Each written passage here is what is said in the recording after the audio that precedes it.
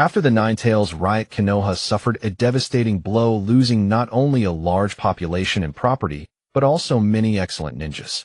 Among them were the fourth Hokage and his wife, who sacrificed their lives to protect the village. Furthermore, many other ninjas also lost their lives in this battle. This greatly weakened Konoha's strength and plunged it into a predicament. Meanwhile, the Hidden Cloud village saw an opportunity, believing that Konoha was too depleted to resist external enemies. Thus, the Hidden Cloud decided to reignite the war, attempting to seize more land and resources.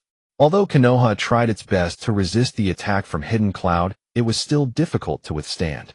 During the war, more Konoha ninjas fell, and the village's situation became increasingly dire. After a long period of fighting, Konoha finally found a turning point. Through diplomatic means, they reached a peace agreement with the Hidden Cloud.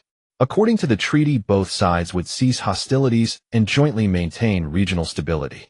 For Konoha, this agreement was undoubtedly an important victory, as it prevented further casualties and destruction.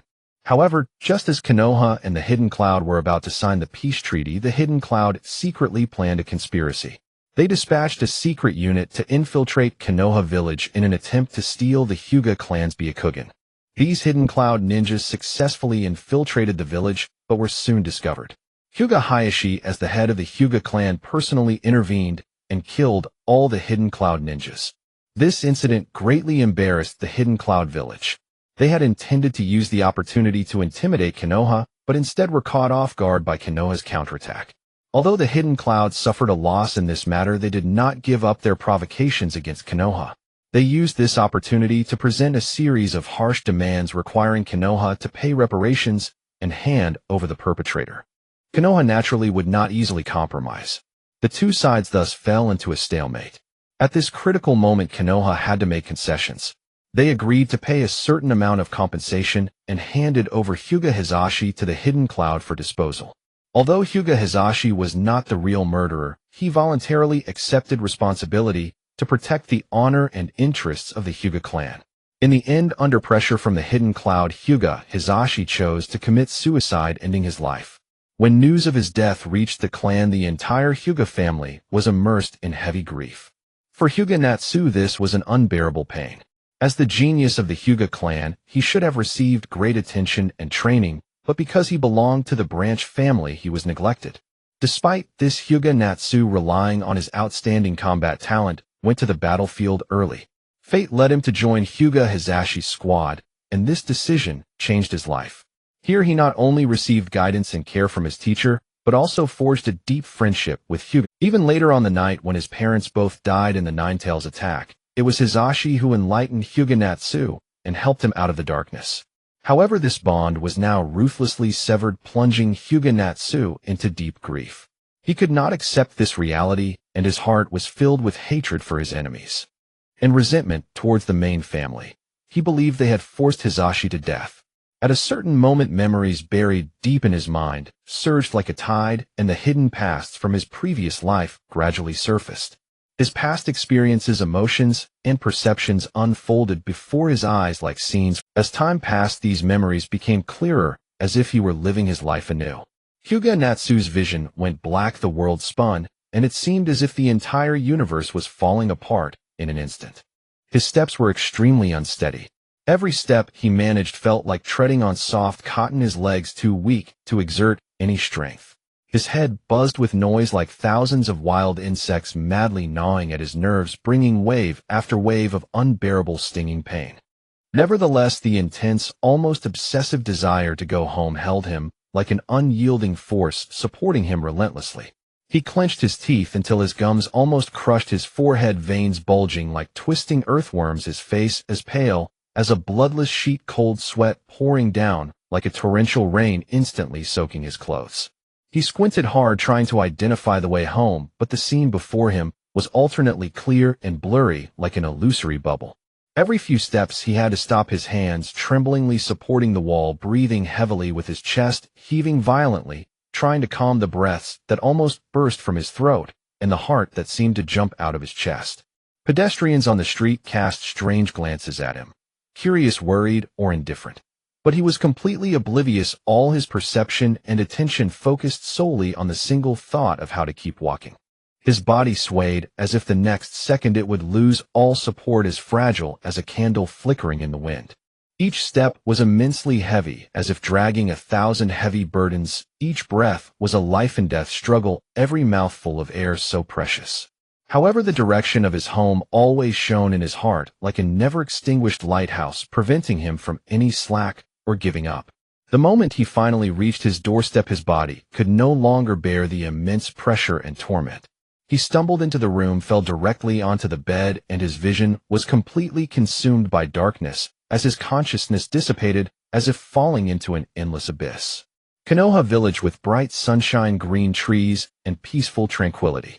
In this beautiful village there is a special place, the enclave of the Hyuga clan. This is where the Hyuga clan members live and pass down ninja techniques, and also a crucial force in protecting the village. In the branch family area of the Hyuga enclave, there was a small courtyard surrounded by white fences, exuding a particularly serene atmosphere. Entering the yard, one could see it was neat and tidy without a single mess. Inside one room, sunlight streamed through the window and illuminated the silhouette of a young man. His eyes were tightly shut, his chest rising and falling slightly, his breathing steady and deep, as if he were immersed in a sweet dream. Time passed minute by minute, the whole room unusually quiet, only the sound of the young man's breathing echoed gently in the air. After an unknown length of time, the young man's brows twitched slightly, then he slowly opened his eyes. At first his eyes were dazed, but as consciousness gradually cleared, the confusion in his gaze disappeared. He blinked, adjusting to the surroundings, then slowly sat up. Hyūga Natsu looked around and realized he had returned home. The familiar arrangement and atmosphere in the room made him feel at ease. He rubbed his forehead, trying to recall what had just happened. Memories began to surface bit by bit. He had crossed over. No, rather than crossing over, it should be said that the memories of his previous life had awakened. In his previous life, the one called Hyūga Natsu was known as Hyūga, a person so utterly ordinary, so commonplace that they were barely worth mentioning. In academics, Hyūga was remarkably mediocre, his grades perpetually hovering around the middle range, as if held back by an invisible, unyielding force. No matter how much effort he poured in, late nights, burning the midnight oil, countless practice problems, or seeking help from teachers and classmates, he could never achieve a breakthrough, always falling short of the top-tier students. In daily life, Hyūga was equally unremarkable, lacking any memorable experiences. His routine was as rigid as clockwork, monotonous and mechanical. Every morning the alarm clock dragged him from sleep at the exact same time. He would wash up still half asleep, then follow the same path through streets too familiar to notice, performing the same tasks. In the evening at a similar time, he would drag his weary body back home along the same road, ending another colorless day devoid of vitality. Day after day, year after year, without a hint of surprise or upheaval, life cycled monotonously, as if forgotten in some neglected corner of time. Countless times, Hyūga swore deep inside to change this frustrating stalemate. He made detailed plans, gathered courage to try new things, and pushed his limits. Yet the results remained disappointing. Those beautiful aspirations and resolutions shattered again and again against harsh reality, dissolving like bubbles. But unexpectedly, in that noisy factory filled with clattering machines, while working the night shift and tightening screws, Hyūga dozed off for just a moment, and somehow inexplicably transmigrated, landing in the world of Naruto. Yet only now did the memories of his past life slowly awaken. Wow, if I had faced this handsome in my past life, I wouldn't have needed to work for the rest of my days. With his memories resurfacing, Hyūga Natsu walked to the mirror and couldn't help but utter this. In the mirror, a handsome young man wearing the headband of Konoha was clearly reflected. He had pure white eyes like clear lakes, devoid of impurities, yet seemingly containing endless mystery and depth. As his gaze shifted, it seemed to shimmer, captivating all who beheld it. His face had distinct, chiseled features like a finely carved work of art, with a strong, yet elegant jawline. A high, straight nose perfectly accentuated the three-dimensionality of his face, and the corners of his slightly upturned lips carried a faint, elusive smile, as if ready to blossom into irresistible charm at any moment. His jet-black short hair was neat and clean-cut, slightly covering his forehead, adding a touch of casual grace. His skin was a healthy wheat color, glowing under the sunlight.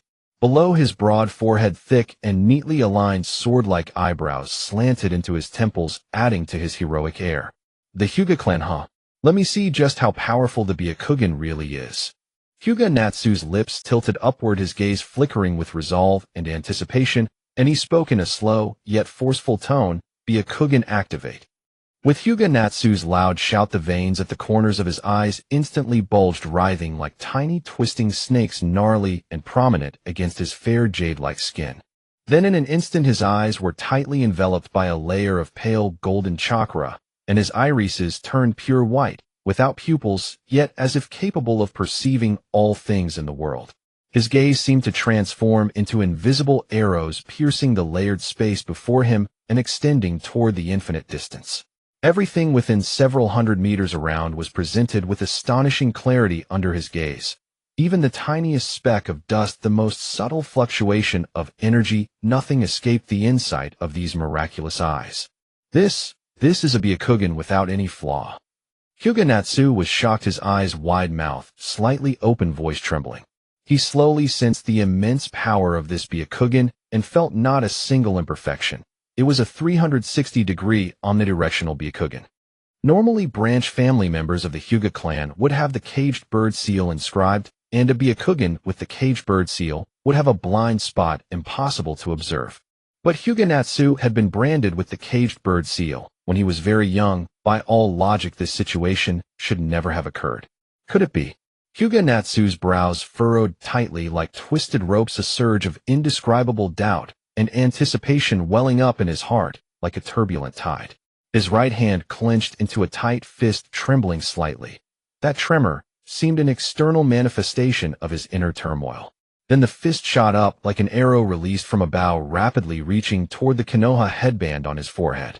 His fingers gripped the edge of the headband tightly with such force that it seemed he would embed the headband into his palm. His knuckles turned a sickly white from the strain, as if about to snap. Then he took a deep breath, his chest heaving dramatically, as if drawing in all the surrounding air. With every ounce of his strength and a resolute stance, he fiercely ripped the Konoha headband off. The headband cut through the air with a sharp, short swoosh like the breaking of some imprisoning spell, and his clean forehead was fully exposed to the air.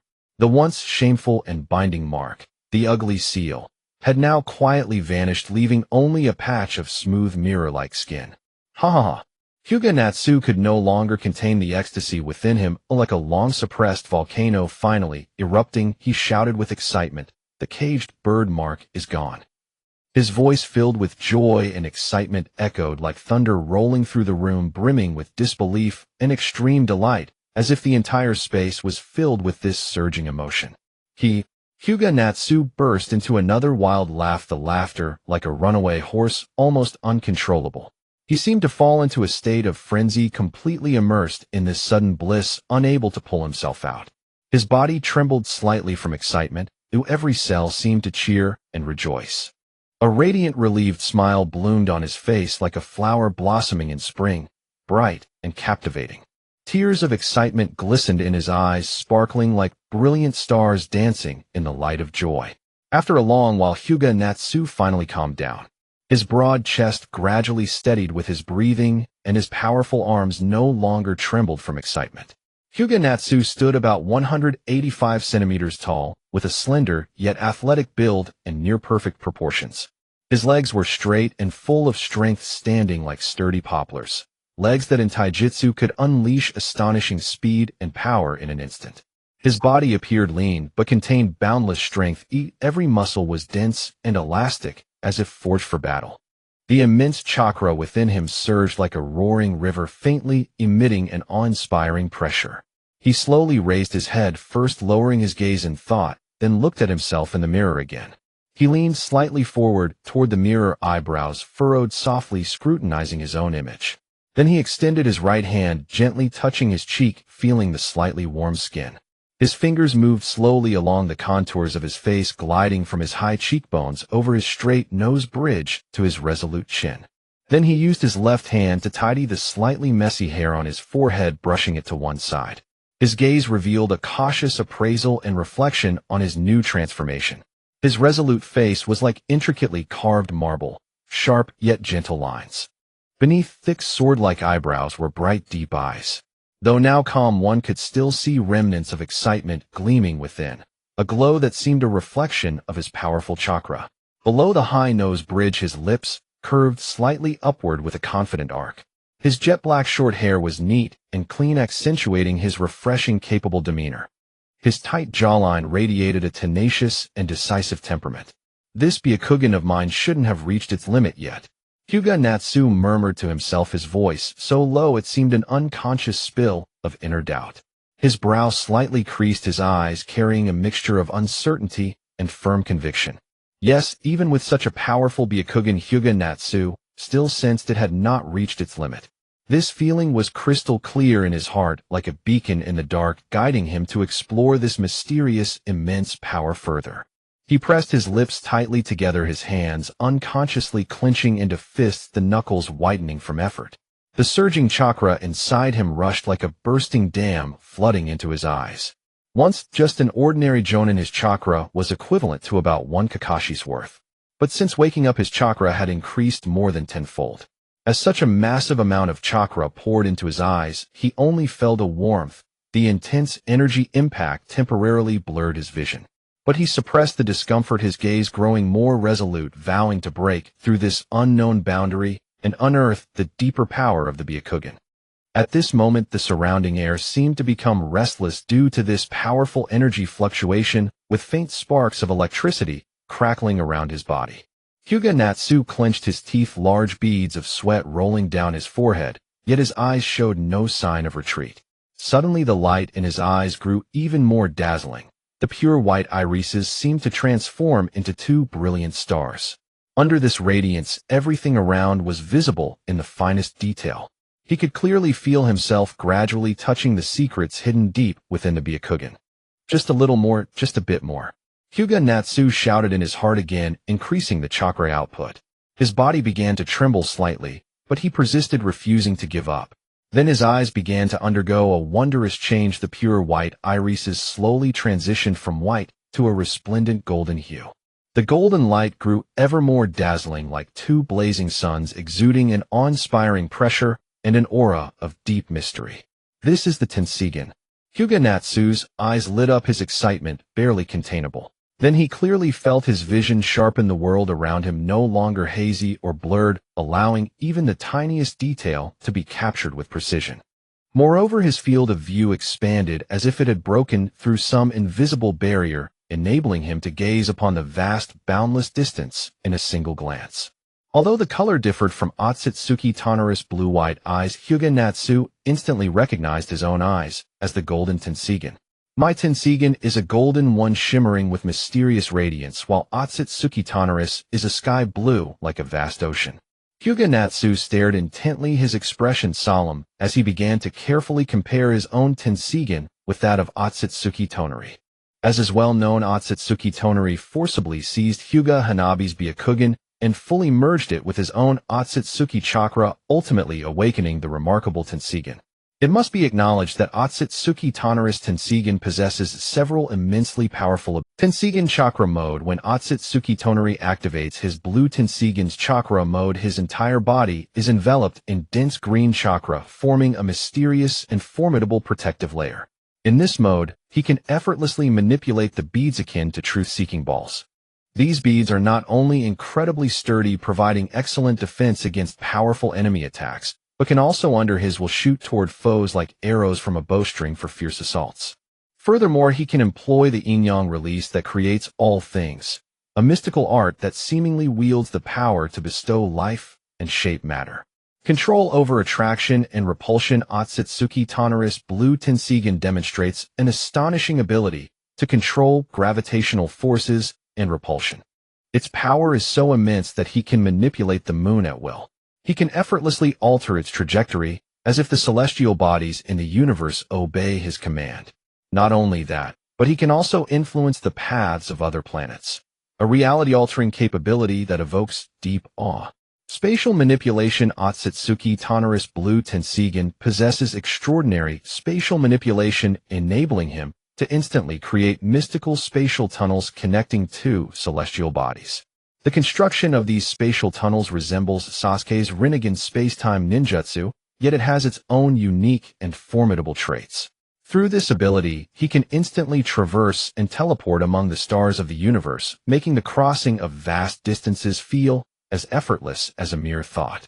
Spirit Ball Otsutsuki Tonari can rapidly gather a green chakra sphere imbued with immense power in the palm of his hand using his blue Tenseigan.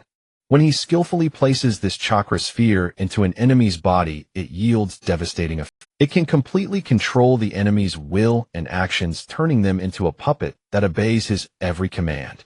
Moreover, he can thereby extract the thoughts and secrets from the enemy's mind, leaving them with no secrets before him. Chakra Absorption Otsutsuki Tonari's Blue Tenseigan possesses a unique and powerful ability to absorb an enemy's chakra with precision and speed from a distance. No matter how formidable or turbulent the enemy's chakra may be, he can draw it in continuously, like a whale gulping down the sea, bringing it under his control. This ability keeps him perpetually energized in battle, while his enemies grow weak and fall into jeopardy as their chakra is drained. Granting life to puppets with his blue Tenseigan, Otsutsuki Tonari can bestow powerful life force upon puppets, making them autonomous entities capable of action and combat. However, once the Tenseigan's power controlling the puppets fades, they instantly lose their momentum and revert to lifeless objects. Summoning Otsutsuki Hamura's statue. Otsutsuki Tonari's blue Tenseigan holds the mysterious ability to summon the stone statue of Otsutsuki Hamura. Under the Tenseigan's control, the statue exhibits astonishing self-repair capabilities. Its power is immense enough to rival the tailed beasts, making it a formidable ally in battle. Silver Wheel Reincarnation Explosion. Otsutsuki Tonari releases multiple chakra beads imbued with immense power from his right palm. After spinning rapidly, they form a dazzling green ring of light. From that ring, a colossal tornado erupts with such destructive force that it can pierce even the moon's hard surface. Golden Wheel Reincarnation Explosion. Otsutsuki Tonari transforms the truth-seeking balls in his hand into a gigantic, brilliant yellow chakra light sword. This light sword harbors incalculable power. Its sharpness and energy are enough to cleave the moon in a single strike, displaying a terror capable of annihilating the world. Bead-light Cannon. Through his blue Tenseigan, Otsutsuki Tonari unleashes numerous beads covered in green chakra from his right palm. These beads, like a dense rain of lasers, sweep toward the enemy in an overwhelming tide. Wherever they pass, chaos reigns, showcasing their immense offensive might and destructive force. If Uzumaki Naruto weren't the protagonist without that so-called plot armor, this would be an utterly one-sided mismatch.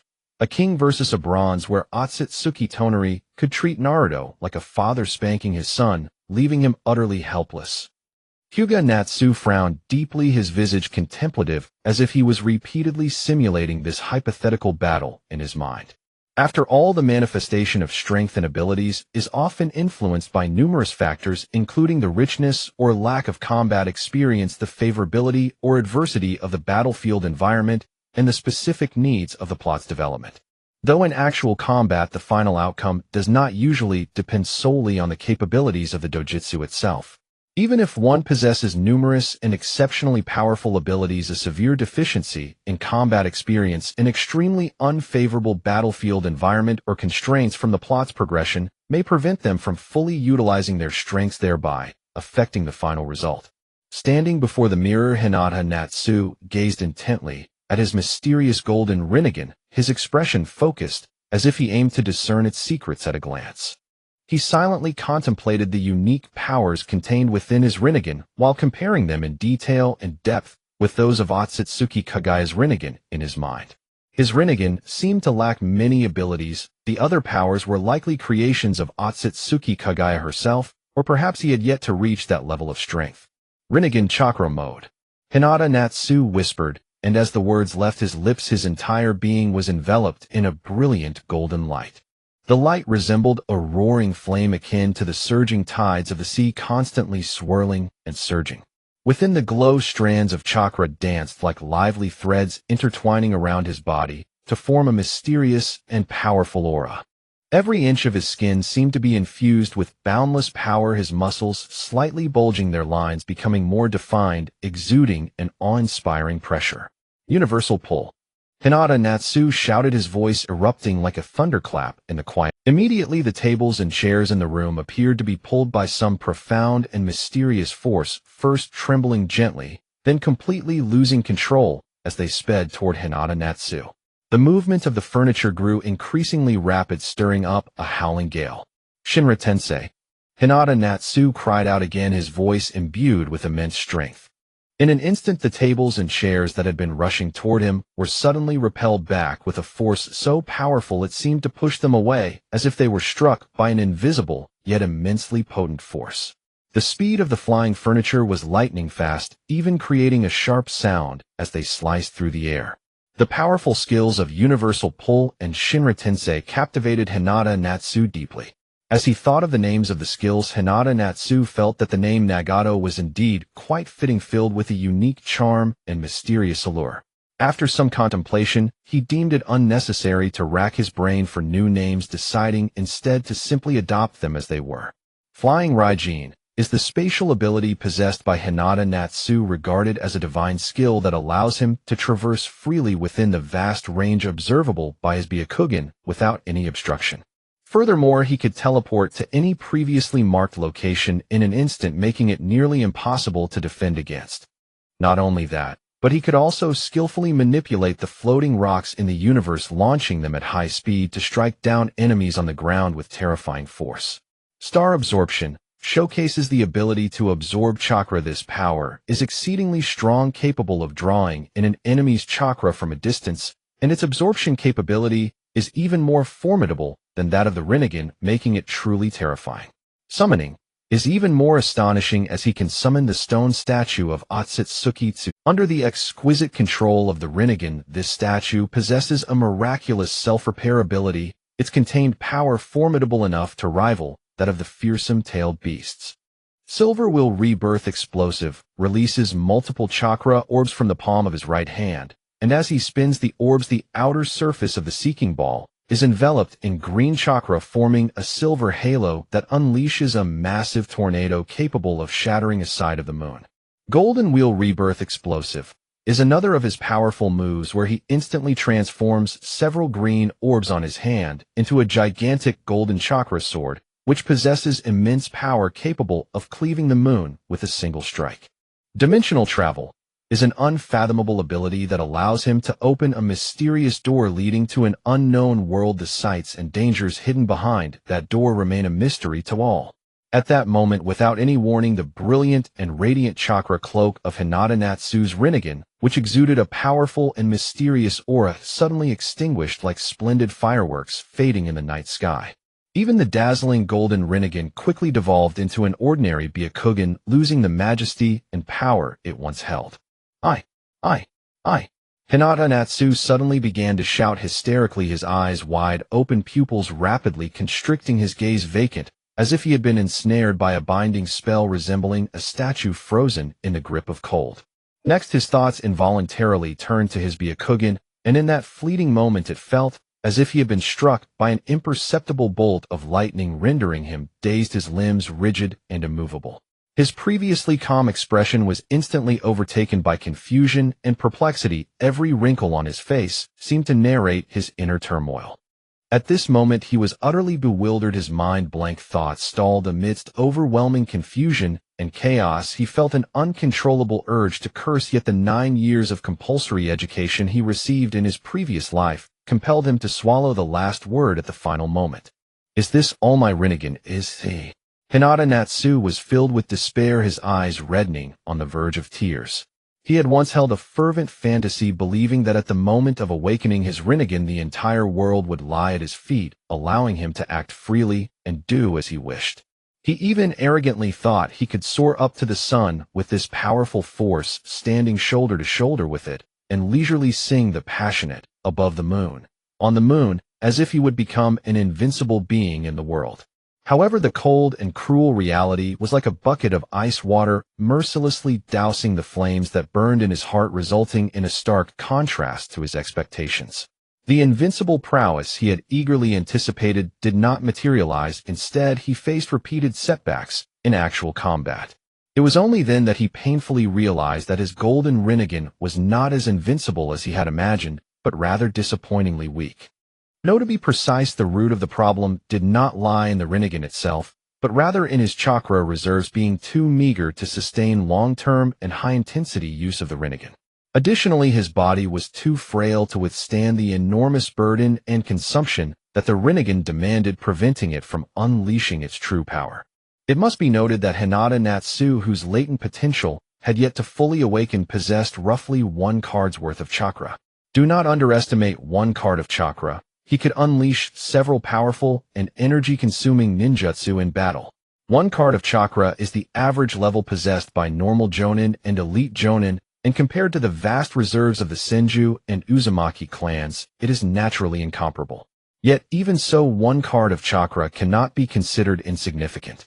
Moreover, after awakening his Rinnegan, the chakra contained within Hyūga Natsu's body had astonishingly increased to over 10 cards, likely enough to rival that of ordinary cage-level shinobi. Kakashi, at the tender age of 5, already displayed extraordinary talent and intellect, graduating successfully from the highly competitive and rigorously demanding Ninja Academy. Just 1 year later, at 6, he ascended to the rank of Chunin, his exceptional prowess and unwavering resolve earning him swift recognition. Most astonishingly, by the age of 12, he achieved the prestigious rank of Jonin with breathtaking speed and unparalleled distinction. During those invaluable years at the Ninja Academy, Kakashi unveiled his remarkable gifts and prodigious brilliance without restraint or reservation. Whether it was the ever-shifting, unfathomable ninjutsu, elusive as wind and inscrutable as shadow, or the fierce, unyielding taijutsu, each strike a flawless fusion of raw power and blinding speed, or even the enigmatic, illusory jinjutsu, casting observers into an endless, disorienting fog, he executed them all with breathtaking mastery, leaving onlookers awestruck and speechless. Yet in a perilous mission fraught with unseen dangers and overwhelming odds, Obito sacrificed his own young and precious life to pull Kakashi back from the very brink of death. Moreover, to bolster Kakashi's strength and survival chances, Obito entrusted him with his treasured Totemo Sharingan. Later, the tragic slaying of Rin Noara, carried out by Kakashi's own hand, combined with Obito's sacrifice, triggered the simultaneous awakening of their Mangekyo Sharingan, a formidable yet profoundly taxing ocular ability. These heart-wrenching events carved an indelible wound into Kakashi's soul, a scar seared deep into his very being, each recollection piercing him with unbearable anguish. They also forged his character and worldview in ways both profound and irreversible. He grew increasingly silent, his inner world growing ever more layered, somber, and complex. Even a single transplanted Mangekyo Sharingan demands extraordinary physical resilience and chakra reserves to wield its immense power and intricate techniques. And even when it regressed to the Three-Demo stage, such an eye remained far beyond the endurance threshold of any non-Uchiha. Worse still, Kakashi kept this Three-Demo Sharingan perpetually active, unrelenting, unceasing, imposing relentless strain upon both his body and chakra reserves. Years of grueling combat had left Kakashi's body battered and exhausted. Every scar bore witness, not only to valor, but to fragility. His old wounds flared unpredictably like dormant demons lying in wait, emerging precisely when most needed, crippling his physical capacity. Compounded by his frequent reliance on the Sharingan, this became yet another crushing burden upon his already compromised constitution, leaving him trapped in a chronic state of chakra depletion. This scarcity stemmed not merely from innate limitations in chakra volume, but chiefly from the cumulative toll of trauma injury and the Sharingan's voracious consumption. Thus his chakra remained persistently depleted, not because his total reservoir was inherently small, but because his usable chakra in practice remained severely constrained. In that context, a chakra reserve measured in the tens, by conventional standards, is already colossal. Though my chakra reserves have reached the level of an average Kage, I concede that in terms of battlefield experience and breadth of ninjutsu mastery, I fall short of elite jonin who have weathered countless life-or-death trials, or of true Kagedier masters who stand atop the pinnacle. Yet the miraculous ocular powers of the Tenseigan alone render me peerless among most Kage. In raw combat power under Tenseigan mode, I may even surpass Nagato, the Rinnegan wielder, though in an actual confrontation victory would likely elude me. Hyūga Natsuki murmured softly to himself. His mastery over the Tenseigan was absolute, awakened not through external intervention, but through his own innate strength, granting him seamless instinctive command over every associated technique. He knew intimately every ability granted by the Rinnegan, and thus could anticipate his opponent's moves with uncanny precision. Nagato, by contrast, possessed no knowledge of the Tenseigan's capabilities, creating a decisive asymmetry of information in any engagement. Furthermore, Nagato's Rinnegan had been bestowed upon him by Uchiha Madara, not born of his own flesh, rendering it alien and incompatible at its core.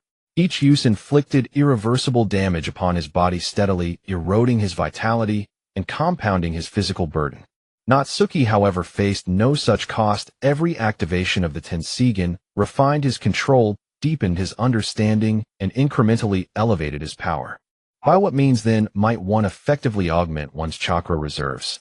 As Hyūga Natsuki focused intently on chakra refinement, replenishing what he had expended while channeling the Tenseigan mode, he pondered the question quietly, thoughtfully. Becoming a Jinchuriki, or employing the sucking star-grade art to absorb a tailed beast's chakra, would undoubtedly be an exceptionally effective path. His expression turned grave as he spoke. In this mystic and wondrous world of shinobi, when one speaks of beings possessing truly titanic chakra, reserves, the tailed beasts immediately spring to mind, objects of awe and reverence. These beasts are not only chakra incarnate, but each wields unique, devastating abilities. Shikaku, the One-Tail, a mischievous raccoon-like entity, master of sand and tempestuous gales. Matatabi, the Two-Tail, a feline specter wreathed in azure flames, unmatched in speed and incendiary fury. Isabu, the Three-Tail, a spine leviathan, sovereign of water, able to move freely beneath waves and command tidal force. Son Goku, the Four-Tail, a hulking ape whose molten breath scours the earth. Kokuo, the Five-Tail, a swift equine marvel endowed with monstrous strength and boiling chakra. Seiken, the Six-Tail, a serpentine six-tailed canine wielding corrosive acid and dissolving techniques. Komii, the Seven-Tail, a majestic winged beetle capable of flight and invisibility through iridescent scale dust. Gyuki, the Eight-Tail, a colossal ox-head octopus whose tentacles strike like spears, whose ink clones confound, and whose eight-tails technique overwhelms. And Kurama, the Nine-Tail, the mightiest of all. Rat. Beyond them looms the Ten-Tails, a being of apocalyptic scale and incomprehensible chakra, reigning supreme as the undisputed sovereign of chakra itself. Moreover, hidden across remote and sacred lands lie other primordial sources of power, such as the Dragon Pulse Chakra. Dragon Pulse Chakra embodies ancient, profound energy, its magnitude immeasurable. All such sources share one immutable trait: they possess chakra reserves so vast, so boundless, they verge on the cosmic. However, it must be said that capturing each tailed beast is no easy task. Take the One-Tail Shikaku, for example. It resides in Sunagakure, and its Jinchuriki is Gaara, the son of the fourth Kazekage. Gaara possesses the unique ability to manipulate sand, allowing him to control it freely in battle, combining offense and defense. The sand seems to come alive, instantly forming solid shields to repel attacks, while also transforming into sharp spikes to ambush enemies, making it hard to defend against. The One-Tail Shikaku is heavily guarded in Sunagakure, which has a complex and tight defense system, with skilled ninjas within and the harsh desert environment serving as a natural barrier. Capturing the One-Tail Shikaku is undoubtedly a Herculean task. The swirling sands can obscure the enemy's vision, while the complex terrain easily causes one to lose their way, and the unpredictable attacks of the Sunagakure ninjas render defenses nearly futile. The Two-Tails Nibi resides in the land of lightning's Yagura village, and its Jinchuriki is Fu. Fu can skillfully wield the powers of the Two-Tails, employing speed and fire attacks that leave enemies defenseless. Her movements are as swift as lightning, allowing her to appear behind enemies in an instant, delivering a lethal blow. The blue flames she conjures are incredibly fierce, turning everything to ashes in their wake. Yagura village is renowned for its lightning release techniques, and the ninjas within are formidable, maintaining strict vigilance. The protection of the Two-Tails Nibi is taken to the utmost extreme, with various traps and defense mechanisms that make it nearly impossible to approach. The traps in Yagura village are intricately designed, but once triggered, the overwhelming power of lightning swiftly envelopes the enemy, leaving them with no escape. The Three Tails Isabu was originally wild, but was later sealed within the body of the fourth Mizukage Yagura. The Mist Village of the Land of Water is known for its mystery and secrecy.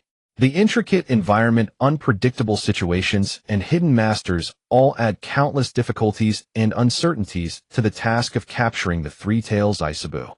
As the Jinchuriki Yagura can perfectly coordinate with the Three Tails in battle, unleashing tremendous. He can manipulate water to create massive water curtains that trap enemies and summon sharp ice spikes to deliver fatal strikes. The internal situation of the Mist Village is complex, and the outside world knows little about it, making plans to capture the Three Tails Isabu nearly impossible. A mysterious mist blankets the entire village, making it difficult to discern directions, and hidden masters may launch deadly attacks at any moment. The Four-Tailed Son Goku resides in the Land of Earth's Iwagakure, a village boasting impregnable defenses and a well-trained, powerful ninja force. To break through such heavy defenses and successfully capture the Four-Tailed Son Goku is akin to chasing a dream, a goal far from easily attainable. The Jinchuriki of the Four Tails Ozai excels in lava release techniques, and the immense power he unleashes in battle instills fear in his enemies. He can spew forth scalding lava from his mouth, instantly turning the surroundings into a sea of fire. Iwagakure's terrain is perilous, making it easy to defend and difficult to attack, coupled with the heightened protection of the Four-Tailed Son Goku, making it nearly impossible for outsiders to intervene.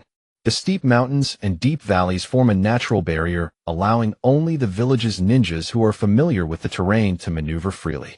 The Five Tails Mu is also located in the Land of Earth in an area heavily fortified, like a fort. Hidden traps, skilled guards, and the complex terrain deter anyone attempting to capture it, instilling fear in their hearts. The Jinchuriki of the Five Tails Han possesses immense strength and can wield the power of the Five Tails with ease. Each of his attacks holds tremendous power, seemingly capable of splitting mountains and shattering stones. The Land of Earth places immense importance on the protection of its tailed beasts, investing considerable manpower and resources, resulting in a geometric increase in the difficulty of capturing the Five Tails Mu. The ninjas of the Land of Earth are disciplined, and their defensive structures are impregnable, though any invading enemy is detected and swiftly besieged. The Six Tails Rokubi's location is equally fraught with unknown dangers and numerous obstacles. Its Jinchuriki is Utakata, who excels in using bubble techniques, creating bubbles with strong stickiness and corrosiveness, trapping enemies in dire straits. Utakata's bubble techniques not only restrict the enemy's movement, but also inflict continuous damage. The Land of the Six Tails Rokubi may possess unique natural barriers or be protected by powerful ninjutsu barriers, coupled with Rokubi's own formidable strength and unique abilities, making any plan to capture it fraught with insurmountable difficulties and nearly impossible. The mysterious barriers may reflect attacks, while the unique natural environment could conceal unknown dangers. The Seven Tails Komiai's location may have complex terrain and enigmatic traps. Its Jinchuriki is Fu, who is brave and can fully utilize the Seven Tails' flying advantage and scale powder attacks in battle. Fu adeptly employs the power of the Seven Tails for ambushes and evasions, making it hard for enemies to catch her.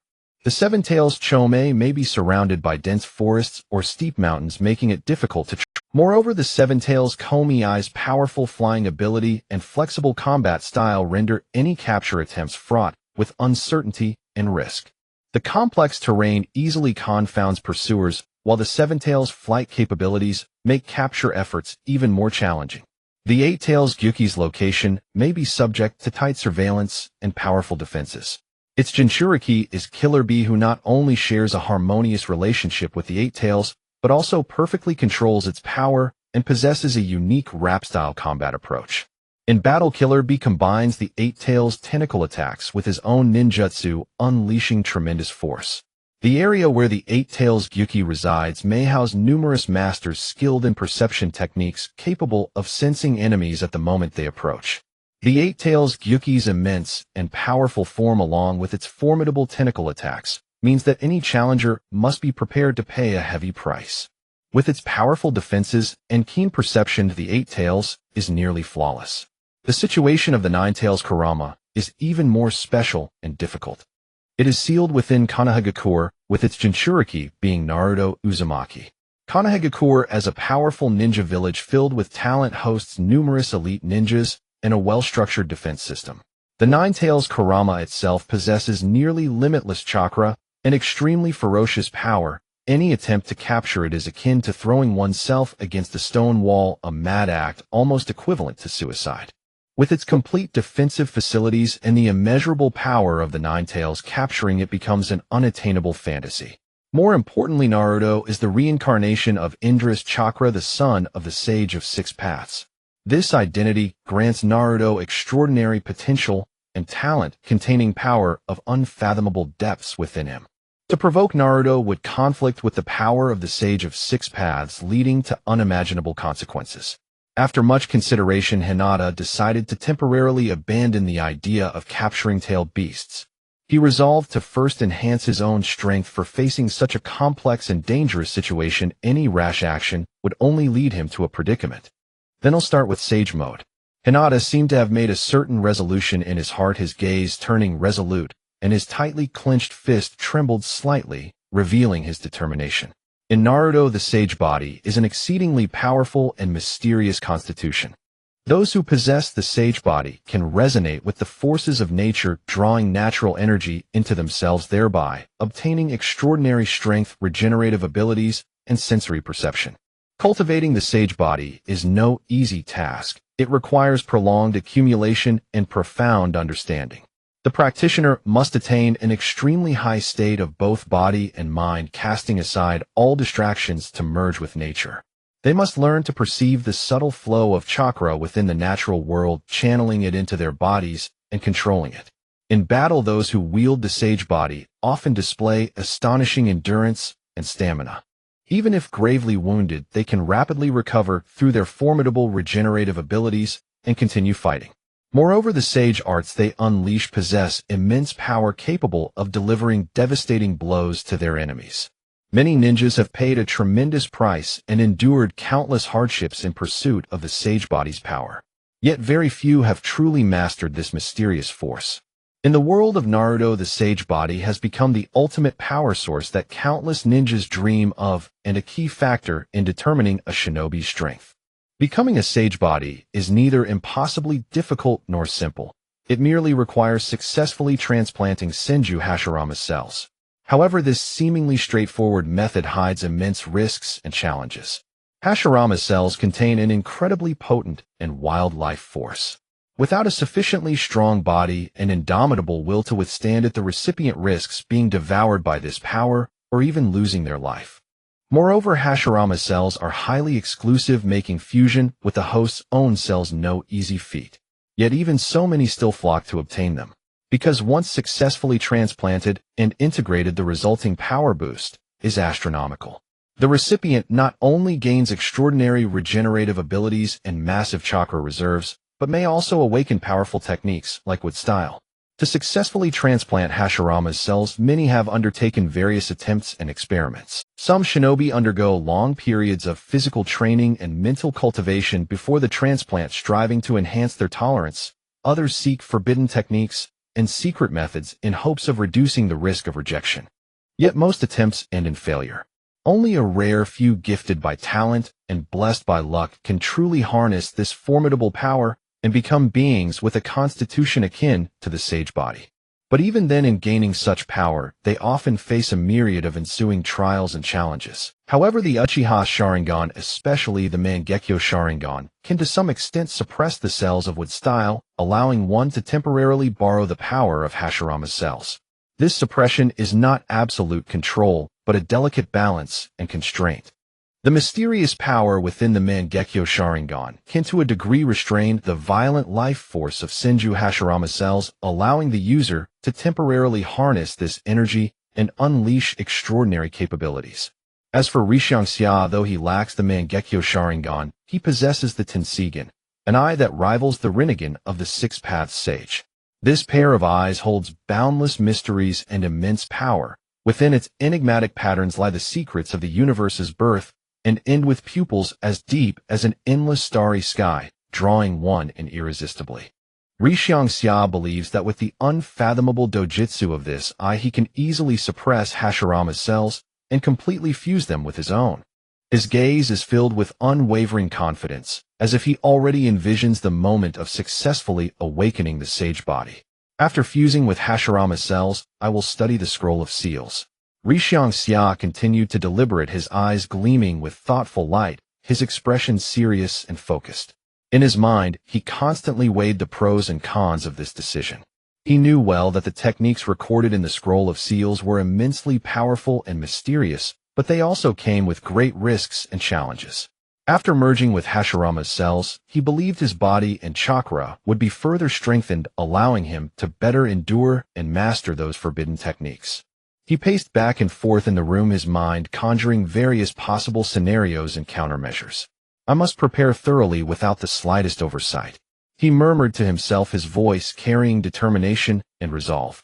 At this moment, Xia was completely immersed in planning his future, meticulously charting the most comprehensive course for the arduous and challenging road ahead. Next, I will devour the 10 tails. Xia exclaimed excitedly, his eyes blazing with fervent light, as if he already saw the glorious scene of him mastering the 10 tails power.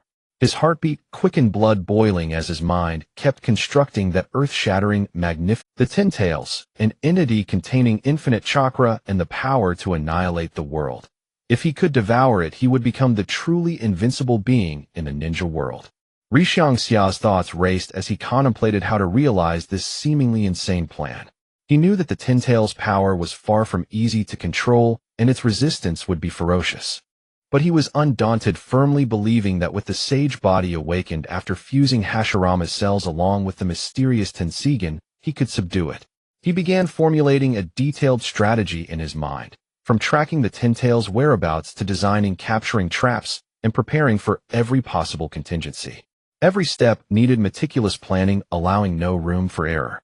As long as I succeed, the entire ninja world will tremble at my feet. Xia clenched his fist, his tone brimming with ambition and hubris.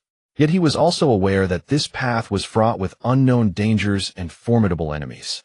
Other factions coveting the 10 tails power would not sit idly by. They would undoubtedly do everything to stop him.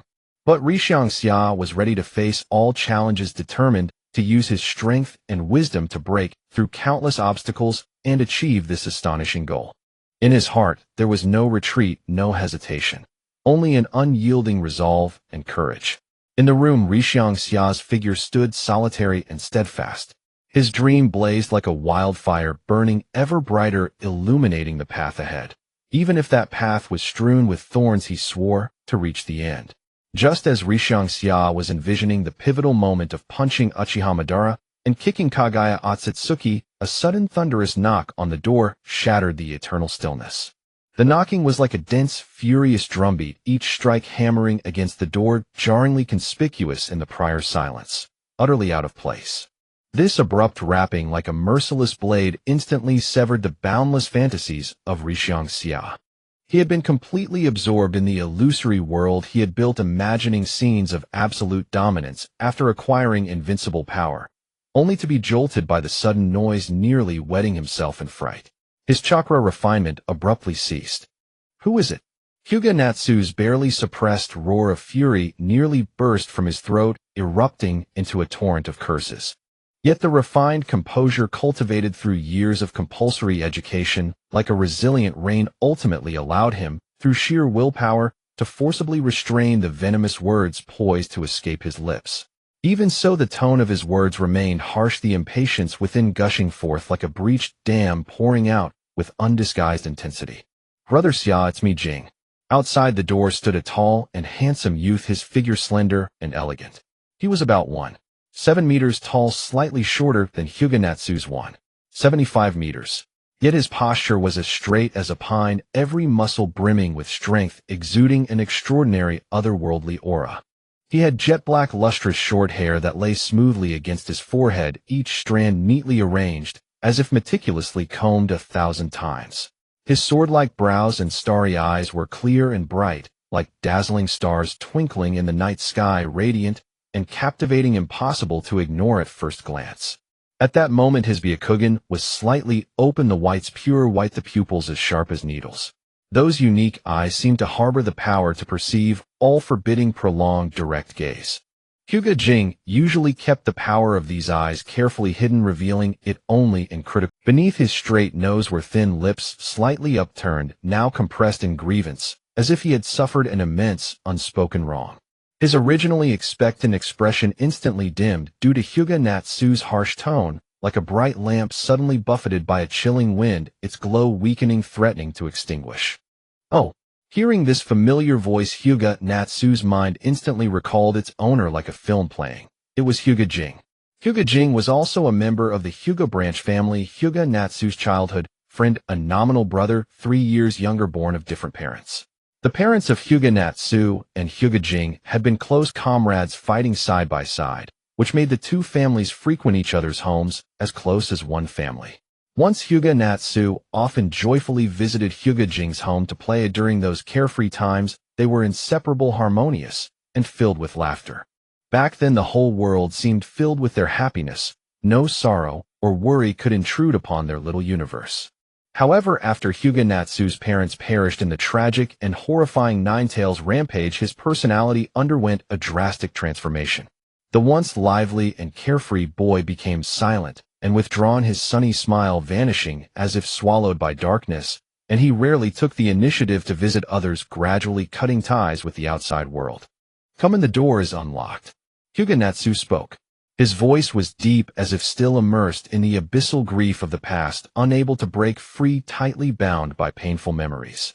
"I just returned to the village after a mission, and as soon as I heard you were unwell yesterday, I rushed over immediately," Hyuga Jing said anxiously after opening the door. He had come running all the way, his forehead covered in fine beads of sweat, glistening like crystalline pearls sparkling under the sun. His eyes were filled with worry, the deep concern so tangible that it seemed almost viscous, evoking pity at a glance. "Brother Xia, how are you feeling? Any better?" Hyuga Jing's voice was laced with profound care and barely concealed anxiety, as if a blazing fire of urgency burned within him, eager to break through all barriers and know the truth inside the room. The frantic tone suggested he wished he could dash in at once to personally check on Hyuga Natsu's condition, ensuring he was safe. "I'm fine, just overdid it with training yesterday. A good rest, and it'll be okay," Hyuga Natsu dismissed perfunctorily. His expression was somewhat cold, as if he wore a thick mask hiding his true emotions deep within, seemingly indifferent to others' concern. In truth, his mind was still lingering in the illusory fantasy of moments ago, imagining himself majestic on the battlefield, striking down Uchiha Madara and kicking Otsutsuki Kagaya. He merely responded casually, paying no attention to the care offered. "Good to know you're fine." Hyuga Jing breathed a sigh of relief. Hyuga Jing seemed to sense the profound sorrow hidden deep in Hyuga Natsu's heart, and thought to himself, the loss of uncle and aunt hit Brother Xia as heavily as Mount Tai. Lord Hizashi's untimely death dealt Brother Xia an almost unbearable blow. "I need to come see Brother Xia more often. Let me use my warmth to heal his heart, already scarred and drowned in grief." Hyuga Natsu, of course, had no idea what Hyuga Jing was thinking. If he had, he might have been furious enough to activate the Tenseigan and unleash a golden wheel reincarnation explosion to send the kid to meet Hyūga Hizashi. Due to the deaths of his parents and Hizashi, Hyuga Natsu's original self had once been overwhelmed by sorrow like a surging river. But after the impact of more than 30 years of past life experiences, the grief, though still present, had faded considerably. Moreover, he thought, it should be a gentle and lovely young lady to soothe my wounded heart. What business does a burly man like you have meddling in this? Brother Xia, Lord Takuma, as the head of the branch family, has called a branch family meeting at 7 in the evening. All members of the Hyuga branch family in the village who are at least Chunin level and not on outside missions must gather at the branch family shrine. Hyuga Jing spoke slowly, his tone respectful and earnest without a hint of negligence. As he spoke, Hyuga Natsu couldn't help but wonder whether the curse seal known as the caged bird beneath the forehead protector had always bound Hyuga Jing's heart, forcing him to suppress himself under the clan's rules. "I understand," Hyuga Natsu replied indifferently, his voice devoid of any ripple. "Then I'll take my leave. Brother Xia, you should rest well." Hyuga Jing said, his eyes still full of concern, as if they could transform into warm sunlight, dispelling all gloom. Hyūga Natsu responded curtly and coldly. Then Hyuga Jing slowly walked out of the room and gently closed the door behind him, his movements soft, afraid to make any noise that might disturb Hyuga Natsu inside. This kid's not bad, oh, I might give him a hand when the chance comes. Hyuga Natsu murmured to himself, and faint warm smile involuntarily appearing on his face, carrying a hint of barely perceptible complexity. Where can I find Hashirama's cells? Hyuga Xia's gaze, once lively as flowing water, had turned vacant, devoid of its former brilliance. He stared blankly as Hyuga Jing's figure faded into the distance and vanished, his body remaining motionless like a lifeless sculpture frozen in the room. He frowned deeply in the dim, oppressive room, racking his brain in agony, muttering incessantly to himself. According to the vague yet deeply ingrained memories of his past life, obscured like a thick fog, only a few specific locations possessed Hashirama's cells. One of them was with Orochimaru, who had defected from Konoha. Yet what made it even more frustrating was that Orochimaru's whereabouts were as elusive as a ghost in the night, impossible to track. No one knew where he was at this very moment. Perhaps he was in the mysterious and fearsome Akatsuki, or maybe wandering alone in some obscure corner of the ninja world. Another possible location was within the remains of the deceased Uchiha Madara. However, this was exceedingly difficult to locate. Not to mention the unknown whereabouts of Madara's remains. Even if one knew the general direction, obtaining them would be as hard as scaling the heavens. After all, although Uchiha Madara was dead, there was still the extremely troublesome Uchiha Obito lurking nearby with a menacing gaze. Uchiha Obito also possessed Hashirama's cells. This tragic figure had unfathomable. He wielded formidable Sharingan abilities that could instantly turn the tide of battle. Obito's personality was complex. Once kind and innocent, but after countless pains and betrayals, he became mad and ruthless. He excelled in the space-time ninjutsu Kamui, allowing him to freely traverse between reality and the Kamui dimension, making his movements and attacks elusive to enemies. In battle, his techniques were fierce and deadly, often catching opponents off guard with a fatal blow. Obito harbored immense resentment toward the world, seeking to create an illusory, peaceful world through the infinite Tsukuyomi. To achieve this, he stopped at nothing, orchestrating a series of conspiracies and wars that brought tremendous calamity and chaos to the entire ninja world. Yet deep down, he had once struggled and wavered, harboring an unseverable attachment to former comrades and loved ones. However, this sentiment appeared so fragile and powerless in the face of his thirst for revenge. The thought of confronting such a powerful and insane madman to obtain Hashirama's cells made Hyuga Xia's scalp tingle, so he gave up on acquiring them from this source. It seems I'll have to search for Hashirama's cells in the root base, Hyuga Xia murmured, as if in a dream. After all, the root base was the most mysterious and perilous location in Konoha. Root was like a ferocious beast lurking in the deep shadows, silent, yet exuding a chilling. It hid in the abyss of darkness, silently executing a series of secret missions, like Konoha's covert power buried underground. Root's internal structure resembled a vast and intricate maze. Narrow, winding corridors with branches crisscrossing like a spiderweb, making it easy to lose one's way. Deadly traps were meticulously placed everywhere. A single misstep could trigger a hail of arrows, engulf the victim in poisonous fog, or surround them with gushing flames. Moreover, a group of powerful shinobi stood guard at key positions like Grim Reapers, all highly trained, agile, possessing extraordinary ninjutsu skills and keen perception. No subtle disturbance could escape their vigilance. It was said that anyone who entered the root base would fall into an abyss of ruin if they were even slightly careless, and those who emerged unscathed were few and far between. Yet to obtain Hashirama's cells, Hyuga Xia knew he was heading into a dragon's den and tiger's lair, a perilous place shrouded in the shadow of death, but he had no way back. The cells of the first Hokage were too crucial to him. Even if there was only a faint glimmer of hope, he had to grit his teeth and brace himself for the struggle. At this time, Uchiha Shursui should not have awakened his Mangekyo Sharingan, yet otherwise it would have been much more troublesome. After all, Uchiha Shursui had an extraordinary talent for the Sharingan, and once he awakened the Mangekyo, its power would be terrifying. Uchiha Shursui was a genius of his clan even before his ordinary Sharingan abilities were already exceptional, and his mastery of Jinjutsu made even many experts cautious. If he had awakened the Mangekyo Sharingan, his unique dojutsu, Kodoamatsukami, would surely become the enemy's nightmare. Kodo Amatsukami was hailed as the ultimate jinjutsu capable of invading the opponent's mind unnoticed, silently altering their will to act according to the caster's wishes. The horror of this ability lay in its secrecy and thoroughness. The victim would not even realize that their thoughts had been changed. His jinjutsu might reach a level of divine artistry, plunging people into endless illusions without their awareness, unable to break free. Moreover, after awakening the Mangekyo Sharingan, his taijutsu and ninjutsu prowess would likely see a tremendous boost with speed and strength reaching astonishing levels.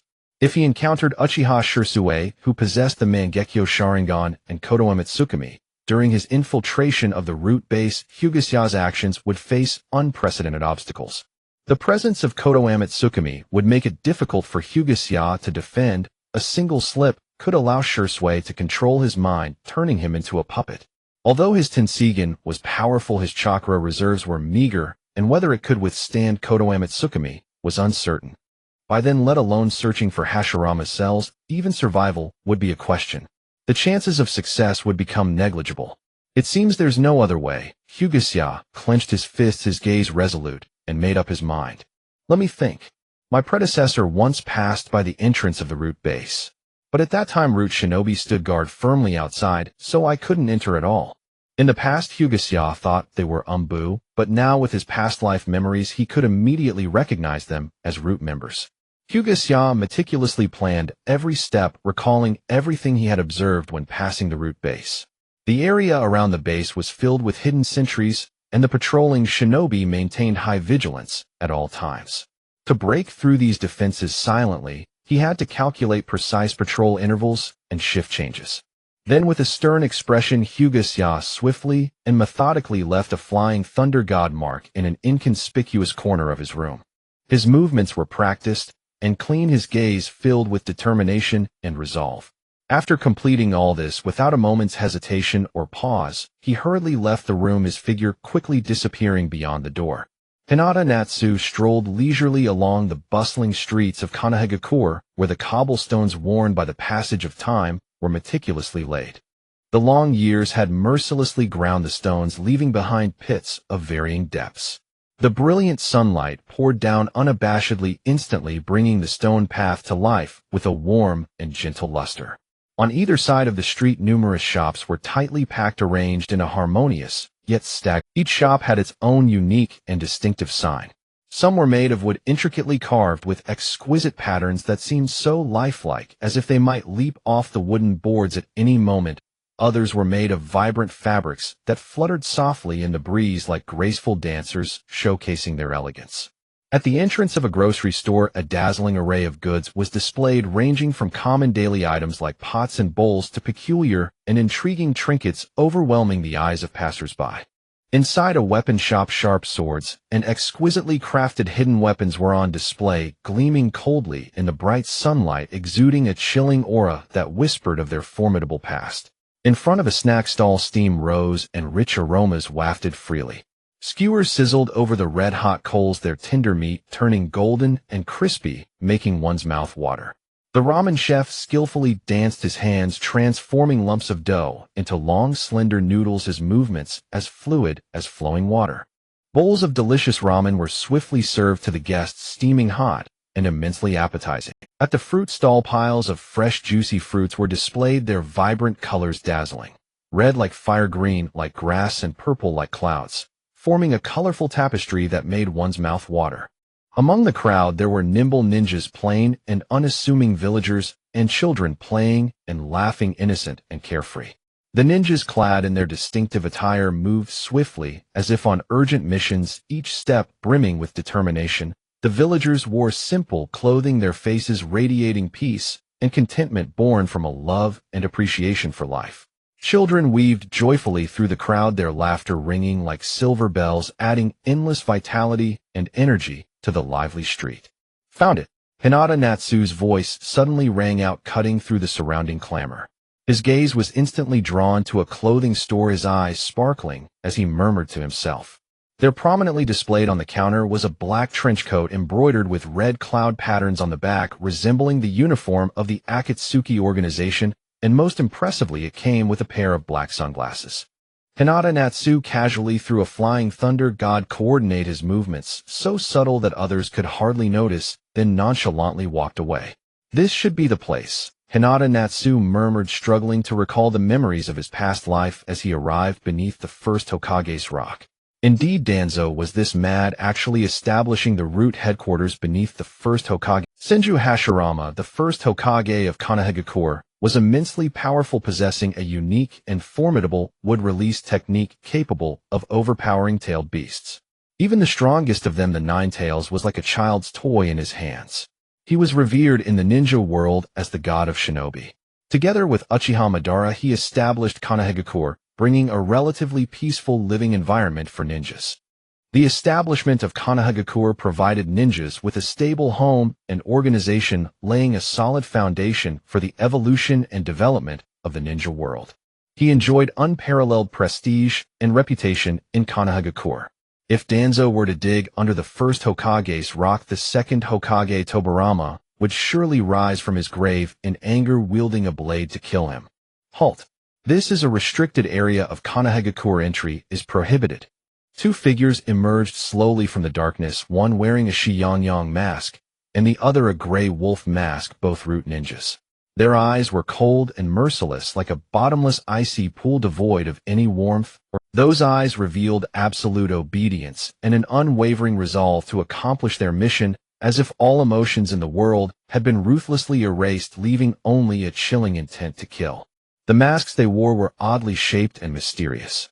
The material of the masks was incredibly hard, seemingly capable of withstanding all external attacks. The masks were adorned with images of Shianyang and Grey Wolf, evoking a sense of absurdity, making one ponder whether many enemies were not killed by them, but rather died laughing at these peculiar masks. These masks not only concealed their true faces, but also disguised them as harmless beings. However, once this facade was stripped away, they would instantly transform into ruthless killing machines. The attire of the root ninjas was predominantly deep black, seemingly designed to blend perfectly with the boundless darkness. The tight-fitting black clothing clung to their bodies, allowing for agile movement without producing the slightest sound. Crimson patterns were embroidered on their garments, resembling slowly flowing blood, or perhaps some evil seal, exuding an eerie aura. Heavy, sturdy black armor adorned their shoulders and waist, glimmering with a dark and profound light, seemingly equipment drawn from a terrifying hell. A black cloak fluttered behind them, subtly moving with their actions, adding an air of mystery and a chilling terror. "Oh, sorry, I took a wrong turn," Hyūga Natsu said casually, his tone relaxed and nonchalant. Without waiting for the two root ninjas in animal masks to respond, he marked a flying thunder god coordinate and strolled away. "Stop!" The root ninja in the gray wolf mask, unable to see his expression due to the mask, displayed a clearly unfriendly tone. He even leaned slightly forward, hands already forming seals, his actions swift and practiced, as if about to unleash a powerful ninjutsu at any moment. "Stop! Don't complicate matters," the root member wearing the Shianyang mask urgently interrupted. His voice was sharp and stern, prompting the gray wolf-masked ninja to reluctantly lower his hands and withdraw. Hyūga Natsu returned directly to the Hinata clan's territory after coming back from the entrance of the root base beneath the first Hokage rock. Along the way, he heard villagers passionately discussing the death of Hinata Hiashi. After the death of Hinata Hiashi, the reactions of the villagers in Konoha were varied and diverse. Some villagers deeply mourned and lamented the passing of Hinata Hiashi. They could empathize with the immense sacrifices made by the Hinata clan to maintain the peace and stability of Konoha, expressing profound respect and deep sympathy for the clan's selfless contributions. However, some villagers did not invest much emotion in this matter and continued to live their ordinary, uneventful lives. In their eyes, the death of Hinata Hiashi was merely an event occurring within a distant family, with little direct connection to their daily lives. There were also some villagers who perhaps held misunderstandings and biases, subjectively believing this was an inevitable result of the complex issues within the Hinata clan, and might even speculate and gossip about the clan. Overall, most villagers in Konoha maintained relative calm regarding this matter. The wheel of life continued to roll forward uninterrupted, and the normal operation of the village was not significantly affected. Hyūga Natsu soon passed through Konoha's bustling commercial street and returned to the Hyūga clan's territory. As soon as he stepped into the clan's territory, he keenly sensed a tense and oppressive atmosphere.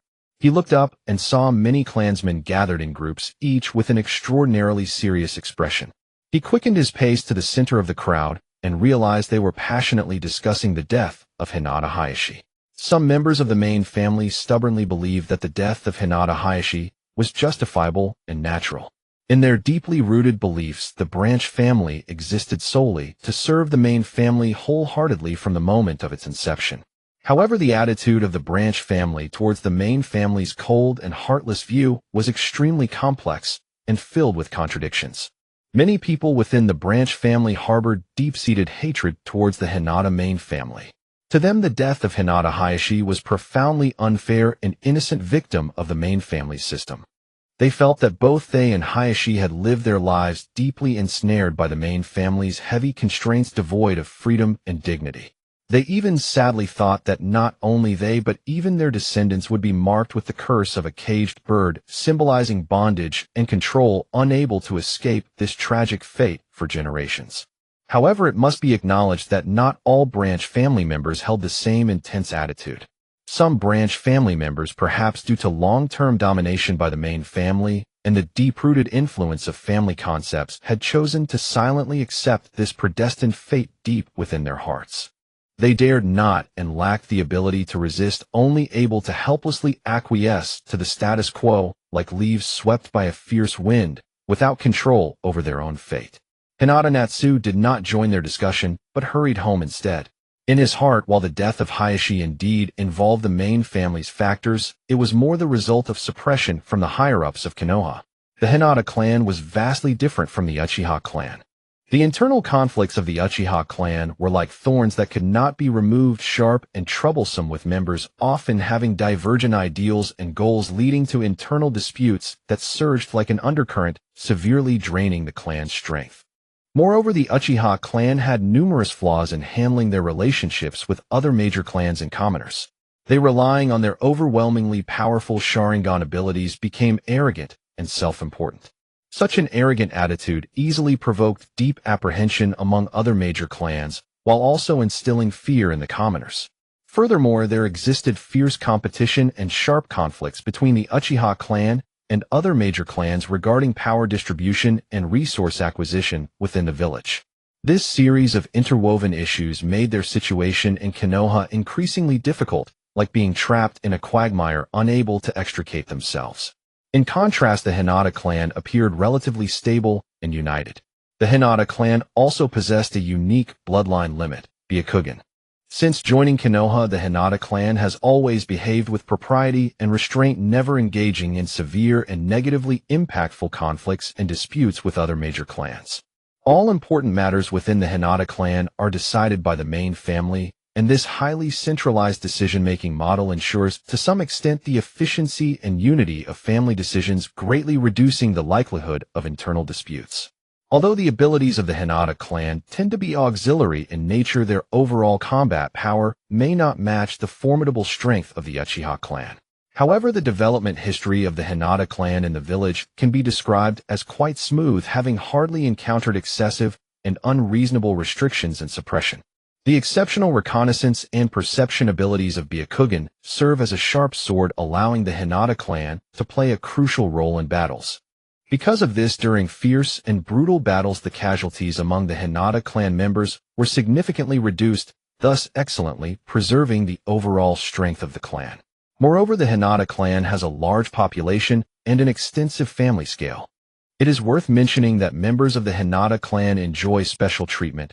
They do not need to serve as interns and take various task training like other ordinary ninjas, but can receive exclusive education at home and when the time is right participate in the Chunin exam.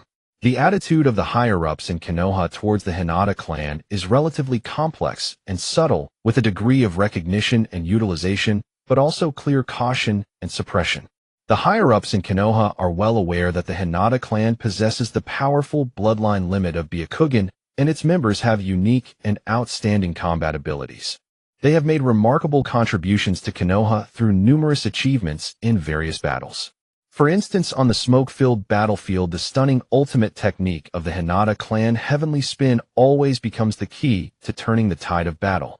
Some members of the Hinata clan are extraordinarily strong, with many reaching the elite Jonin level, making the Hinata clan undoubtedly one of the important combat forces in Konoha. However, the higher-ups in Konoha are not without concerns. They maintain a certain level of wariness towards the Hinata clan. The existence of the main family and branch family system within the Hinata clan is like a potential bomb that could likely trigger a full-blown intensification of internal family conflicts. The higher-ups in Konoha are worried that if the main family were to develop ulterior motives, all branch families would have to comply unconditionally, inevitably bringing immense trouble and unpredictable risks.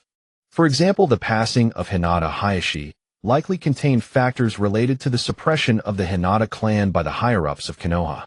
Although the attempt by the Cloud Village to seize the Byakugan was the catalyst for this incident, Konoha chose to sacrifice a core member of the Hinata clan to appease the situation and avoid a more intense and larger-scale conflict with the Cloud Village, which perhaps also concealed intentions to suppress the Hinata clan. After the death of Hinata Hiashi, the hatred of the branch family towards the main family instantly reached its peak, and the conflict between the main family and branch family sharply escalated. This made it difficult for the Hinata clan to rise due to internal consumption and strife, forcing them to continue to rely on Konoha for protection and support. Inhale, exhale. Inhale, exhale. Hinata Natsuki returned home with weary, heavy steps and immediately began deep breathing. His chest rose and fell gently, a faint tension tightened his features. He was about to undertake a feat of staggering audacity, storming Root's hidden base. Byakugan, activate. In a low, fierce whisper, Hinata Natsuki commanded. Instantly his eyes snapped wide open. Veins like coiling serpents erupted along his temples, pulsing with latent surging power. Rinnegan, activate. Another hushed, resonant command escaped his lips, and in that breathless instant his pure white eyes vanished, replaced by a pair of radiant golden orbs blazing with celestial brilliance. The bulging veins receded entirely, yielding to smooth alabaster skin that shimmered with an aura both enigmatic and overwhelming.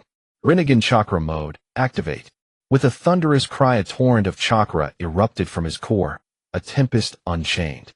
It roared forth like wildfire, incarnate like a hurricane given sentience, surging outward from him in all directions, vibrating the very air until it hummed with resonance.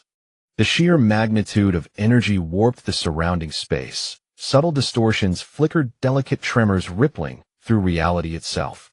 He stood enveloped in that incandescent chakra, radiant as a newly born sun, blinding sovereign absolute. His body trembled, not from fear but from the raw, untamed might surging through his veins, threatening to shatter its mortal vessel.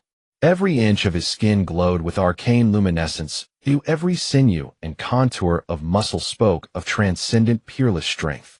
His golden eyes blazed, twin stars forged in divine fire, radiating boundless authority and crushing presence, as if capable of piercing the veil of all illusion and seeing truth laid bare. Dust dared not drift near him. Even the air recoiled in reverent awe before his indomitable aura. Flying Thunder God, a soft, precise utterance, and space itself rippled faintly. The stack of yen bills he'd held vanished in an instant, replaced seamlessly by a long tail. Its deep crimson fabric rose high at the collar, forming a stark, unyielding barrier. Black velvet trim traced its edges, soft, dense, exuding an air of icy mystique.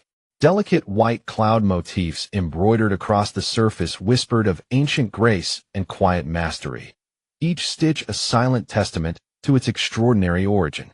The sleeves flowed freely yet remained sharp, swaying like banners caught in a spectral wind. A pair of matte black sunglasses rested in his hand, the lenses obsidian dark, fathomless, devouring light itself. Flying Thunder God.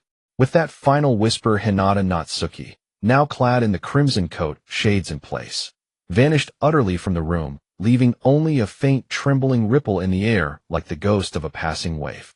Beneath the colossal stone visage of the first Hokage, the concealed entrance to Root's subterranean stronghold convulsed, space tearing and twisting in violent, chaotic spasms. A figure flickered into existence within the unstable rift, appearing and dissolving like a mirage, straining against invisible spatial tethers, fighting his way free. There, suspended in the void between dimensions, Hyūga Natsu activated his golden Rinnegan chakra mode, its luminous radiance cutting through the abyssal dark, while simultaneously sweeping the base below with his golden Rinnegan, sharp, unwavering, relentless, mapping every corridor, every shadowed alcove, every hidden sentinel. His golden Rinnegan's perception spanned thousands of meters in every direction. First, two root shinobi guarding the entrance, masked as cartoonish sheep and wolf figures, crouched deep in shadow, their disguises absurd, yet eerily effective. Only Hyūga Natsu's 360-degree golden Rinnegan, its vision flawless, omniscient, could pierce such deliberate concealment. Root shinobi, hiding like cowards behind childish masks, believing such theatrics grant invisibility. A cold, silent scorn curled in his mind, disdain for their hollow pretense. As his gaze delved deeper, labyrinthine corridors unfolded, walls etched with arcane, glowing sigils. The runes pulsed with a faint, cryptic luminescence, as if whispering forgotten oaths. Chamber after chamber sealed tight, seamless, brimming with unspeakable secrets. Within a training ground, shinobi moved with brutal precision, eyes vacant, faces carved from ice, souls erased, bodies reforged as flawless instruments of war. Brainwashed into oblivion, reduced to tools of darkness. A surge of pity and fury rose in him, revulsion at Root's monstrous violation of the human spirit. Deeper still lay a vast laboratory, filled with grotesque, humming apparatuses, some throbbing with sickly light, others emitting low, guttural vibrations that chilled the marrow. At its heart rested a massive bronze sarcophagus, an artifact steeped in primordial mystery, echoing the dawn of time itself. Its surface bore thick, layered verdigris, the weight of millennia pressed into tarnished green, each patina a scar of forgotten ages. Beneath the corrosion, intricate sacred patterns emerged, finely wrought, impossibly ancient, sealing glyphs of immense dormant power. Its lid loomed heavy and solemn, carved with interlocking sealing arrays, fluid lines, esoteric symbols woven into an impenetrable lattice of restraint.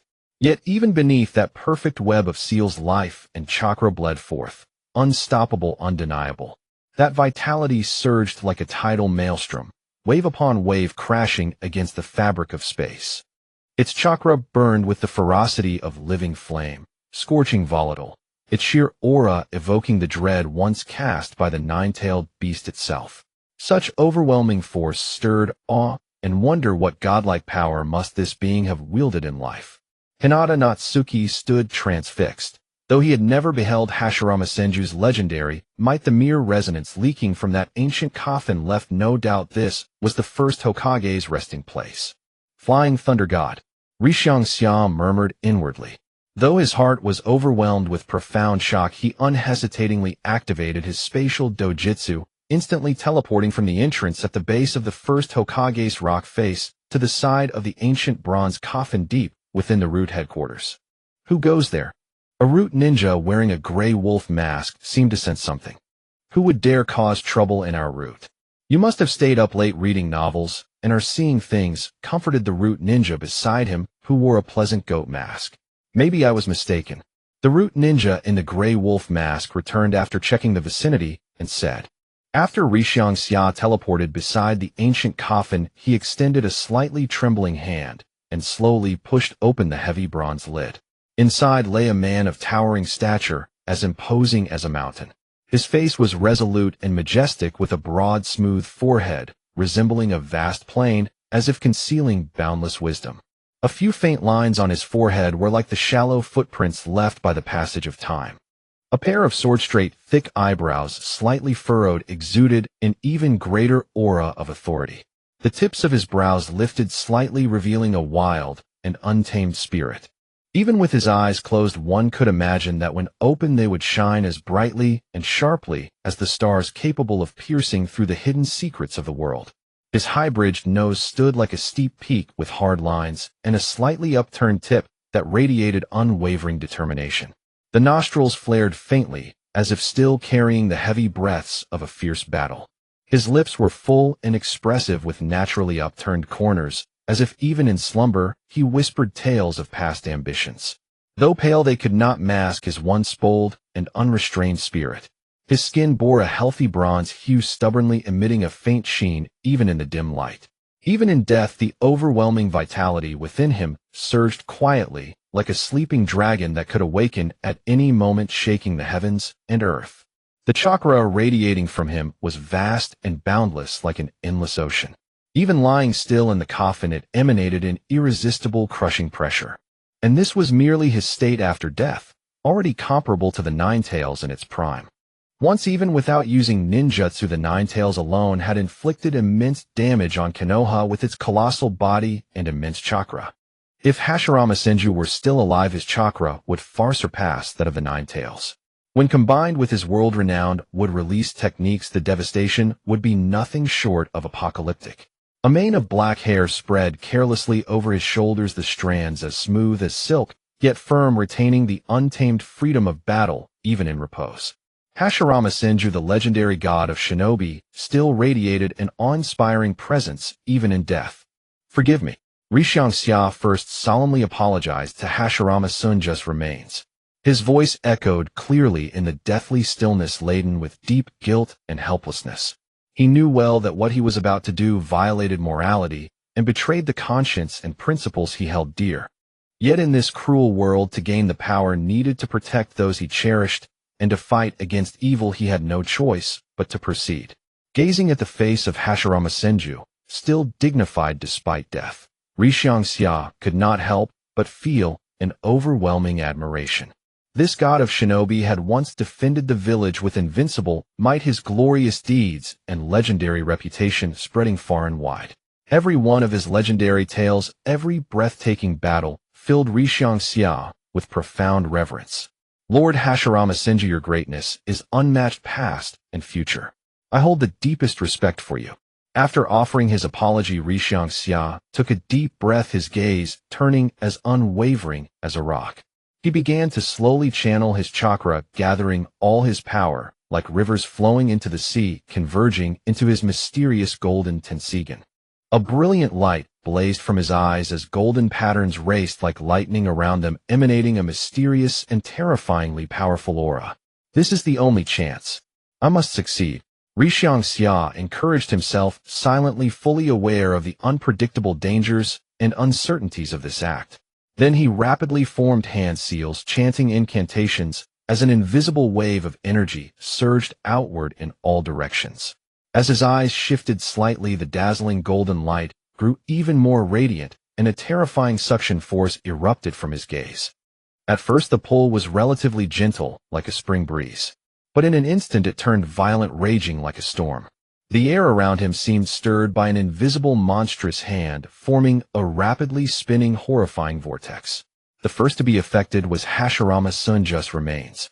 The surging vitality and ocean-like chakra rushed toward Rishiangxia's eyes like a furious tide breaching a dam. "I have to hold on." Rishiangxia felt as if his body were about to burst from the overwhelming power. Every inch of skin and every bone bore unimaginable pressure. But he clenched his teeth, struggling with all his might to control this nearly uncontrollable force, sweat pouring down his forehead like a broken string of beads. "I cannot give up, for those I must protect, for the justice in my heart." His inner voice screamed, desperately sustained by a will as firm as steel. Finally, after a long and agonizing ordeal, the life force and chakra within Hashirama Senju's remains were completely drained by Rishiangxia. The once lifelike body, which had seemed ready to awaken at any moment, instantly withered, losing all vitality and becoming a hollow shell, as if a single breath of wind could scatter it into dust. Rishiangxia's body was enveloped in an extremely powerful energy, his skin shimmering with an otherworldly light. His golden Tenseigan grew even more radiant, the patterns within becoming more complex and mysterious, as if holding the secrets of the universe. Hyūga Natsu actually used the golden Tenseigan's technique, the star absorption art, to frenziedly absorb the immensely powerful life force and the staggering amount of chakra of Hashirama Senju. In that instant, the golden Tenseigan erupted with an extremely dazzling and brilliant golden. This light was so intense that it was akin to a newly born sun suddenly rising, its brilliance so overwhelming that it was impossible to look directly at it. It seemed as if this light could thoroughly illuminate the entire dim and abyssal space, shrouded in darkness, dispelling all shadows and gloom. Within this light seemed to dwell an infinite and unfathomable power, like surging tides, wave after wave, with an overwhelming momentum that relentlessly battered everything around. In that fleeting instant, all the techniques and abilities of the Tenseigan were ignited like blazing fire, beginning to amplify. At a breathtaking and unimaginable speed, each increment of power astounding and shocking. After all, as an eye comparable to the Rinnegan, even Shursui Uchiha's Mangekyo possessed the incredible ability of Kodoame Tsukumi, and Itachi Uchiha's Mangekyo had the fearsome technique of Tsukuyami. Thus, under the violent impact of this surging tempestuous power, Hyūga Natsu finally awakened his own unique control technique. They'll call it Rasengan. Hyūga Natsu murmured, gazing at the energy orb formed by chakra in his hand. In his hand appeared a sphere resembling Naruto Uzumaki's Rasengan, yet its contained power and mysterious aura were far beyond comparison. Once this Rasengan struck an enemy, the chakra within would rapidly merge with the opponent's chakra, instantly taking control of their movements and consciousness, making them akin to a puppet manipulated by strings, utterly dominated and perpetually under this absolute control. Moreover, there was an even more incredible ability Hyūga Natsu could bestow upon the controlled the powers of the Golden Tenseigan and his own ninjutsu, making them far more terrifying than the puppets controlled by Nagato through the Rinnegan. Its might was nothing short of astonishing and horrifying enough to instill fear and dread in any opponent. However, there was an unavoidable flaw. Once the Rasengan's chakra was depleted, the control would be lifted, and the stronger the target, the shorter the duration of control. At that moment, Hyūga Natsu's Golden Tenseigan seemed to have reached its peak, hinting at a breakthrough from its current form toward a higher level. Yet this seemingly sentient eye keenly perceived that even the formidable life force and vast chakra of someone like Hashirama Senju were insufficient to sustain its further evolution. Thus, the Golden Tenseigan made a shocking move. It unhesitatingly poured the absorbed powerful life force and immense chakra into Hyūga Natsu's body. Under the infusion of this boundless torrential power, Hyūga Natsu's body underwent an incredible transformation. His chakra, which had never recovered from the consumption of the Golden Tenseigan chakra mode, and was constantly drained to sustain it while infiltrating the perilous and trap-filled root base, was now fully restored. At this moment, not only did his chakra return to its peak, but it also began to increase at a staggering rate, advancing rapidly toward the legendary chakra ton.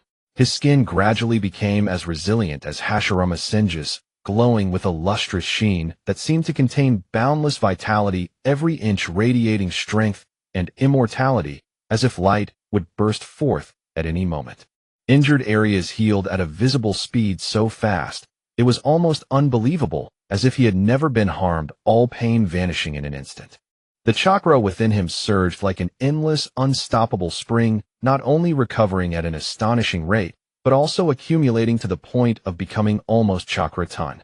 This vast and mighty chakra churned and flowed within him, seemingly ready to burst out of his body. It was likely that Hyūga Natsu's chakra now rivaled, or even surpassed, that of the strongest tailed beast Kurama. Hyūga Natsu's physique had likely become the legendary Sage body. At this moment, he could instantly enter Sage mode without the long and arduous preparation required by others. When he unleashed ninjutsu, its power increased by more than tenfold. Ordinary techniques in his hands became devastatingly terrifying, capable of tearing the sky, shattering the void, and causing heaven and earth to tremble. Hyūga Natsu's body instantly bore the impact of this overwhelming power. He felt every cell in his body rejoice and cheer, eagerly welcoming this unprecedented surge of power, like drought-stricken land receiving the nourishment of rain. Yet at the same time, it seemed to groan in agony, for the power was so immense that it threatened to burst his body, placing immense pressure on every blood vessel and bone. The surging life force and chakra, threatening to break free from his physical confines, rampaged within him, creating a complex sensation of both exhilaration and tension. He deeply understood that from this moment on his fate would undergo an even greater and more unpredictable change. Perhaps he would now tread a thorny path filled with unknowns and challenges fraught with dangers and obstacles. But he might also become the pivotal figure determining the rise and fall of the entire ninja world, standing at the pinnacle of shifting winds and clouds controlling the world's direction. I'm probably stronger than Nagato now, Hyūga Natsu reflected, possessing a unique and profound understanding of his current power. After all, before obtaining the sage body, his limited chakra restricted the unrestrained use of many powerful Tenseigan techniques. Even so, Hyūga Natsu was confident enough to contend with Nagato. Now, with a golden Tenseigan rivaling the Rinnegan and a sage body even more powerful than Nagato's, he could likely defeat Nagato in fewer than 10 exchanges. Dimensional travel. Hyūga Natsu's expression was intensely focused, determination evident in his demeanor, his bright eyes shining with a brilliance akin to that of stars. Within him surged a vast ocean of chakra, boundless and overwhelming, its grandeur rivaling that of the Nine Tails. At this moment, this immense chakra poured into the mysterious golden Rinnegan with a frenzy akin to a tidal wave. His gaze was filled with a burning anticipation and an overwhelming desire to explore, eager to personally experiment with this most enigmatic ocular technique hidden within his golden Rinnegan, hoping to unveil the mysterious veil that had long shrouded the unknown world. As the colossal chakra flowed in like a raging torrent, the unfathomable ocular technique, dimensional travel, began to activate slowly. Before Hyūga Natsu, the previously calm and mirror-like space seemed to be violently kneaded and pulled by an invisible giant hand, suddenly exhibiting significant distortions. Initially, the degree of distortion was slight, merely causing the space to ripple faintly, as if a gentle breeze had brushed over a tranquil lake. But soon after, the distortion escalated rapidly, as if the space were a piece of silk being fiercely stretched and rubbed, layers of folds entangling and crossing, light refracting into bizarre and chilling arcs, dazzling to the eyes. Before long, a spatial door appeared, barely large enough for one person to pass through. This door was extremely unstable, the surrounding energy fluctuations roiling like turbulent waves, ceaseless and overwhelming. Even a top-tier shinobi with unparalleled physical skills attempting to enter would likely be torn to shreds by the violent spatial turbulence in the blink of an eye. Through his golden Rinnegan, Hyūga Natsu peered into the spatial door and in a daze seemed to glimpse a mysterious realm utterly different from the Naruto world. In that brief moment of peering, he seemed to capture extraordinary sights, with dazzling, yet alien lights flickering and strange energies flowing and traversing freely. All of this ignited an insatiable desire and yearning within him, driving him to urgently want to step into that unknown realm and explore. However, Hyūga Natsu believed the time was not yet ripe, his strength had not reached its peak, and there was no need to take such a risk. Just as Hyūga Natsu was about to attempt another ocular technique, a sudden flurry of hurried and chaotic footsteps echoed from the laboratory door. "Who dares to intrude upon my route?"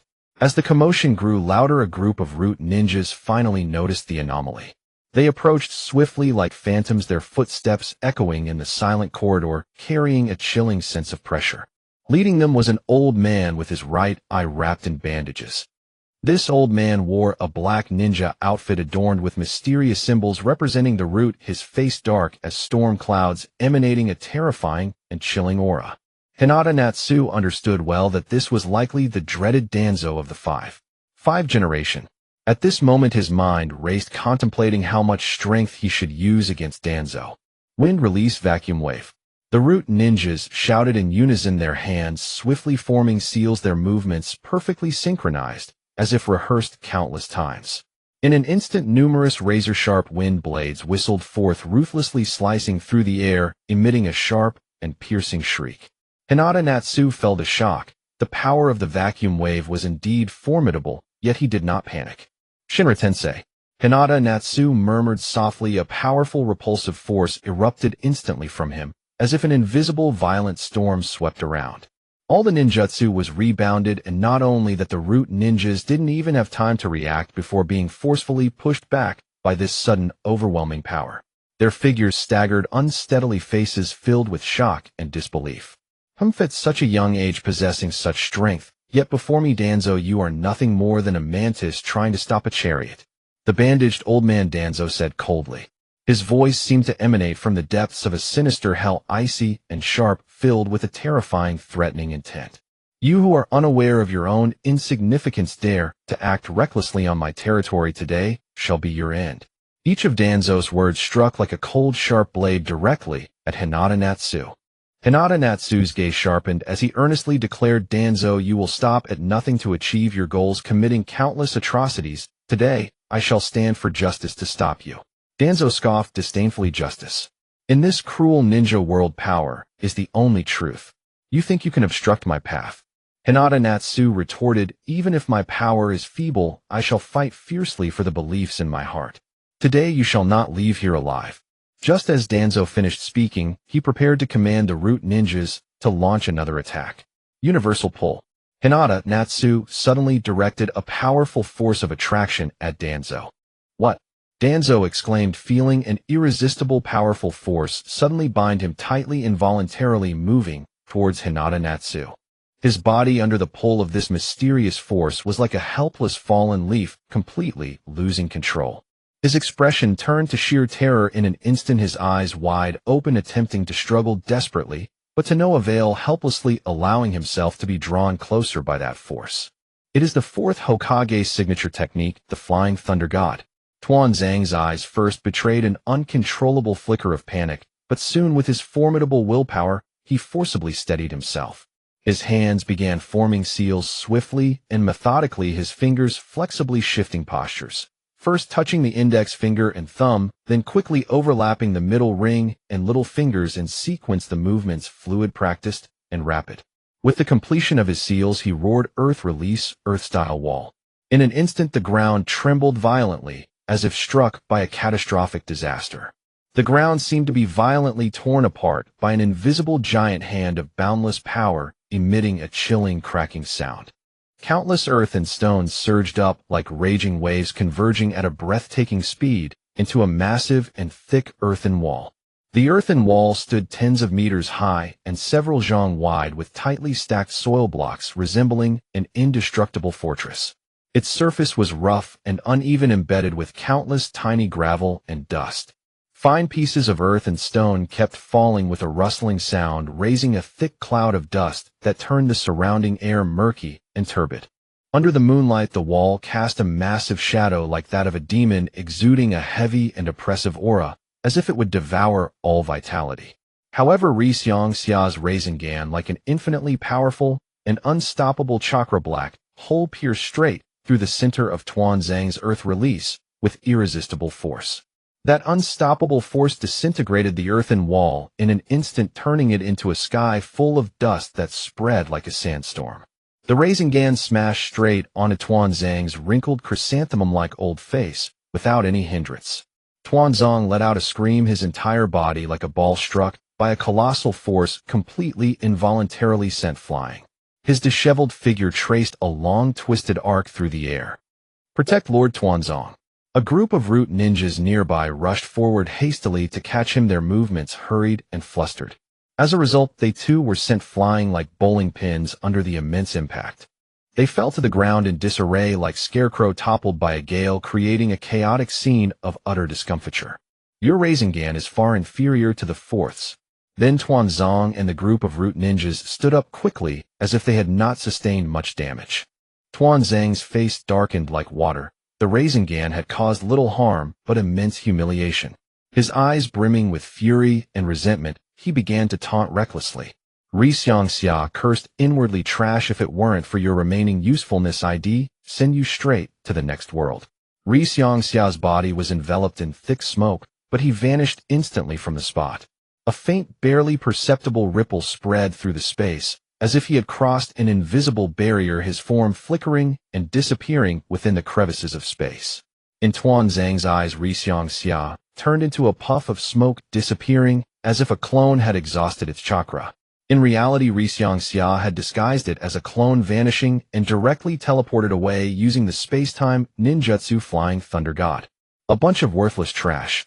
He glared with eyes blazing with fury and cursed loudly. You let him get away. Tenseigan's face flushed red with rage, veins bulging on his forehead, his twisted visage becoming even more ferocious and terrifying. Search. Dig 3 feet into the ground if you must, but find him.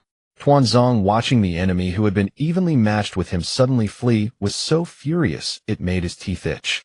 His angry voice seemed to ignite the surrounding air. Yes, the root ninjas responded in unison, their voices loud, but heads lowered to conceal their inner fear and unease. Then the root ninjas performed the body flicker technique and vanished from the spot instantly. It took Tuanzong a while to recover from the recent fright, and in his left eye a faint, barely noticeable golden glint flickered. Easy to miss if one wasn't paying close attention. At the same time, in the blink of an eye, Hyūga appeared in his own courtyard.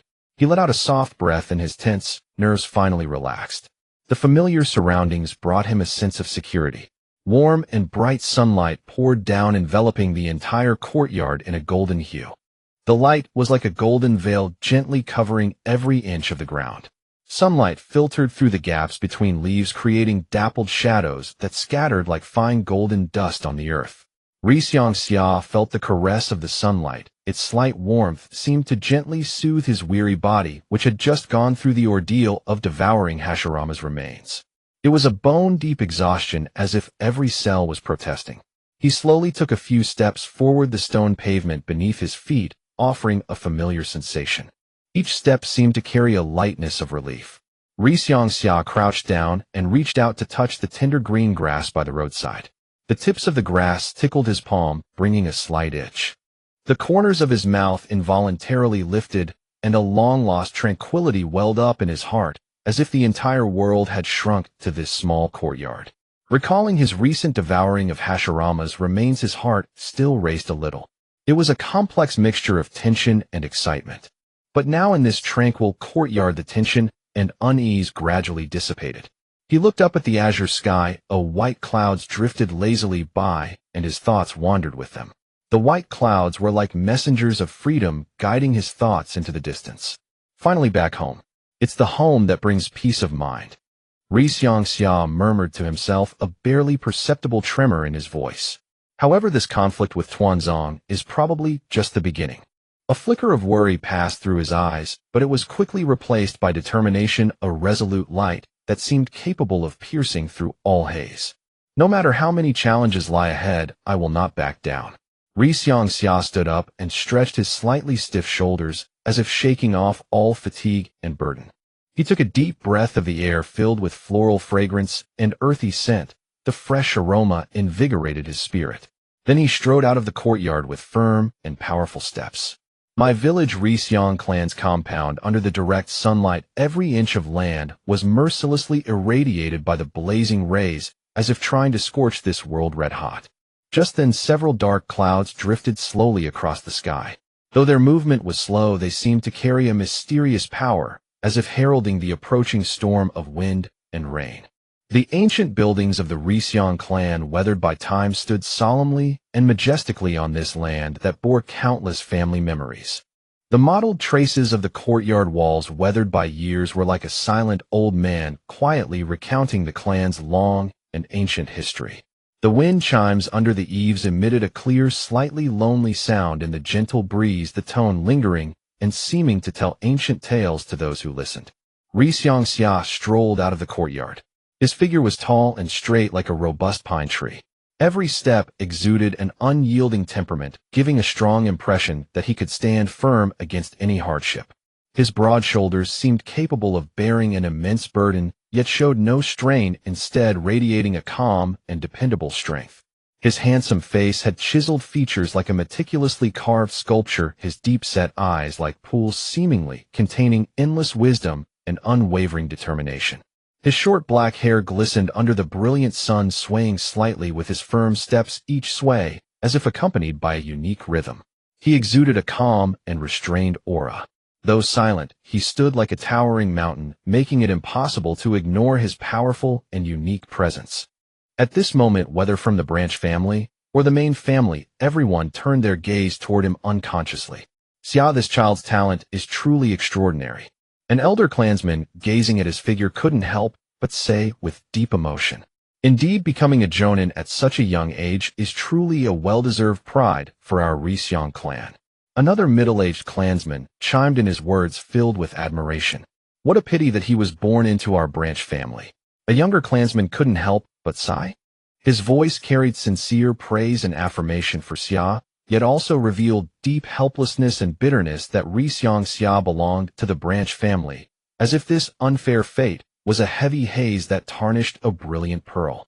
Humph. No matter how high his talent, so what? Becoming a Jonin, so what? Still a branch family member. Once a branch, always a branch. Its fate unchangeable. On the main family side, a short man with fair forehead skin curled his lip and spoke loudly. The sharp words cut through the originally quiet atmosphere like a razor-sharp blade, piercing straight into the hearts of the branch family members, carrying an invisible immense pressure that left everyone breathless. Lord Xiaoshu is right. Nearby, a group of branch family members like eunuchs closely following their master in a palace chimed in with a caustic tone. Xia was unmoved by the clamoring gossip.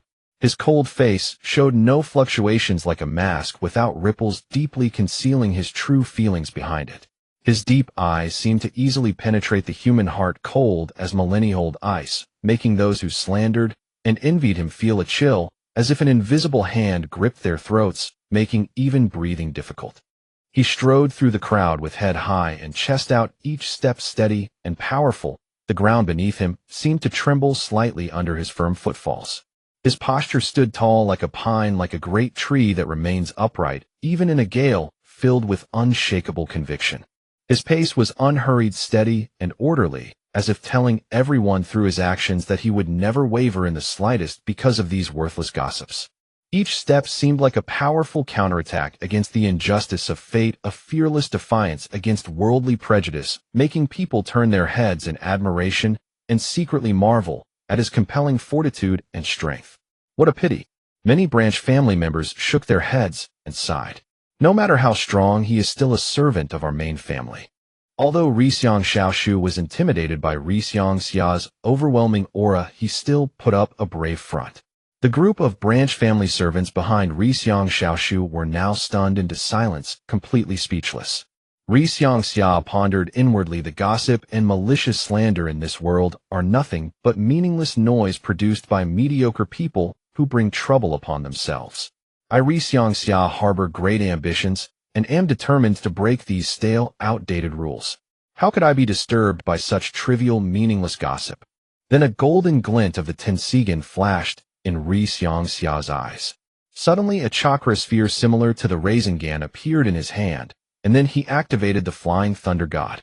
The sphere flickered with light and vanished in the blink of an eye. The chakra sphere directly tore through space and appeared beside Xiaoshu with extreme stealth, then dissolved into Hyashi's body in an imperceptible manner. This series of actions was lightning fast and extremely covert, so much so that no one present had any inkling of it. Where should I go for a stroll now?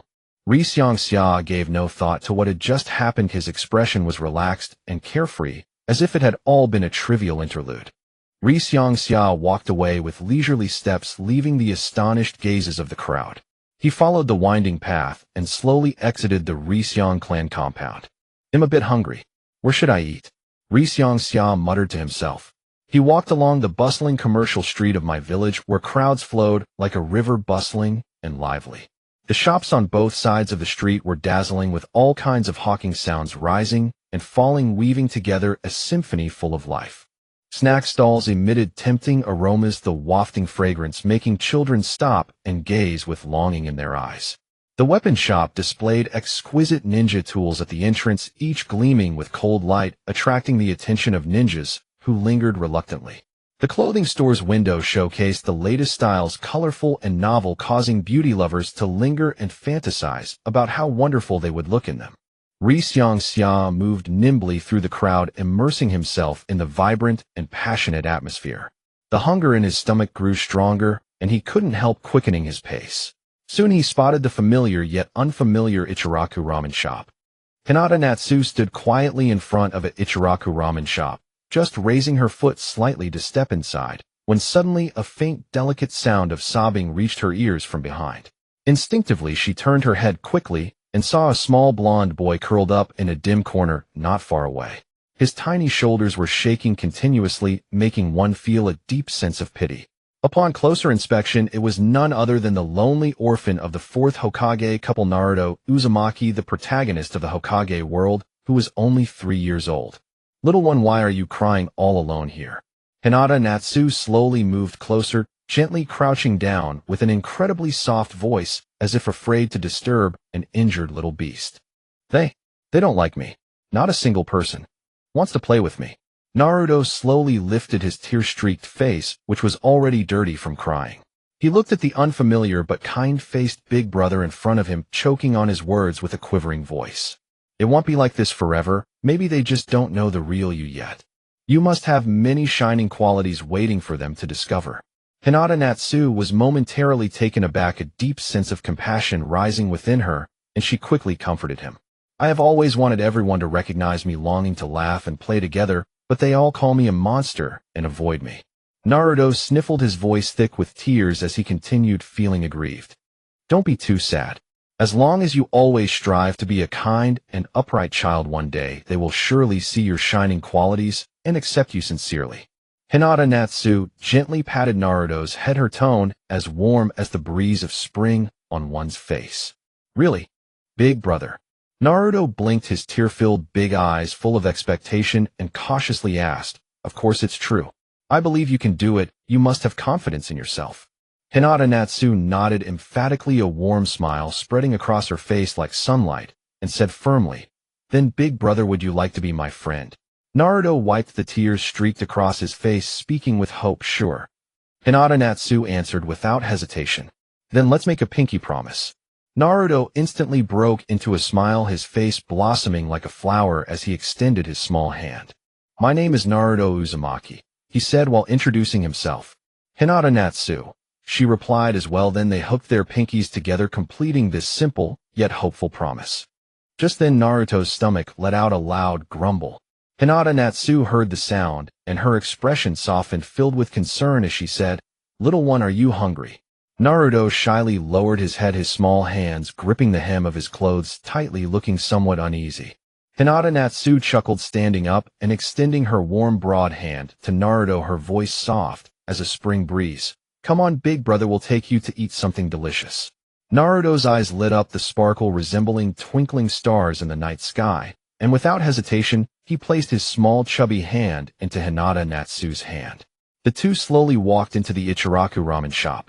Hinata Natsu quickly scanned the environment inside, and finally chose a quiet spot by the window, gently patting the seat to indicate Naruto to sit down. Brother, 2 bowls of ramen, please. Hinata Natsu called out loudly. A sturdy, kind-faced, middle-aged man quickly emerged from the back kitchen, wearing a snowy white apron.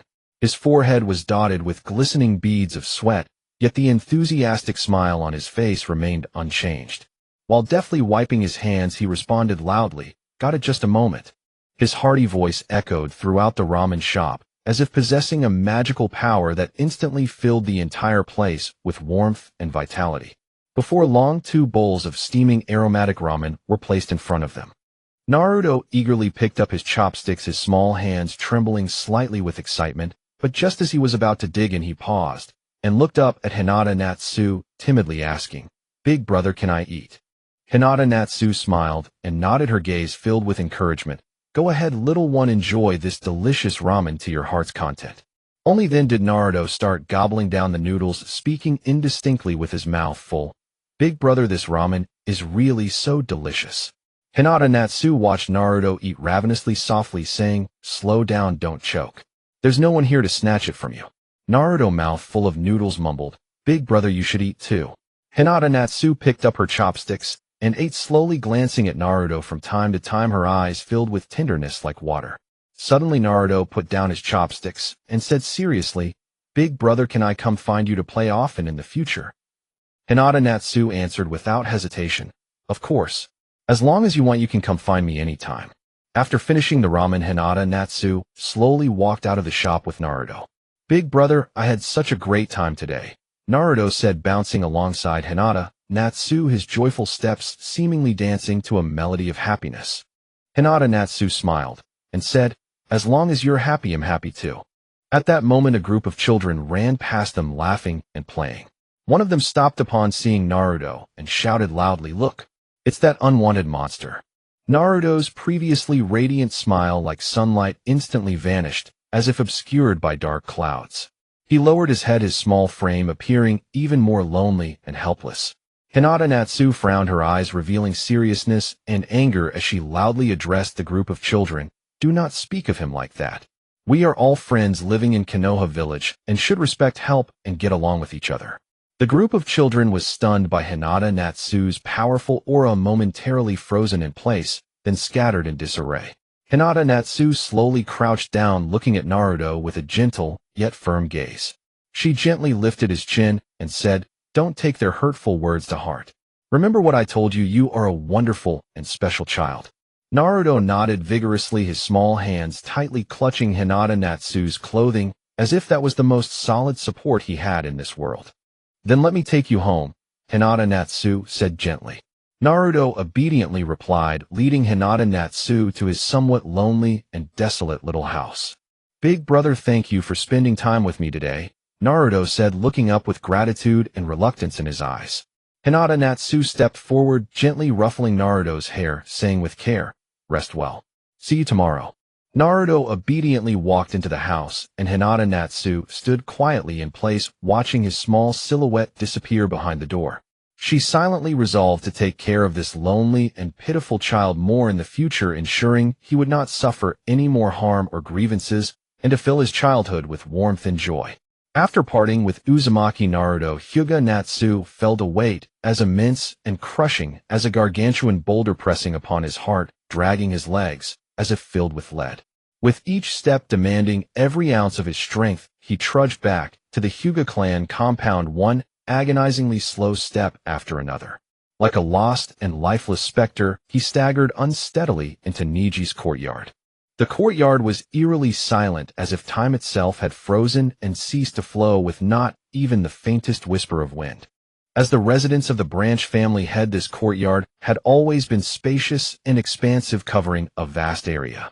Once, when Hyūga Natsu first set foot here, he felt every corner radiated an unparalleled luxury and splendor.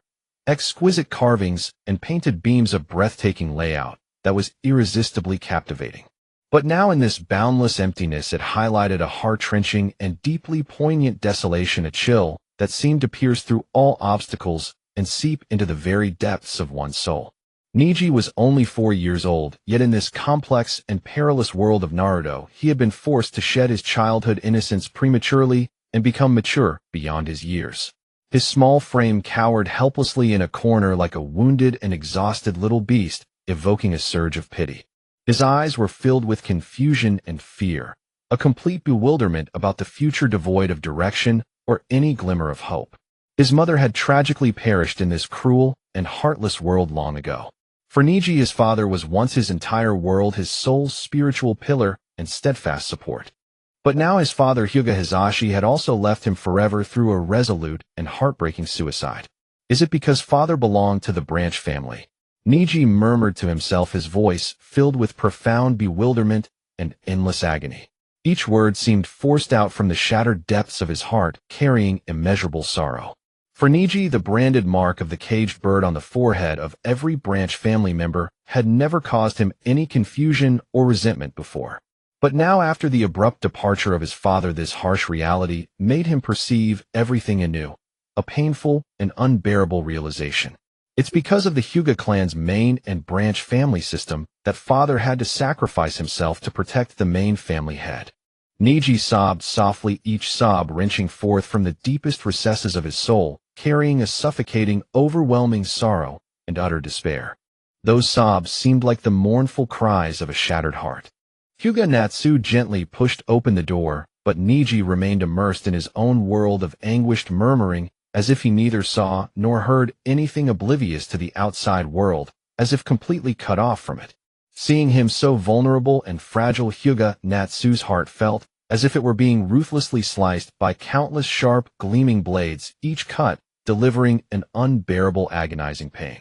Hyūga Natsu crept softly to his side, crouched down, and tried with utmost care to embrace him, moving as if handling the world's most precious and fragile treasure, afraid that even a slight misstep would cause damage. "Niji, don't be afraid. I'm here."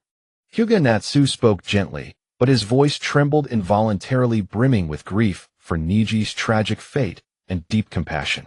Every syllable quivered slightly, as if conveying the torment and pain inside.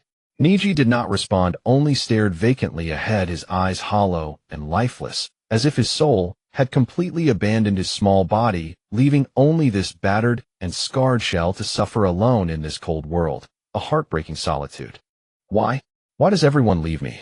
After a long silence, Niji finally spoke, his voice choked with tears like the desperate wail of a wounded wolf in the dead of night. Utterly miserable. It's because the rules of the main family bound them. Hyūga Natsu tried to keep his voice calm, but the slight tremor betrayed his inner turmoil, an upheaval he struggled to suppress like a flood on the verge of bursting. Niji sobbed in reply, "This is the injustice of fate." He lifted his head, eyes brimming with tears, looking at Hyūga Natsu. Does the branch family have to sacrifice for the main family at any time? Niji, it's not like that. The rules of the main family can bind you only because you are not strong enough. When you become powerful enough to disregard the rules, powerful enough to change them, then your words will become the rules. Hyūga Natsu looked firmly into his eyes, his gaze radiating unshakable strength and unwavering resolve. Niji nodded, seeming to understand only vaguely.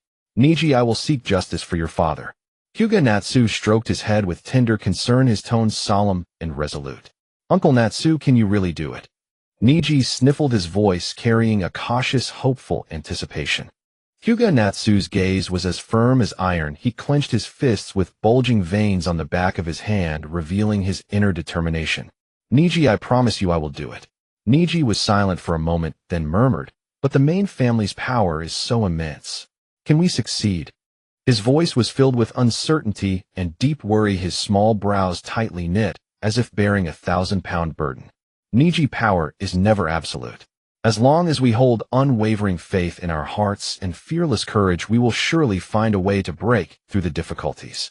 Hyūga Natsu placed his hands on Niji's shoulders, speaking earnestly with a straight face. A faint but hopeful light flickered in Niji's eyes. He nodded slightly. I choose to believe you, Uncle Natsu. Niji. What did you just call me? Hyūga Natsu's veins bulged instantly as he suddenly realized, his expression shifting dramatically, turning red and pale. Uncle Natsu, what's wrong? Niji blinked, his large, watery, innocent eyes looking utterly guileless, a sight that was both amusing and frustrating, yet impossible to scold. Niji, you're a good child. I'm only 18, you can call me big brother.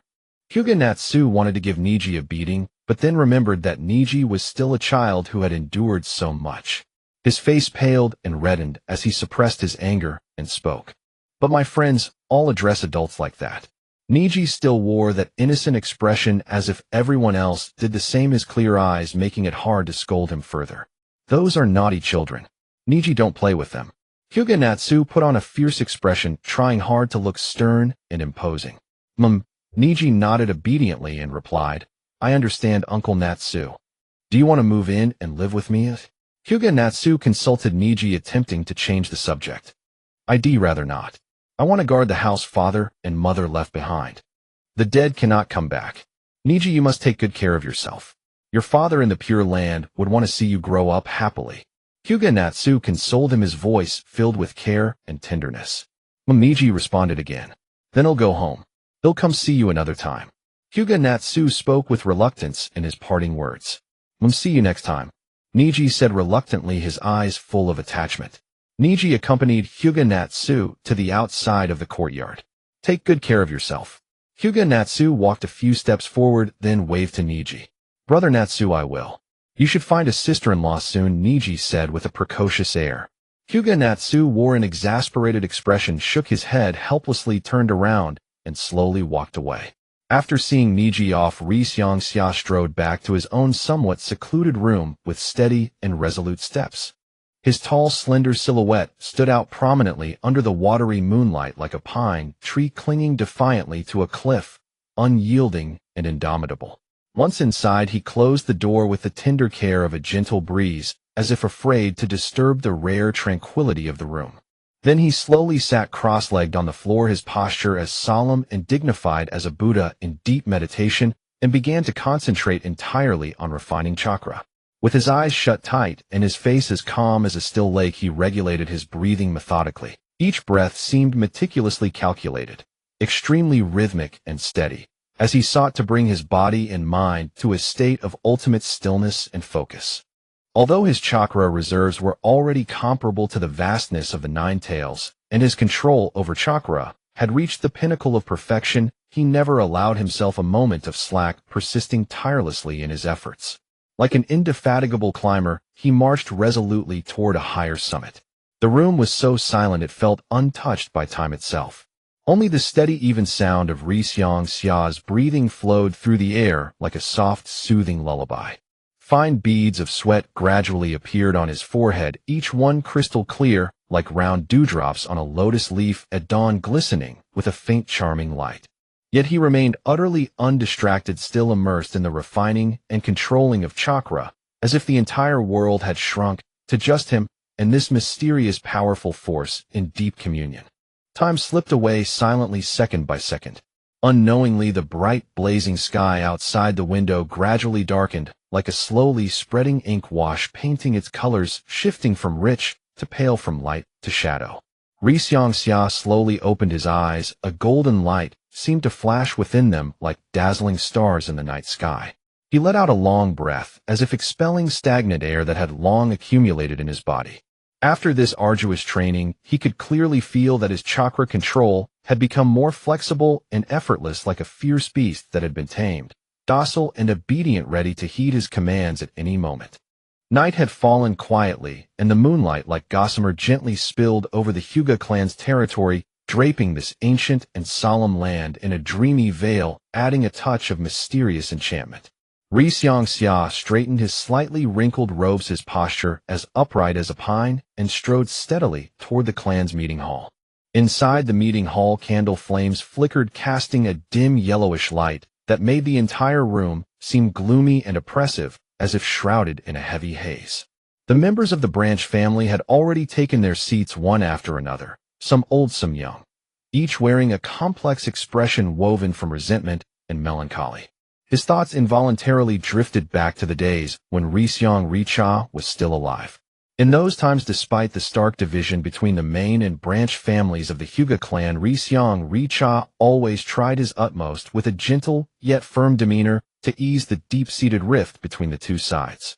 Hizashi would personally instruct the younger clan members in the spacious courtyard, his focused gaze filled with expectation and encouragement. Even children with lesser talent could, under his patient and meticulous guidance, ignite a fervent passion for ninjutsu, their eyes shining with newfound confidence. Whenever the clan gathered, he always wore a warm, spring-like smile and listened attentively to every clansman's words, regardless of status or age.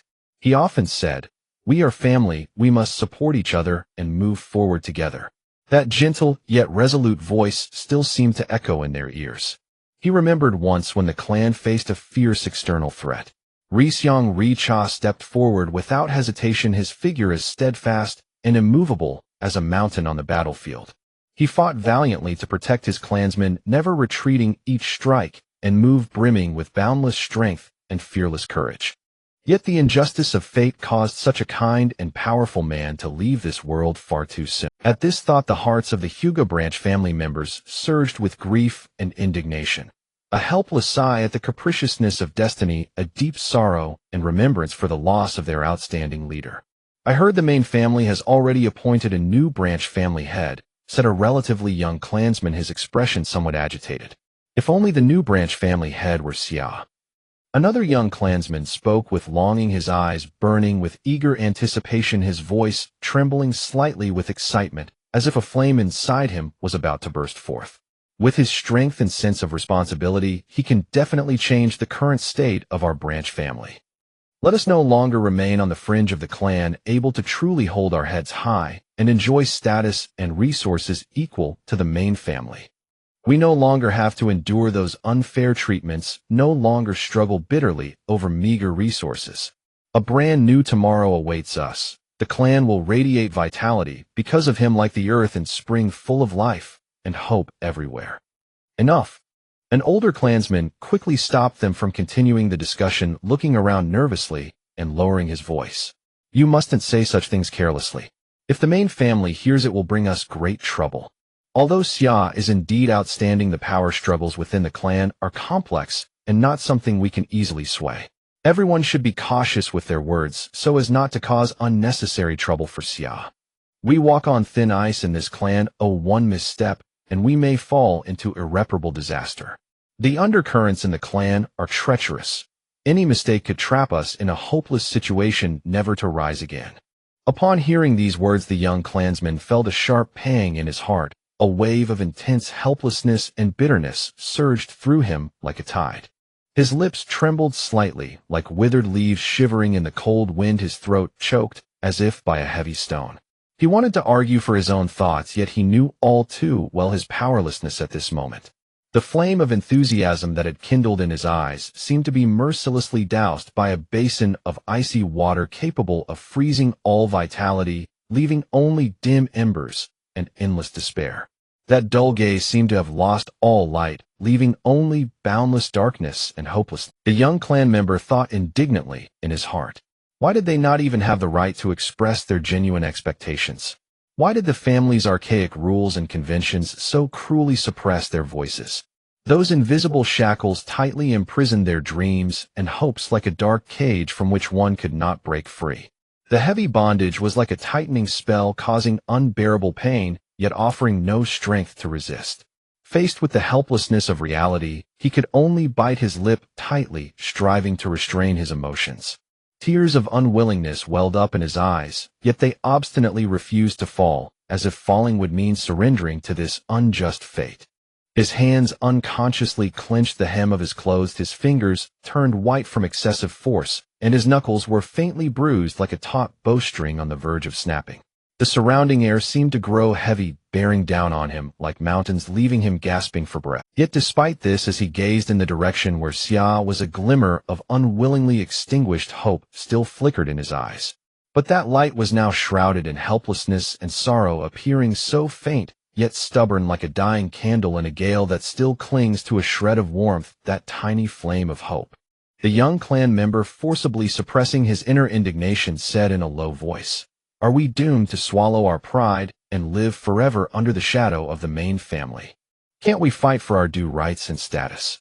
We are also members of the family. Oh, why must we suffer such injustice? Why must we endure this endless oppression and discrimination?" Another young clan member chimed in, "Indeed, we have silently given so much for the family, but what have we received? Why should we be considered inferior? Are our efforts and sweat worthless? Should our hard labor and selfless dedication be so ruthlessly overlooked and trampled upon?" The first young clan member said with a firm gaze, "Xia is our hope. Even if we cannot say it now, we must support him in our hearts and believe that one day he will change all this.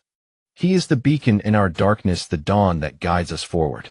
He will lead us to break through the layers of darkness and walk toward a bright future." At this, another young clan member spoke with concern. "But if Xia learns of our expectations, might it bring him even greater pressure? What if he suffers suppression from the main family because of this? We cannot put him in danger due to our own desires. We cannot let him fall into peril because of our expectations." The group fell into a brief silence. The air seemed to solidify, pressing down so heavily that breathing became difficult. The deathly stillness was overwhelmingly oppressive and heavy. Then someone said, "But I believe Xia has enough capability to handle it. He has never been one to back down. His courage and wisdom will surely resolve every crisis. His perseverance and decisiveness will overcome all difficulties." "That's right." Another young clan member clenched his fist, his knuckles turning white. "We must also strive to improve ourselves. We can't rely solely on Xia. If we unite, there will always be opportunities. We must become his sturdy support, fighting together for the family's future. We must help each other work together and march forward bravely for the family's glory and our dignity." Their eyes met, filled with determination and expectation like blazing flames, intense and unwavering. That burning gaze seemed ready to incinerate all darkness and injustice. Just then a young clan member said worriedly, "But the caged bird mark on our foreheads is a technique that even the fourth Hokage could not unravel. It is like an eternal curse binding our souls. That dreadful mark, like a demon's brand, forever prevents us from escaping the shackles of fate." All the clan members wore expressions of despair and numbness like soulless zombies standing dully in place, their eyes seeing no direction for the future. Those lifeless faces seemed mercilessly eroded by time, etched with traces of pain and helplessness. Their expressions were frozen by frost, devoid of vitality and hope. They stood there woodenly, as if the flame of life had been extinguished, leaving only hollow shells. Unbeknownst to them, Xia had already been standing not far away, silently observing all this. A flicker of pity and resolve crossed his eyes, and the determination in his heart grew stronger. I shall shatter the system of main family and branch family, and let all clan members bathe in the sunlight of freedom, Rishiang Xia declared solemnly. Though his voice was soft, it seemed to contain boundless power, like a boulder dropped into a still lake, stirring ripples upon ripples. Rishiang Xia walked into the meeting hall with a resolute expression. His posture was like a towering white poplar, straight and firm. Every muscle contained strength, and every movement exuded confidence. His gaze was sharp as a hawk's, sweeping sternly across every clan member present. In his eyes was both an imposing authority that commanded respect without anger, and a profound care and earnest expectation for his people. That gaze seemed to pierce the heart, making people involuntarily straighten their spines under his scrutiny. Each of his steps was steady and powerful, as if carrying an invisible strong force, causing the previously restless atmosphere in the entire meeting hall to congeal. He exuded an indescribable majestic aura, like a fearless warrior from ancient times, bearing the vicissitudes and fortitude that transcend the ages, and like an exceptional leader about to guide his clan to glory, harboring a grand blueprint and unwavering resolve. That aura was like surging waves, unstoppable, and also like blazing fire, full of endless heat and passion. Rishiang Xia came to a halt at a position beside the center of the meeting hall, standing close to the spot once occupied by Rishiang Richa, the former head of the branch family. This was a testament to his talent and strength. He tilted his head slightly. The watery moonlight streamed softly through the window, cascading over his resolute face, clearly outlining his sharp features and making his visage even more profound. The moonlight seemed to drape a veil of silver over him, lending him an even more mysterious and majestic aura. He took a deep breath, his broad chest rose and fell powerfully with each inhale, as if accumulating boundless energy ready to burst forth at any moment. That heaving chest was like a volcano about to erupt, containing immense energy sufficient to change everything. At this moment, he was like a silent mountain peak, towering and unshakable, radiating an awe-inspiring presence. His confident gaze was like countless stars converging into a brilliant galaxy, illuminating this previously oppressive and despairing meeting room. This caused the previously despairing and numb clan members, as if seeing the first light of dawn in the darkness, their stiff bodies gradually loosened, and a hint of movement appeared in their dull eyes. Their heartbeats seemed to regain vitality, their hearts once as still as dead water rippled with hope. Those souls whose passion had been worn away by the heavy burden of life seemed to be rekindled with a spark at this moment. Their tightly pursed lips trembled slightly, as if wanting to voice the yearning and excitement in their hearts. The dreams that had long been bound now stirred restlessly in their hearts, like butterflies about to break free from their cocoons, struggling desperately to escape the invisible shackles. Their expressions gradually awakened from numbness, like the earth in spring reviving from the harsh winter, showing a glimmer of life and vitality. In the village of Mai, within the branch family meeting room of the Hyuga clan, Hyūga Xia approached his seat, and the branch family members began to murmur praises as if they had found their guiding star. Truly remarkable for one so young. An elder of the clan sighed, his voice filled with deep admiration and contentment, as if echoing through the long passage of time, his gaze reflecting a glimmer of hope for the future. This child will surely lead our family to prosperity. The talent and perseverance he displayed shone like brilliant stars, a beacon of hope for our family's rise. His extraordinary comprehension ability and unyielding spirit in the face of adversity fill everyone with boundless anticipation for the future of the clan. He is like a spring breeze destined to bring vitality to the family, filling the future with infinite possibilities. His keen insight seems to pierce through all mists. His relentless drive is like a rushing river, unstoppable. His calmness in the face of danger is akin to a mountain that remains unshaken even as it crumbles before him, leaving others in awe.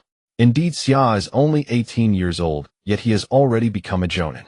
Another middle-aged clan member chimed in, admiration evident in his gaze and a hint of envy in his tone.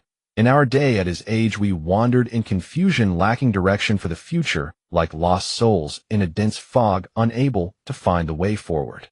While we were still groping in ignorance, he was already capable of shouldering significant responsibilities within the family. His outstanding performances in various missions, his bold decisions, and fearless courage have repeatedly turned peril into safety for the clan, earning them glory and respect. In battle, his presence resembles that of a war god, instilling fear in his enemies and deterring any thought of offense. His superb physical techniques are breathtaking. His calmness in crisis is truly admirable. His ever-changing tactics are like a brilliant chess game, ensnaring opponents in an inescapable trap. What a pity that we are mere branch family members. Someone sighed heavily, their tone filled with helplessness and resentment. From birth we have been branded as caged birds, firmly suppressed by the main family. No matter how hard we strive or how talented we are, it is difficult to escape the shackles of fate. Though we have given our all to the family, we receive only meager resources and are treated as expendable. Xia is so outstanding, yet because of this identity, he cannot fully display his talents. Watching the main family's children easily obtain what we long for simply due to their birth, while we struggle in this corner, is this fair? Is this reasonable? But what can we do? We can only endure silently and let fate dictate our path. Those heavy shackles seem impossible to break free from, gradually extinguishing our hopes and dreams. Yet even so, Xia has never complained. Another clan member interjected. He has always worked quietly, dedicating himself to the family. If only he could become a member of the main family, he would surely receive more resources and opportunities, and his development would be much smoother. A young clan member could not help but say this. But fate is a fickle mistress. An older clan member shook his head, but I believe that with Xia's abilities, even in the branch family, he will surely carve out his own realm. Everyone nodded in agreement, their eyes filled with steadfast trust in Xia. Oh, is that so? Just then a discordant voice suddenly broke into the meeting room, laced with a hint of frivolity and disdain, like a sharp cold wind that shattered the previously solemn atmosphere. All the branch family members turned to look towards the sound, and upon seeing the newcomer, they suddenly fell silent as if under a spell, not daring to make a sound. Each person's body became stiff, their expressions frozen, filled with terror and fear. Their faces seemed to be frozen by dread, losing all vitality and spirit. Lord Dijian, no. It's clan leader Dijian. Someone spoke in a trembling voice filled with fear and reverence, as if this title bore an unbearable weight. Every word seemed to be squeezed out through clenched teeth, resonating with deep tremors, as if expressing endless fear and unease. Hyūga Dijian possessed immense power, once renowned alongside Hyūga Nichi. Once he had a grudge with Nichi and Xia, but later Nichi became the leader of the branch family, and Dijian, being more tactful, spent years executing tasks outside, rarely returning to the village, so Nichi did not trouble him. Unexpectedly, just after Nichi's death, the main family appointed him to take over as the leader of the branch family. Every decision made by the main family is correct. Hyūga Dijian coldly scoffed, his gaze sweeping over the crowd like a chilling blade, bringing shivers to the spine, finally fixing on Hyūga Xia, his eyes filled with scrutiny and hostility, as if he intended to see through him. A bunch of ignorant fools daring to discuss the future of the clan here. Hyūga Dijian's voice was icy and piercing, as if laden with polar frost. You dare think you are worthy? You insignificant insects attempting to change the fate of the clan. The branch family members bowed their heads, not daring to meet his gaze, and the atmosphere in the meeting hall plummeted to an icy chill, as if the very air had frozen, making it hard to breathe. Yet Hyūga Xia faced clan leader Dijian's gaze without fear, his expression calm and resolute, like an unyielding mountain. Hyūga Xia slowly spoke. Clan leader, we have never harbored any ill intentions, we only wish for a better future for the family. We branch family members also dedicate ourselves to the clan and contribute greatly, but we have always faced unfair treatment. The development of the clan should not be shackled by the main family. The strength of each clan member should be acknowledged and utilized properly rather than discarded like a flag. Our passion and sweat should not be wasted, our hard work and efforts should not be overlooked. Clan leader, I do not question the decisions of the main family. I simply believe that the prosperity of the clan requires the collective efforts of all clan members. Hyūga Hizachi's brows furrowed, glaring with rage, his eyes seeming to spew fire. Hyūga Hizashi, a brat from the branch family, wish to overturn the heavens. Branch families should remain in their place doing their own tasks without harboring fanciful thoughts. The decisions and arrangements of the main family have their reasons. How dare you question them? You arrogant fool, do you not know your own identity? Hyūga Hizashi stood tall, his gaze unwavering like a torch, showing no intention of retreat, like a blazing flame. Clan leader, I do not challenge the authority of the main family, but I believe the clan's prosperity requires the joint efforts of all members. In the village of Mai within the Hyuga clan, the branch family meeting room was filled with a tense atmosphere, as if frozen frost had settled, chilling to the bone and instilling a sense of dread. No matter how high the talent of Hinata Hiashi or how strong his abilities, he is still a dog raised by the main family. If the main family orders him to die, he can only commit suicide. Hinata Takuma exclaimed in rage, his face reddening with anger, veins bulging on his forehead like writhing earthworms, pulsating and throbbing, his eyes filled with resentment and unwillingness, that resentment seemingly transforming into a tangible sword piercing the hearts of those present. You are also a dog raised by the main family. Hyūga Natsu retorted, his voice cold and firm like a biting wind in the frigid night, mercilessly piercing Hinata Takuma's heart and igniting his fury even further. I want you dead. Upon hearing this, Hinata Takuma was instantly enraged, his teeth grinding audibly, the sound particularly jarring in the silent meeting room, as if he were about to crush his own teeth. His hands clenched into fists, knuckles turning pale from exertion, joints protruding, as if he wished to devour Hyūga Natsu alive, tearing him into pieces. Although he bowed and scraped before the main family, he absolutely despised being spoken of in such a manner. Moreover, Hyūga Natsu's words immediately brought to mind the unmentionable events of the previous night. On the night of Hiashi's suicide, he sacrificed everything for the position of branch family leader. He even gave up the most precious dignity of a man. It was a pitch-black night with howling winds. Just thinking about it brought a wave of humiliation. He had knelt before the main family leader that night. Like a lapdog, he had ingratiatingly told the main family leader that as long as he became the branch family leader, he would lead all branch family members to serve the main family like servants with no second thoughts. The sight of his own servile flattery was nauseating even to him. Only by doing so would the main family elder trust him enough to pass on the main family's body technique secrets. Byakugan activate. As Hinata Takuma's anger grew, he shouted directly, the veins around his eyes bulging like taut piano strings. His Byakugan instantly activated with blood vessels around his eyes clearly visible like climbing vines, a shocking sight. The white pupils emitted a piercing light capable of freezing one's soul. 8 trigrams, 64 palms. With a furious shout, Hinata Takuma swiftly struck the starting pose of the 8 trigrams palm. Though Hinata Takuma's movements were still somewhat unfamiliar, an overwhelming aura emanated from him, crashing down like a surging tide. The might of that aura surged forth as if it could mercilessly crush all obstacles into dust. What? Is that the 8 trigrams palm? The members of the branch family were taken aback, their faces filled with shock and fear, as if they had seen a demon emerging from the depths of the abyss. Some instinctively took a few steps back, their feet scraping the ground in a panicked manner, creating a jarring sound. Others felt their legs weaken, nearly collapsing to the ground, their bodies trembling uncontrollably like leaves in an autumn wind. Isn't that the main family's ultimate body technique? A young clan member stammered, his face twisted in extreme terror, his features scrunched together like a crumpled piece of paper. Cold sweat poured from his forehead, beads of sweat rolling down like pearls from a broken string. How could this be? Even the previous clan leader Hiashi never learned this. What a middle-aged clan member exclaimed, his eyes wide with disbelief, his body trembling involuntarily, his voice filled with despair, that despair consuming him like boundless darkness. Even an average jonin would be powerless to resist this technique. An elderly clan member's expression turned grave, his tone filled with concern, his gray eyebrows tightly knitted, casting worried glances at Hinata Natsu, his eyes conveying a sense of helplessness and sorrow.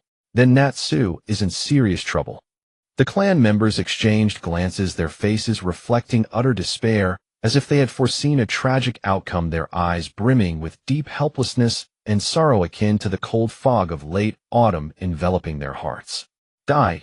At this moment, Hinata Takuma's gaze was sharp, intensely focused on Hinata Natsu. Though he was enraged, a heavy weight lay in his heart after all he had suffered losses at the hands of both Hiashi and Hinata Natsu before. Hinata Takuma's steps were light and steady.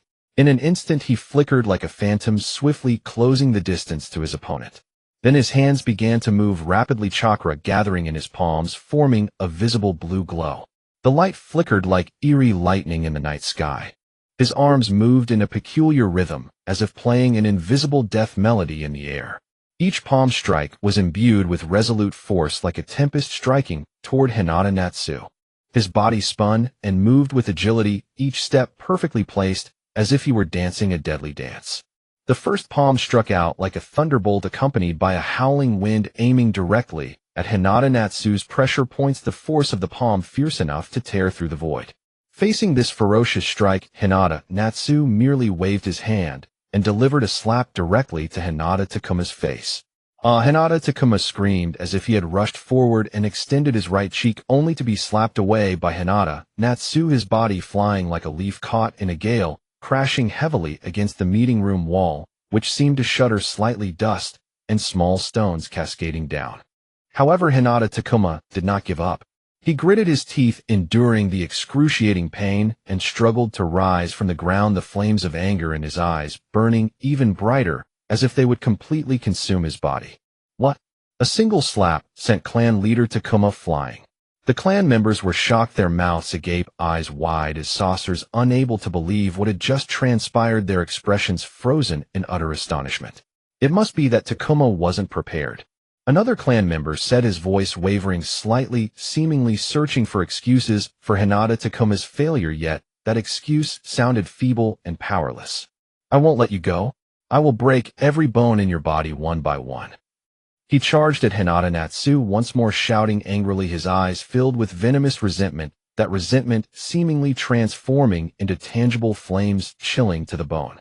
In the mysterious and ancient meeting room of the Hyuga clan's branch family, a place seemingly forgotten by the passage of time, the atmosphere was as frozen as millennium-old ice, so chilling that it pierced the marrow, as if every breath of air had congealed into sharp crystalline shards, making even the slightest inhalation feel like 1,000 needles stabbing the skin. Hyuga Takuma's eyes burned with a raging inferno, the searing flames threatening to consume the last vestiges of his sanity. He charged once more at Hyuga Natsu like a beast completely unhinged and driven mad. Just as he was about to reach Hyuga Natsu, he unleashed the 8 trigrams 64 palms, with all his might, the furious energy pouring like a relentless tide into every strike. Each palm was executed with a fluidity and precision surpassing any before, the wind howling with a murderous intent that seemed intent on tearing the very world apart. Yet Hyuga Natsu remained as composed as ever, his heart as placid as an unfathomable deep pool, untouched by the slightest ripple, a faint trace of disdain hidden beneath his serene demeanor. In his eyes, Hyuga Takuma's rage was nothing more than a futile, impotent roar. As Takuma approached with menacing vigor, Natsu casually waved his hand, a motion as swift as a gale slicing through the void, so fast that the eye could not follow, and struck Takama's left cheek with unerring precision. The movement flowed with natural grace, as if Takuma had offered his cheek for the blow, seamless and flawless. Slap. The crisp sound echoed abruptly through the sealed chamber like a prison cell. It was as if a monstrous hammer had slammed into everyone's hearts, sending tremors of terror through their very souls. That sound, like the relentless knocking of fate, stirred unease and dread. Hyuga Natsu inwardly sneered, such paltry skill dares to challenge me. How utterly overconfident. Hyuga Takuma let out another agonized scream, a cry so desperate and hopeless, like a wail from the deepest abyss of hell, brimming with torment and bitter resentment. His body flew like a fragile kite with a broken string, crashing even farther this time, as if he were a tiny pebble hurled mercilessly into the distance. Blood spurted from his mouth, tracing a horrifying arc in the air like a blooming flower of crimson, beautiful yet terrifying. A mist of blood spread, rendering the scene spine-chilling and unbearable to behold. Hyūga Natsu gazed coldly, devoid of any pity. He believed Takuma had brought this upon himself as self-inflicted doom.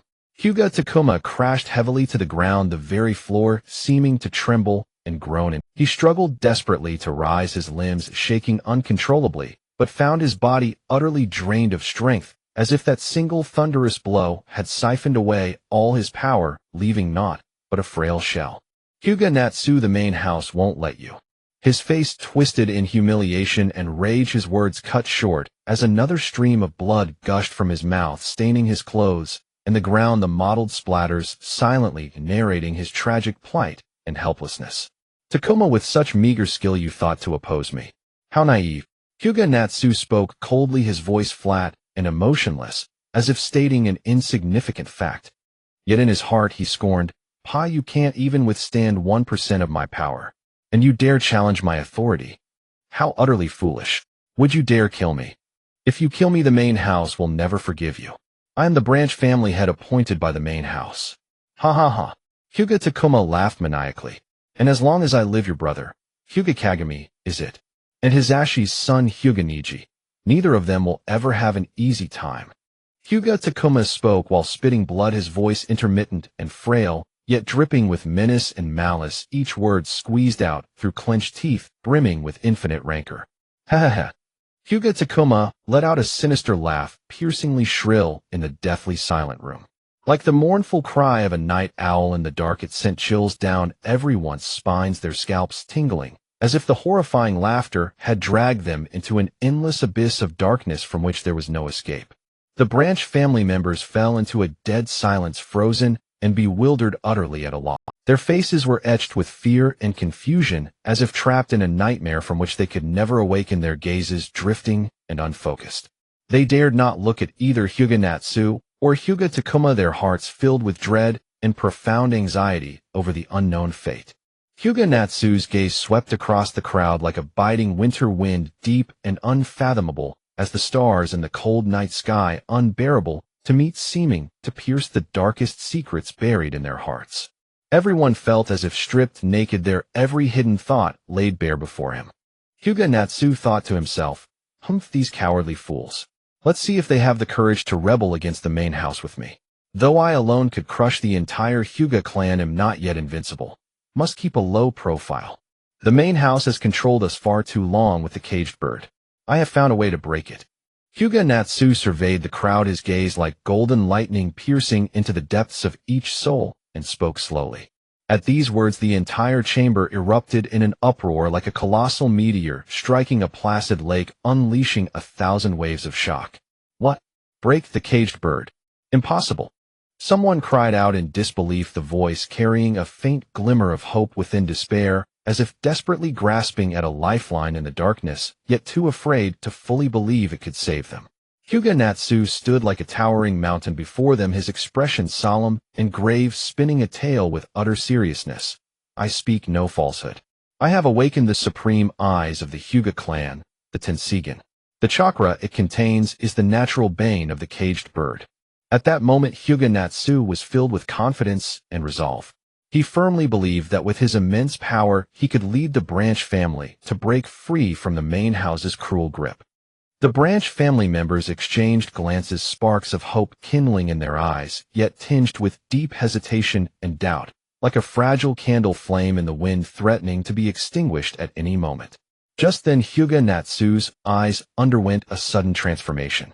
The once pure white pupils blazed with dazzling golden light, radiant as the morning sun, instantly illuminating the dim, oppressive room. A surge of powerful, mysterious aura emanated from him, like raging waves filled with overwhelming pressure. Everyone found it hard to breathe, as if a colossal mountain pressed upon their hearts, nearly unbearable. What kind of eyes are these?" A member of the clan exclaimed in shock, their voice sharp and piercing like a blade cutting through the heavy and oppressive atmosphere of the conference room, shattering the brief silence. The crowd stared in terror at Hinata Natsu's eyes, which radiated a mysterious light, their gazes drawn in deeply, as if magnetically attracted, unable to look away. The golden light flickered and danced in his eyes, dazzling and brilliant, as if countless radiant stars were circulating within. Each flicker of the light perfectly reflected the deep shock and disbelief in everyone's hearts. Hyūga Natsu stood tall, like an unshakable war god. The golden reincarnation eyes shone brilliantly under the light, their radiance flowing endlessly, as if containing the boundless energy of the vast universe. The light contained immense power and unknown mysteries, every flicker like a shooting star traversing the vast sky, beautiful, yet imposing, invoking awe in those who beheld it. In disbelief, a young clan member's voice trembled, his legs shaking, as if he could barely stand, like a leaf caught in the wind on the verge of collapse. What kind of power is this? His eyes widened in terror and curiosity, as if witnessing the most unbelievable and jaw-dropping spectacle in the world. Hyūga Natsu continued, I have awakened this reincarnation, and I can break the old order, bringing new hope to everyone. I hope you all will join me to create a future of equality and freedom. Although Hyūga Natsu's words seemed to solicit the opinions of the branch family members, his domineering tone left no room for rejection. He thought to himself, it is time for these people to make a choice, either bravely follow me to freedom, or if they do not, I will not employ them after successfully overthrowing the main family. At this moment, Hyūga Natsu's eyes widened bloodshot, and filled with fear and unwillingness, his features twisted and contorted, making it hard to look at. No way, you are lying. No one has been able to break the cage bird for hundreds of years, and the main family will never let you go. He shouted hysterically, his voice filled with disbelief, as if he had lost all reason, teetering on the brink of madness like a wounded beast in a desperate struggle. Hyūga Natsu snorted coldly, his voice as icy as a biting wind. Dazzling, you are stubborn and unrepentant. The corrupt and dark rule of the main family must come to an end. Hyūga Natsu's heart was filled with extreme disdain for the main family and infinite longing for a better future. He firmly believed that he could use his powerful golden reincarnation to break the long-standing injustice and oppression, leading the branch family members towards brightness and opening up a whole new world. The branch family members began to whisper amongst themselves, discussing fervently. Some were concerned, deeply worried about the possible mad retaliation from the main family, the unknown consequences sending chills down their spines. Others were deeply moved by Hyūga Natsu's words, igniting a strong desire to take a gamble, as if they saw a glimmer of hope for breaking free from their shackles. The expressions of the crowd varied. Some furrowed their brows, lost in deep thought, weighing the pros and cons. Others had determined looks, as if they had made up their minds to follow Hyūga Natsu in resisting the main family, their eyes filled with resolve, while others hesitated, struggling on the edge of choice, their hearts tormented, like groping forward in darkness. Hyūga Natsu said loudly, do not hesitate any longer. Will you continue to live under the shadow of the main family, or will you bravely fight for freedom? The time to choose has come. The oppression of the branch family by the Hyūga main family is nothing short of a crime. The children of the branch family have been forcibly indoctrinated with the ideology of absolute obedience since childhood, with their rights to develop freely ruthlessly stripped away. Those branch family members with even a slight talent are seen as great threats and are suppressed at every turn, their talents ruthlessly buried. In terms of resource allocation, the main family occupies the vast majority of the shares, while the branch family receives very little, facing immense difficulties in their paths of development. The ninjutsu scrolls are also difficult for the branch family to obtain, with their paths to cultivate obstructed, leaving them almost devoid of hope. The adult members of the branch family, like humble slaves of the main family, are forced to undertake extremely dangerous and difficult tasks. Failure results in severe punishment, even death, while the main family enjoys the honors and safety from behind. In marriage, the branch family has no rights to choose, often being used as tools to consolidate power, forced to unite with those they do not like. Moreover, the main family has placed a cage bird curse on the members of the branch family, tightly controlling their actions, able to take their lives at any moment. The branch family members are like puppets on strings, with their lives and deaths completely under the control of the main family. Hyūga Natsu's devilish voice constantly seduced the members of the Hyūga branch family, igniting a raging fire in their hearts. Will you continue to silently endure such oppression? Hyūga Natsu questioned loudly, then heavily said, the children of the branch family remain in the branch family. Do you want to see your children serve the main family like servants? As long as the branch family exists, your descendants will always be part of the branch family. Can you endure this? The anger of the branch family members was instantly ignited with someone shouting, "Enough is enough, let's rebel against them." Just as the crowd was fired up with anger, the tightly closed door of the conference room was suddenly burst open by a group of elite members from the main family. Leading them was Hinata Hizu, the head of the Hinata main family, followed closely by his father, the grand elder of the main family, with a number of elders and the younger generation of the main family trailing behind. As Hinata Hizu was about to say something, the grand elder of the main family cast a cold, scrutinizing gaze over the crowd, then turned to Hyūga Natsu, speaking first with an authoritative tone. "You have quite the audacity to conspire to rebel here." Hyūga Natsu showed no fear meeting the grand elder's gaze, and coldly replied, "Today marks the end of the main family's oppression." The branch family members clenched their fists, glaring at the elite members of the main family, the tension in the atmosphere reaching its peak, like a tightly stretched string that could snap at any moment. At that moment, Hyūga Natsu's aura erupted again, the light of the golden reincarnation, "I intensifying today, let us fight for freedom." Just as both sides were poised for battle, a surge of strength emanated from the seemingly lifeless Tenseigan, who struggled to slowly stand up. His body still swayed unsteadily, his face covered in blood resembling a canvas soaked in red, yet the flame of defiance reignited in his eyes. Tenseigan gritted his teeth, making a crunching sound, glaring fiercely at Hyūga Natsu as if he wanted to devour him whole. At this moment, Tenseigan was calculating in his heart, "Humph, since Hyūga Natsu dares not kill me, I must quickly show my loyalty in front of the main family, and they will surely place greater importance on me in the future. Tenseigan will not let you succeed, even if I die." He shouted once again, drawing on the little chakra left in his body. Hyūga Natsu snorted coldly, saying, "Deijian, do not make foolish struggles. Do you think I dare not kill you? If you kill me, the main family will ensure you have no place to bury your body." Deijian retorted. He quickly moved his hands, the surrounding air seeming to ripple slightly from his movements, producing visible waves. Though his movements were far from as agile as before, each hand seal was filled with determination and resolve, as if it were the final song of his life. Tenseigan unleashed his final move, a powerful chakra light erupting from him. The 8 trigrams, 64 palms. He shouted, then recklessly charged towards Hyūga Natsu with the momentum of burning his ships behind him like a blazing meteor. Hyūga Natsu frowned, slightly surprised by Deijian's tenacious resistance. However, he quickly regained his composure, ready to meet Deijian's desperate strike like an unyielding mountain. Deijian's figure was like a flash of lightning, filled with endless anger and unwillingness. However, burdened with heavy injuries, as he approached Hyūga Natsu and unleashed the 8 trigrams, 64 palms, he was easily sidestepped by Hyūga Natsu. Of course, with such a disparity in strength, he couldn't even graze a hair on Hyūga Natsu. In that moment of missing the target, Deijian's heart sank. "This is bad." Hyūga Natsu shouted angrily, "Deijian, you are stubborn. This is your own path to death." But before he could react, a ruthless glint flashed in Hyūga Natsu's eyes, and he struck without hesitation. "Stop!" The members of the main family shouted urgently from the side. Deijian's eyes widened in disbelief, and he struggled to say, You dare to?"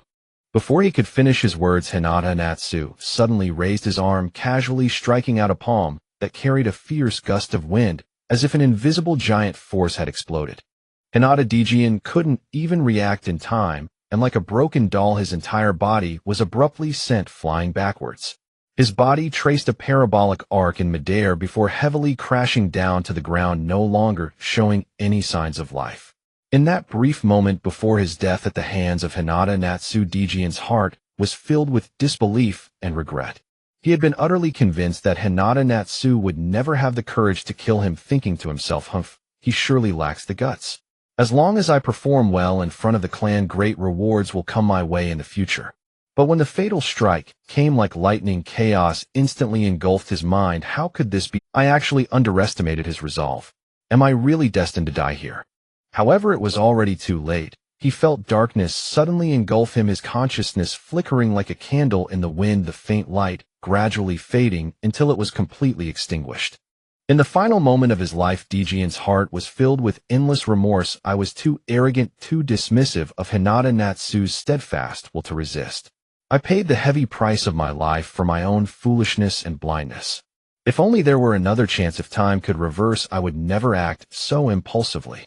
Yet all these thoughts vanished with the end of his life like fragile bubbles bursting, instantly disappearing without a trace. After Djian was killed by Hyūga Natsu, the conference room fell into a dead silence. The clan's experts widened their eyes, filled with shock. They never expected that Hyūga Natsu would dare to ruthlessly strike in front of them. Their gazes were filled with astonishment and fury, the anger burning like a raging fire, fierce and violent, as if it would completely incinerate Hyūga Natsu, turning him to ashes. The members of the branch family were so frightened by this sudden turn of events that they dared not make a sound. The flicker of rebellious flames they had just ignited in their hearts wavered and trembled with Djian's sudden death. The air seemed to freeze, the heavy pressure weighing down on everyone's hearts like a towering mountain, making it almost impossible to breathe, as if they were suffocating in this oppressive atmosphere.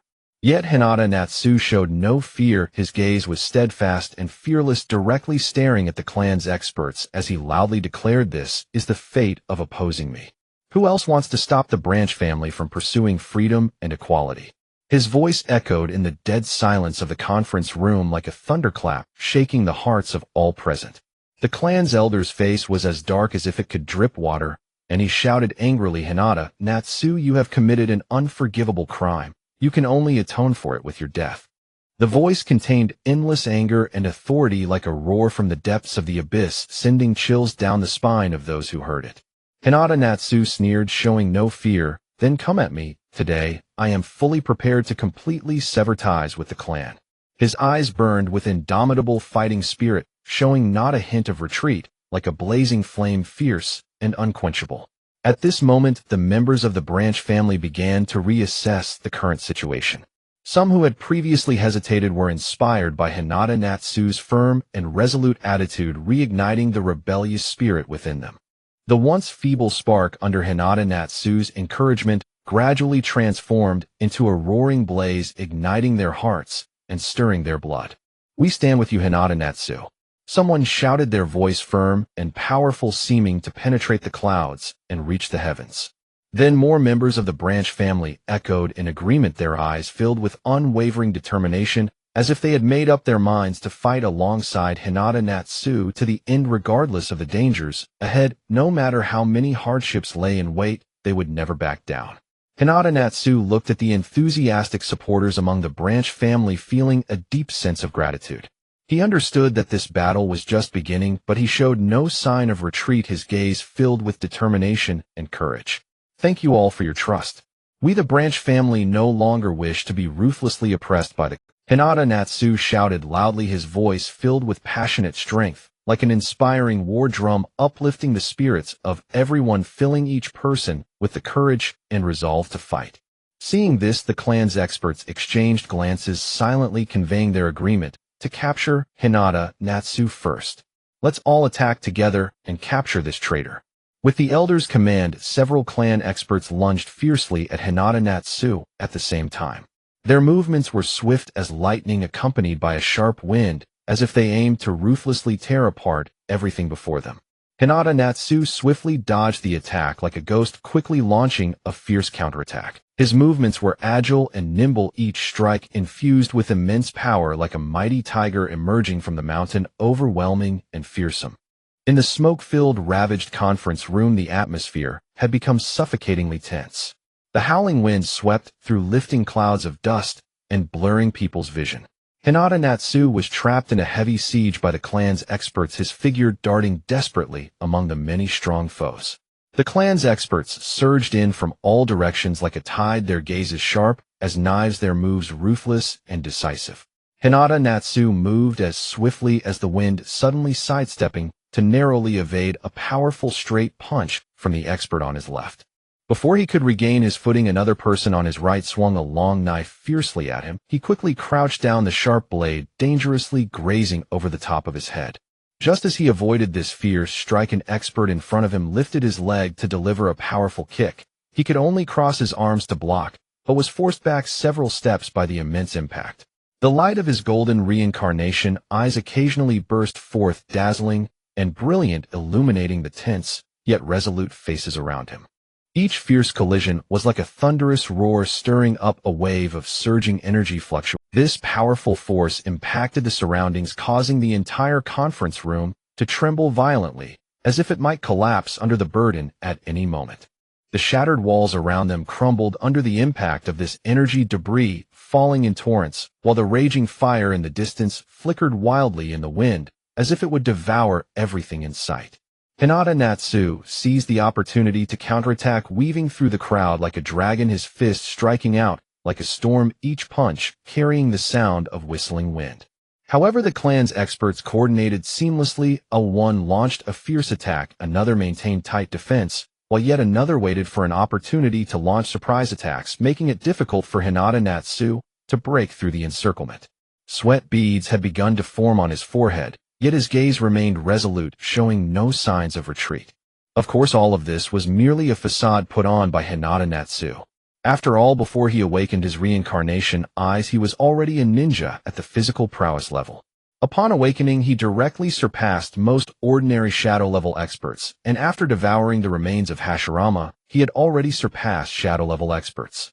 The reason he was fighting back so fiercely was both to conceal his true strength and to inspire the fighting spirit of the Branch family. The members of the Branch family watched the fierce battle with intense anxiety, tightly clenching their fists, palms drenched in sweat, their hearts racing as they silently cheered for Hyūga Natsu. At that moment, someone shouted, "We can't just stand by and watch. Let's charge in together and fight alongside Hyūga Natsu." This shout was like a bolt of lightning piercing the night sky, igniting the long-dormant passion within everyone. No longer hesitating, the Branch family members bravely surged forward. They unleashed their respective ninjutsu and physical techniques. Some released powerful chakra waves surging like tumultuous tides, imposing and magnificent. Others used agile and nimble movements to assist Hyūga Natsu in attacking the clan's elite, like graceful swallows darting through the air. In an instant, the conference room erupted into chaos with the sounds of battle cries and clashes of ninjutsu intertwining, creating a stirring and majestic war song. The elite of the clan employed all their skills attempting to swiftly subdue Hyūga Natsu and the rebellious Branch family members. Although fewer in number, they were extremely ruthless, each strike aimed at vital points, showing no mercy. Their eyes were filled with determination, as if they aimed to completely annihilate the Branch family members before them, their fierce gazes seemingly capable of piercing through the hearts of men. Although the Branch family outnumbered the clan members several times, they could not bring themselves to strike with full force as they faced their own kin, feeling a pang of reluctance in their hearts. Even though they were fighting back with all their might, their techniques were always somewhat restrained, appearing hesitant, which made their movements slightly slower. As a result, both sides fell into a stalemate, evenly matched. Brothers of the Branch family, do not hesitate. Think about the oppression we've suffered at the hands of the clan. If we do not rise up now, we will never have a chance to turn the tide. Hyūga Natsu shouted loudly, trying to awaken the unwavering resolve of the Branch family members. His voice carried a sense of urgent hope and strong encouragement, resonating like a bell in everyone's ears. Some Branch family members, upon hearing this, gritted their teeth, a flicker of determination flashing in their eyes. Their attacks became slightly fiercer, but the majority still could not shake off their inner ties, hesitating in their actions. A bunch of indecisive fools. Today will be your doom. The clan elder sneered upon seeing this. His words were filled with sarcasm and disdain, and the contemptuous expression further fueled the anger.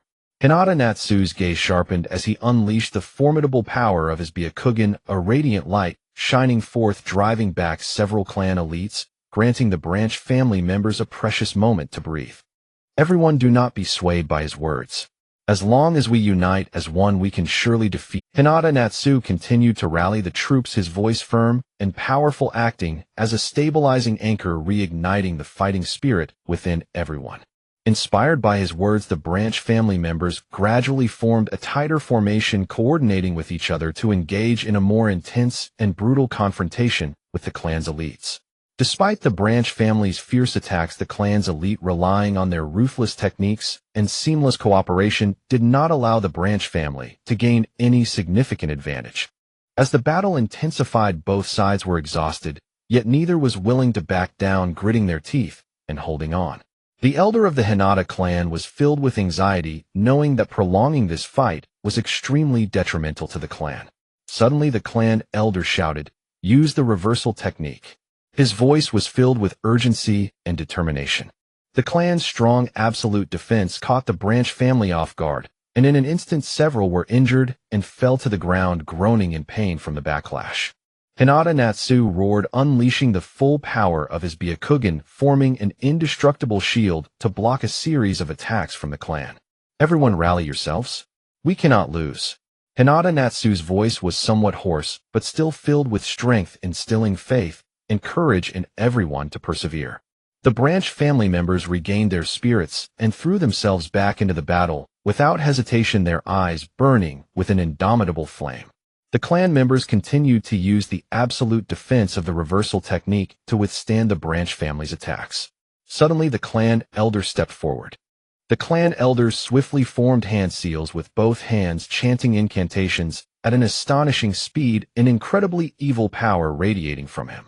This power spread like a dark whirlpool, exuding a terrifying aura that seemed to devour everything. The branch family members suddenly felt their heads pounding, pain-filled groans rising and falling, as if they were trapped in hell, enduring endless torment. Hyūga Natsu, witnessing this scene, felt a surge of urgency and shouted, "Everyone hold on." His voice was filled with concern and anxiety, veins bulging on his forehead. However, the power of the caged bird curse seal was far too strong. Many branch family members had already collapsed to the ground, losing their ability to fight, writhing in agony, their faces distorted by pain, appearing grotesque. The clan elder laughed triumphantly. "You rebellious bunch, this is the fate that awaits those who oppose the clan." His laughter was filled with arrogance and pride, his eyes full of cruelty. Suddenly noticing that Hyūga Natsu was unaffected, he felt a jolt in his heart. Could this be the supreme eye of the Hinata clan, the Byakugan? He actually cracked the caged bird seal, a technique that had remained unbroken for hundreds of years within the Hinata clan. "I must obtain it," the clan elder thought to himself. Hyūga Natsu's eyes widened in anger, suppressing a smile as he thought, to destroy a person, one must first drive them insane. He charged toward the clan elder, shouting, "Old fool, I'll fight you to the end." His figure streaked through the air like a flash of lightning, unwavering and resolute, moving so swiftly that it was hard to see. Just as Hyūga Natsu was about to reach the clan elder, the clan leader, Hiashi, suddenly intervened, blocking him. "Hyūga Natsu, you are walking the path to your own demise." His voice was cold and imposing, carrying an undeniable sense of pressure, like the chill of winter, sending shivers down the spine. Hyūga Natsu showed no fear, engaging in an intense battle with Hiashi. However, Hyūga Natsu had not yet revealed his true strength, pretending to exchange blows with Hiashi, leaving others unable to discern his real power. At this moment, some branch family members who could still barely hold on helped each other to stand. They knew that if they retreated now, there would be no chance for redemption. "Even if we die, we must fight to the end." One of them shouted hoarsely, his voice filled with a determination to face death, his resolute gaze moving everyone. The crowd launched another attack, and although their strength was weak, their resolve was unwavering. Their eyes burned with an unyielding flame, as if to burn away all obstacles in their path. The members of the clan were profoundly shaken by this unwavering determination, and in an instant they fell into extreme panic. Their wide eyes were filled with astonishment, facial muscles twitching involuntarily, as their once steadfast conviction was swiftly washed away like sand sculptures by a surging tide. They could hardly anticipate that the branch family would display such unyielding will and resolutely rise in rebellion. The flames of resistance burned fiercely, as if seeking to incinerate all injustices in the world, leaving no trace behind. Fear slithered like a cold, slippery snake, quietly winding through their hearts, gradually devouring their courage and conviction, causing their souls to tremble.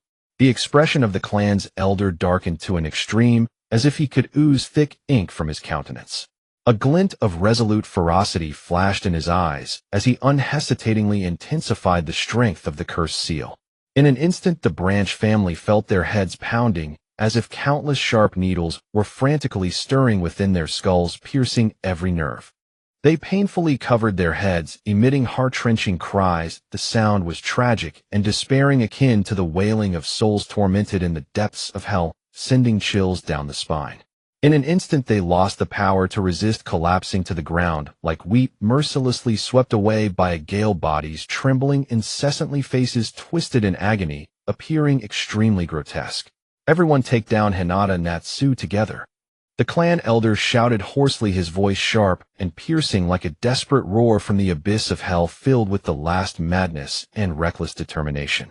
In an instant, all the clan's experts charged like a pack of starving wolves, crazily attacking Hyūga Natsu. Their figures crisscrossed, their moves fierce and merciless, each strike imbued with lethal intent, as if they sought to eliminate Hyūga Natsu without leaving any chance for survival. At the critical moment when the situation was on the brink of disaster, a barely perceptible satisfaction flickered in Hyūga Natsu's eyes. He thought to himself, it's almost time. Then he decided to hold nothing back and feigned an explosive surge of power, intending to reveal 1/10 of his strength. In an instant his chakra surged like a tumultuous ocean, creating monstrous waves radiating brilliance, and an overwhelmingly powerful aura swept through the venue, shocking everyone present. He seemed to transform into a radiant, inviolable deity, the light blinding, as if gazing upon it would be a desecration of the divine. Next, Hyūga Natsu prepared to unleash the 8 trigrams 64 palms, a technique he had just witnessed from Hyūga, infusing it with his unique understanding and powerful chakra, naming it 20 divine strikes of the void. In the conference room of the branch family, the power of the 20 divine strikes of the void erupted suddenly, akin to a massive bomb, detonating instantly, shattering the previous calm. The violent energy surged like a torrential flood, bearing the terrifying might to obliterate everything, first crashing against the walls of the conference room in a tsunami-like wave. The previously impregnable walls instantly crumbled, bricks flying out like bullets, transforming into countless sharp fragments that whistled through the air. The shrill, piercing sound of shattering was akin to a deadly wail, sending shivers down the spine, each whistle like the scythe of death sweeping through. The originally exquisite murals were torn apart by this overwhelming and suffocating force, shattered into pieces, those vividly colorful and intricately crafted images instantly vanishing, leaving only chaos and devastation. The wooden decorations on the walls ignited in a blazing inferno, flames rampantly danced, as if seeking to greedily consume everything, leaving no room for escape. The fire resembled the hellish flames meant to incinerate all. The enormous conference table, under the crushing force of this world-destroying power, was as fragile as paper, breaking apart without any resistance. The heavy tabletop flipped into the air, accompanied by the howling wind crashing down onto the ceiling with the force of thunder, instantly creating a massive hole. Dust rose like thick smoke, quickly filling the air, blurring vision, as if one were immersed in chaos reminiscent of the world's beginning, filled with the unknown and fear. The surrounding chairs were ruthlessly hurled in all directions by the overwhelming impact, some embedding in the walls like lightning, forming bottomless pits, while others shattered into tiny wooden splinters, scattering like snowflakes. The scene resembled the apocalypse. The roof could no longer withstand the rampant and unrestrained violent force, accompanied by a deafening crash as it collapsed. The heavy beams broke apart, producing a thunderous sound, as if capable of shattering eardrums, resonating deep within the soul. Tiles rained down like a torrential downpour, creating countless bottomless pits in the ground, splashing water everywhere, as if the earth were weeping and wailing in pain, the sound heart-wrenching. The lighting equipment in the conference room exploded instantly, sparks flying like brilliant fireworks, plunging the entire space into an endless darkness. Only the constantly flickering energy light illuminated this unbearable wreckage, resembling the scene of an apocalyptic descent, evoking endless despair and fear akin to being in the abyss. The ground trembled violently, the tiles lifting and soon shattering into pieces. Cracks spread at an astonishing speed, as if the earth had opened a monstrous maw, seeking to mercilessly swallow everyone present, leaving no trace of life. The filing cabinet collapsed with a thundering sound, precious documents scattered in the whirlwind, instantly turning to ashes, leaving only pieces of black remnants, like a mournful song of history recounting past glories and the present destruction. The scene of destruction evoked sighs at the capriciousness of fate. The clan members were terrified in the face of this sudden apocalyptic force, their faces pale as paper, as if their life's color had been drained away. Some attempted to use ninjutsu to resist, but But under the absolute invincibility of the 20 divine strikes of the void, their techniques were instantly shattered, like fragile bubbles, dissolving into nothingness, as if they had never existed. Some were ruthlessly struck by flying bricks, blood gushing forth like a fountain, instantly staining their clothes, which appeared as though canvassed with blood. They let out heart-wrenching, chilling screams, the sound echoing throughout the conference room, sending shivers down spines, resembling a symphony of death. Others were directly overturned by the unimaginable waves of energy, crashing heavily against the hard wall, bones snapping, instantly dying on the spot, in a gruesome manner, a sight too horrific to behold, as if the scene were a hell on earth. Those once arrogant masters of the main family, who had always strutted with overbearing pride, now stood utterly powerless before this terrifyingly extreme force, as fragile and helpless as insignificant ants. Some were buried deep beneath the rubble, their fates unknown, emitting only the faintest cries for help. Voices brimming with boundless terror and despair, as if making a final futile struggle against destiny itself. Others writhed in agony, yet still could not escape the merciless grip of death. Their eyes reflected hopelessness and regret. Their former pride and dignity had vanished entirely, leaving only endless fear and a profound attachment to life. The entire meeting hall had become the burial ground for the main family. The stench of blood and death hung thick in the air, so suffocating that it seemed to clutch at one's soul, making escape impossible.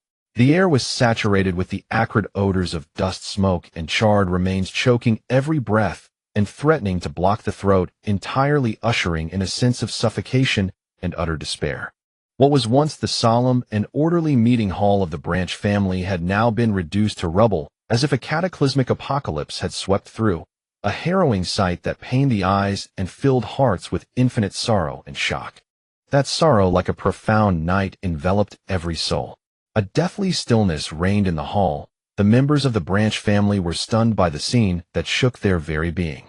Their eyes were wide-mouthed, slightly agape, and for a long time they could not regain their senses.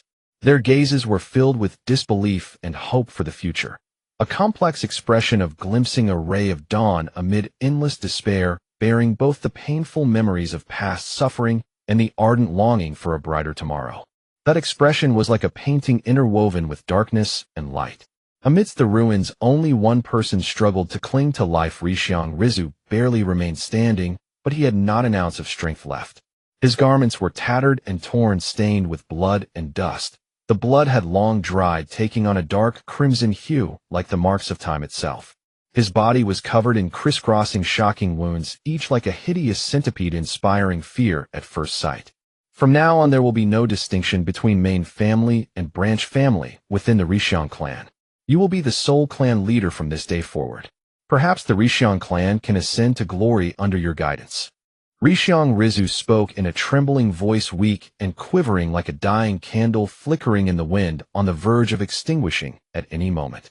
With those words, he slowly drew out a kunai, and with the last vestiges of his strength, plunged it into his own heart. A trace of helplessness and relief crossed his face, his eyes gradually grew vacant, and in his heart, he thought, Rishiang, I am coming to join you.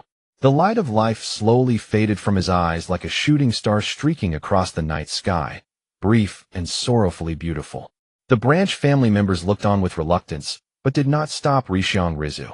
They understood that this was Rishiang Rizu's choice, and also the end of the main family's dominion. A complex and indescribable emotion swirled in their hearts, a mix of sentiment over past oppression and anticipation for an unknown future. That emotion was like tangled threads, impossible to cut or sort. At that moment, Rishiang Xia pretended to gasp for breath, his chest heaving violently, as if he had just run a race between life and death. Yet his eyes brimmed with the joy of victory and unwavering determination. That joy was like dazzling starlight, shining brightly in the darkness, illuminating the path ahead. That determination was like a towering mountain, unyielding against wind and rain, standing forever unshaken. It was the vision and resolve for the future, a defiance against fate, and a relentless pursuit of freedom. We have won. Someone was the first to shout, a voice trembling with emotion, like the first warm ray of sunlight breaking through the darkness, bringing hope and courage to all. Then the branch family members erupted in cheers, their voices echoing through the ruins, filled with joy and hope. That sound was like surging waves one after another crashing over the war-torn land, as if determined to wash away all pain and sorrow, leaving only the song of victory. Clan leader Xia. Clan leader Xia. Following the excited cry of one member, the crowd began to chant in unison, their voices clear and powerful, filled with trust and expectation for their future leader. That chant was like a stirring war drum, inspiring everyone to march forward. Rishiang Xia looked at the exuberant crowd and spoke slowly. From this day onward, the branch family will no longer be oppressed. We will usher in a new beginning. His voice was firm and forceful, exuding the authority and confidence of a leader, like a stabilizing anchor, calming the surging emotions of the crowd. That voice resonated in the air, solemn and sacred as an oath. Everyone nodded, their eyes filled with visions of the future and longing. They seemed to see a brand new Rishiang clan. A future full of equality, harmony, and hope. That future was like a magnificent, splendid painting unfolding before their eyes, evoking boundless anticipation and yearning. Every stroke and line in that painting was steeped in the desire and pursuit of a better life. After the cheers subsided, Rishiang Xia quickly calmed down. His expression turned serious, his eyes revealing an unyielding determination and decisiveness. He immediately began directing the branch family members to clean up the aftermath. Quickly, move swiftly and gently. Gather the injured here. Rishiang Xia shouted loudly, his voice sonorous and commanding, as if it could pierce through thick clouds and reach the heavens. The branch family members sprang into action instantly. Their faces were etched with tension and concern, every expression revealing deep anxiety for the wounded. They carefully lifted the injured, each movement exceedingly gentle, as if cherishing the most precious treasure in the world, striving to cause no further pain. Those movements were as soft as a breeze caressing flower petals. Some clan members skilled in medical ninjutsu quickly gathered around, their expressions tense and focused, beads of sweat glistening on their foreheads under the sunlight. They opened their medical kits, their hands moving swiftly and expertly to form hand seals, preparing to perform medical ninjutsu. Rishiang Xia moved among the wounded, his brows furrowed, his gaze urgent and anxious as he examined each injury. Every wound seemed to pierce his heart, making his expression even heavier with worry. Seeing a severely injured clan member, he knelt down and whispered softly, "Hold on. We will heal you." His voice was gentle yet powerful, like an eternal beacon in the darkness, bringing boundless hope and courage to the wounded. Those words were like a warm spring breeze, soothing the wounded souls. Medical team, treat those whose wounds are bleeding uncontrollably first. Hyūga Natsu commanded decisively, his voice carrying an unyielding resolve and authority, as though it were an irrefutable order. Monitor the victim's breathing and pulse. Stabilize their vital signs at all costs. He shouted, his gaze firm and unwavering like a beacon of light, always attentive to the progress of treatment, never daring to relax. His eyes brimmed with reverence for life and profound care for his clansmen, deep and passionate. Some wounded groaned in agony, and Hyūga Natsu unhesitatingly grasped their hands, offering strength and encouragement. "Fear not. We have already overcome the tyranny of the main family. This pain shall not defeat us. You will surely recover." His voice, gentle yet resolute, was like a potent cardiac stimulant injected into the depths of the wounded souls. Those steadfast words gradually calmed the victims' initially panicked and terrified eyes, making them become steady and strong, rekindling their desire to live and hope for the future. His hands conveyed warmth and strength, letting the injured feel the hope of life, as if holding an unquenchable light in the darkness. "Pass me the bandages and medicine." Hyūga Natsu called out urgently. "We need more chakra for auxiliary treatment here." His voice rang out again, filled with anxiety and concern. The rescue scene was tense, yet orderly. Hyūga Natsu worked tirelessly, his figure busily shuttling among the wounded. Sweat soaked his clothes, clinging to his back, outlining his weary yet determined silhouette, but he paid it no mind, wholly immersed in directing the rescue efforts. Every action he took brimmed with care for his clansmen. Every word carried a profound sense of responsibility. That busy figure resembled an angel guarding lives, radiating boundless compassion and kindness. After handling the wounded's treatment arrangements, Hyūga Natsu turned and walked toward the ordinary Hyuga clan members who had rushed out of their homes due to the massive commotion in the branch family meeting room. Hyūga Natsu looked at the frightened, anxious Hyuga clansman. He slowed his pace, his expression turning gentle, like a spring breeze softly brushing across a long frozen lake, bringing warmth and hope. His steps were light and resolute, each one seemingly carrying the breath of spring, full of vitality and energy. Clansmen, do not be afraid, do not panic. Hyūga Natsu's voice was steady and powerful, carrying a reassuring warmth like a soothing requiem, calming the flustered hearts of the crowd. We have endured an extremely arduous battle, but we have held strong and overcome the main family. From now on, the unfair oppression from the main family will never return. He declared loudly, his gaze firm and affectionate as it swept over every clansman. That gaze was like a bright lighthouse, shining with unwavering light in the darkness, illuminating the path ahead for the clan. He walked up to a woman clutching her child, tightly, gently patted her shoulder, his eyes full of concern and comfort. Sister, rest assured. The children will grow up happily in an environment of equality and peace. His gentle, cordial tone was like a babbling brook softly flowing into the woman's heart, gradually easing her tense and anxious expression, rekindling hope for life in her eyes. Seeing several elderly men with worried expressions, Hyūga Natsu quickly stepped forward, bowed slightly, and said with deep respect, "Elders, the future of our Hyuga clan is full of boundless hope. The hardships of the past are gone and will never return." His words were like warm sunshine piercing through layers of dark clouds, dispelling the heavy gloom in the elders' hearts, letting their faces bloom once again with brilliant smiles like spring flowers. He then faced a group of vibrant young clan members, his gaze filled with trust and expectation. "Young brothers and sisters, let us work together to rebuild our beautiful home and make the Hyuga clan more prosperous and flourishing." Those passionate and inspiring words, like a stirring battle hymn, made the young clansmen's blood boil, their eyes gleaming with the light of hope, their hearts filled with anticipation for the future and determination to fight for the clan. Hyūga Natsu patiently listened to the clansmen's worries and confusion, offering soothing reassurance and detailed explanations one by one.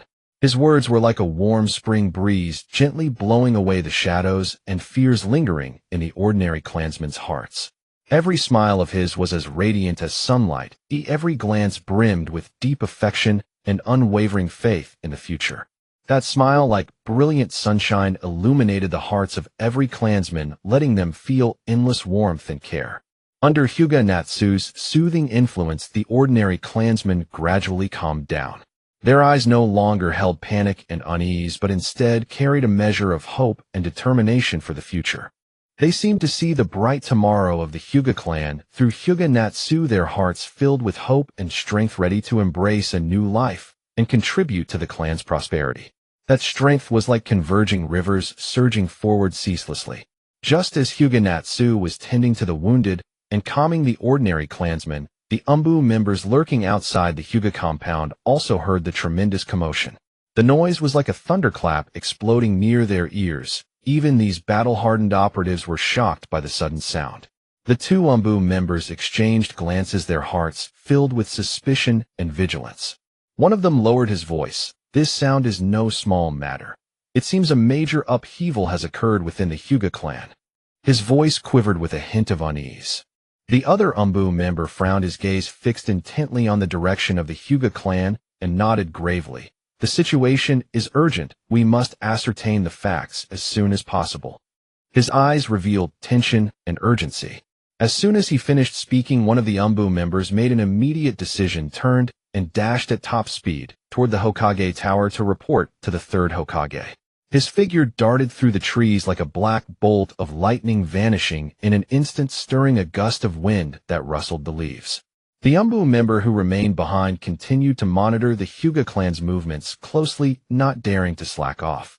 His eyes did not blink, his body was taut, like a sculpture, fully concentrated on every subtle change within the Hyuga compound. The Umbu member heading to report was tormented by anxiety along the way, constantly speculating about what might have happened. His heart pounded like a drum, his breath came in gasps, and countless possible scenes flashed through his mind. Finally, he arrived at the Hokage tower. The village of Mai lies shrouded in the inky darkness of night. Stars twinkle like dazzling gems embedded in the deep blue night sky, while the gentle moonlight cascades like a delicate veil over the winding streets, and the neatly arranged houses painting a serene and harmonious masterpiece. The night market in the village is ablaze with lights and bustling with activity, with shops lining the streets one after another.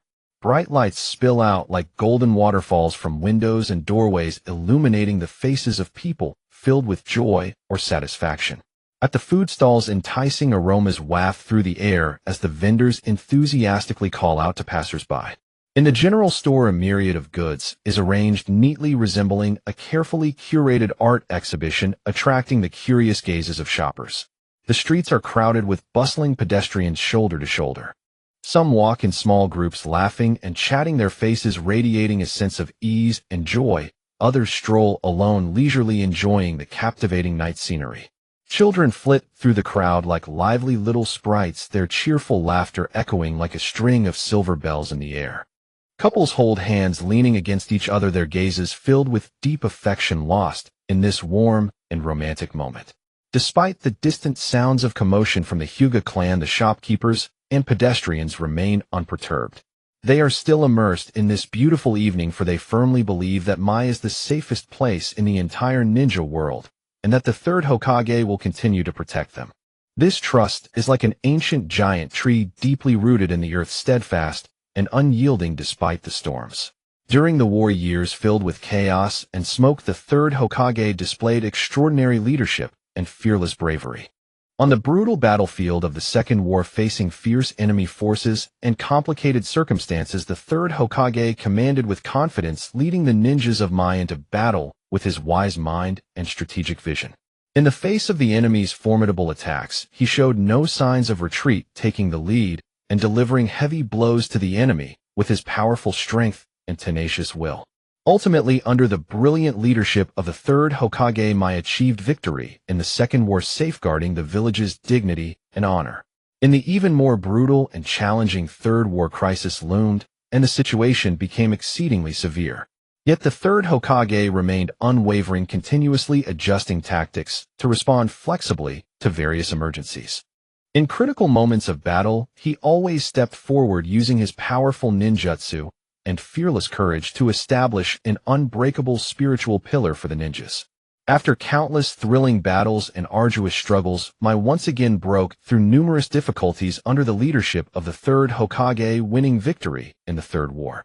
It is precisely because of the third Hokage's exceptional leadership and immense contributions to the village in these two earth-shattering battles that the villagers hold him in infinite admiration and trust.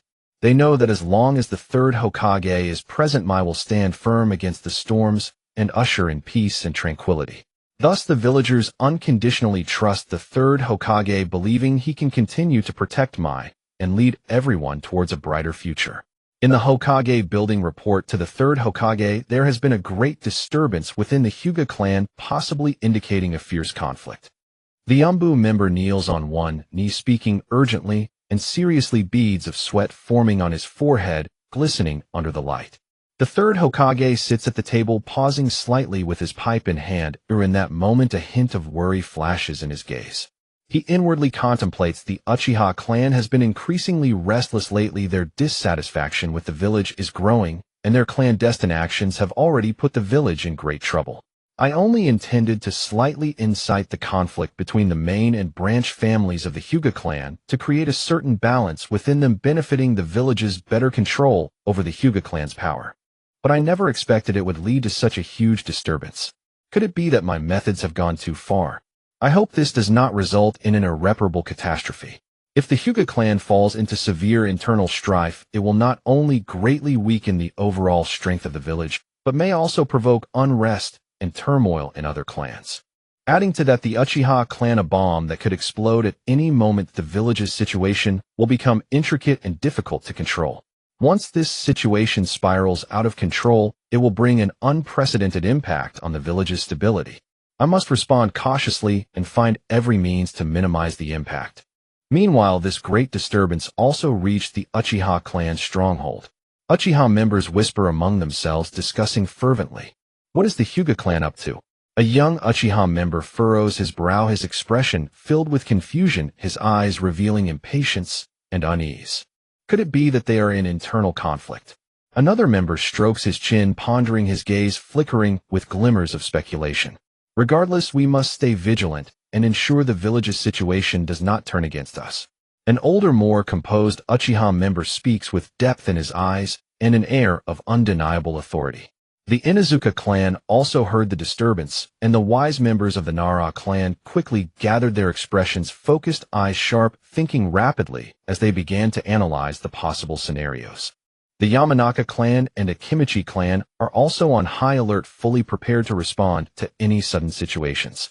The members of the Akimichi clan are all pumped and tense, as if ready to spring into action like arrows released from a bow. The Yamanaka clan members, with serious expressions and determined gazes, quietly adjust their states, exuding an aura of readiness. The Oil Girl clan quietly and swiftly assembles, their calm demeanor hiding minds racing with thoughts contemplating the far-reaching impact of this disturbance on the Hyuga clan and the entire village of Mai. Their gazes are as firm as iron, their postures as upright as pines, revealing a sense of composure and calmness, as if they could remain unshakable no matter the storm. Other ninja clans of Mai are also stirred by this disturbance, sending out personnel to investigate the situation. Some family members appear tense and anxious, unable to sit still. The wrinkles on their foreheads seem to carve out their inner worries. Others remain relatively calm, not showing signs of agitation, yet their serious eyes are filled with concern and vigilance regarding the sudden change. After a moment, the third Hokage steadies himself and says, "You may go, continue monitoring and report any new developments immediately." His voice is steady and powerful, carrying a reassuring authority. The Umbu member receives the order and swiftly vanishes into the darkness. Without any hesitation, the third Hokage rises and says, "Let's go, we need to check on the Hyuga clan." His expression is grave as frost, his steps firm and resolute. On the way to the Hyuga clan, the third Hokage's thoughts surge. "I hope this is not an unmanageable disaster. I must stabilize the situation, ensuring that the long-held peace of the village is not easily shattered." The Hyuga clan has always been united and harmonious. What could have caused this conflict? If not handled properly, other clans may become restless, leading to a series of unpredictable chain reactions. "I bear the heavy responsibility of protecting the village. I must resolve this crisis at all costs." When the third Hokage and his group arrive at the Hyuga clan, they are greeted by a scene of devastation. Rubble and debris scatter across the ground, dust swirling in the air, as if telling the tale of the fierce battle just endured. Hyūga Natsu lifts his head, his gaze meeting that of the third Hokage, revealing determination and resolve. The third Hokage frowns slightly and speaks in a deep voice, "What on earth happened here?" His tone is somber and commanding, exuding an undeniable authority. Hinata Natsu took a deep breath and began to narrate the origins of this turmoil. The pressure from the main branch of the Hinata clan has reached an unbearable level for the branch family under the third Hokage. Just yesterday, Hyūga Hizashi committed suicide to take the blame for the clan leader, and this injustice and humiliation have fueled the anger of the branch family even further. This conflict is the eruption of long-accumulated anger from the branch family. "We yearn for equality and justice and can no longer tolerate the tyranny of the main branch." Hinata Natsu felt a surge of indignation and resentment in his heart. Each word seemed to carry a heavy weight. He understood that the third Hokage was a hypocrite, so he had to stand on the side of righteousness and make the third Hokage understand their grievances. Listening carefully, the third Hokage furrowed his brows tighter, his mind racing. How has it come to this? The Hinata clan should be united, all serving the village together, yet this internal conflict has led to such chaos. The death of Hinata Hizashi is indeed a tragedy, and now I must handle this properly, or the balance of the village will be disrupted. His heart was tangled like a mess of threads, interwoven with worry and responsibility, fearing that this incident would become a significant threat to the village's stability. Hinata Natsu quickly said, "Hokage-sama, we do not intend to disrupt the peace of the village. We are truly left with no choice. But now we are willing to follow your arrangements, only seeking a fair resolution." Hinata Natsu seemed to hope to gain the support of the third Hokage, bringing forth a glimmer of hope for the branch family, while also fearing that his actions might lead to severe punishment, making the situation of his clansmen even more difficult. Although Hinata Natsu despised the third Hokage internally, he spoke sweetly, outwardly displaying an appropriate demeanor of anxiety. After a moment of silence, the third Hokage slowly spoke. Hinata Natsu, do you understand the seriousness of this matter? The system of the Hinata main family, while flawed, has also been a means of maintaining family stability for a long time. Now with the situation in chaos, I must take measures to rectify it. But this is no easy task. The village needs stability and unity. The third Hokage was deeply concerned, knowing that if this incident was not handled well, it could trigger more problems like a chain reaction, plunging the entire Konoha into chaos and crisis. Hinata Natsu expressed his urgency. Hokage-sama, I understand. We will cooperate fully with your decisions, only seeking to change the current situation. Hinata Natsu truly seemed to believe that the third Hokage could uphold justice, bringing fairness and righteousness to the branch family, yet inside, he felt like he might throw up the ramen he had eaten that morning. The third Hokage sighed slightly. Hinata Natsu, I know your demands, but this matter requires careful deliberation. For now, you must quickly clean up the aftermath and restore order within the Hinata clan. He pondered how to balance the interests of all parties, allowing the Hinata clan to return to the right track, his mind racing as he considered various possible solutions. Hinata Natsu nodded solemnly. Yes, Hokage-sama. I will not let you down. Hinata Natsu expressed his determination, vowing to seize this opportunity to fight for the rights of the branch family, his gaze filled with resolve and persistence. Yet deep inside he thought, this shameless old man wants to have it both ways. I'll spit. The third Hokage looked at him with a serious expression. Hinata Natsu, the village is in a time of turmoil. Oh, I hope you can lead the Hinata clan and contribute to the peace and prosperity of the village. We cannot allow similar turmoil to happen again. The third Hokage understood the heavy burden on his shoulders, hoping Hinata Natsu could grasp the bigger picture. His gaze held both expectation and warning. Hinata Natsu quickly pledged loyalty. Hokage-sama, rest assured, I vow with my life that the Hinata clan will become the village's solid support, and there will be no more internal strife. At this moment, Hinata Natsu's face was filled with hope for the future and determination to serve the village, as if he could already see the Hinata clan moving towards a bright future under his leadership. The third Hokage nodded slightly, his expression softening. Good, then we shall see your actions in the future. The third Hokage still felt some concern in his heart, but could only hope that Hinata Natsu would deliver on his promises. He turned and left the Hinata clan with a heavy heart. After handling the matters of the Hinata clan, the third Hokage returned to the Hokage building with a heavy heart. His steps appeared slightly weary, each step seemed to carry an invisible weight, his brows furrowed, and the deep wrinkles seemed to carve out his inner worries. He continued to think about how to thoroughly resolve the issues of the Hinata clan to maintain peace and stability in the village, his thoughts interwoven like a tangled mess, causing him immense distress. As soon as he stepped into the building, Danzo emerged from the shadows, his tone grim as he said, the Hinata clan, like the Uchiha clan, is also an unstable factor. They should be eliminated early to prevent future changes that could lead to disaster. Danzo's eyes revealed a hint of ruthlessness and determination, as if this were the only way to solve the problem. The third Hokage felt a surge of anger and discontent upon hearing this. He glared at Danzo and said, the Hinata clan and the Uchiha clan are both part of Konoha. They have contributed to the development of the village. We cannot resort to extreme measures due to temporary internal conflicts. The third Hokage thought to himself, Danzo is always so radical and cold-hearted, only thinking of solving problems through violence and elimination. Such an approach would only plunge the village into deeper crises. His heart was filled with rejection and opposition to Danzo's ideas. Danzo snorted coldly and said, Hizashi, you are too indecisive. Your compassion will sooner or later lead to regret. The third Hokage's gaze was steadfast, straightening his back as he declared loudly, I am the Hokage. The village's decisions should be made by me. I will protect Konoha in my own way, guiding the village towards prosperity and peace. At this moment, the third Hokage was filled with a sense of responsibility and mission. He understood that as Hokage, he could not be swayed by Danzo's radical thoughts. That unwavering faith burned like a flame in his heart. Danzo's expression darkened, and he fell silent, turning to disappear into the darkness. But after a few steps, he halted, turning his back to the third Hokage, coldly stating, Hizashi, you will pay the price for your stubbornness. What you call protection is merely fostering the growth of hidden dangers. His voice was filled with threats and dissatisfaction. The third Hokage's gaze remained firm, undeterred as he responded, Danzo, everything I do is for the long-term benefit of Konoha. I believe that through communication and guidance we can resolve conflicts between clans rather than resorting to slaughter and elimination. His voice was powerful and filled with determination and courage.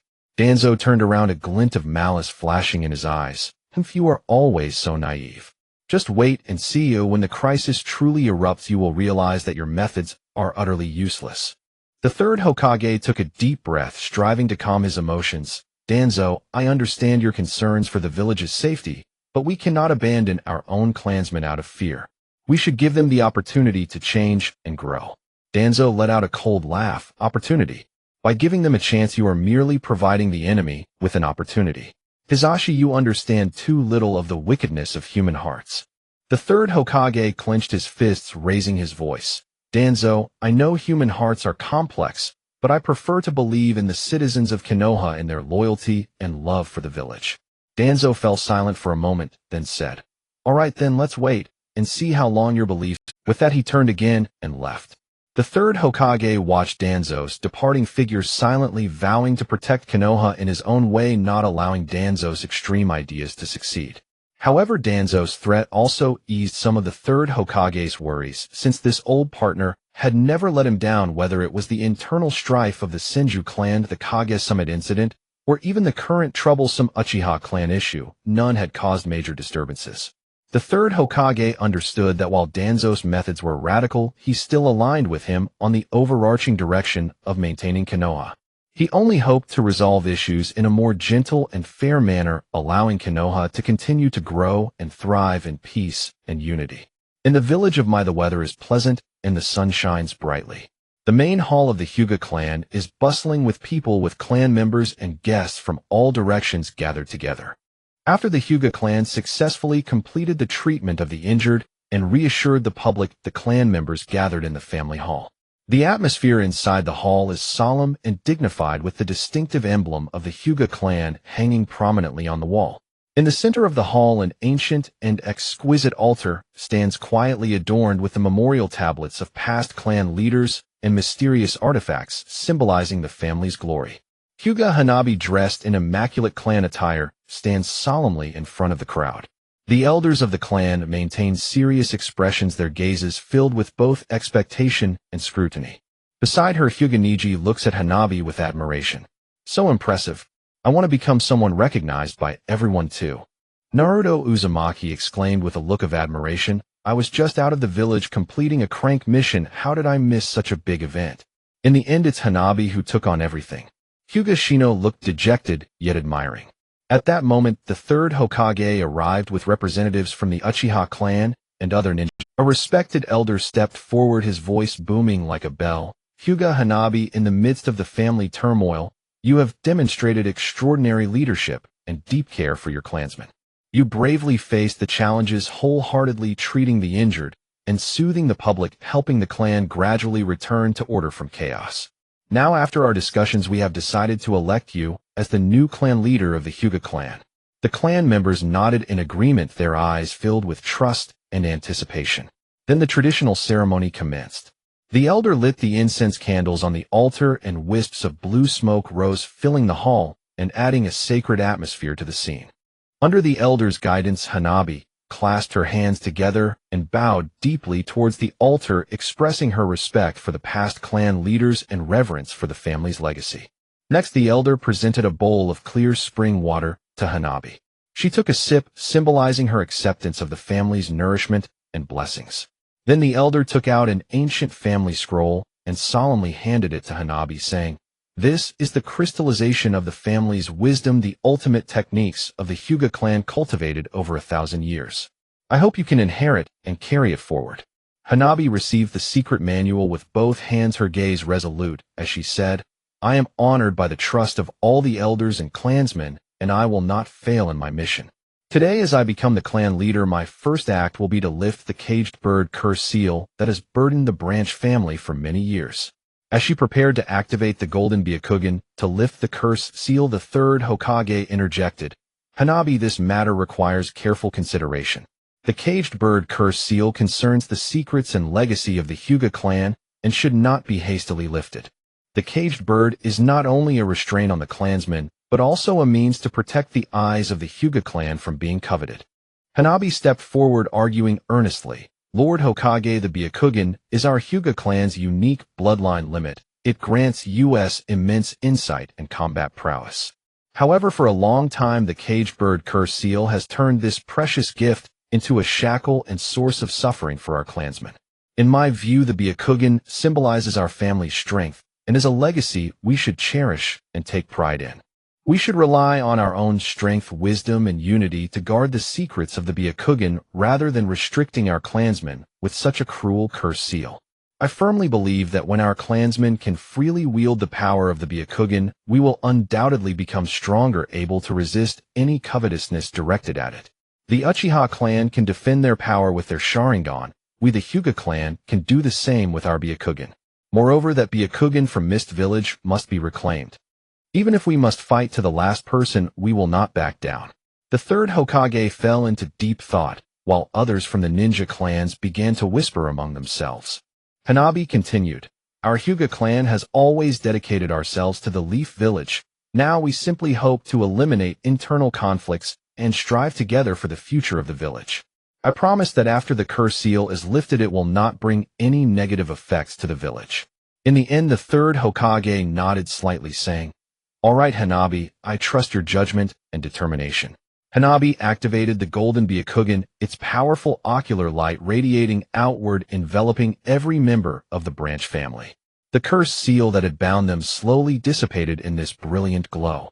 The clansmen experienced an unprecedented sense of freedom and cheers erupted throughout the hall. Hanabi then said, "From now on our family will no longer distinguish between the main house and the branch house. Everyone shall be equal clansmen. We must work together to elevate the family's gentle fist techniques and cultivate more outstanding ninjas. At the same time, we will strengthen collaboration with other families in the village, contributing our strength to the peace and prosperity of the Leaf Village. I firmly believe that through our collective efforts, the Hyuga clan will usher in an even more brilliant future." The clansmen chanted in unison, "May the Hyuga clan prosper under the new leader." The third Hokage, seeing Hanabi's golden Byakugan, was taken aback, eyes wide in disbelief, as he asked, "Clan leader Hanabi, what exactly is this golden Byakugan?" Hanabi respectfully replied, "Lord Hokage, this golden Byakugan can enhance chakra and increase the power of physical techniques, and its powerful ocular ability can resonate with the Byakugan, making it easy to break the caged bird." Nearby, Uchiha Fugaku thought to himself, "I wonder how this compares to my own Mangekyo Sharingan's power." At that moment, bright sunlight streamed through the window, illuminating Hanabi's figure as if heralding a hopeful tomorrow for the Hyuga clan. Hanabi gazed at her clansmen, filled with a sense of responsibility and mission, fully aware that she bore the future of the entire family and must lead the Hyuga clan towards new glory. After the ceremony concluded, everyone dispersed, each engaging in their busy pursuits. Hanabi remained in the hall, continuing discussions about the future development plans of the clan with several elders. "Clan leader, now that the caged bird curse seal has been lifted, we must quickly enhance the strength of our clansmen to prevent any ill-intentioned individuals from taking advantage of the situation," an elder said with a worried expression. Hanabi nodded in agreement, her gaze resolute. "I have already considered this. Starting tomorrow, we will strengthen the training of the younger generation while also organizing the clan's skilled members to research new gentle fist techniques to enhance our combat capabilities." The elders expressed their approval. Meanwhile, in other corners of the Leaf Village, people were discussing the changes in the Hyuga clan. "The Hyuga clan has made significant moves this time. I wonder what the future will hold," a villager whispered. "As long as they can continue to contribute to the village, that would be a good thing," another villager responded. Within the Uchiha clan's residence, clansmen were also fervently discussing. Hanabi lifted the caged bird curse seal. "It seems the Hyuga clan is about to rise. We must not fall behind. We need to work even harder to enhance our own strength so that the Uchiha's reputation is not diminished." The night descended like an impenetrable black curtain, tightly enveloping my village. The entire village was deeply immersed in an atmosphere of profound silence, as if gently covered by a veil of tranquility that was almost sacred. Hyūga Natsu wore a black stealth suit embroidered with dark red fire clouds, the unique and mysterious patterns flickering under the bright moonlight resembling hidden flames that burned with an elusive and enchanting aura. He wore black sunglasses, thoroughly concealing those eyes that might reveal secrets, making it impossible for anyone to glimpse inside. His figure moved like a ghost, his agility reaching its peak as he swiftly darted through the shadows, each step as light as a breeze, yet resolute and determined, steadily approaching the Hokage building. No one could have imagined that the same Hyūga Natsu who had just captured everyone's attention by assuming the prestigious position of clan leader of the Hyūga family during the day would now be secretly preparing to visit the Hokage building at night. If the third Hokage were to learn of this situation, he would likely be furious enough to spit blood. In the morning, Hyūga Natsu had displayed unwavering loyalty and sincerity, yet by nightfall he had changed his tune and set his sights on the Hokage building. Indeed, Hyūga Natsu was not planning to wait any longer. In his eyes, the world appeared as a dark jungle filled with lurking dangers and potential crises that could strike at any moment. He understood that the sooner he enhanced his strength, the sooner he would attain the sense of security needed to stand firm in this ever-changing world. After all, the legendary Otsutsuki Kagaya, though currently sealed on the distant and unimaginable moon, could not guarantee that the seemingly solid seal would remain unbreakable forever. Moreover, the Sage of Six Paths, Otsutsuki Yuki, had been silently monitoring every movement of the ninja world like a hidden beast ready to strike at any moment. And then there was the enigmatic Otsutsuki Yui, who despite never having appeared in the Naruto anime existed in a world filled with countless unpredictable variables, leaving no one aware of what unexpected and shocking events his existence might trigger. Not to mention that beyond this planet, the unfathomably powerful Otsutsuki clan was planting world trees in every corner, greedily and unscrupulously plundering precious resources from various worlds. No one could accurately predict when these mysterious, formidable, and terrifying enemies would cast their invasive gaze upon this place. As he reached the Hokage building, each step was as light as a cat, carefully avoiding the patrolling ninjas.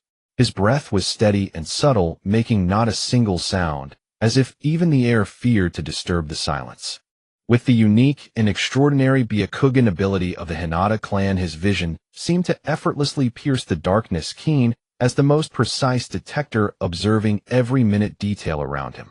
Even the faintest sound of wind was as soft as a feather falling, the slightest chirp of an insect was no more than a whisper, and nothing could escape his incredibly keen perception. Suddenly, an unexpected event occurred. "Who goes there?" A low, vigilant voice emerged from the dark corner, sounding like a roar from the depths of hell, chilling to the bone. "Oh no, I've been discovered." Hyūga Natsu's heart raced, silently lamenting, "The Hokage building is indeed heavily guarded. I've been so cautious, yet still caught. It seems I must resort to my ultimate technique. Tenseigan activate. Tenseigan chakra activate. Flying Thunder God." As Hyūga Natsu murmured, a powerful spatial fluctuation surged around him like a storm, and then he instantly entered the spatial interstice. The tremendous spatial repulsion seemed intent on rejecting him, yet under the resistance of Hyūga Natsu's golden Tenseigan chakra mode, it appeared utterly powerless. Hyūga Natsu firmly wedged himself into the spatial interstice. He remained calm and composed, using his golden Tenseigan to carefully observe his surroundings. The Umbu ninja who emerged from the dark corner to investigate possessed eyes as sharp as a hawk, seemingly capable of piercing through any mist. He swiftly scanned his surroundings, leaving no detail unnoticed. He gripped the kunai tightly in his hand, the cold gleam reflecting off it, as if it were poised to deliver a lethal blow to any enemy. His body was tense, muscles coiled like a drawn bowstring, maintaining a high level of vigilance. However, after a thorough search, he found nothing. His brows furrowed deeply like two profound ravines, confusion evident on his face, as if a dark cloud had descended. "Could it be that I heard wrong?" he murmured to himself, his voice tinged with uncertainty, as if in self-doubt. He surveyed the area again, his gaze like a torch missing no corner. A light breeze brushed past, stirring the hem of his clothing and producing a faint sound, yet the surroundings remained eerily quiet, as though time had frozen at that moment. Could it truly be just an illusion, he pondered, but duty compelled him to remain vigilant. He lingered nearby for a moment motionless like a statue, confirming that there was no abnormality before he redisappeared into the shadows, vanishing like a ghost. At this moment, Hyūga Natsu, hidden within the spatial interstice, secretly breathed a sigh of relief, thankful for not being discovered. Otherwise, after going through so much trouble to test his infiltration abilities, if he were to alarm the entire Hokage building and reveal his presence, that would have been quite unfortunate. He adjusted his state and prepared to stay in the spatial interstice, using his Tenseigan to search for the mysterious sealing book. Hyūga Natsu concentrated the golden light of the Tenseigan, flowing dazzling and resplendent. Through those magical eyes, he saw that the layout of the Hokage building was complex, yet orderly, akin to a meticulously designed labyrinth. Rooms were arranged neatly like soldiers in formation. Occasionally, patrolling ninjas walked through the corridors, their footsteps echoing clearly in the silence. He observed closely, leaving no trace unnoticed, searching for possible places where the sealing book might be stored. Outside what appeared to be an ordinary room, he sensed an unusual chakra fluctuation. Could this be it? He speculated inwardly, his heartbeat quickening. The doorway was surrounded by multiple sealing barriers, and a powerful energy formed an invisible wall that obstructed outsiders prying. Yet Hyūga Natsu's Tenseigan could faintly sense that a mysterious and powerful force emanated from within, as if whispering secrets not meant for the world. He continued to explore, discovering several areas with tight security, making it difficult to determine which one truly housed the sealing book. Just as he was fully focused on searching, he suddenly felt a powerful chakra rapidly approaching his position. Oh no, has it been discovered? Hyūga Natsu's heart tightened, his breath quickening as he concealed his presence, once more seemingly integrating into the space around him. Suddenly Danzo appeared aggressively at the Hokage building, accompanied by several root ninjas. A hint of extreme malice and determination flickered in Danzo's solitary eye, as if endless ambition and desire were burning within it like a raging fire, hot and dangerous, ready to incinerate all obstacles in its path. His ferocious gaze seemed capable of devouring a person's soul, sending chills down their spine, making one feel as if being watched would plunge them into an endless abyss of fear. The root ninjas beside him wore expressions as cold as machines, devoid of emotion, their faces expressionless, yet fully prepared. They stood tall, resembling arrows poised to strike, as if ready to embrace battle at any moment, willing to risk everything for Danzo's orders, having seemingly cast aside life and death, emanating a chilling aura akin to messengers from the dark abyss. Hyūga Natsu looked at the scene and realized that Danzo had arrived, wiping non-existent sweat from his forehead. Even though I have become quite powerful, I still find it hard to adapt to the world of Hokage. How every little surprise startles me, Natsu thought. Don't think you can use the third Hokage to pressure me. Ooh, I must enter this place today. Danzo shouted angrily, his voice echoing like thunder, deafening in the empty corridor, rumbling like a rolling storm, startling the dust in the hallway. He privately mused, such an important matter cannot be postponed because of the third Hokage. This is a critical step related to my grand ambitions. His chakra surged restlessly around him, resembling a volcano about to erupt, containing immense and violent power, as if it could engulf everything nearby at any moment, making the surrounding air searingly hot and threatening to incinerate everything, enveloping the entire corridor in this ferocious force. The Umbu ninja showed no signs of retreat, their gaze as steadfast as iron, thinking to themselves, guarding this place is my duty, who I cannot allow anyone to act recklessly. Not even Danzo can make an exception. Lord Danzo, given our responsibilities, we hope you won't make things difficult for us. His voice, although calm, carried an undeniable resolve, as unyielding as a rock, showing no signs of wavering under Danzo's authority, demonstrating his commitment to duty and fearless courage like an indestructible fortress guarding this place. Danzo snorted coldly, "Step aside. Otherwise don't blame me for being rude." His tone was filled with threats, the icy timbre sending chills down hearts, as if it could freeze the very air around him, causing the temperature to drop several degrees. At that moment he was filled with rage. These ignorant fools dare to obstruct me. They truly do not know their place. His heart was ablaze with anger and disdain for those who hindered him, like a volcano on the verge of eruption. The root ninjas beside Danzo quickly began to form hand seals, their movements smooth and practiced, their eyes revealing a sharp killing intent, as if they would unleash lethal ninjutsu at any moment, igniting a bloody battle. Their minds were solely focused on obeying Danzo's orders, disregarding everything, completely driven by his will, as if they had become mere tools for Danzo's ambitions, ready to charge into battle for their master's desires. Both sides were locked in a stalemate, the atmosphere tense to the extreme, as if a single spark could ignite a massive explosion. The corridor was suffused with a stifling sense of oppression, time seemingly frozen in that moment, each second feeling unbearably long, making one feel as if they were trapped in endless darkness, unable to escape this despairing standstill. In the end, Danzo forcibly pushed aside the obstructing Umbu, declaring, "What matter could the third Hokage have that brings him to seek me?" His actions were rough and decisive, wholly unrestrained, like a fierce beast breaking free from shackles, his brute force causing the Umbu ninjas to stagger back. He gritted his teeth, thinking, "Today's events must succeed. No one shall obstruct my progress toward my goals." His determination was unwavering, as if he could see success beckoning him. The Umbu ninja ultimately said nothing, merely thinking to themselves, "We must not allow Danzo to succeed. We must inform the Hokage immediately." They then transmitted the message to another Umbu ninja to inform the third Hokage. They understood well the serious consequences that Danzo's actions might bring, filled with concern for the future of Konoha. Hiding in the space between layers, Hyūga Natsu witnessed all of this, secretly praising the actions taken. His heart was filled with curiosity and a thirst for the unknown benefits, as if he could see a shortcut to power. At that moment, a more powerful and mysterious chakra fluctuation suddenly emanated from the room that Danzo had forcefully entered. This fluctuation surged like roaring waves, carrying an overwhelming momentum that struck everything around it, making the entire corridor tremble. Hyūga Natsu's heart jolted. He sensed that the Book of Seals might be hidden within. He anxiously pondered, "This power is so immense, could it truly be where the Book of Seals resides? If I can obtain it, my strength will surely increase tremendously." His heart raced, filled with anticipation for the powerful force he might acquire, as if he could already see himself standing at the pinnacle of the ninja world. Before long, Danzo emerged from the room with a gloomy expression, revealing a hint of unwillingness and anger in his eyes. Without a word, he hurried away with several root ninjas, their figures quickly disappearing at the end of the corridor.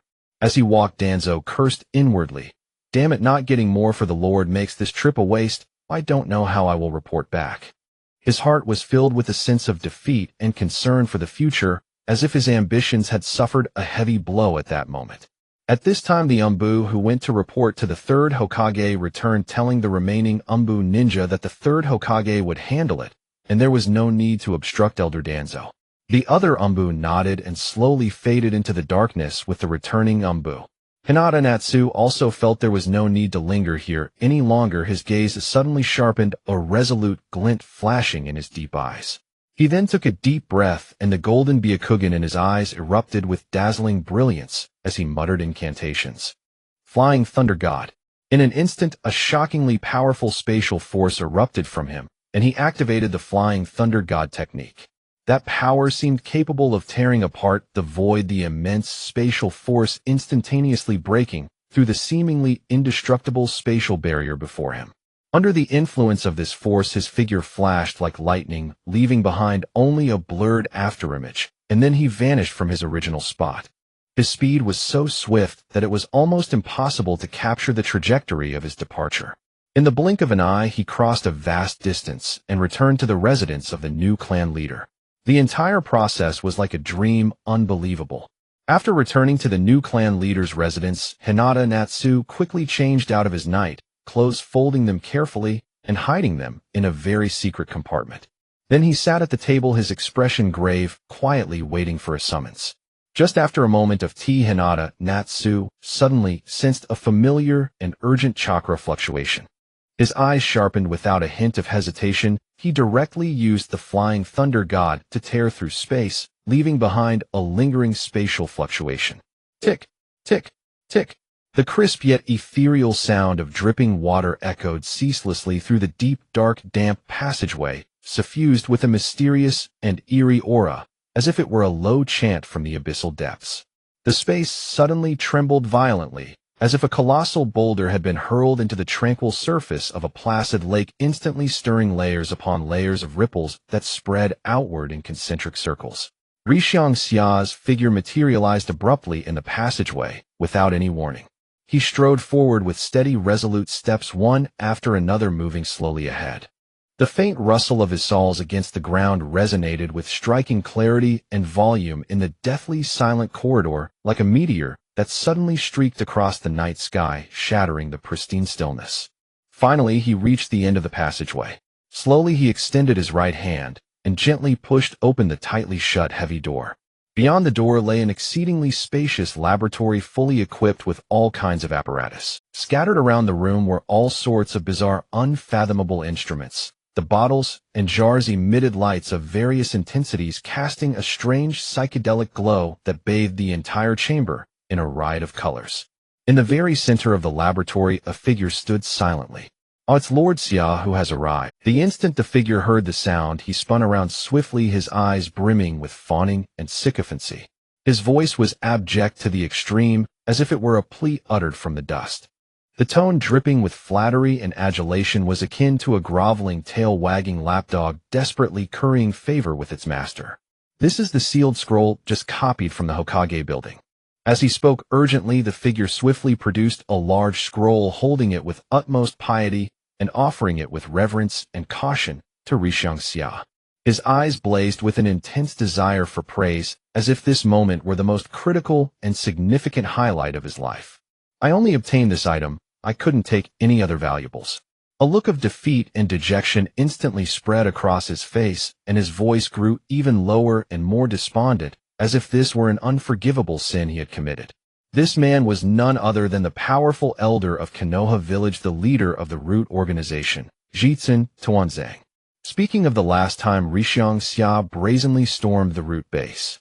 During the fierce confrontation with Tuanzang, he decisively struck Tuanzang with a unique Luoxian wand. This Luoxian wand was named only because its shape resembled the sphere hand spun by Uzumaki Naruto. In reality, its true function was not to cause direct harm, but to exert deep spiritual control over a person. That is to say, in that fierce clash, Rishang Xia had already succeeded in controlling Tuanzang. However, since it was his first time using this formidable and mysterious ability, he had not given Tuanzang any specific clear orders at the time. As for the second person controlled by Rishang Xia with the Luoxian wand, Rishang Xiaoshu, Rishang Xia had once given him the cruel order to die in disgrace. As a result, Rishang Xiaoshu perished miserably. From the day Rishang Xia secretly struck Rishang Xiaoshu with the Luoxian wand, the team that Rishang Xiaoshu belonged to had taken on an ordinary crank mission, and he began to behave extremely abnormally. He completely disregarded commands, acting recklessly and chaotically, plunging the entire mission into an extremely dangerous and perilous predicament. Not only that, but he severely misjudged the enemy's movements, blindly leading his teammates into an ambush the enemies had laid, directly causing multiple teammates to suffer serious injuries. His teammates were utterly shocked and enraged by his sudden change, and they berated his reckless behavior with harsh, vehement words. Yet Rishang Xiaoshu seemed to have completely lost his mind, turning a deaf ear to these severe rebukes, still persisting in his own ways, utterly indifferent to his teammates' feelings and the team's safety. Finally, when confronted by the enemy's siege, he even trembled in fear, daring not to fight back, merely waiting despairingly for death to descend. His teammates only watched coldly, offering no help. After his death, they silently avenged him and brought his remains back to the village.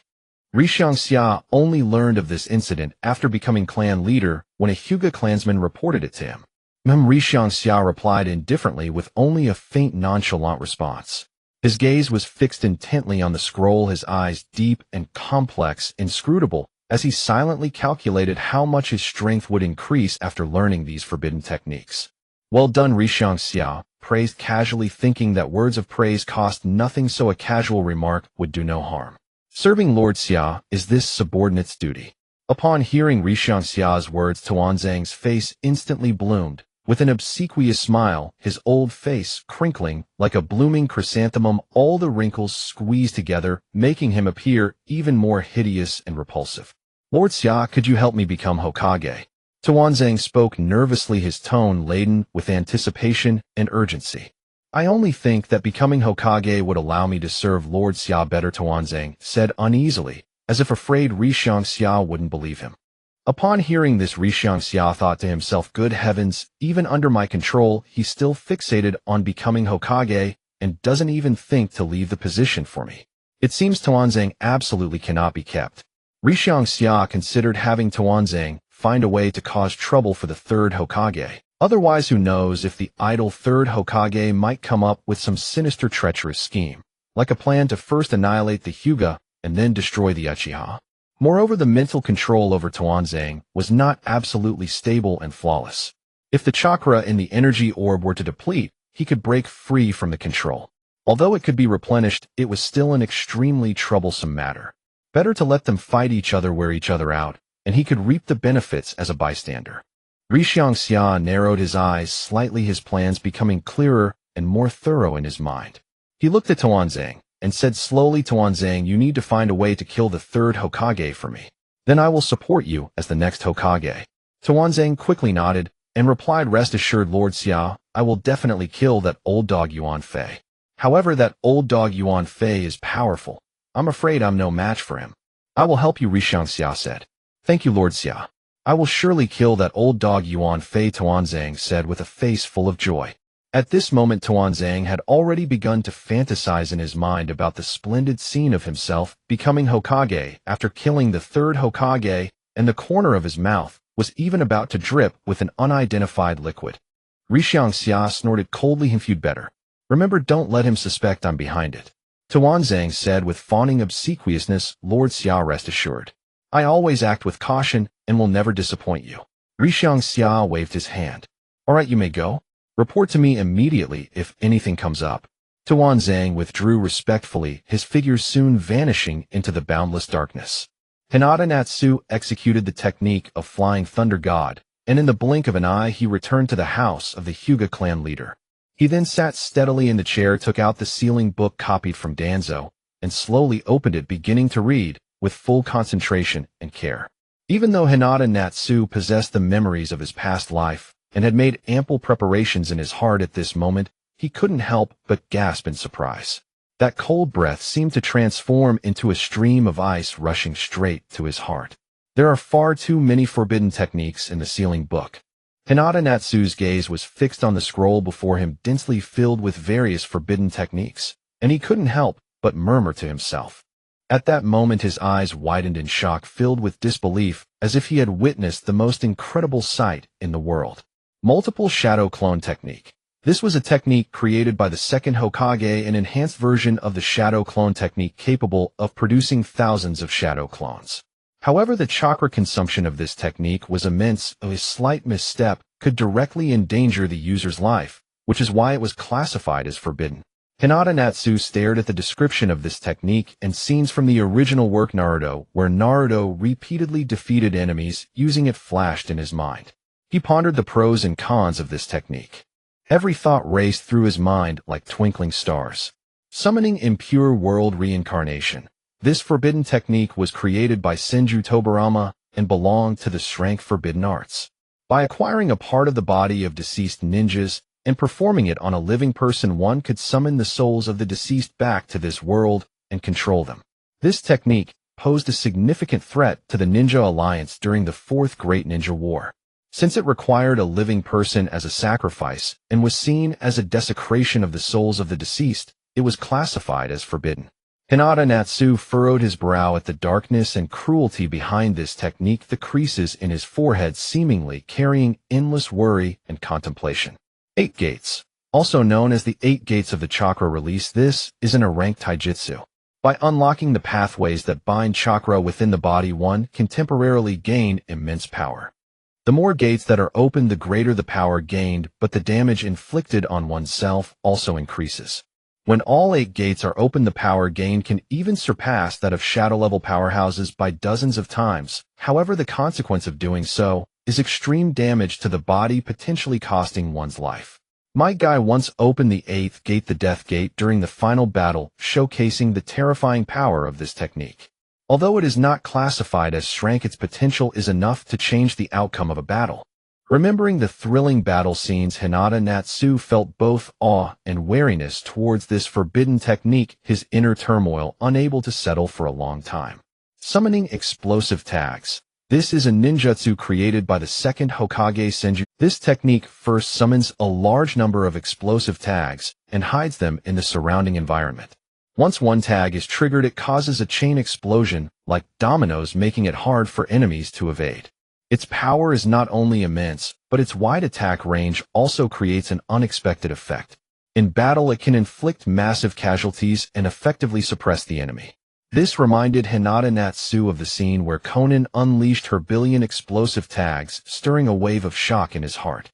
Sealing technique. Corpse Ghost Sealing. This forbidden technique originates from the Uzumaki clan and is classified as in strength sealing forbidden art. The user only needs to form seals and clasp their hands together to summon the Shinigami. Then the Shinigami will use its sword to sever the target's soul and devour it, thus sealing the target's soul. At the same time, the user's soul will also be devoured by the Shinigami, leading to their demise. Both the fourth and third Hokage have used this technique at critical moments. Hyūga Natsu gazed at the description of this technique, feeling the tragic and resolute essence within it, as if he could see the great Hokage's unwavering determination and bravery in the face of life and death choices.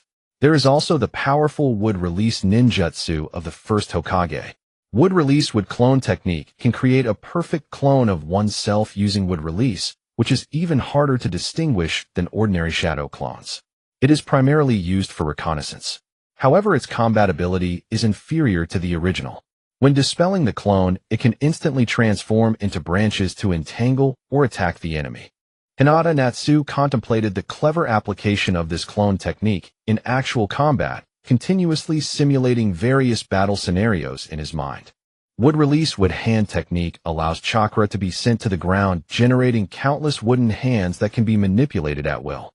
Compared to the giant wooden golem technique, its versatility and mobility are higher. Wood release wooden wall is a defensive ninjutsu where a row of wooden pillars bends and grows from the ground, forming an arch to protect oneself. Wood release tree world wall can quickly grow a shield made of multiple wooden vines from the ground to protect the target. Wood release silent binding technique causes branches to extend and bind the enemy's body. Those bound cannot move at all and can only remain silent. Wood release great forest technique extends multiple wooden vines from the user's arm to capture the enemy, making it quite convenient in actual combat. Wood release thorny tree is a powerful hybrid technique that serves both offensive and defensive purposes, capable of extraordinary defense while also possessing remarkable attack power. Multiple wooden vines extend from the body and can instantly grow into a large tree that devours the enemy. Wood release root burial uses the right arm to create a giant tree that quickly consumes both the user and the enemy.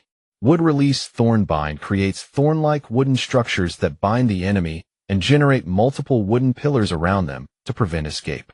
Wood release four-pillar prison bursts forth from the ground, forming a gigantic wooden prison. Wood release four-pillar house can instantly create a complex wooden dwelling, making it quite convenient.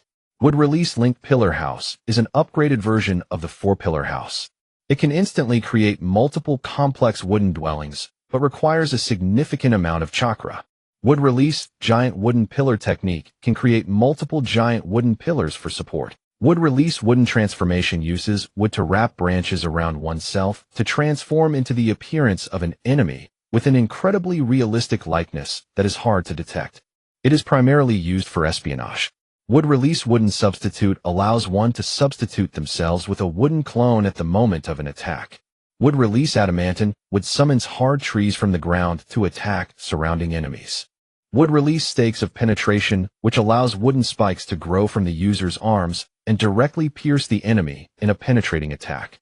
Once driven into the opponent's body, the spikes can further split and grow by forming hand seals, puncturing the enemy from within, a method of extreme cruelty.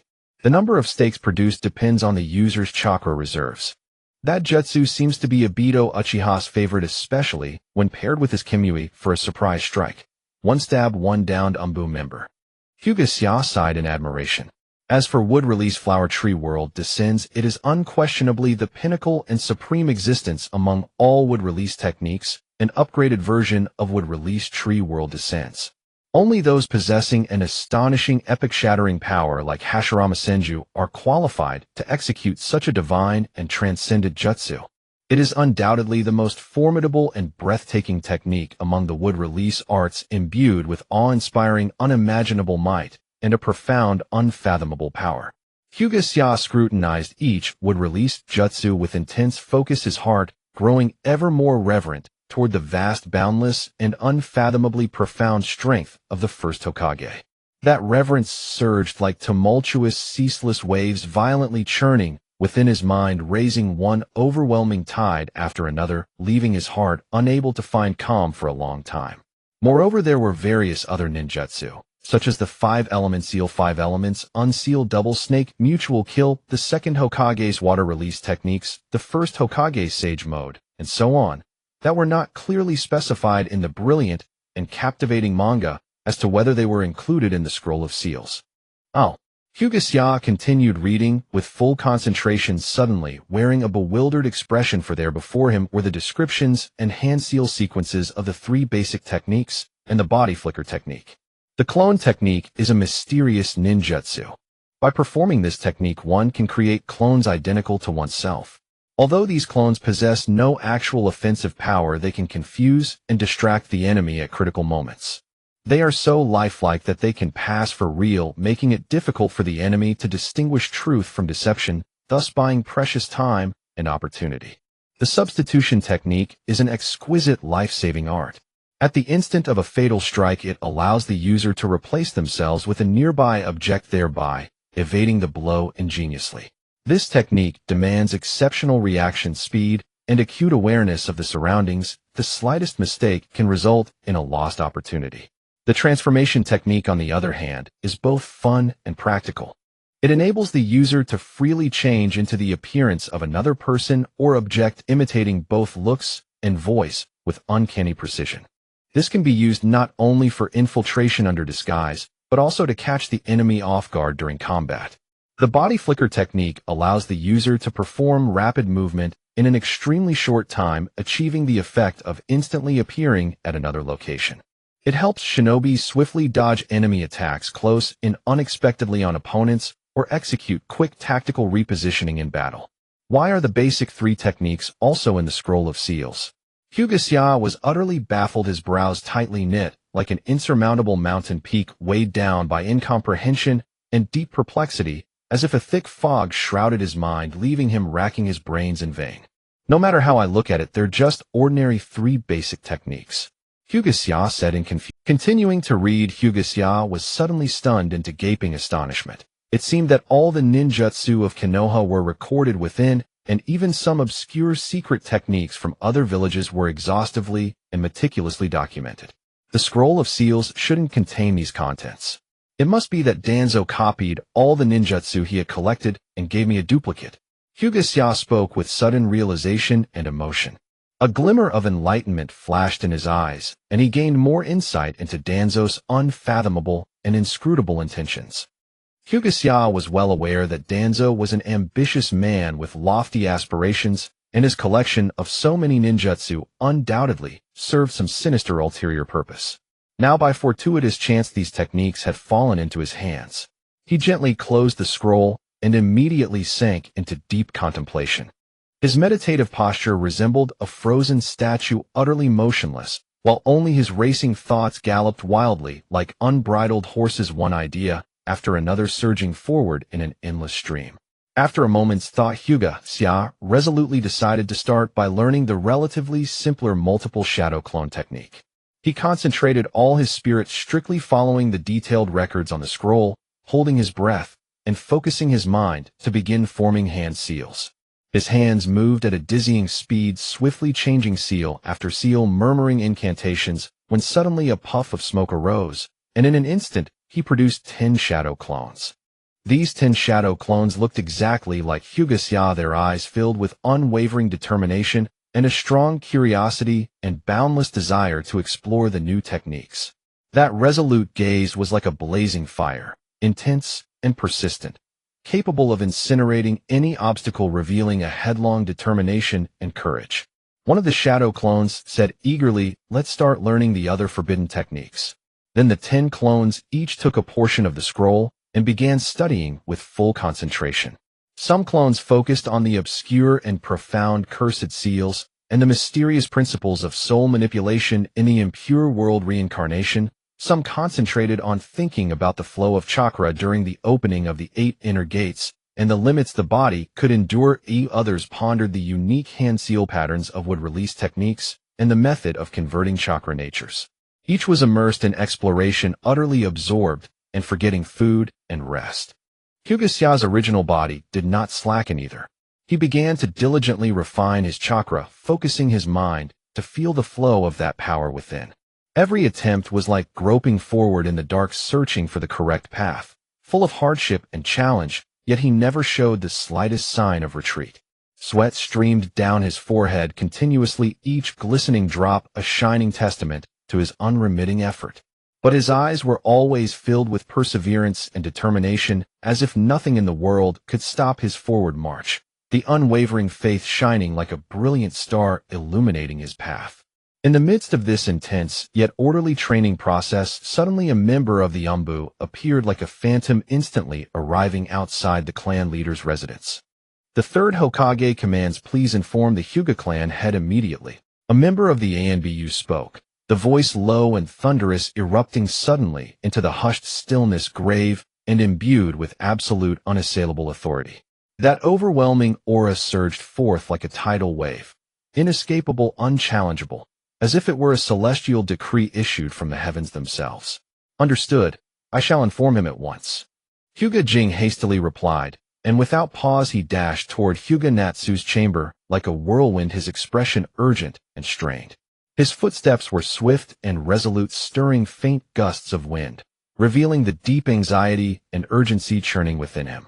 Since Hyūga Natsu assumed the mantle of clan head, he had personally elevated Hyuga Jing to the position of chief guardian. "Clan head, the ANBU requests an audience." Hyuga Jing called out urgently from outside the door, his voice crackling with such acute desperation that delay seemed perilous. Any hesitation might precipitate catastrophe. Inside the chamber, Hyuga Natsu heard the cry, gently concluded his cultivation, and opened his eyes, wherein a fleeting spark of bewilderment flickered, brief, yet luminous as a meteor streaking across the night sky. He inwardly pondered the ANBU's sudden summons. Countless hypotheses flashed through his mind, like distant stars shimmering unpredictably across the vast expanse of the cosmos. "Very well, I shall join you shortly," Hyuga Natsu said calmly. "When we're alone, just call me Brother Natsu." "Clan head, propriety must be upheld." Hyuga Jing replied, his face radiant with profound reverence and unwavering devotion. "Ah, what am I to do with you?" Hyuga Natsu sighed, helplessly shaking his head lightly, a wry smile tugging at his lips. Then he rose gracefully and adjusted his garments, each motion deliberate, poised, and effortlessly precise. With steady, unhurried steps, he followed Hyuga Jing outdoors, his bearing tall and unbending as a pine, radiating unshakable resolve. By order of the third Hokage, the Hyuga clan head is summoned to the Hokage Tower for urgent consultation.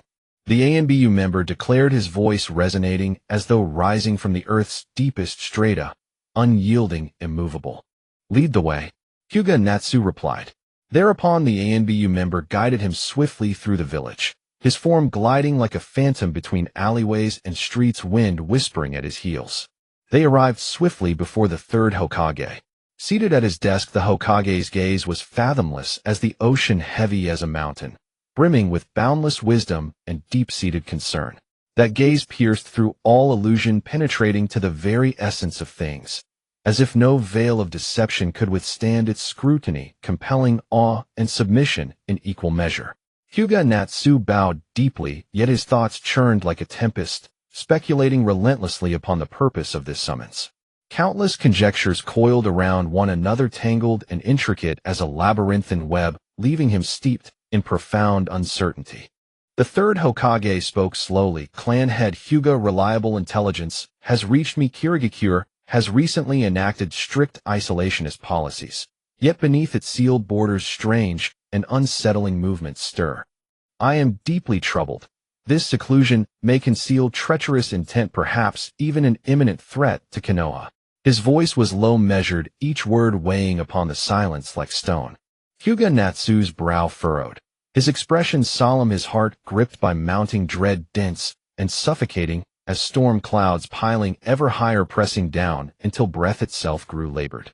Hyūga Kirigakure has long been shrouded in mystery, its methods unpredictable, its motives inscrutable. This mission will undoubtedly prove arduous, fraught with peril and layered with unforeseen dangers. His tone brimmed with gravity and caution. The third Hokage rose, his gait firm and commanding, and approached Hyūga Natsu, placing a hand upon his shoulder. I know full well this journey teems with hazard, like walking a thorn-choked path where every step risks grievous wound. Yet I place unshakable faith in your ability and discernment. This is a paramount rank mission, one I entrust to no other, but you, for only then can my heart find true peace. His voice resonated with unwavering trust and quiet expectation. Feeling the weight of that hand, the weight of duty, of legacy, Hyūga Natsu drew a slow, deep breath as if drawing courage and resolve into his very marrow, and declared with ironclad certainty, Hokage, the safety and survival of Konoha hang in the balance. I swear I shall not falter, nor shall I yield. But may I ask, do you possess further intelligence or explicit directives? His eyes blazed with fierce, unwavering determination, like twin flames burning bright against encroaching shadow. The third Hokage shook his head, a trace of regret softening his features, his brows drawn together slightly. Our current intelligence remains scant. Precise details will emerge only once you arrive in Kirigakure. You must adapt, swiftly respond intuitively to unfolding circumstances. Still, I have prepared preliminary groundwork. May it serve you well. A flicker of quiet concern warmed his gaze. Hyūga Natsu's eyes gleamed, steady, incandescent, resolute, as he affirmed solemnly, "Thank you, Hokage. I shall spare no effort uncover Kirigakure's truth in full and never betray your trust or expectations." The third Hokage nodded, his eyes alight with luminous confidence and quiet hope, like twin stars shining clear in the night. Go, but tread with utmost care. Your safety is non-negotiable. Hyūga Natsu bowed once more, then turned to depart. His silhouette strong and unhesitating, a beacon of unwavering resolve cleaving through the unknown ahead. Yet inwardly he muttered wryly, that old fox, sending me straight into the jaws of death. Kirigakure's reality. Others might remain ignorant, but Hyūga Natsu, a transmigrata, knew it all too well. Under Uchiha Obito's covert dominion, the fourth Mizukage Yagura enforced the blood mist policy, a reign of unspeakable brutality and terror. Manipulated from the shadows by Obito, Kirigakure had plunged wholly into abyssal darkness and existential crisis. Obito controlled Yagura with iron grip, ruthlessly imposing the blood mist policy, orchestrating systematic, merciless persecution against those bearing bloodline limits. Countless shinobi gifted with unique abilities met utter ruin, their fates harrowing beyond measure, as if cast headlong into an endless, lightless void. That interminable darkness threatened to devour their very souls, leaving them trapped in ceaseless torment and despair. Once renowned, powerful clans, pillars of Kirigakure, withered under this storm, their glory eroded, their strength broken. The former prestige of the Kirigakure-based Hozuki clan had long since vanished. Its members slaughtered, families shattered, survivors clinging desperately to life amid ruins few and frail. Their silhouettes, dwarfed amidst rubble, appeared fragile and forsaken, on the verge of being swallowed whole by encroaching shadow. Kirigakure's academy had devolved into a grotesque hellscape. Its pedagogical foundations warped beyond recognition. Students received no nurturing guidance, only thrust into a vicious, bloody vortex of cutthroat rivalry and mutual slaughter. Their aim was no longer to become guardians of peace or upholders of justice, but simply to survive this hostile crucible by any means necessary to ascend as so-called strongers. Within this grotesquely distorted environment, graduates emerged stripped of empathy and moral compass, cold, remorseless, and predatory, little more than soulless engines of slaughter. Kirigakure's internal trust structure had collapsed utterly, fragmented, irreparable. No bond remained among shinobi, no cooperation, no support. Only suspicion, vigilance, and silent hostility. Comrades who once fought side by side, sharing life and death, now eyed each other with wary distrust, dreading betrayal from behind a blade striking unseen. The spirit of unity, the pride of collective endeavor, gone erased. In its place reigned self-interest, intrigue, and chaotic discord. Externally, Hyūga's relations had grown perilously tense. Its internal chaos and savage policies rendered it a pariah, condemned and watched warily by all neighboring nations and villages. Beset by external threats and abandoned by allies, Hyūga stood isolated, trapped in a siege of its own making. Years of turmoil had devastated its economy, leaving it barren and desolate. Commerce ground to a halt, markets lay hollow and silent, villagers suffered extreme hardship, scarce resources, stagnant development, lives choked by relentless suffering, devoid of hope or horizon. Under such dire volatile conditions, even a mid-tier cage-level shinobi entering Hyūga unprepared would court near certain death. Of course, Hyūga Natsu was no longer an ordinary cage-level shinobi. In raw power alone, even Nagato, wielder of the Rinnegan, would likely fall short before him. Thus, beyond remaining vigilant against the enigmatic and formidable Uchiha Obito, Hyūga, a land of lethal mystery to ordinary shinobi, would pose little more than a trivial challenge to him. He could stride through it 7 times and back unscathed. Hyūga Natsu returned to the spacious, yet solemn house within the Hyuga clan leader's courtyard, his steps heavy and tinged with urgency. His footsteps bore a weight mingled with haste, as if time itself chased him like a savage wolf, allowing no room for delay. Gazing at his numerous clones still engrossed in studying the sealing scroll, Hyūga Natsu's deep ocean-like eyes flickered with a trace of relief and anticipation. His gaze, seemingly capable of discerning all, pierced through the ordinary scene before him, reaching a future brimming with infinite possibilities, as if beholding a brilliant spark of hope shimmering on the distant horizon. He strode swiftly to the wardrobe, opened the door with determination, and took out several lightweight ninja garments. Under the dim, dusky light, the fabric of the ninja attire emanated a unique, mysterious luster, like twinkling stars in the night sky, exuding an indescribable charm. With utmost concentration, he carefully folded each piece, gentle yet swift, as if handling the rarest treasures in the world, and then placed them delicately into his backpack. His sharp, eagle-like eyes swept across the table and instantly locked onto the kunai and shuriken he usually used. He extended his slender hand to pick them up. The blades of each weapon glimmered coldly in the dim room, as if whispering tales of countless fierce battles they had endured, every tiny scratch a thrilling, heart-pounding legend. He took a clean, soft cloth and polished the weapons meticulously, his focused expression resembling a silent, heartfelt communion with these seasoned tools before carefully stowing them in his pack. He then reached into the depths of a drawer, pulling out a yellowed scroll. The edges of the scroll bore many signs of wear, silently narrating the passage of time and the vicissitudes of years. This was precisely the Hyuga clan's secret taijutsu technique, solemnly inherited when Hyūga Natsu assumed the role of clan leader. It was densely inscribed with the essence of all the Hyuga clan's taijutsu and ninjutsu over a millennium, each line a mysterious ancient script resembling talismans from a bygone era, seemingly containing boundless, unfathomable power. This was undoubtedly an invaluable heirloom of the clan, one that could never be left behind. By the bedside, he slowly crouched down and pulled a wooden chest from under the bed with some effort. The chest was covered with crisscrossing marks of age, each scar bearing a hidden history. He gently opened it, revealing neatly arranged precious healing pills and soldier pills. He carefully selected a portion, his expression as focused as if choosing the rarest, most precious treasures. Each pill might save his or his comrades' lives at a critical moment. He wrapped them gently in an exquisite cloth pouch and placed them softly into the lining of his backpack, ensuring they would suffer no damage, however slight, during the arduous journey ahead. Having packed these essentials, he slowly, affectionately looked around the room, his gaze finally resting on the Hyuga clan emblem hanging on the wall. The emblem's pattern was solemn and dignified, like a silent guardian bearing the clan's supreme honor and weighty mission. He paused for a moment, then walked over and gently reached out to touch the emblem.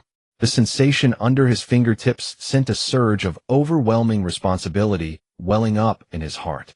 The lines on the emblem seemed to come alive, dancing joyfully under his fingertips, awakening the fervent passion that had long slumbered deep within his soul.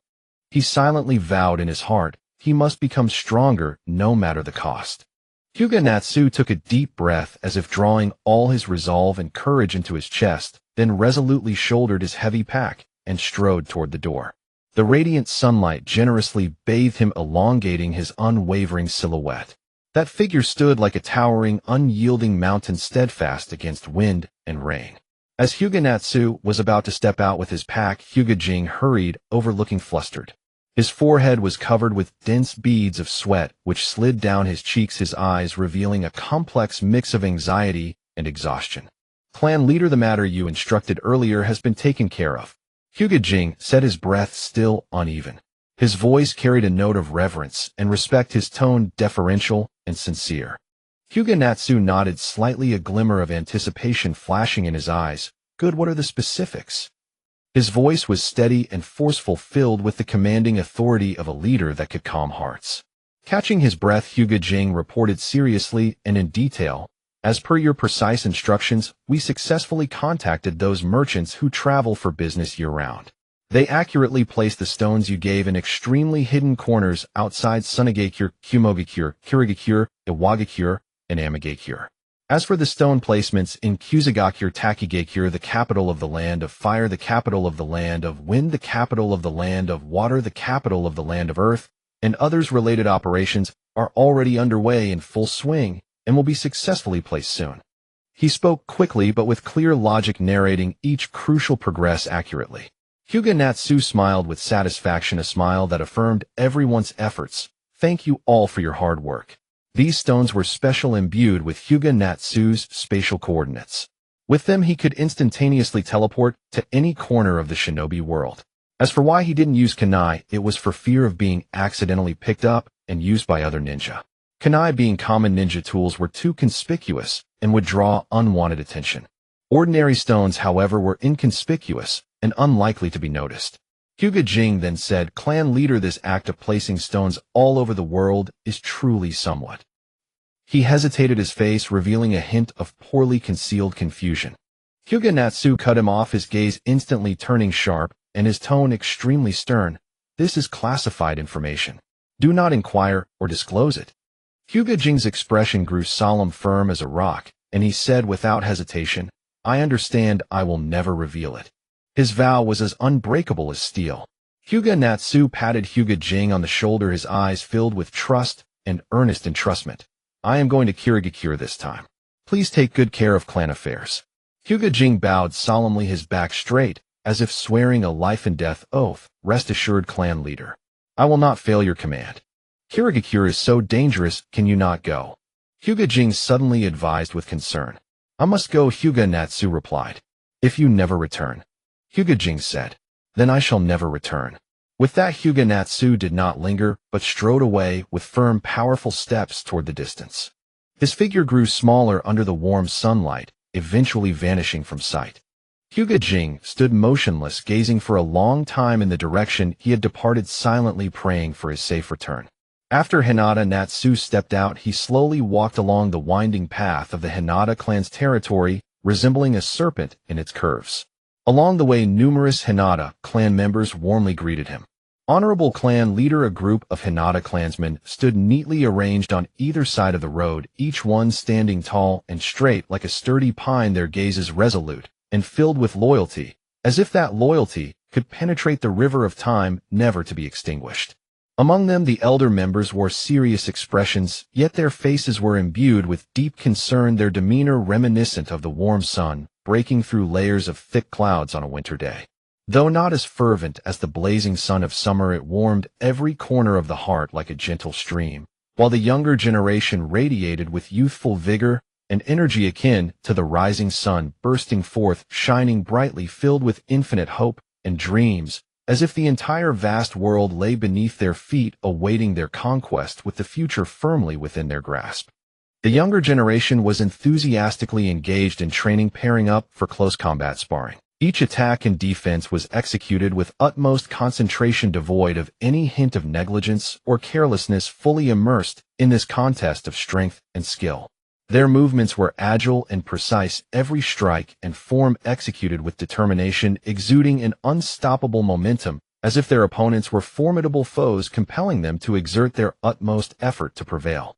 Some were intently practicing the inside ability of the Byakugan, their gazes focused and sharp, as if they aimed to capture every subtle detail around them, leaving no slightest movement unnoticed, their keen eyes seemingly capable of piercing through all fog, discerning the essence of all things. The elder clansmen stood nearby, offering guidance, their gazes sharp and piercing, each look infused with the wisdom and experience accumulated over the years. Occasionally they would voice their suggestions, each piece of advice filled with deep affection, as if passing down the family's mission and hope. The rich experience and profound skills were evident in every piece of guidance, every word containing the wisdom honed by time, like an ancient tome guiding the younger generation on their path forward.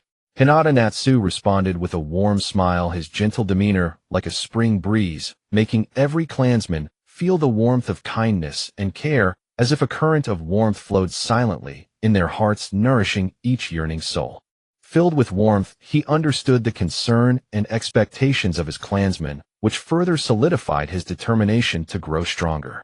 It felt as if a powerful invisible force surged within him, akin to roaring waves, supporting him to move forward fearlessly, undaunted by any hardships or obstacles. Even if the path ahead was fraught with peril, he would not retreat an inch. Leaving the Hinata territory, he arrived at the main street of Konoha village, where a bustling scene filled with the vibrancy of life instantly came into view. Children played and laughed in the streets, their laughter ringing out like silver bells, akin to a joyous children's song, merrily dancing in the air, adding a touch of vitality to this already lively village, as if the flowers of spring bloomed even more brilliantly at this moment, resplendent in a riot of colors. The shops lining the street were a kaleidoscope of colors, their vibrant signs shimmering under the radiant sunlight, resembling sparkling gems embedded along the sides of the street, shining brightly. The small ramen shop was filled with steam and a rich aroma. The savory scent seemed almost tangible, wafting through the air like invisible tendrils, teasing the senses and making one drool, eager to rush in and indulge in the exquisite flavors of the earthly delights. The Hokage building stood majestically in the center of the village, a grand structure meticulously built from incredibly sturdy rocks, each stone seemingly bearing the weight of history.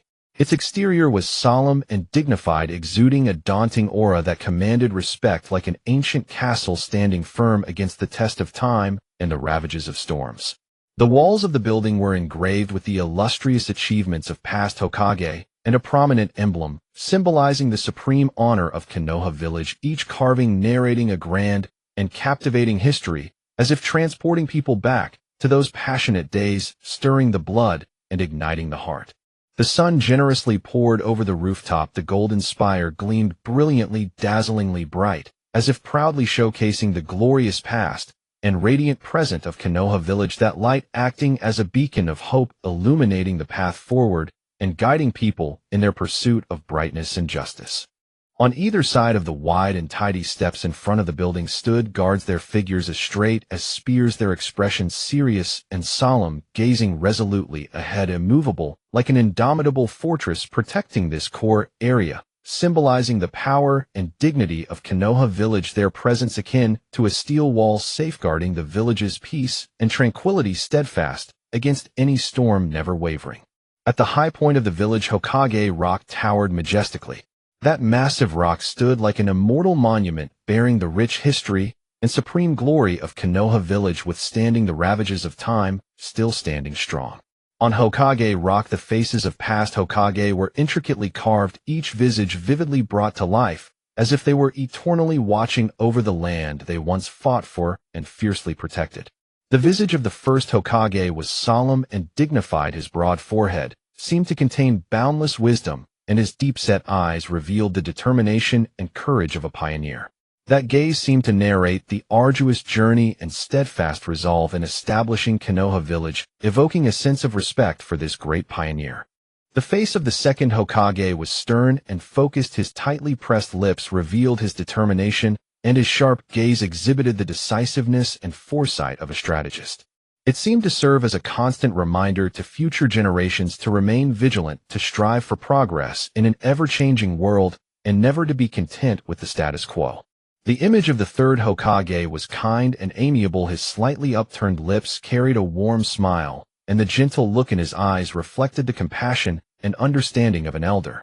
As if silently guarding the peace and harmony of the village, embracing everything with his broad heart. The visage of the fourth Hokage brimming with vitality and energy, his confident smile shone like the sun, and his determined gaze displayed the fearless courage and strong sense of responsibility of a young leader. These faces were not only intricately carved, but even every wrinkle and strand of hair was distinctly visible, as if the sculptor. These faces were not only intricately carved, but even every wrinkle and strand of hair was distinctly visible, as if the sculptor poured all their heart and respect into them.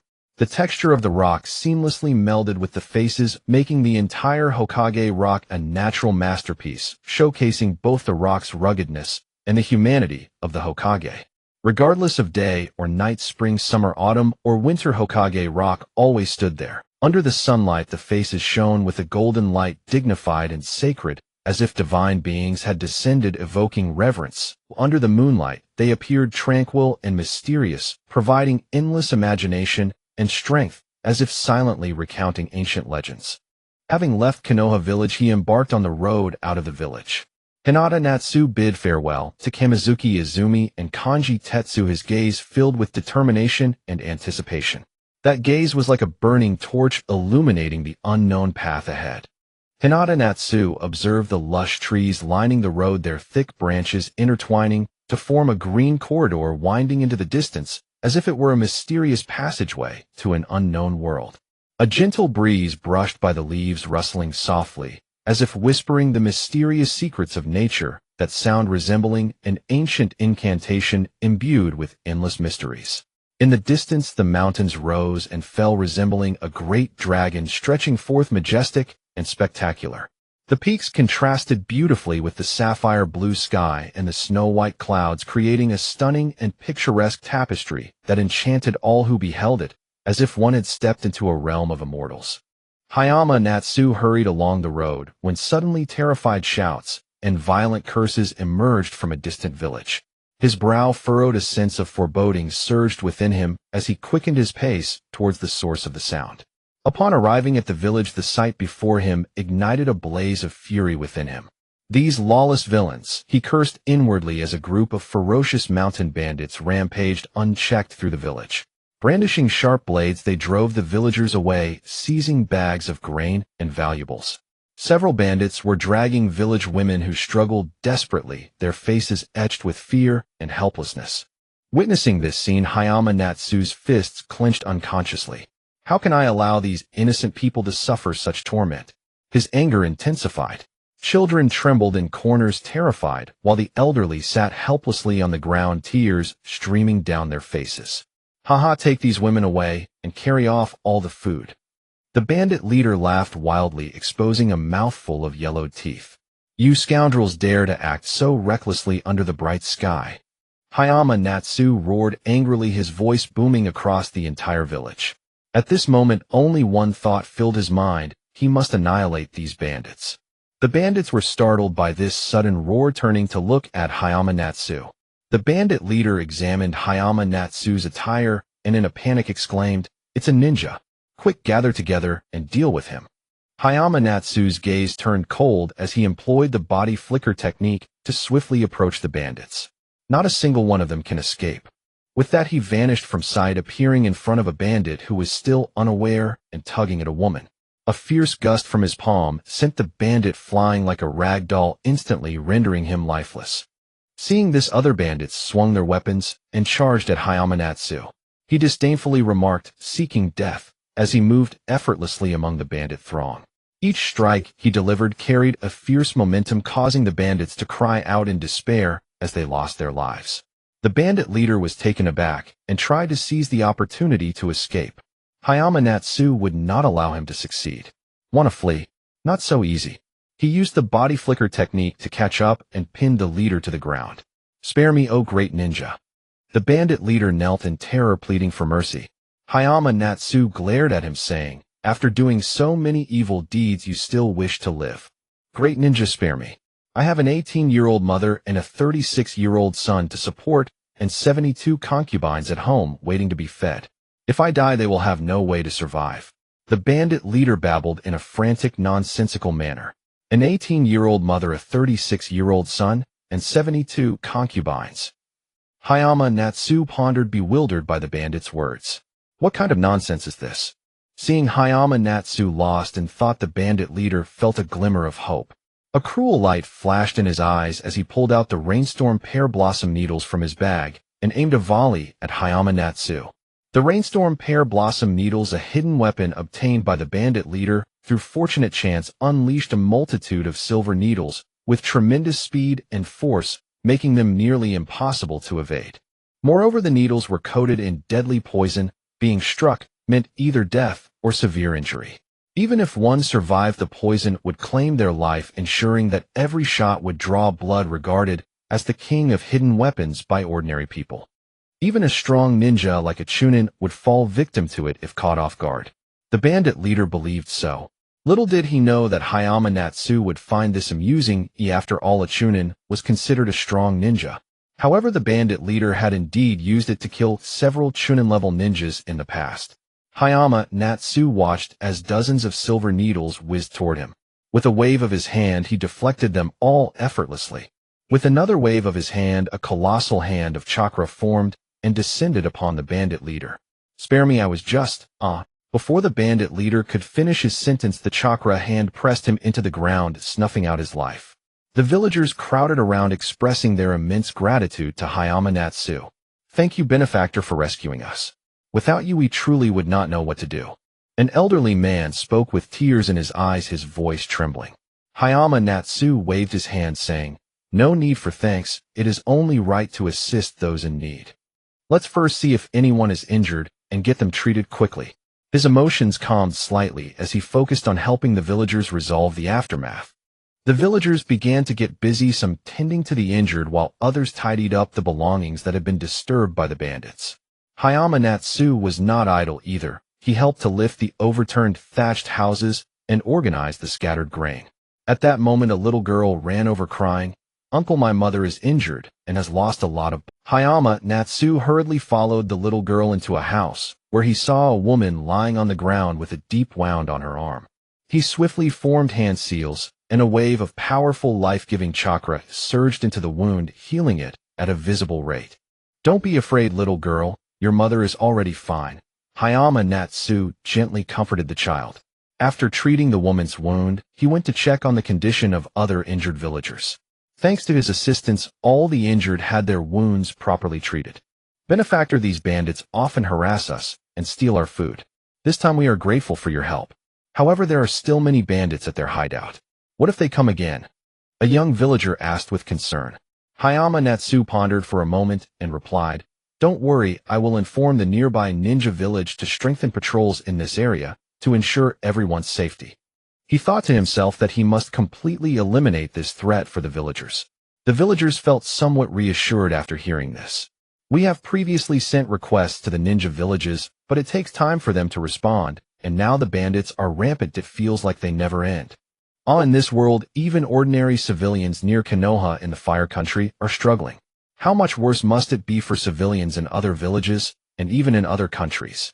Hyūga Natsu thought to himself, "This must be the norm in the world of Naruto." He sighed.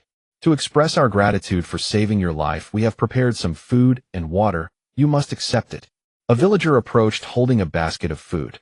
Hyūga Natsu smiled and declined, saying, "I appreciate your kindness, but you should keep this food and use it to rebuild your home."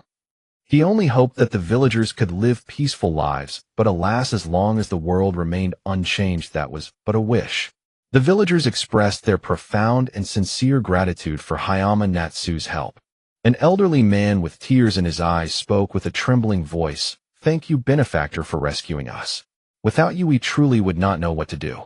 His words were filled with the relief of having survived a calamity and profound gratitude towards their savior. When Hyūga Natsu rejected the food prepared by the villagers, they grew even more eager for him to accept their offerings as a way to express their gratitude. Some villagers anxiously inquired about what would happen if the bandits returned, a fear born from past suffering, yet also a testament to their reliance on and trust in Hyūga Natsu, believing he could bring lasting peace. As Hyūga Natsu departed, the villagers' eyes brimmed with reluctance and reverence. Through their purest gazes and expressions, they conveyed a gratitude that words could never fully articulate. Hyūga Natsu looked back at the villagers, their eyes filled with lingering sorrow and deep respect, gazes that burned like blazing flames, scorching his heart and strengthening his resolve. Each pair of eyes held a yearning for a peaceful life and earnest hope for him, a heavy burden like a 1,000-pound weight pressing upon his shoulders. He turned decisively and strode with steady, powerful steps toward the bandits' stronghold. Along the way, the villagers' worried faces and trusting eyes kept flashing through his mind like a relentless film reel. Those faces, etched with anxiety, bore the marks of hardship and despair, their deep wrinkles resembling the agonizing scars carved by time. Those eyes, brimming with anticipation, shimmered like stars in the night sky, carrying boundless hope. All of this had been indelibly engraved in his mind. Unforgettable, and he dared not forget. He knew that unless he eradicated the root cause of the bandits, the kind and simple villagers would never know peace, forever trapped in fear and suffering. The stronghold loomed atop the mountain peak like a monstrous beast, exuding an aura of evil. The steep cliffs and treacherous terrain served as nature's own shield for this malevolent force. Hyūga Natsu's gaze was unwavering, and he approached with swift steps. An eerie silence enveloped the surroundings, as if time itself had frozen. Only the occasional whisper of wind passed by like a mournful sob foretelling the coming storm. Within that silence lurked countless dangers and unknowns, yet Hyūga Natsu remained fearless. The conviction in his heart shone like a beacon, illuminating his path forward. He pressed himself against the wall and slipped in like a phantom, utterly silent. Inside the stronghold, several bandits sat together, loudly boasting about their last plunder. "Hey, we really raked it in last time." Those villagers were scared out of their wits and handed over all their valuables. A burly, ferocious-looking bandit said smugly, then raised his wine flask and took a hearty swig. The liquor dribbled down his chin, accentuating his vulgarity. The wine soaked into his filthy clothes, but he paid no heed. His eyes were consumed only by greed and satisfaction for the wealth. "Ha, right. Especially that old man at the edge of the village. He tremblingly brought out treasures he'd hidden for years." Another bandit chimed in, his eyes gleaming with avarice, as if ready to devour everything.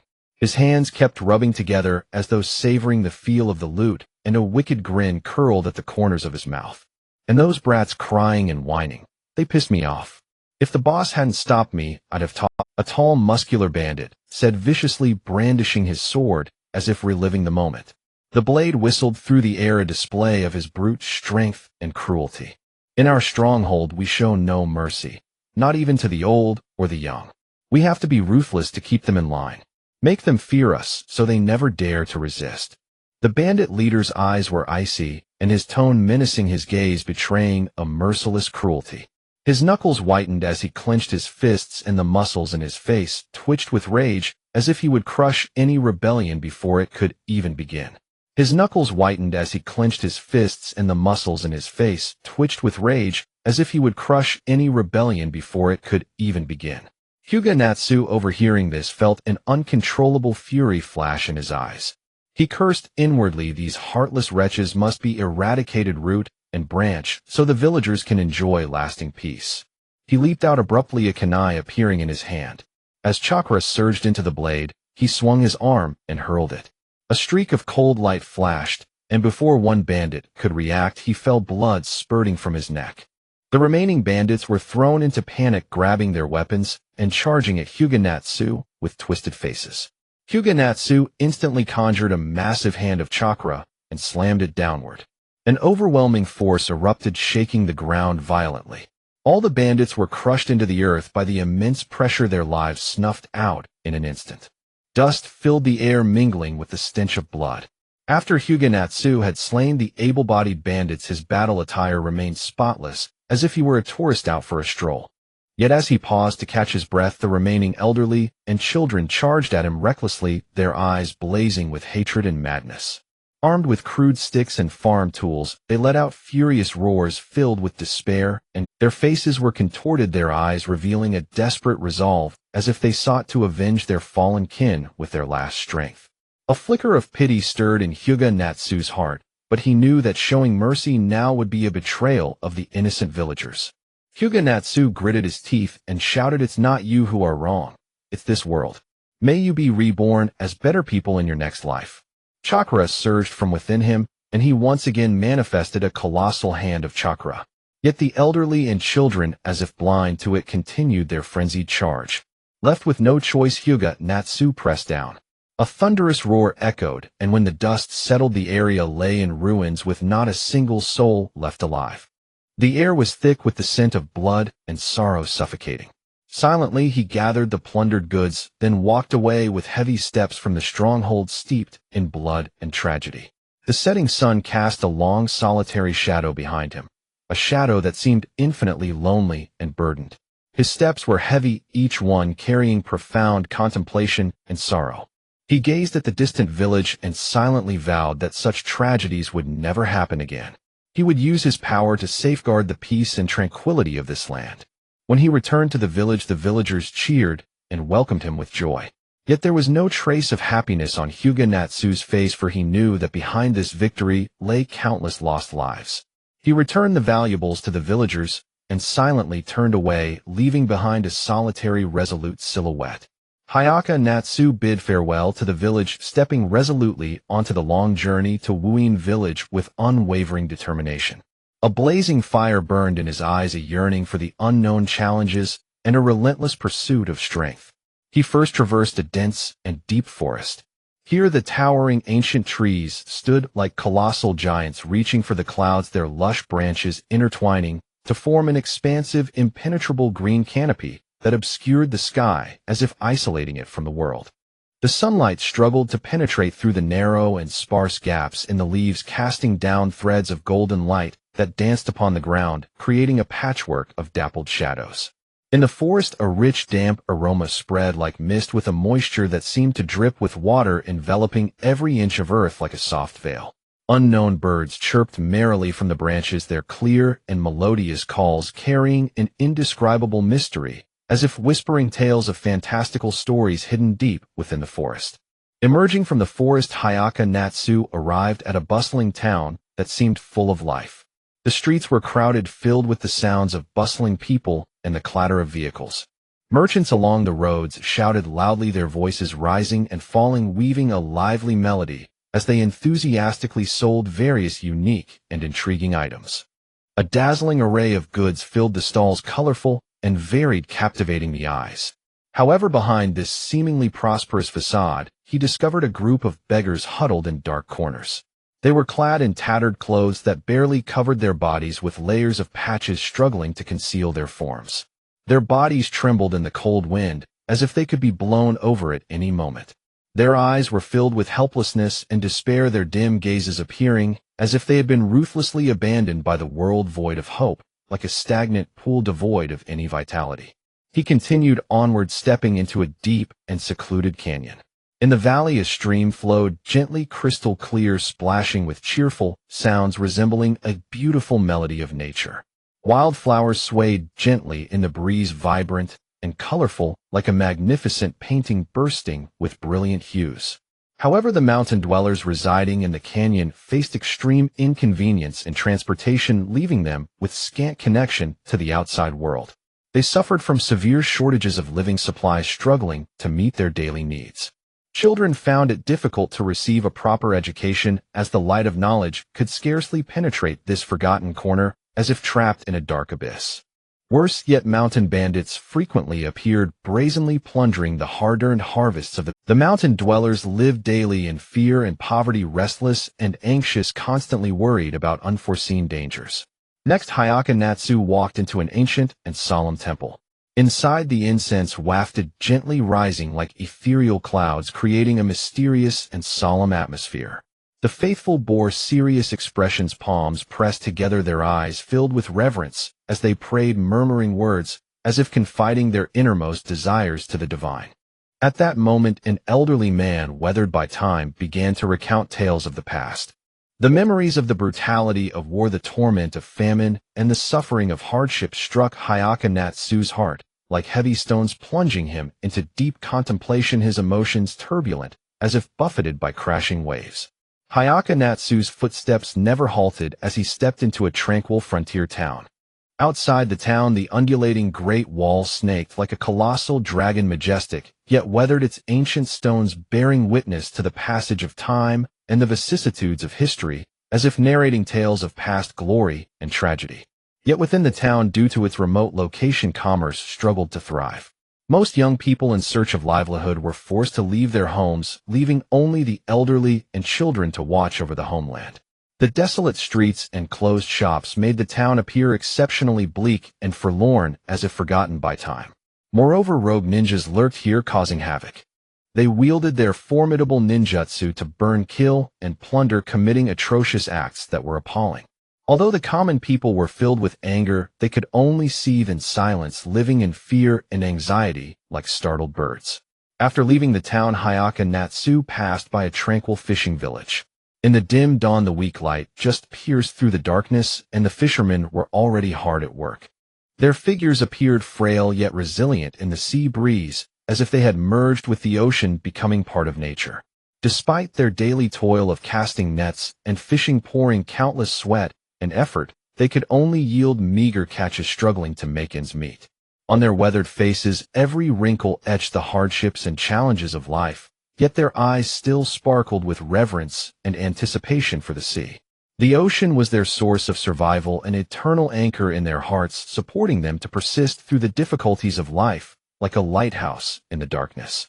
Subsequently, Hyūga Natsu arrived at a bustling ferry terminal where boats came and went, weaving through the water like a shuttle. The boatmen shouted in unison, their voices filled with strength, piercing through the howling river winds, their busy figures appearing robust under the sunlight, muscles taut and brimming with power. However, he also noticed that some boatmen, due to years of strenuous labor, had their spines bent, as if crushed by the weight of life's burdens, unable to stand straight. Their faces, weathered by the river winds, bore the marks of time, each wrinkle resembling a deep ravine, profound and sorrowful. Their rough hands were callous testament to a lifetime of hard work, leaving indelible marks. Even more heartbreaking was the unbridled greed of local landlords and tycoons, who mercilessly raised rents and taxes, ruthlessly squeezing the sweat of the boatmen. The boatmen's lives were unbearable, their meager incomes insufficient to sustain them, falling into endless poverty and hardship. Hyūga Natsu witnessed the various injustices and suffering in the world, and his sense of mission grew stronger, like a surging torrent within his heart. He deeply understood that the path ahead was long filled with countless difficulties and obstacles. The mission to change this world was daunting and would require tremendous effort and sacrifice. Yet he feared nothing, for the belief in his heart burned like a blazing flame, fierce and undying, illuminating the path ahead. He firmly believed that as long as he persevered in becoming stronger, one day he would bring justice and peace to this world with his own formidable strength, allowing everyone to live a happy and peaceful life free from suffering and torment. Hyūga Natsu then paused, no longer his gaze steady, as he activated the Flying Thunder God technique. In an instant, immense power shattered the space, distorting the surrounding air, producing a sharp whistling sound. In his place remained a series of violent spatial waves rippling outwards like water. His figure had vanished from this realm, leaving behind silence and anticipation. Not far from a bustling, remote little town, there exists a secluded and little-known corner. Without any warning, the space erupted with a violent, tumultuous wave, as if the surging tides had suddenly exploded, unleashing a powerful force that was utterly shocking. Then a tall and agile figure gradually emerged from the restless and mysterious space, revealing the strikingly handsome Hyūga Natsu. This place was actually a spatial mark left by Hyūga Natsu during a previous visit. Subsequently, he stepped into the town with a steady and determined gait. He navigated through the bustling crowd, his gaze focused and resolute, each step carrying a clear and defined purpose, as if a guiding lighthouse shone in his heart. He entered a seemingly old, but actually intricate weapon shop. The walls were adorned with an array of weapons and armor, each radiating a cold gleam or exuding an ancient charm. A unique scent of metal and leather mingled in the air, of fragrance left by the passage of time and the echoes of battle. The shopkeeper was an elderly man with a weathered face shaped by years of experience, yet his eyes gleamed with sharpness and depth, as if he could see through all the secrets of the world. As soon as Hyūga Natsu stepped through the door, the old man looked up, scrutinizing him with a piercing gaze that seemed capable of penetrating the soul. Hyūga Natsu did not hesitate for a moment, walking straight towards the section displaying armor, his eyes quickly scanning the exhibits. When his gaze fell upon a set of striking red armor reminiscent of blazing flames, his eyes sparkled like stars, as if he had found a glimmer of hope in the darkness. He gently extended his hand, cautiously stroking the surface of the armor, feeling its texture and patterns, as if communicating with a slumbering artifact. "Boss, how much for this armor?" Hyūga Natsu eagerly asked, his voice filled with longing. The old man slowly approached, carefully sizing him up from head to toe, and said, "Young man, you truly have a good eye. This is the treasure of our shop, crafted from rare top-quality materials by skilled artisans. As for the price, it is naturally not cheap." Hyūga Natsu showed no hesitation, his eyes resolute as iron, indicating his sincere desire. Seeing this, the old man began to detail the origins and unique features of the armor. The design of this armor is quite intentional. The layout of the sleeves, torso, and rib shields has been meticulously considered to protect vital areas precisely. Moreover, the material is made from the finest metals, refined through countless forges. This is a carefully crafted imitation of the original Hokage's gear, imbued with mysterious power and heritage. Hyūga Natsu nodded along, his expression focused, as if he were listening to an ancient epic.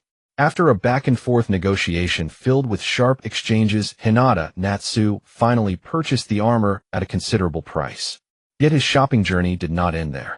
"Boss, do you have the second, third, and fourth Hokage's gear?" Hyūga Natsu asked eagerly, his eyes sparkling with fervor. The old man hesitated slightly, a flicker of doubt passing through his gaze, before slowly nodding and turning towards a large cabinet deep within the shop.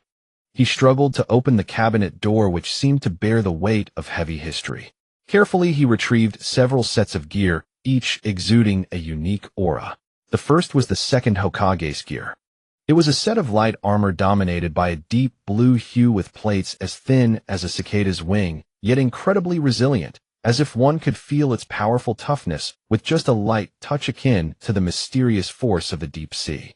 The helmet was intricately carved with lifelike water patterns, the flowing lines resembling animated water, seemingly containing endless power of the water element, evoking memories of the second Hokage's magnificent might when wielding water techniques. The shoulder guards resembled wings with elegant flowing lines that allowed for agile movement in battle, effectively protecting the shoulders without hindering actions, as if merging with the body.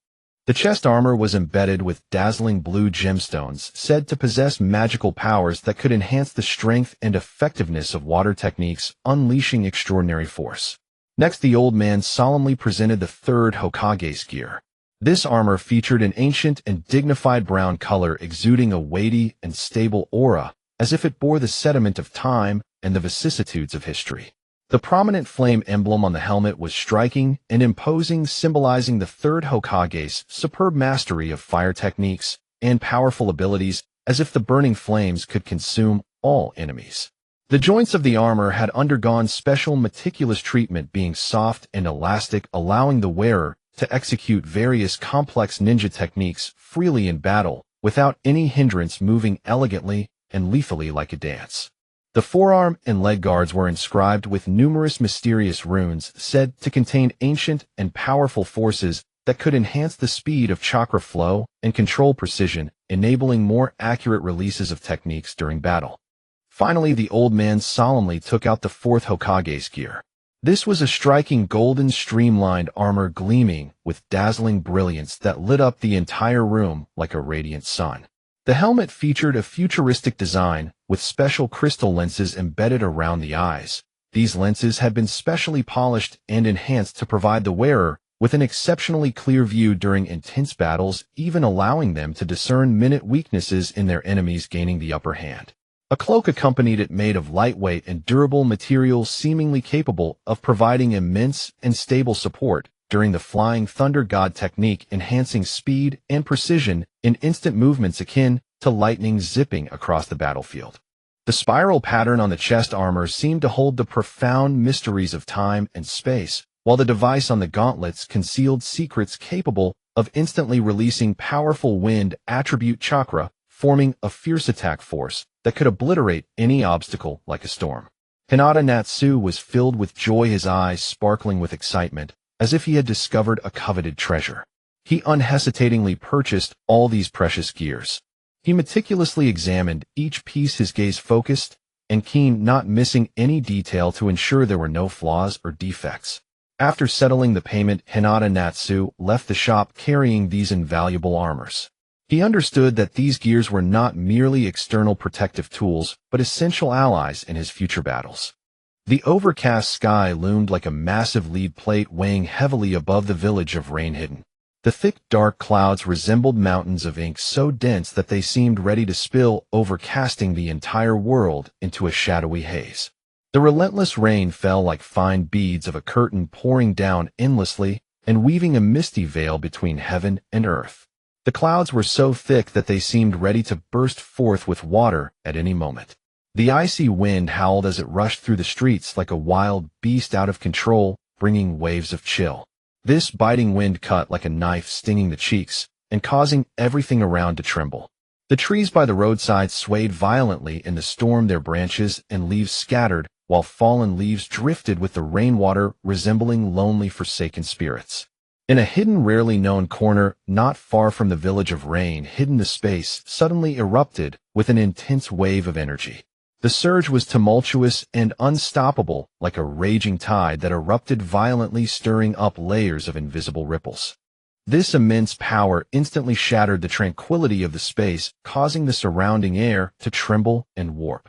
The grass nearby was flattened under the impact of this force, splattering mud and water. Shortly after, a tall and agile figure slowly emerged from that turbulent and mysterious space. Before him stood a man with a stature as upright as a cypress, proud and imposing as if he could stand against the heavens. His form stood out vividly against the chaotic backdrop, like the only light in the darkness. He wore a cat-faced mask of the wood leaf umbu, mysterious and imposing, making it difficult to discern his true appearance. The sharp and cold lines of the mask further enhanced his enigmatic aura. Hyūga Natsu's eyes had transformed into golden rinnegan, a testament to his caution for the success of this operation. However, he wore black contact lenses that concealed his golden rinnegan, adding to the curiosity and speculation surrounding his identity and purpose. He donned a strikingly bright red Warring States armor akin to flames burning fiercely. Even in the dim environment, the armor shone brilliantly, as if it bore an unquenchable fire. The design of this armor was ingeniously crafted, composed solely of large sleeves, torso, and rib guards, yet it precisely protected the key vulnerable areas of his arms, legs, and abdomen. Every protective feature was perfectly placed, showcasing the creator's meticulous thought. Underneath the armor, he wore ordinary clothing. However, this seemingly plain combination radiated an extraordinary sense of harmonious beauty, as if the mundane and the magnificent were meant to merge. The exterior of the armor exuded a simplicity that concealed endless intricacies, with every subtle texture and line revealing exquisite craftsmanship and unique design. The patterns resembled ancient runes imbued with mysterious power. The lines flowed gracefully, like a masterpiece crafted by a master artist. Coupled with his long hair cascading like a waterfall, swaying gently with the wind, it added to his extraordinary aura, reminiscent of Mount Tai's unwavering presence, instilling awe, as if the first Hokage had returned. This person was none other than Hyūga Natsu, clad in the gear of the first Hokage. At this moment, he was fully focused, almost turning into a wisp of smoke, carefully concealing his presence. He moved like a wraith in the dark night, approaching the village of Rain Hidden at a speed as swift. His footsteps were as light as falling snowflakes, landing silently, agile as a spirit deer weaving through the forest. Each step was almost as quiet as a feather falling, perfectly blending with the surrounding environment. His gaze was determined and sharp, like a drawn sword piercing through the rain curtain and locking onto the direction of the village of Rain Hidden. His goal was crystal clear in his heart, shining like a brilliant star in the night sky, emanating an unwavering resolve that refused to rest until the objective was achieved. The village of Rain, hidden under constant rainfall, tightened his heart as he stepped into its confines, the scene before him hitting him like a heavy blow. On the streets, few pedestrians were seen, those that were hurried along holding umbrellas, heads bowed, avoiding eye contact, as if afraid of being swallowed by the oppressive atmosphere. Their eyes were filled with deep fear and endless unease, as if every moment they were anticipating an impending disaster. This fear loomed over their hearts like a shadow refusing to dissipate. Once a bustling marketplace, now it lay desolate. Most shops closed tight, their doors rusted, and the boards worn, as if they were recounting tales of past prosperity and present desolation. The few shops that remained open had scant merchandise, with disheartened shopkeepers slumped at their counters, their eyes hollow, showing no interest in enticing the rare passerby, as if they had lost all hope for life. In a corner, barely able to shelter from the rain, he saw a frail child curled up, shivering, the small body swaying in the storm. The child's face was streaked with tears, mumbling a yearning for food, the voice weak, yet filled with endless sorrow. The child's mother tightly held him in her arms, her eyes revealing despair and helplessness, a gaze that seemed to pierce the heart. Hyūga Natsu's heart ached as if thousands of needles were stabbing him. To think that this child in his past life was carefree and still studying, but in the world of Naruto could only beg for survival, and if fortunate be chosen by a ninja village to become cannon fodder, or if unlucky starve to death on the streets. He knew well that this was the dire consequence of the Akatsuki's plunder of wealth, leading many families to suffer from hunger, children emaciated and stripped of the innocence and vitality they should possess, like wilted flowers struggling to survive in darkness. As he continued onward, he heard the sound of a noisy quarrel. It turned out that two villagers had clashed over a trivial matter, their voices jarring against the silence of the street. However, the surrounding people dared not step forward to mediate, only watching from afar, their eyes filled with fear and helplessness. Under the oppressive rule of the Akatsuki, normal order had collapsed. People feared that intervening would bring disaster upon themselves, choosing instead silence and evasion. Criminal acts occurred frequently, theft and robbery were commonplace, and those lawbreakers acted with impunity, yet no one dared to intervene. Justice could not be upheld, the dignity of the law was ruthlessly trampled upon like a treasure discarded in the mud. Passing by a ninja school, Hyūga Natsu saw the campus overgrown with weeds, those weeds growing wildly, as if they aimed to devour the entire school. The classroom windows were shattered, shards of glass scattered on the ground, reflecting a dim light in the rain. The desks and chairs were incomplete, haphazardly arranged, as if they had survived a brutal catastrophe. The place that once echoed with the sounds of reading now lay silent, so quiet that it was frightening. Only the howling wind and rain resounded in the empty campus. The children had lost the opportunity for a good education, the transmission of knowledge was interrupted, and the hope for the future had become bleak, like a ship lost in the darkness, unable to find its way forward. The buildings in the village of Rain, hidden, had also fallen into disrepair under the influence of the Akatsuki. Many houses were old and dilapidated, their walls riddled with cracks, which were like scars of time, telling the tale of the village's suffering. The roofs leaked, the sound of dripping rain echoing within the houses like a sorrowful melody. The roads were uneven and puddled with rainwater, making it easy to slip and fall, as if life had laid out treacherous traps. The once beautiful and peaceful village of Rain, hidden, had now become a place filled with despair and pain, like a forgotten corner of the world. The sky was heavily clouded, and the persistent fine rain fell like threads, enveloping the entire rain-hidden village in a hazy mist, making it difficult to see clearly, as if the village were shrouded in a mysterious veil. Raindrops pelted the pond, splashing countless droplets with ripples spreading layer upon layer, disturbing the reflection of the somber sky. Hyūga Natsu stepped into this mysterious and oppressive village with steady and resolute strides. The rain mercilessly hit him, soaking his clothes and hair, yet there was no hint of retreat or hesitation in his eyes, only determination and decisiveness. The street was permeated with a damp atmosphere, cold and desolate. Only the crisp sound of raindrops hitting the ground echoed, resonating clearly in the silence.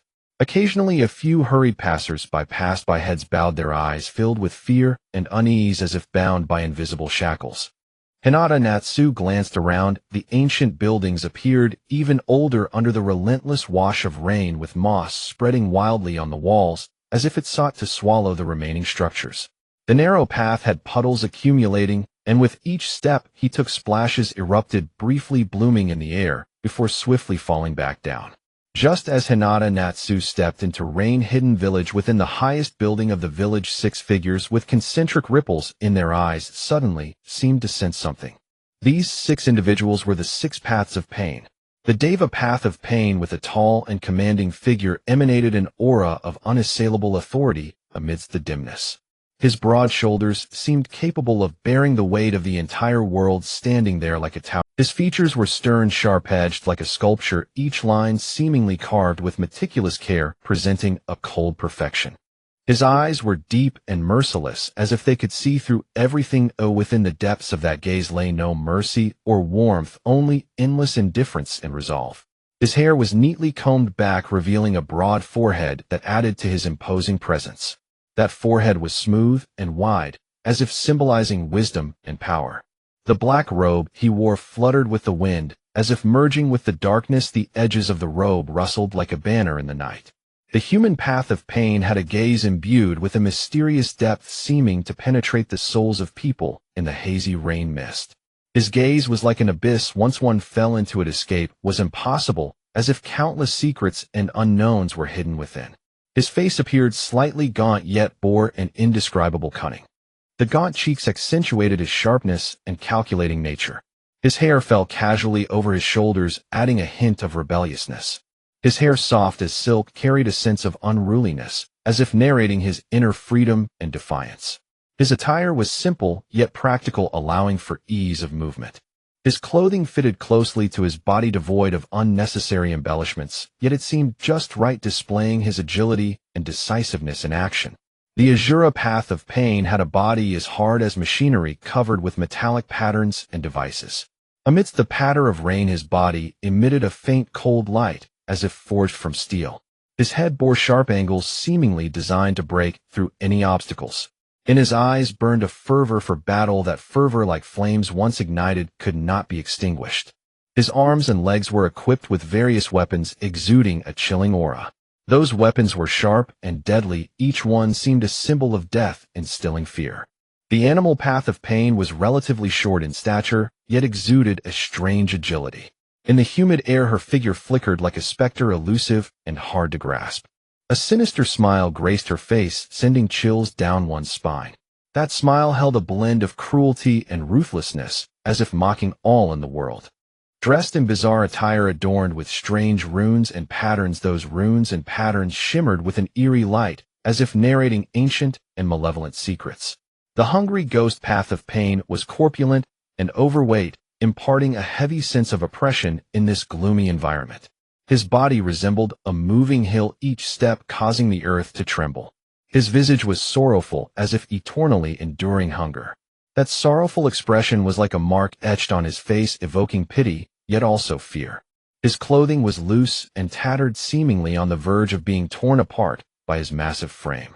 Those garments appeared so small and fragile on him, as if unable to bear his weight. The hell path of pain had a face as pale as paper, like a messenger emerging from the underworld. Amidst the relentless rain, his visage seemed covered by a layer of frost, devoid of any vitality. His eyes were hollow and lifeless, yet seemed to connect to the abyss of hell. Within that vacant gaze, endless pain and torment seemed hidden, making one dare not look directly. His attire was solemn and grave, filled with the breath of death. The black robe, embroidered with mysterious symbols, seemed to pay homage and respect to death. A glimmer of alertness passed through their cold gazes, akin to a lone wolf in a cold night, sensing an unfamiliar scent. He slightly squinted his eyes, using the unique perceptive ability of the Rinnegan to capture that unusual aura. In his perception, that aura was like a subtle ripple, yet it drew his utmost attention. A foreign chakra has intruded into the village, Pain said in a deep voice, echoing in the empty room with undeniable authority. The voice seemed to emanate from the depths of hell, filled with coldness and ruthlessness. Beside him, Conan furrowed her brow, slightly a hint of worry appearing on her beautiful face, as she said, "Could it be an enemy?" Her voice carried a tinge of uncertainty and tension. That worried expression was like dark clouds obscuring the bright moon, rendering her originally beautiful face somewhat dim. Pain fell silent for a moment, slowly rising to his feet, his towering figure radiating immense power, and he spoke with unwavering determination. "Whoever it is, they cannot disrupt our plans. Prepare for confrontation." His words were like a command, resolute and decisive. The firm tone was filled with confidence and determination, as if no force could thwart his will. Meanwhile, Hyūga Natsu continued to proceed cautiously through rain-hidden village. He was well aware that Nagato possessed a technique called Rain Tiger Freedom Technique, which could merge his chakra with the rain, thus enabling surveillance over the entire rain-hidden village. He knew he had attracted the other party's attention, yet he showed no signs of retreat, but rather heightened his vigilance. The rain continued to fall incessantly, the crisp sound persistently striking against Hyūga Natsu's armor like a fervent war drum, causing his heartbeat to quicken slightly. Raindrops fell, splashing tiny water blooms, as if they were narrating the impending storm. At this moment, the atmosphere around him grew increasingly tense, like an invisible net tightening around him, making it hard for him to breathe. Each drop of rain felt like a small source of pressure, constantly reminding him of the approaching danger. Pain stood before the window of a high building, his expression stern, the mysterious and powerful Rinnegan, slowly rotating, emanating a chilling radiance, as if it could truly perceive everything in the world. He gazed at the village shrouded in rain, silently calculating his strategy to deal with this unexpected guest. He sneered, "Who is this intruder daring to act wildly in my territory?"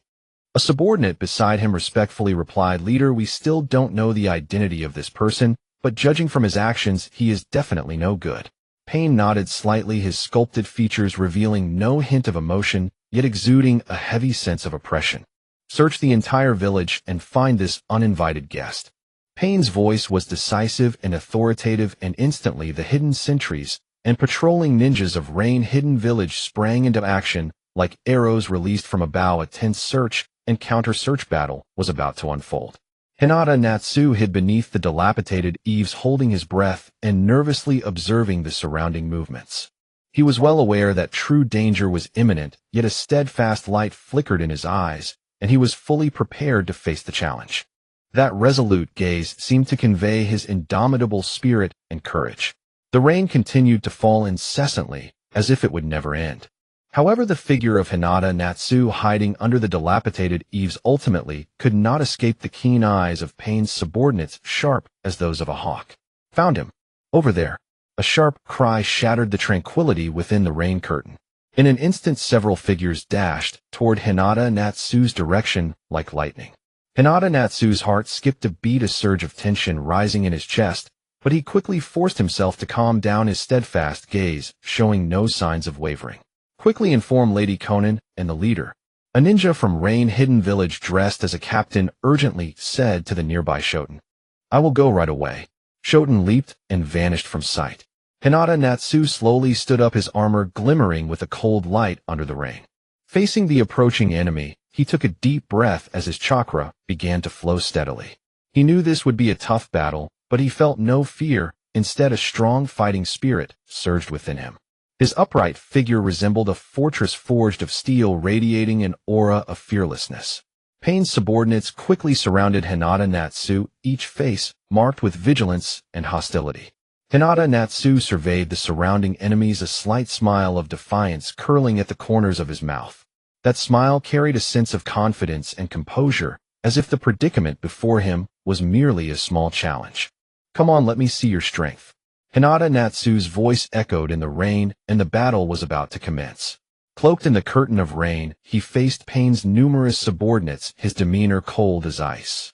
In the tallest building of rain-hidden village, Shoten rushed in to report, "Leader, we have found the intruder." Deva Pain nodded slightly and said in a deep voice, "I am already aware." That cold voice was like the chilling wind of a cold night, sending shivers down one's spine. "Konan, let's go." After speaking, Deva Pain quickly approached the battlefield alongside Konan. Konan, dressed in a blue paper outfit, had a cold gaze like a spirit in the rain. Her movements were light and elegant, radiating a mysterious aura as she walked beside Deva Pain. Moments later, Deva Pain arrived on the battlefield looking at Hyūga Natsu before him and asked in an imposing tone, "Who are you? Why have you come to work in my rain-hidden village?" Hinata Natsu felt speechless in his heart. What kind of ridiculous line is this? It's as if a classic line from those little devils has been uttered. Yet he maintained a calm facade, and loudly declared, "I am Senju Hashirama, here to borrow something." Deva Payne's brows furrowed, and he coldly replied, "Him playing tricks. The first Hokage has been dead for decades. Who exactly are you? Why are you impersonating the first Hokage?"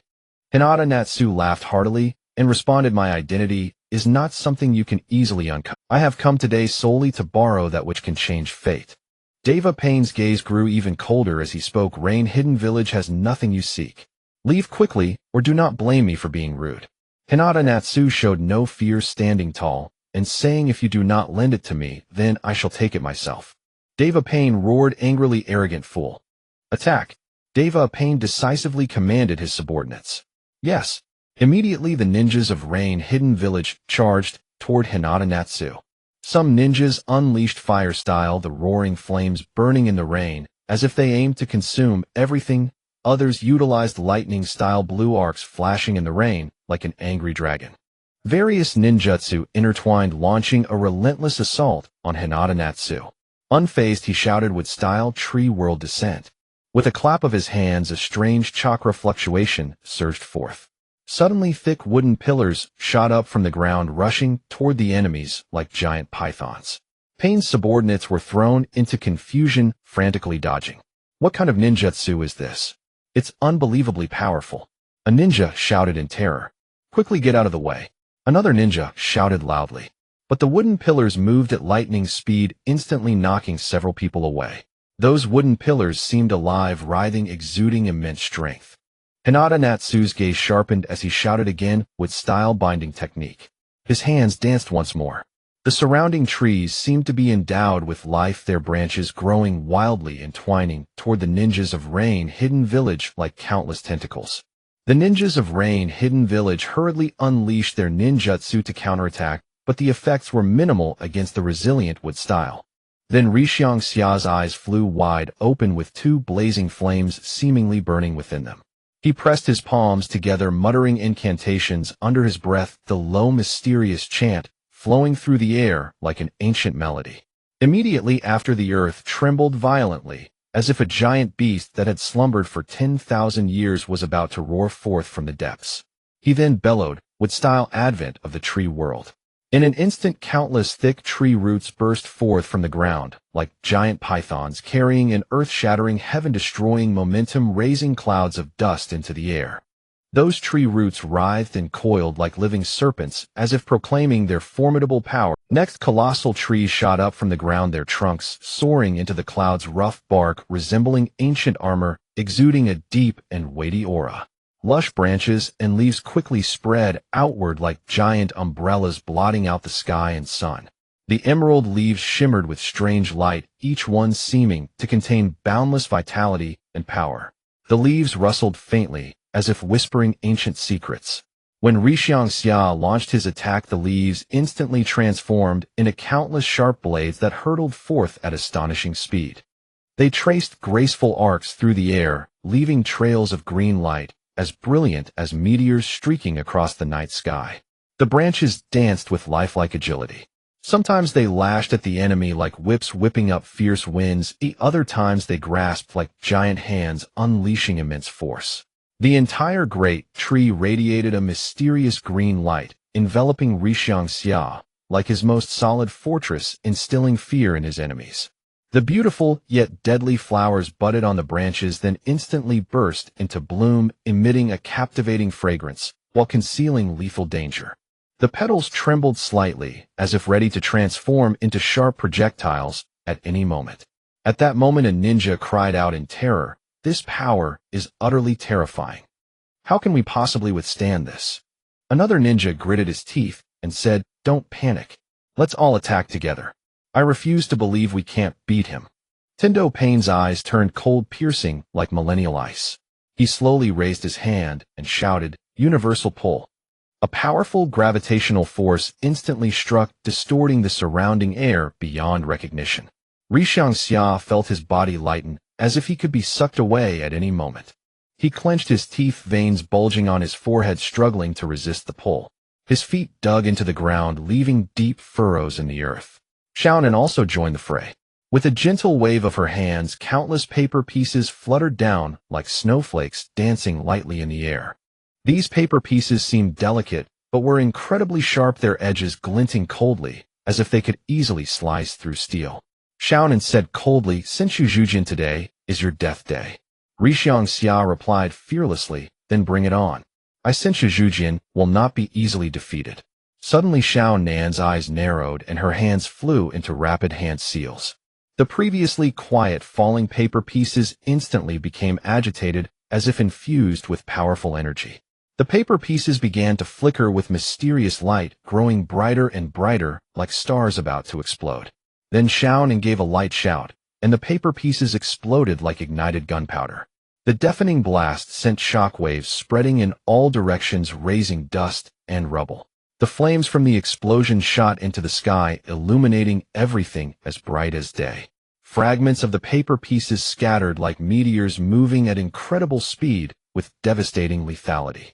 They flew toward Rixiang Xia with scorching heat and immense force, as if to engulf him in this violent onslaught. Rixiang Xia quickly used with style.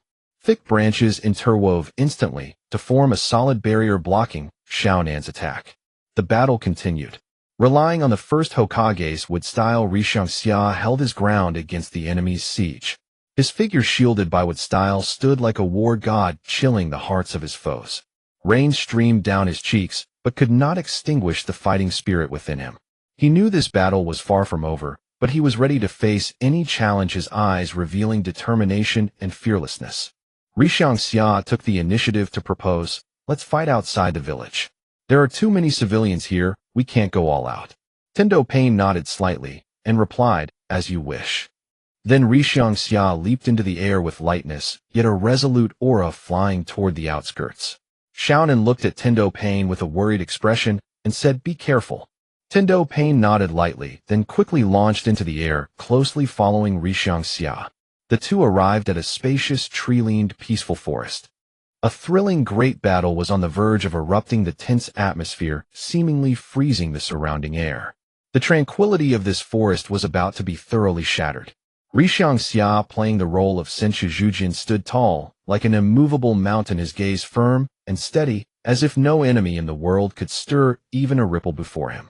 The six paths of pain appeared on the other side of the battlefield with a bizarre and majestic presence, their emitted aura chilling to the bone. Tendo Pain raised both hands abruptly, his eyes revealing boundless coldness and dominance, and roared, "Senshu Jujin, today is your doom. We, the six paths of pain, will end your legend." With his movement, almighty push, erupted violently, a powerful repulsive force like surging waves sweeping toward Rixiang Xia with overwhelming force. Wherever the force passed, towering trees were uprooted like fragile straws, splinters raining down like a storm. The ground was violently torn up in layers, the once flat forest floor becoming pockmarked in an instant. Birds and beasts fled in terror, uttering desperate cries. At this moment, one could almost hear the sound of roots snapping as trees were uprooted and feel the unease from the violent trembling of the ground. Rixiang Xia directly shouted, "An attack of this level cannot harm me." Then he clapped his hands together with force and shouted, "With style, advent of the tree world." At this moment, a ninja under Pain's command said, "This guy is too powerful. Can our leader really defeat him?" Another ninja replied, "Don't boost the enemy's morale and deflate your own. Our god never fails." Tendo Pain continued his attack, not daring to slack off in the slightest. As Nagato unleashed Shinra Tensei and Hyūga Natsu activated, would release advent of the tree realm, the earth trembled violently. Countless gigantic trees erupted from the ground, instantly forming an expansive forest. The newly sprouted trees intertwined with those destroyed by Shinra Tensei. Some were broken, while others were deformed, as if narrating the brutality of this battle. The ground seemed to be violently torn apart by this immense force, creating numerous massive fissures resembling the gaping maw of a demon. You felt as if you were amidst this chaotic battlefield, able to sense the tremors of the earth and witness the shock brought by the rampant growth of trees. The power of Shinra Tensei relentlessly bombarded the tree realm, mercilessly destroying tree after tree. Yet the power of the tree realm's advent was equally unyielding, continuously sprouting new trees.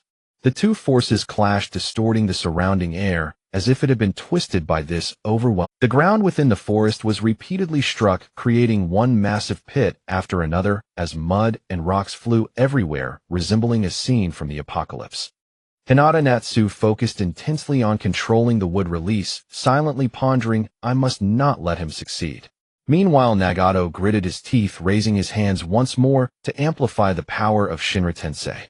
This fierce battle plunged the entire forest into chaos, as if the end of the world had indeed. At that moment, the hungry ghost path Nagato attempted to absorb Hyūga Natsu's chakra, shouting, "Let me drain your power." Hyūga Natsu sneered disdainfully, thinking naive. He then shouted wood release wood dragon technique. A massive and majestic wood dragon roared as it charged towards the hungry ghost path Nagato, instantly wrapping and binding him. Wherever the wood dragon passed, trees were knocked askew, some even snapped in half, as leaves fluttered down like snowflakes. You could almost see the ferocious visage of the wood dragon, feeling the immense pressure it brought. The hungry ghost path Nagato struggled, shouting, "Help me." However, no one responded, as the other four paths of Nagato were fully engrossed in dealing with the chaotic battlefield. The human path Nagato attempted a close attack on Hyūga Natsu, roaring Dai Hashirama. Hyūga Natsu casually waved his hand, would release would clone technique. Several wood clones appeared instantly, surrounding the human path Nagato and overwhelming him. The wood clones collided with the surrounding trees, producing dull thuds as many branches snapped and scattered across the ground. The human path Nagato yelled while defending, "Damn, this guy is too troublesome." The evil spirits summoned by the hell path Nagato were penetrated by sharp wooden spikes under Hyūga Natsu's would release thorn kill technique, instantly turning to ashes. Wooden spikes abruptly shot up from the ground, piercing through the surrounding trees, with sap flowing, creating a scene of devastation.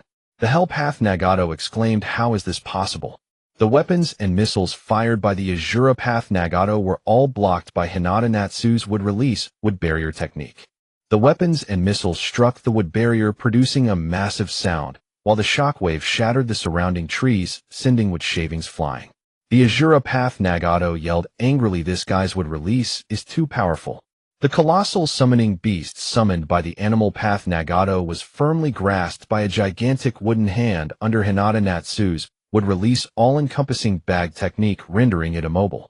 The summoning beast struggles caused trees around it to topple, leaving deep footprints in the ground. The animal path Nagato anxiously shouted, "Get free." The attacks from the six paths of Nagato appeared utterly powerless against Hyūga Natsu's formidable wood release. With each strike, Hyūga Natsu exuded immense power and momentum, making his powerful wood release seem as if it were turning the entire battlefield into his domain. Seeing the situation turning against him, the Deva path Nagato raised his hands high once again, his eyes wide open, chakra surging through him, shouting, "Shinra Tensei."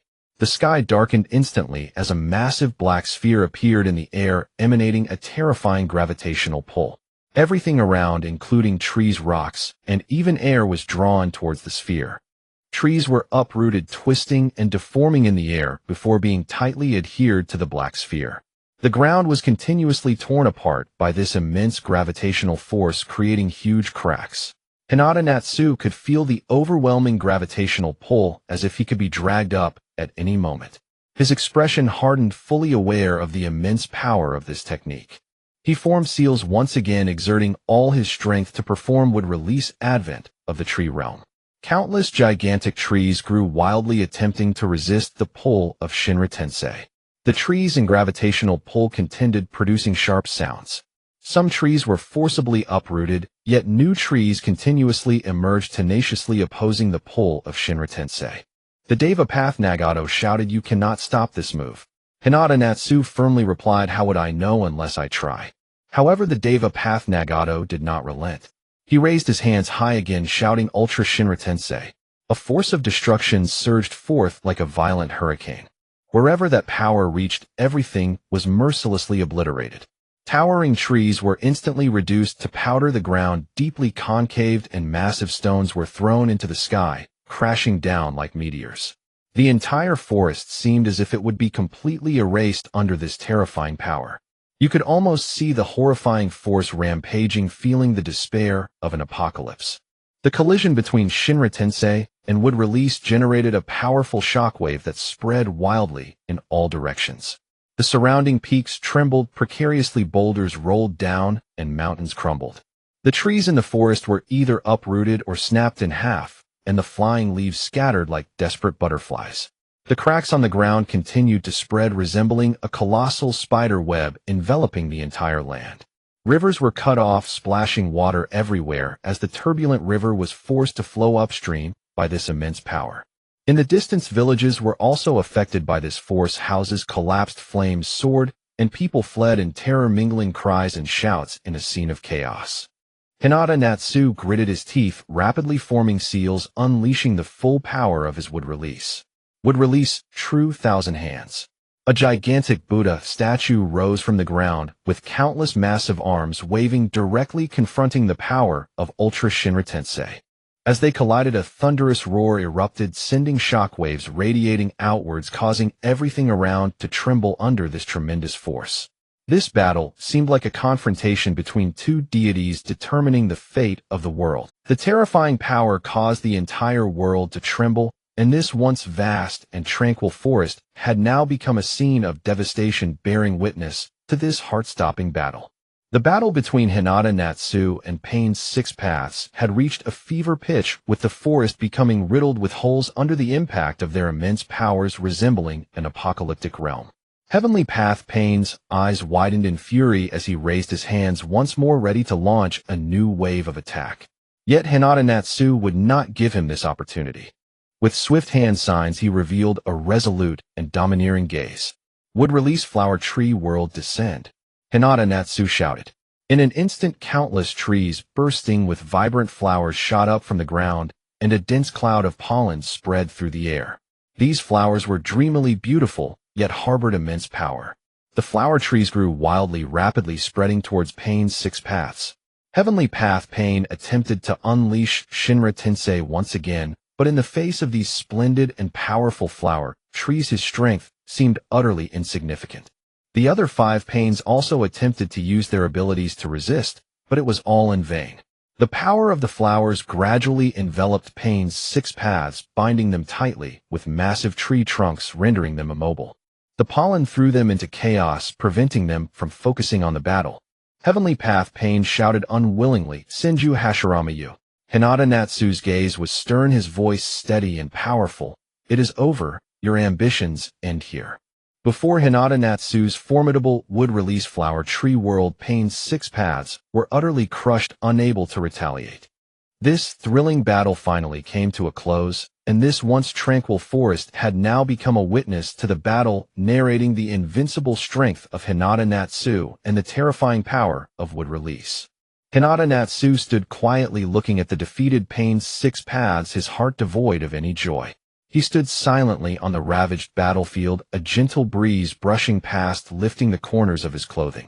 Around him lay a forest utterly destroyed by the battle, broken branches and leaves strewn about, massive craters and fissures telling the tale of the fierce battle that had just occurred. Heavenly Path Pain lay nearby, having lost the ability to fight. Hyūga Natsu looked at him, his eyes reflecting not the pride of a victor, but a profound contemplation. He understood that while this battle ended in victory, the significance it represented was far greater than that.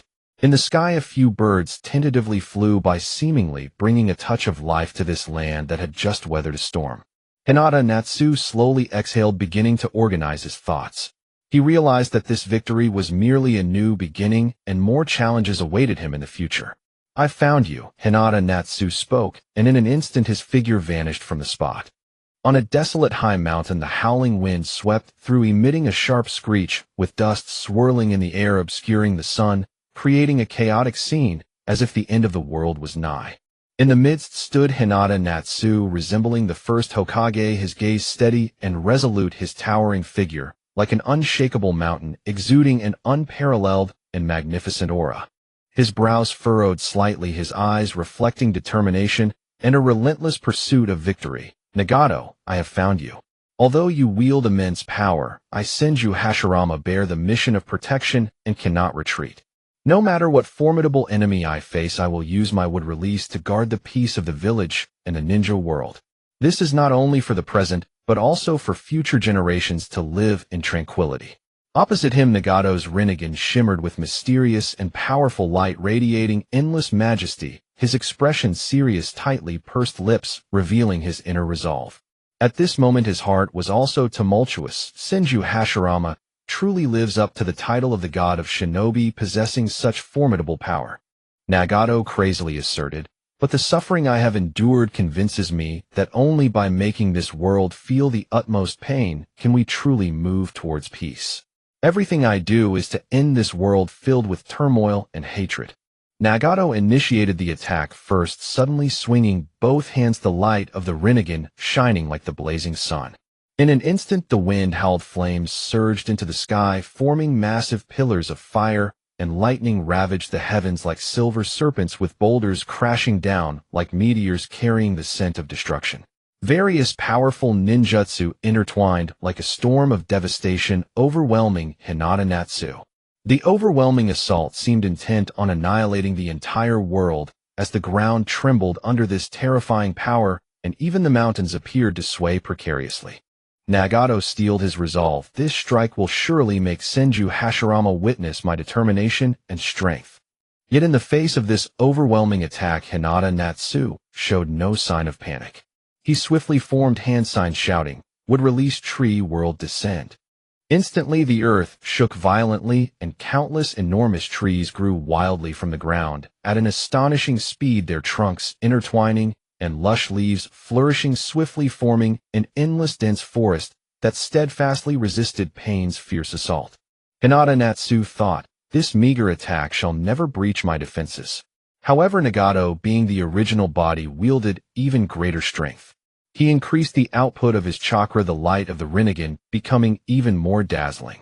The power of the wind, fire, and lightning ninjutsu surged exponentially, the flames growing ever hotter, the lightning becoming more violent, and the impact of the boulders more terrifying.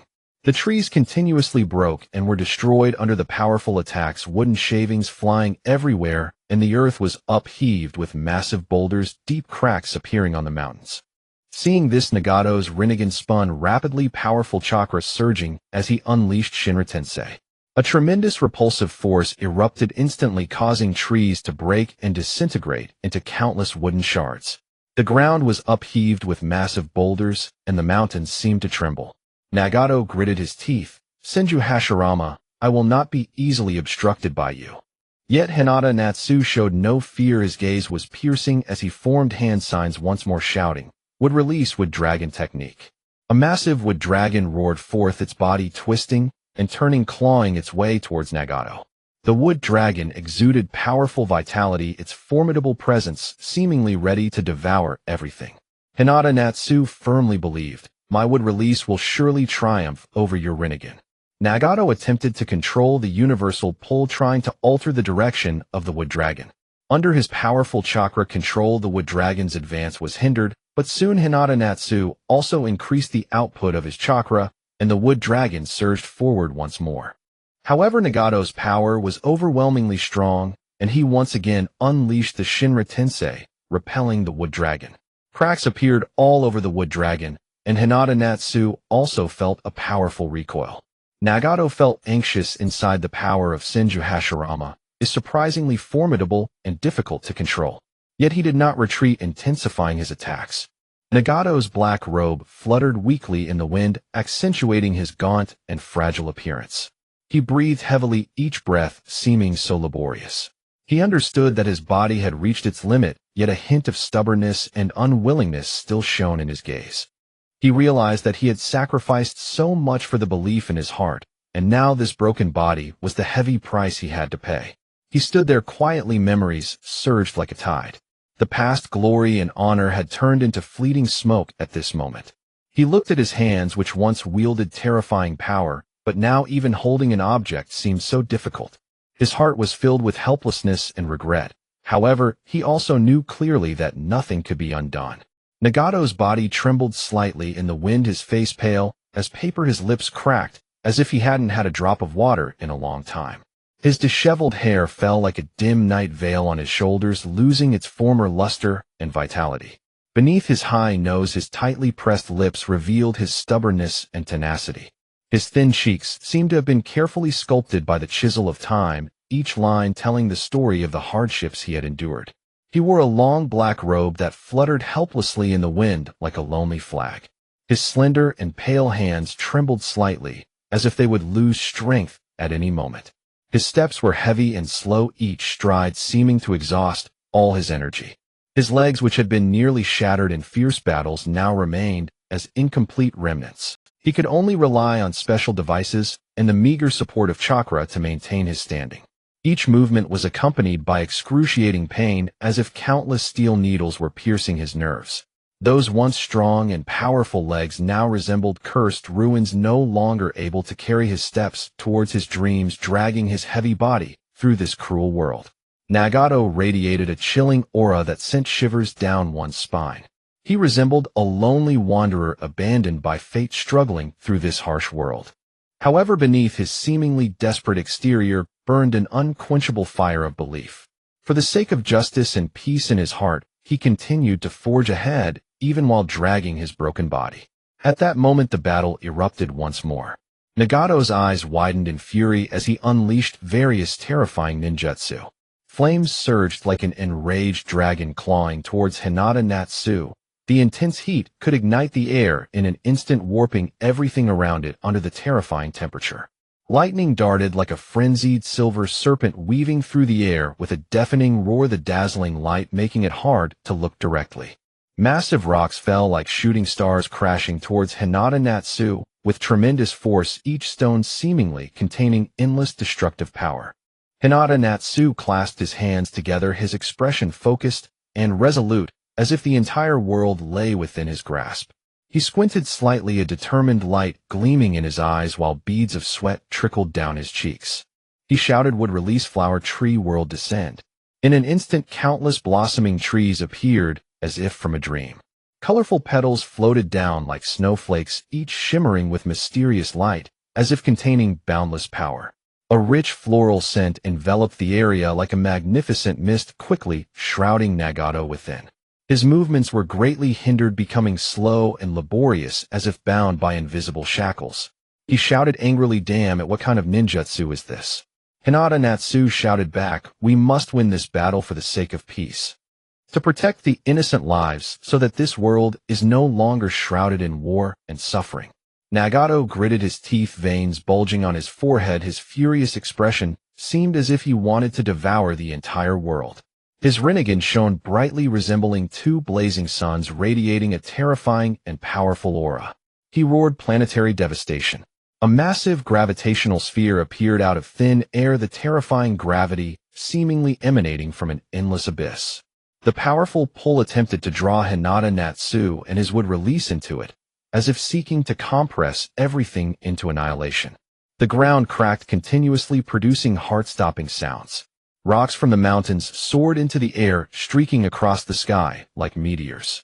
The entire space seemed to twist like a painting distorted by madness. Nagato roared within, "Even you Senju Hashirama cannot stop my will. I will make this world feel true pain. Only then can we welcome true peace." Hyūga Natsu's eyes flashed with determination, knowing that there was no turning back. He clenched his teeth, fists tightly balled, his chakra burning like flames, the searing aura threatening to melt everything around him. He poured all his strength into the wood release, shouting, "Would release, true thousand hands." A gigantic statue of the thousand-handed Buddha rose from the ground, the magnificent sight leaving one in awe. Countless massive hands descended upon the planetary devastation with world-destroying power. Each hand seemed like a towering mountain containing endless strength. Hyūga Natsu shouted resolutely, "No matter what, I must protect everyone's hope. I cannot allow your mad plan to succeed. This world needs peace, needs love and hope." With a deafening roar, the entire space seemed to tremble as if the apocalypse was upon them. The planetary devastation was instantly shattered under this immense impact, scattering into countless fragments in the air. The fragments sparkled like brilliant stars, flashing their final light. Yet Nagato did not give up, his eyes filled with madness and obsession. He continued to unleash various powerful ninjutsu, flames, lightning, raging winds, and massive stones, intertwining terrifying forces to suppress Hyūga Natsu. Nagato shouted, "You cannot stop me, Senju Hashirama." Hyūga Natsu responded, "Your madness will only bring destruction, Nagato." Though Hyūga Natsu resisted tenaciously, he gradually fell into difficulty under Nagato's overwhelming attacks. His body was exhausted, yet his gaze remained steadfast. He knew he could not give up. Changmin exuded a frigid aura as if the very air around him could freeze solid, sending chills down the spine. He stood silently like a lone wanderer cruelly abandoned by fate, trudging arduously through this merciless world. His figure appeared slightly frail, yet it bore a tenacious and unyielding spirit. His eyes were hollow and bewildered, as if they had weathered countless vicissitudes and trials. Yet beneath his seemingly despairing exterior burned an inextinguishable flame of faith. Though faint, that flame flickered stubbornly onward for justice and peace in his heart. Even dragging his broken body, he resolutely pressed forward. Just then battle erupted once more. Changmin's eyes blazed with fury, as if burning with raging fire. He roared hoarsely, "It ends now, Super Shinra Tensei." The cry resounded like a thunderclap exploding through the silent forest, its echoes lingering long as if to shake the very heavens and earth. A repulsive force several times stronger than the Deva Path's Super Shinra Tensei surged forth like a violent tide, instantly filling the entire forest. That power was overwhelmingly tyrannical, rampaging like a savage hurricane with unstoppable momentum. Wherever it passed, everything was ruthlessly annihilated. The towering, robust trees offered no resistance against this terrifying force. They were forcibly uprooted as if they were fragile blades of grass. The uprooted trees tumbled wildly through the air, then under the immense repulsive force instantly shattered into countless tiny fragments, drifting down like a despairing rain of leaves. The ground sank deeply under the impact of this horrifying power, forming a massive crater as if pressed by an invisible giant hand, with dirt and rocks collapsing and sliding at the edges. A shocking sight. Huge boulders were hurled into the sky like meteors by the mighty repulsive force, glinting coldly under the sunlight. They arced through the air before crashing down with deafening thunder. Each impact seemed to tremble the earth anew, making the entire forest quiver in awe under the dread of that power. The whole forest under this terrifying force seemed on the verge of being utterly erased, reduced to a barren wasteland. Once vibrant flowers and trees were now either uprooted or crushed into dust, their former vitality and vigor nowhere to be seen. At that moment, Changmin's heart was filled with determination and madness. He thought, having come this far, he could never turn back. This world was full of pain and injustice. He would use his power to change it all. No matter the cost, he would pay it without hesitation. He gazed at the forest destroyed by his own strength, feeling both a trace of satisfaction and a touch of sorrow. He knew his actions would bring immense suffering, but he firmly believed that only through pain would people awaken and pursue true peace. "It's time to end this," Rishiangxia replied loudly, determination ringing in his voice. His eyes were resolute, as if challenging fate itself. "Sage mode activate." With his shout, a mysterious and powerful aura burst forth from his. The formidable chakra within Rishiangxia rapidly transformed into Sage Chakra, radiating a mysterious and potent energy, as if from ancient deities. This aura carried an awe-inspiring majesty. The surrounding air seemed to tremble slightly, as if paying homage to this sacred power. Sage art would release advent of a world of flowering trees. Rishiangxia shouted once. In an instant, countless trees blossoming with flowers surged forth like a tidal wave, but this time they were far more massive and resplendent than before. Those towering trees seemed like giants striding out of myth, soaring into the clouds, their branches and leaves as lush as emerald canopies. The flowers glittered like precious gems, radiating enchanting light. Each bloom seemed to hold boundless mystical power. Thick pollen spread like a sage art storm, sweeping across the entire battlefield. Rishiangxia's sage art would release advent of a world of flowering trees was now dozens of times more powerful than before. The overwhelming strength was terrifying, as if it could reshape heaven and earth, turning the whole world pale. When Rishiangxia's sage art would release clashed violently with Changmin's Super Shinra Tensei, the entire battlefield plunged into intense turmoil. The earth trembled without cease under their fierce battle as if struck by a violent earthquake. The ground split open with massive cracks like terrifying abysses that could swallow everything. The mountains seemed to totter, rocks tumbling down with rumbling thunder as if in the roar of life. The clash between Hyūga and Changmin was like the collision of the mightiest forces between heaven and earth, a scene so breathtaking it would be etched in memory forever. Every attack seemed to tear the sky, its immense power changing the heavens' color, scattering clouds and blocking sunlight completely. Every defense seemed to prop up the entire world, its unyielding solidity radiating an invincible strength. Changmin exclaimed in shock, "How is this possible? Your power is this immense." His eyes were filled with astonishment and disbelief. He stared wide-eyed at Hyūga as if beholding an unbelievable monster. Hyūga used the talk no jutsu, saying, "This is the power to protect peace." His voice was firm and powerful, brimming with conviction. His eyes revealed a relentless pursuit, a steadfast quest for peace. Changmin cried out in defiance, "Everything I did was for this world. Why can't you understand?" His voice seethed with anger and helplessness. His face twisted in pain as if grieving that his ideals went unrecognized. Hyūga replied, "Your way is wrong, Changmin. True peace is not achieved through pain and destruction." His eyes were full of compassion and understanding. He knew Changmin's heart was riddled with pain and struggle, but he also knew Changmin's methods were unacceptable. Changmin shouted angrily, "Then tell me, what is true peace?" His voice carried doubt and longing. He yearned for an answer, one that could set him free.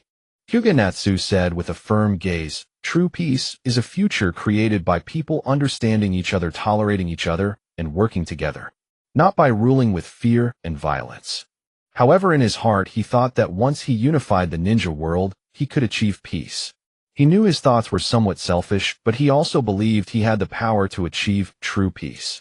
Nagato's Shinra Tensei gradually lost its advantage against Hyūga Natsu's Sage Art Wood Style Flower Tree World descends. The power of Sage Art Wood Style surged like an unstoppable torrent, gradually pushing back the power of Shinra Tensei. Nagato watched his attack being dismantled, his eyes filled with despair and anger. His heart was full of resentment. He couldn't understand why his power was so easily suppressed. Summoning demonic statue of the outer path, Nagato shouted. A flash of immense light, and the demonic statue of the outer path appeared on the battlefield like a towering mountain. The colossal statue exuded an evil aura like a demon from hell, sending chills down one's spine. The demonic statue roared and charged fiercely at Hyūga Natsu. Its power was immense, each step causing the ground to tremble violently. At that moment, a strong obsession surged within Nagato's heart. He thought that he could not fail. This world needed his power to change. He looked at the demonic statue, as if seeing his own hope. He believed that if the demonic statue could defeat Hyūga Natsu, his ideals would be realized. Hyūga Natsu gazed at the demonic statue without a trace of fear. He channeled even more power into his Sage Art Wood Style, causing the blooming trees to grow wildly and entangle toward the demonic statue. The tree branches, like massive ropes, tightly bound the demonic statue. The statue struggled desperately, but under the power of Sage Art Wood Style, its movements grew slower. Hyūga Natsu's power seemed inexhaustible, leaving the demonic statue unable to break free. Hyūga Natsu shouted, "It's over, Nagato." His voice was filled with determination and strength. He knew this battle had to end, for peace for this world. Nagato cried out in despair, "No, I cannot fail." His voice was laden with despair and reluctance. He refused to accept defeat. His ideals remained unfulfilled. Ultimately, Hyūga Natsu's Sage Art Wood Style Flower Tree World descends, completely overwhelmed Nagato's Shinra Tensei and demonic statue. Nagato collapsed weakly, his eyes full of exhaustion and despair. His heart was filled with helplessness. He knew he had failed. Hyūga Natsu stood on the battlefield, gazing at the defeated Nagato without any victor's pride. Suddenly, a phrase from his past life slipped out. "At the pinnacle of shinobi, proud in this world with me, Hashirama, there is heaven." His eyes revealed a sense of boldness and confidence. Nagato was silent for a moment, then said slowly, "Perhaps you are right, but I cannot turn back."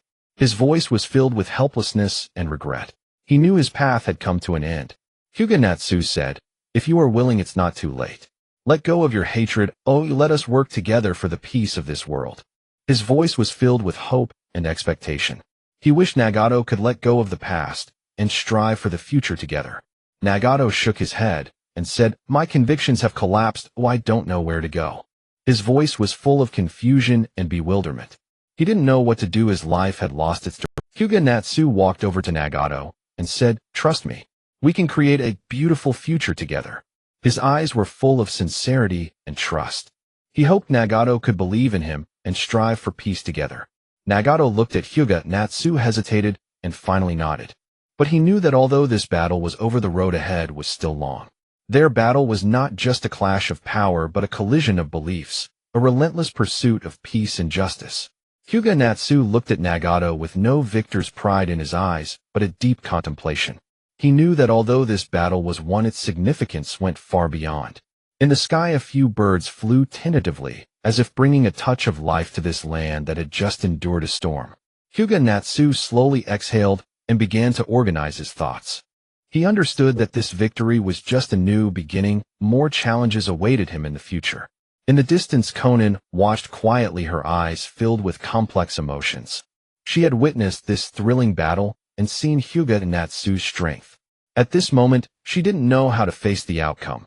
Her heart felt both loss and sorrow for Nagato's defeat and awe at Hyūga Natsu's power. Hyūga Natsu turned and looked at Konan. His gaze was calm and resolute, as if telling her that this battle, though brutal, was to protect peace. Konan trembled slightly, as she seemed to understand something from Hyūga Natsu's eyes. However, at that moment, the previously subdued demonic statue suddenly erupted with an even more powerful evil aura. That aura, like a black storm, swept across the battlefield in an instant. The demonic statue struggled violently, and the vines tightly binding it began to crack. Hyūga Natsu's eyes narrowed, and he thought to himself, "Not good. It seems this demonic statue won't be subdued so easily." He muttered to himself. In the blink of an eye, Hyūga Natsu quickly formed hand seals and shouted, "Sage, art true, several thousand hands." In an instant, a colossal Buddha statue rose from the ground, solemn and majestic, radiating powerful sage art energy. The Buddha's countless arms swung as if to support the entire sky.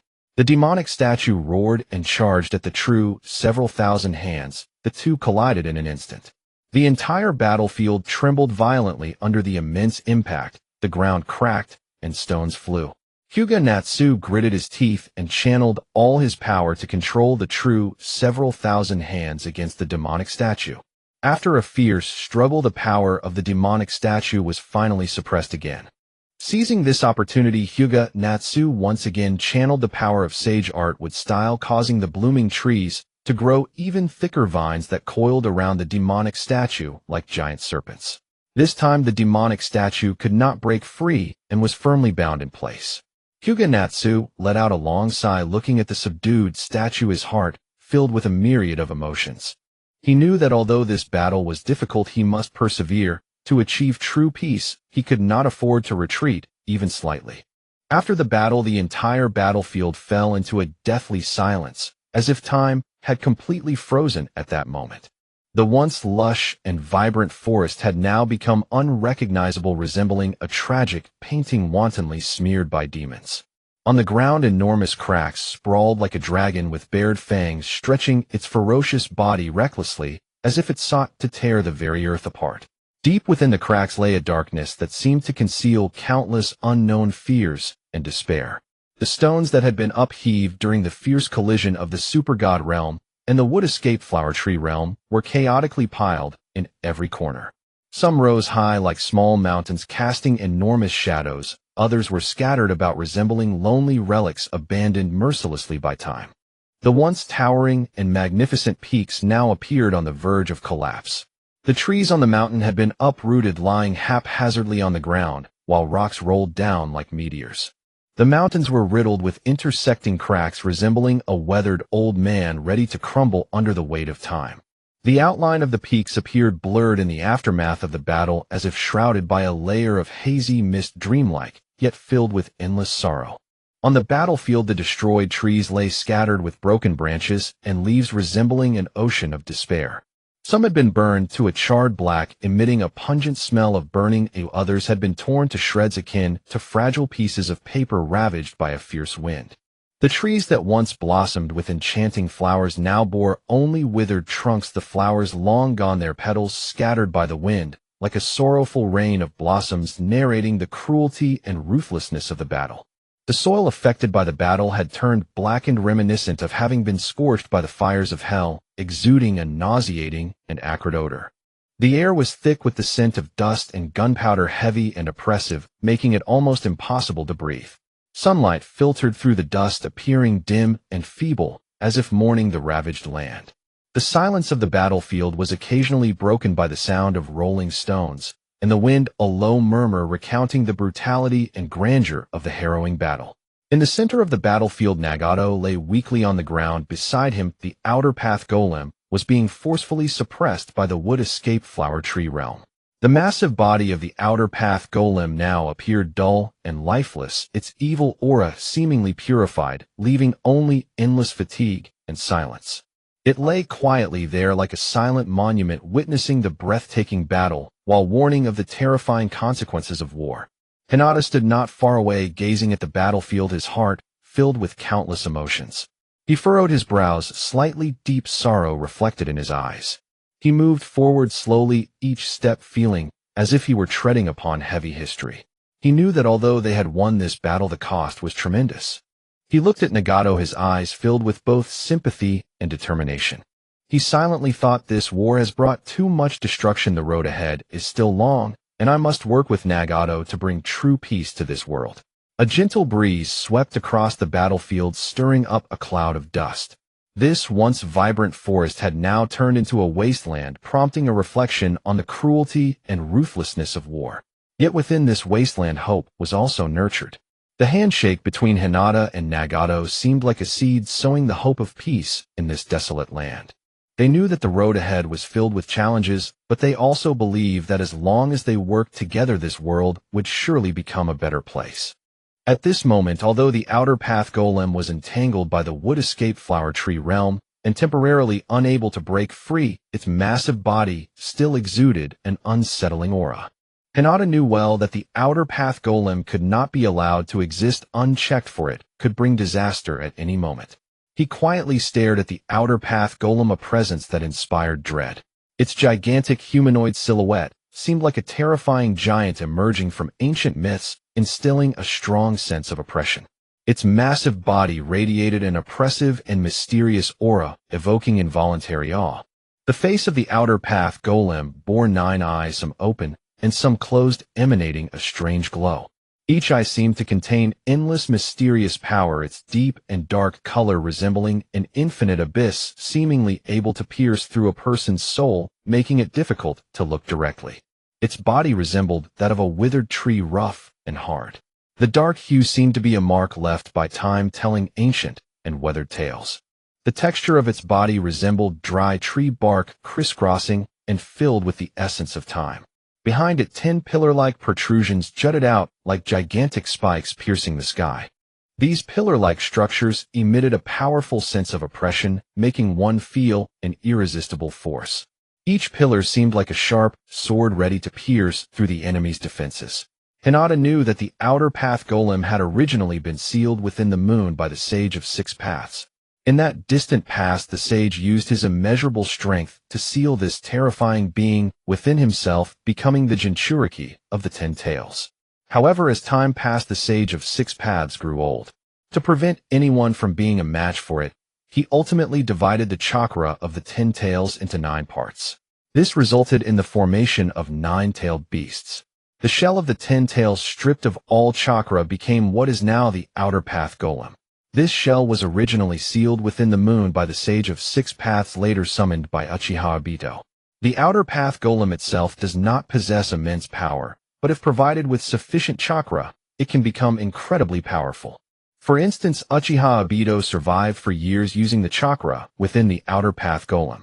If the chakra of the 9-tailed beasts were to be reintroduced, the outer path golem could revert back to the 10 tails, ultimately evolving into the complete God Tree. And this complete God Tree would possess the power to destroy the world. A strong sense of crisis surged within Hinata. He understood that if the outer path golem was not handled properly, this world would face immense disaster. Hinata also understood that if he could seal the shell of the 10 tails within himself by injecting the chakra of the 9-tailed beasts, he might truly become invincible.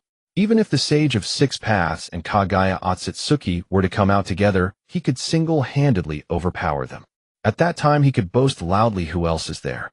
This thought flashed through his mind, but he also knew it was an extremely dangerous idea. However, facing the immense power that came with becoming the Jinchuriki of the 10 tails, Hinata could not help but contemplate various possibilities. He quickly pondered over countermeasures, images of researching sealing techniques in the room of the Hyuga clan leader emerging in his mind. Hyūga Natsu immediately used his golden Byakugan to notify the clones studying the sealing techniques in the Hyuga clan leader's room to dispel itself. As wisps of smoke flashed by, the clone instantly vanished, and the knowledge of sealing techniques it possessed surged into Hyūga Natsu's mind like a tidal wave. Hyūga Natsu took a deep breath, slowly channeling chakra within his body, preparing to unleash a more powerful sealing technique. His gaze became incredibly resolute, as if bearing the hopes of the entire world. He clenched his fists tightly, encouraging himself inwardly, I must succeed in sealing the 10-tailed shell. To grow stronger and better, I cannot afford to fail. First, Hyūga Natsu decided to use the Myojinmen, the powerful sealing technique originally used by Senju Hashirama to suppress the 10 tails during the Fourth Great Ninja War. He shouted, Myojinmen descend. In an instant, a massive red gate appeared in the sky, exuding a mysterious and powerful aura.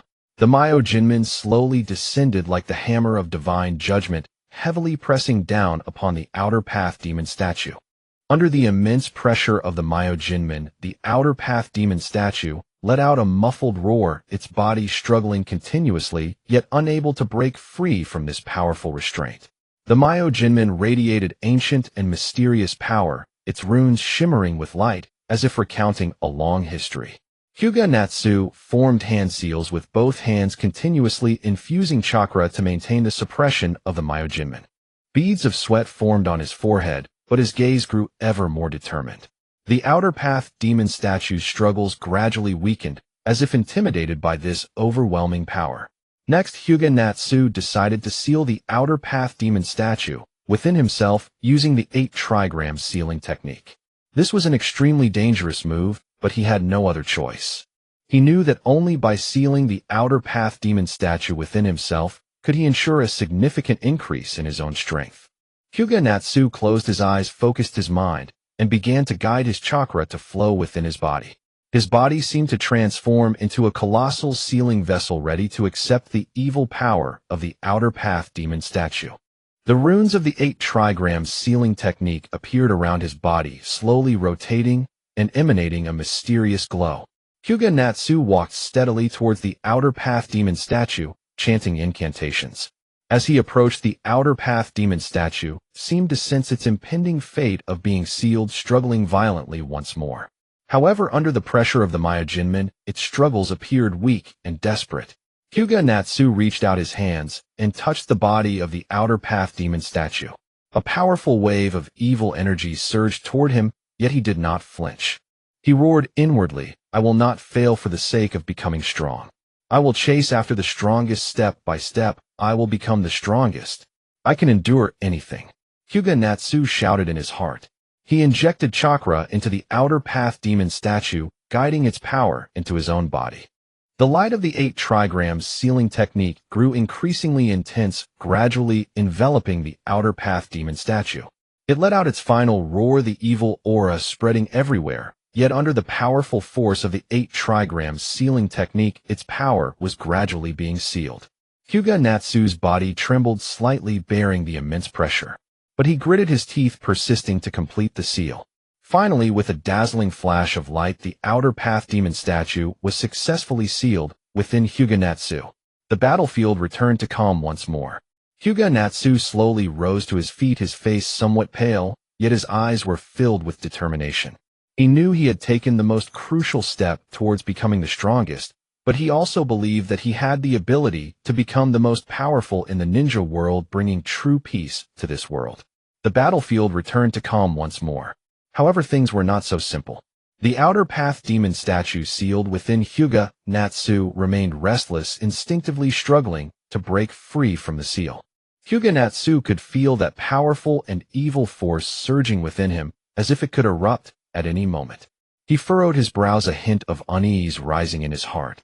He knew that if he could not control the outer path demon statue quickly, the consequences would be unimaginable.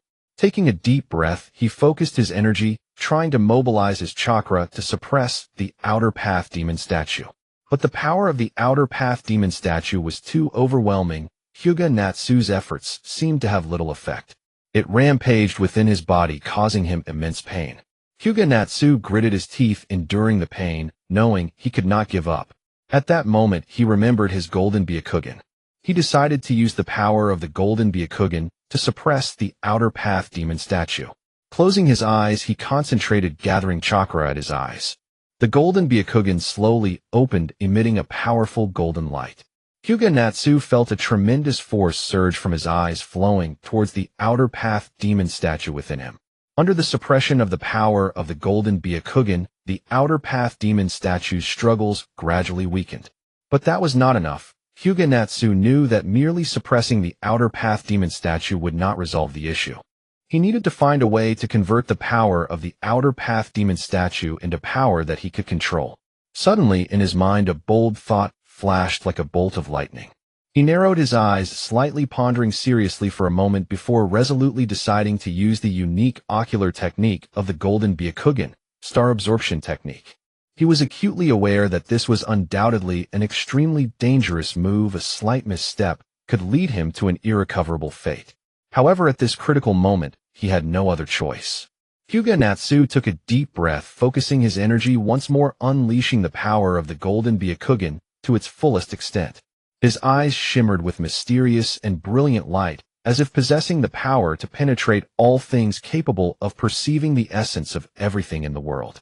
Fully concentrated, he began to guide the chakra within him to flow slowly and gather, gradually forming a special energy field. This energy field emanated a powerful aura, as if containing boundless potential. With a thought from Hyūga Natsu, the star absorption technique was officially activated. In an instant, a tremendous pulling force surged from within his body like a raging tide, tightly locking onto the outer path demon statue. The outer path demon statue seemed to feel an enormous threat, in an instant struggling violently once more.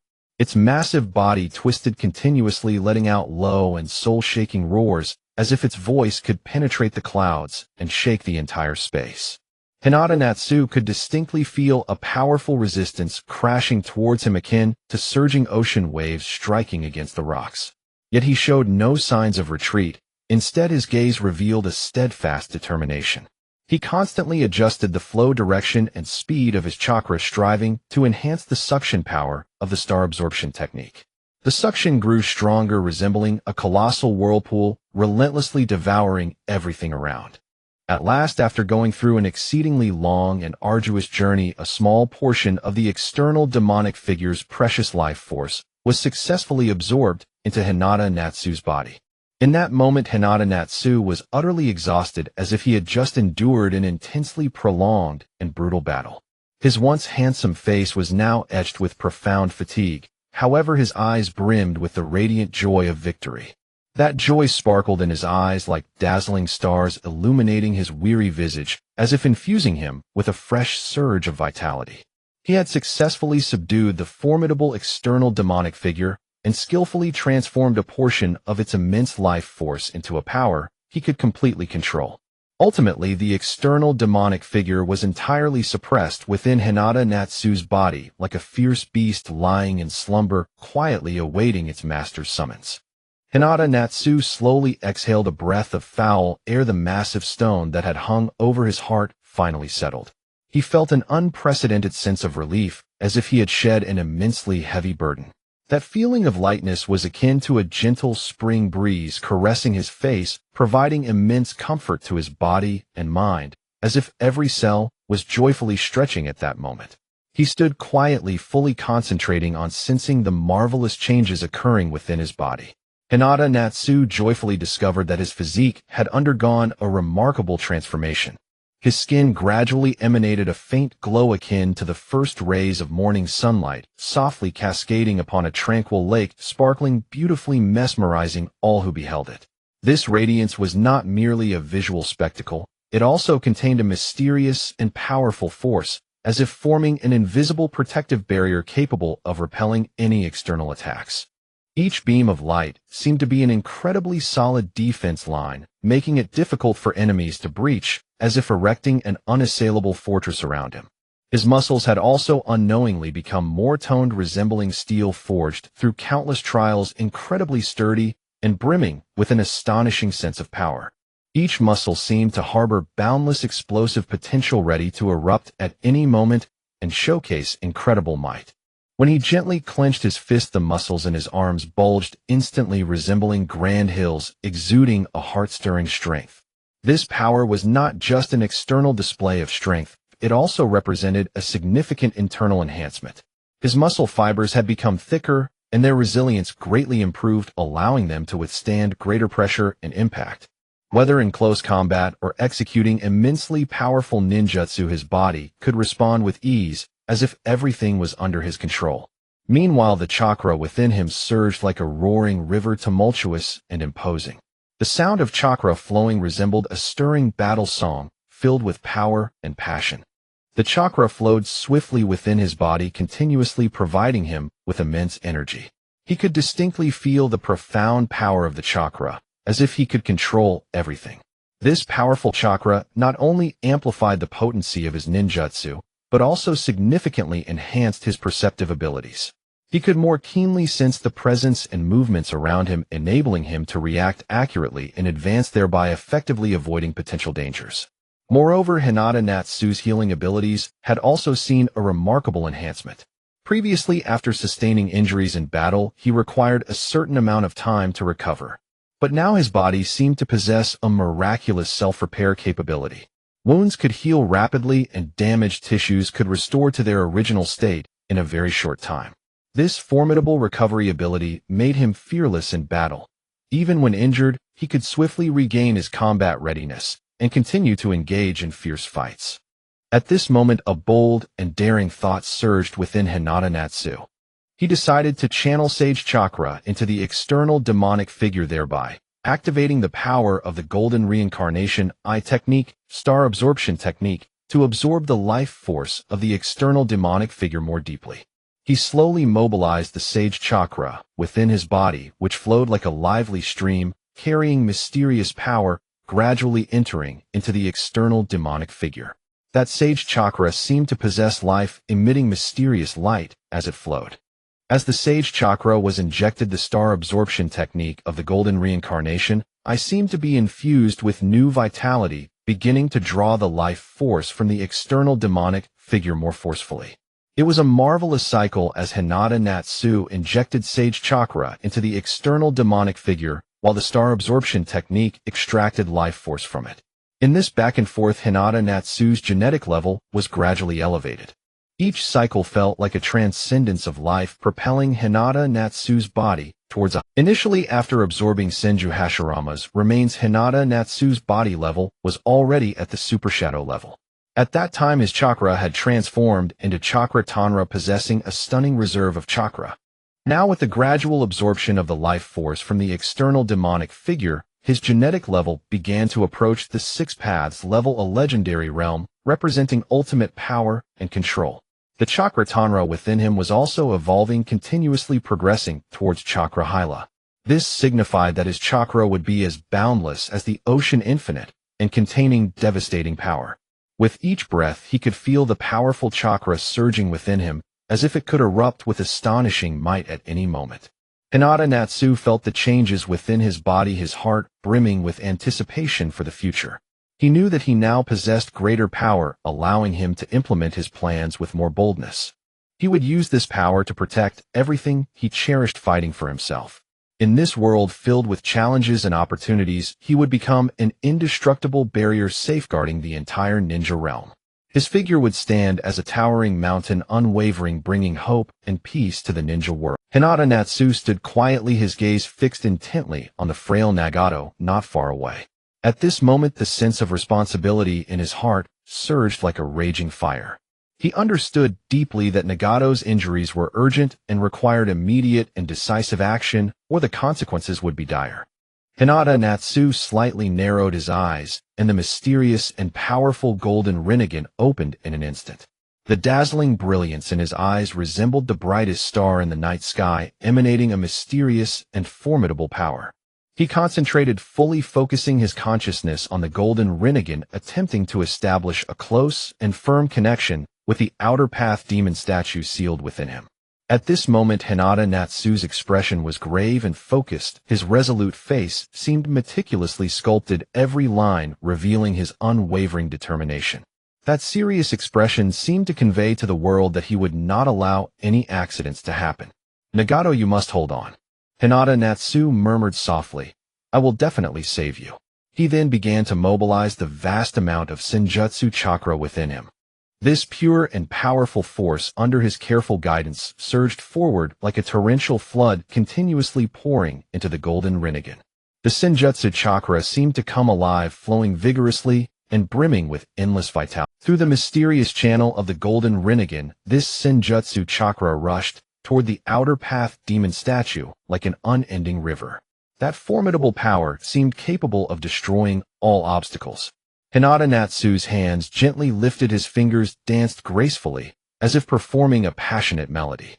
Every subtle movement precisely controlled the power of the golden Rinnegan, ensuring that the Senjutsu chakra could smoothly enter the outer path demon statue. The corners of his mouth were slightly tightened, beads of sweat trickled down his forehead, each droplet sparkling in the sunlight, showcasing the immense effort he exerted while concentrating. Every drop of sweat seemed to tell of his focus and persistence. "This power must succeed," Hyūga Natsu gritted his teeth and said. As the Senjutsu chakra continued to pour in, the outer path demon statue seemed to sense an overwhelming pressure and began to tremble slightly. Although the tremors were minor, one could clearly feel the immense pressure the outer path demon statue was enduring. However, under the strong control of the golden Rinnegan, it could make no effective resistance. Hyūga Natsu's gaze grew more resolute as he bit his lower lip, slightly leaning forward, as if engaged in a fierce struggle against an overwhelmingly powerful force. Every action and expression of his was filled with fighting spirit and determination. At this moment, Nagato weakly spoke. "Hyūga Natsu, there's no need to push yourself so hard if it's beyond your ability." Hyūga Natsu immediately interrupted him. "No, Nagato, you must survive. I will not give up." Hyūga Natsu focused his mind, using the immense power of the golden Rinnegan to delve his consciousness deep into the interior of the outer path demon statue. There he felt an astonishing life force surging like an endless tide, containing boundless energy and a mysterious, elusive aura. That life force seemed to be the most powerful source of strength in the universe, evoking an indescribable shock. "Found it!" Hyūga Natsu felt a surge of joy in his heart.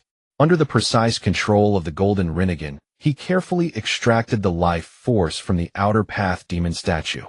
This life force resembled a flame, so hot it could burn everything, slowly condensing in it. Hyūga Natsu's gaze sparkled with caution and anticipation. His hands moved gently and steadily, as if cradling an immensely precious treasure. That careful demeanor showcased his reverence for this life force. He turned and walked to Nagato's side with steps as steady as a mountain. Nagato lay quietly on the ground, his face as pale as paper, breathing so weakly it seemed he could vanish at any moment. Hyūga Natsu crouched down, gently bringing the light, filled with powerful life force, close to Nagato's body. His movements were tender and cautious, as if nurturing something as precious as the world's only treasure. Every subtle action was filled with care and tenderness. "Nagato, you will be okay," Hyūga Natsu said softly. When the life force touched Nagato's skin, a gentle light, as warm as the spring sun, instantly burst forth. That light was warm and bright, illuminating everything around. Nagato's body trembled slightly, as if sensing the powerful force akin to the source of life. Hyūga Natsu's gaze was filled with concern as he quietly watched Nagato, anticipating his recovery. That gaze was filled with hope and blessing, as if it could grant Nagato infinite power. The life force nourished Nagato's body like spring rain, First, Nagato's face, pale as ice and snow, began to regain its rosy hue like a withered flower revived by nourishing water. That rosy complexion seemed to symbolize the reawakening of life. Next, the shocking wounds on his body began to heal at a visibly rapid pace. The muscle tissue at the wound site grew back, broken blood vessels reconnected, and blood began to flow smoothly. That scene was like a miracle of life unfolding before one's eyes, leaving people in awe. The fractured bones within Nagato's body also reconnected under the influence of the life force.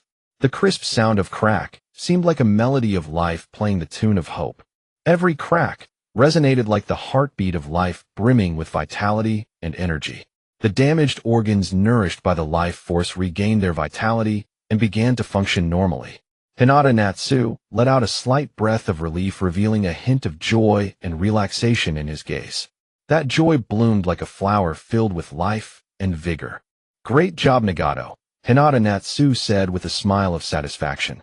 Throughout the healing process, he focused intently on controlling the golden Rinnegan and the output of life force, ensuring that every ounce of power was used in the most critical places. His forehead was covered in fine beads of sweat, but his gaze never left Nagato's body. His hands were tightly clasped as if transmitting strength and hope to Nagato. Every action was filled with determination and persistence. As time slowly passed, Nagato's injuries gradually healed. He slightly opened his eyes, feeling the warm and powerful force within him, his heart filled with shock and gratitude. He looked at Hyūga Natsu, his eyes shimmering with complex emotions, surprise, gratitude, and a hint of hope for the future. That gaze seemed to tell a touching story. "Thank you, Hashirama-senju. If not for you, I fear I would have." Nagato's voice remained frail, like a wisp of smoke about to dissipate, carrying endless weariness and gratitude. He lay there, his face pale as paper, his breath so faint it seemed it could be carried away by the wind at any moment. Hyūga Natsu smiled, inwardly thinking to himself that he couldn't let the first Hokage take all the credit. He immediately removed his mask and said, "Nagato, this is our shared hope. Let us strive together for the peace of this world. Moreover, I am not Hashirama-senju. You may call me Hyūga Natsu." His smile was warm and sincere, as if it could melt the deepest snow and ice. Those words, like a gentle spring breeze, softly caressed Nagato's heart, imbuing him with boundless strength and courage. Each syllable seemed to possess a magical power, sending a warm current surging through Nagato's soul.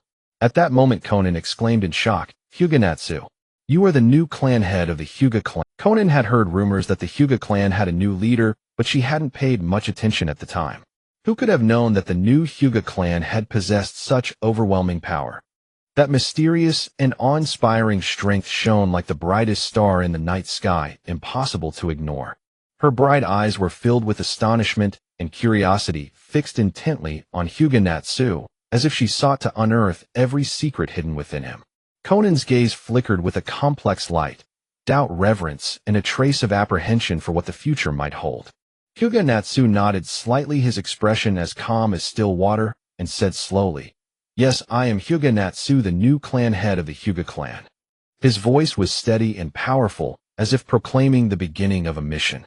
His eyes were resolute and confident, inspiring unwavering trust in his ability and determination. Konan fell silent for a moment, her thoughts churning like a turbulent tide. She understood that the arrival of this man might, like a storm, bring unprecedented change to this unstable world. Her gaze shifted between Nagato and Hyūga Natsu, as if contemplating the uncertain path. Konan's heart was filled with contradiction. She both looked forward to the future and feared that this change might bring more calamities. Hyūga Natsu, observing Nagato's gradually recovering body, had already formulated his next plan. He spoke solemnly to Nagato. "Nagato, your injuries are no longer a concern. But to help you regain your strength more quickly, I have decided to infuse you with Hashirama's cells." With that, Hyūga Natsu concentrated his inner power, carefully extracted Hashirama's cells, and slowly injected them into Nagato's body.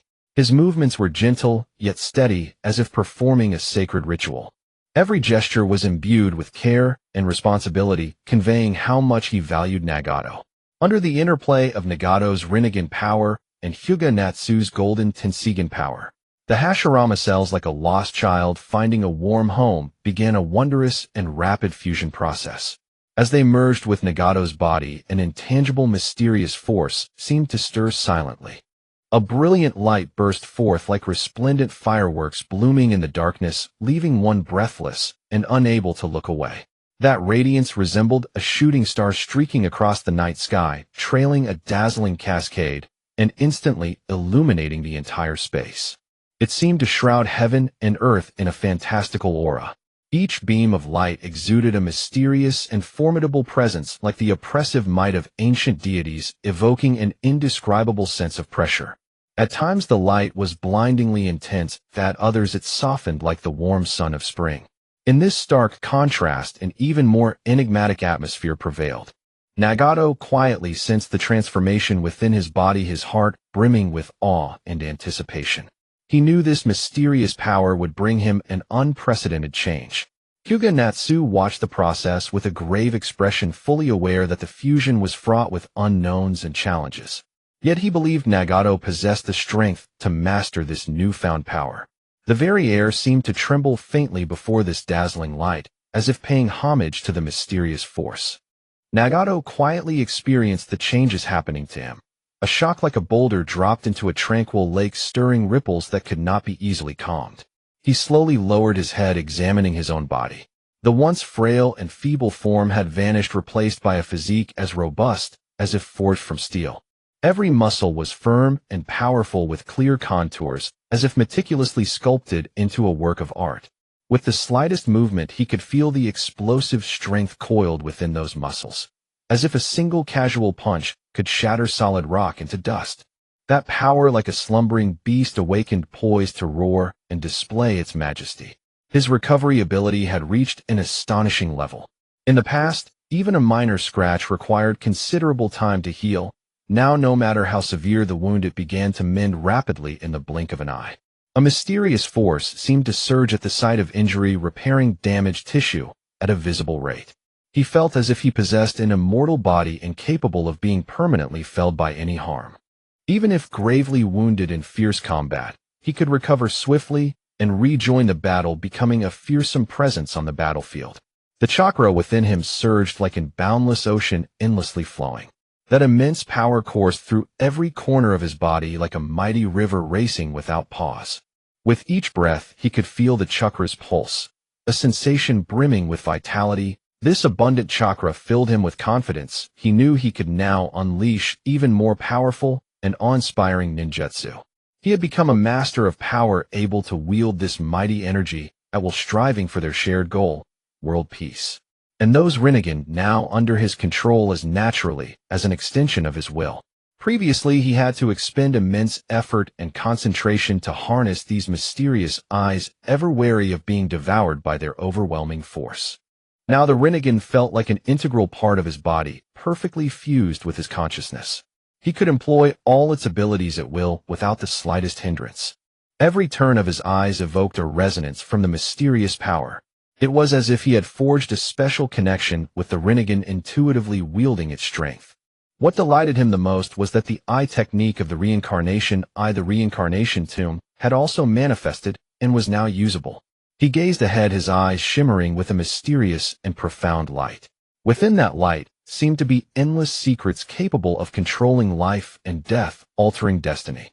He could feel the immense power coursing through him, akin to the mysterious forces of the universe, surpassing the comprehension of mere mortals. As he concentrated his mind and unleashed this eye technique, the surrounding space seemed to twist, as if he had become the master of fate, able to dictate the cycles of life and death. Nagato understood deeply that with this power, he was one step closer to achieving his goal of world peace. His heart was filled with gratitude and respect, and he silently vowed to strive for this goal, to free the world from the shadows of war and to allow people to live happy and peaceful lives. He believed that with Hyūga Natsu's help, he would surely be able to fulfill this great mission and become the guardian of world peace. Then Hyūga Natsu gently closed his eyes, and a powerful aura began to coalesce around him. Next, he activated the Golden Rebirth Eye Chakra mode, and an even more potent and mysterious force instantly spread out. He moved his hands as a protective energy shield that blocked all perception, and prying began to rise, enveloping the three of them. The energy shield resembled a massive transparent sphere radiating a soft glow. Each ray of light seemed like a solid defense line impenetrable to outsiders. Within this tranquil energy shield, Hyūga Natsu's expression was solemn. His gaze was deep and distant, as if he had traversed through the long river of time, returning to an ancient and mysterious era. He slightly narrowed his eyes, his thoughts drifting like a lone boat, floating in the currents of history, slowly sailing toward the legendary past. Nagato, do you know about Otsutsuki Kaguya? She was the ruler of this world. Kaguya possessed unparalleled strength, her presence like a deity, descending, instilling fear in all who beheld her. Her snow-like long hair danced wildly in the wind, each strand seemingly containing mysterious power, radiating a holy light. Her beauty coexisted with majesty. Her exquisite features were like a carefully crafted work of art, capable of rendering the heavens and earth pale with a single smile. She descended upon this land, bringing with her the power of chakra, filling the world with vitality and vigor. However, Kaguya's heart was filled with fear. She feared the growing strength of humanity, terrified that her ruling position would be threatened. Thus, driven by fear, she unleashed the infinite Tsukuyomi, plunging humanity into an endless slumber. A vast full moon hung high in the sky, casting mysterious light. Anyone enveloped by that light fell into a deep dream, unable to extricate themselves. The entire world seemed to fall into a profound silence, with only Kaguya ruling over this sleeping land in solitude.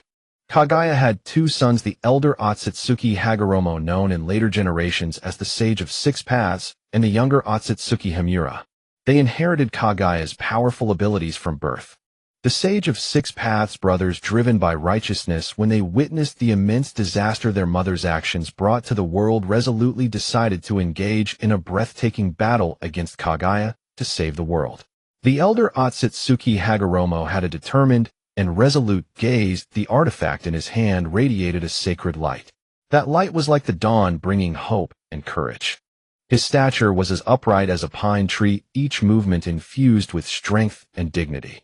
The younger brother Otsutsuki Himura was agile and swift, like a cheetah darting across the battlefield.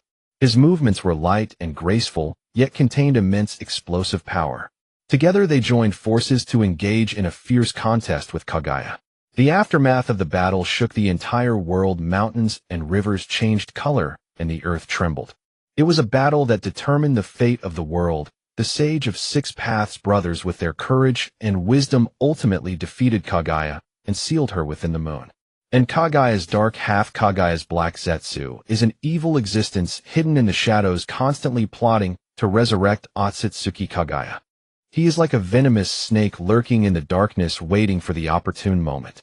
Black Zetsu's mind is meticulous and his methods insidious. He used Uchiha Obito and Uchiha Madara, turning them into pawns for his own ends. Uchiha Madara, the man who once possessed immense power and lofty ambitions, was deceived by Black Zetsu's lies. He believed he could create an ideal world through the infinite Tsukuyomi, unaware that he was merely a chess piece in Black Zetsu's game. Uchiha Obito, the once kind-hearted and innocent youth, also found himself ensnared in Black Zetsu's conspiracy due to the whims of fate. He was blinded by pain and hatred, becoming a cold and ruthless person.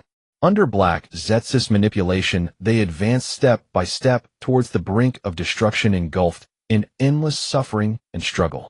Black Zetsu's ultimate goal was to resurrect Otsutsuki Kaguya. For thousands of years, he had been secretly laying plans, waiting for the opportune moment.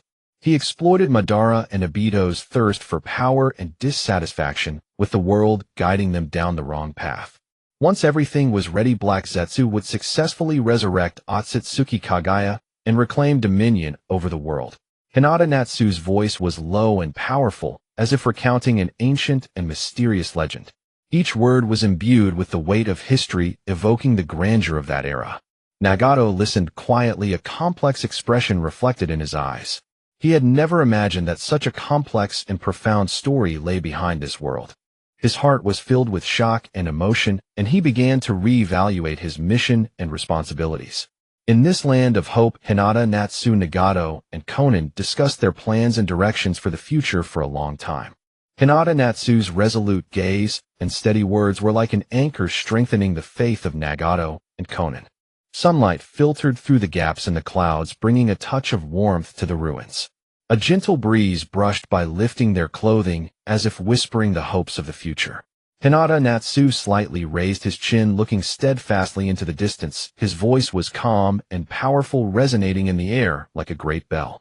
Our path may be fraught with difficulties and obstacles, but as long as we have faith in our hearts, we will surely overcome all hardships. For the sake of world peace, we must give our all, undeterred by hardships and unafraid of challenges. Nagato and Konan listened quietly to Hyūga Natsu's words, their eyes filled with determination and resolve.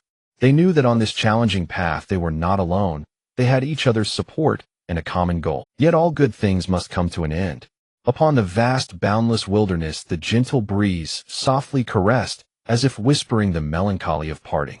Sunlight poured down like golden threads, illuminating every inch of the land. The green grass swayed gently in the breeze like dancing emerald sprites, bending slightly, as if sighing for the three who were about to part ways. In the distance, a few white clouds drifted leisurely across the azure sky, evoking a sense of serenity and vastness. Hyūga Natsu knew that he still had many responsibilities ahead and could not linger here. He slowly rose to his feet, his countenance solemn, as he gazed at Nagato and Konan. At this moment, his silhouette under the radiant sunlight appeared exceptionally towering, like a majestic mountain standing between heaven and earth, exuding a sense of steadiness and reliability. His upright posture and resolute gaze radiated a comforting power. The surrounding scenery seemed even more magnificent under his imposing presence. Nagato, Konan, I must go. We each have our own missions to fulfill. For the peace of the world, we must give our all. Hyūga Natsu's voice was steady and powerful, like a war drum, resounding in their hearts. Every word seemed to carry immense weight, shaking Nagato and Konan's souls.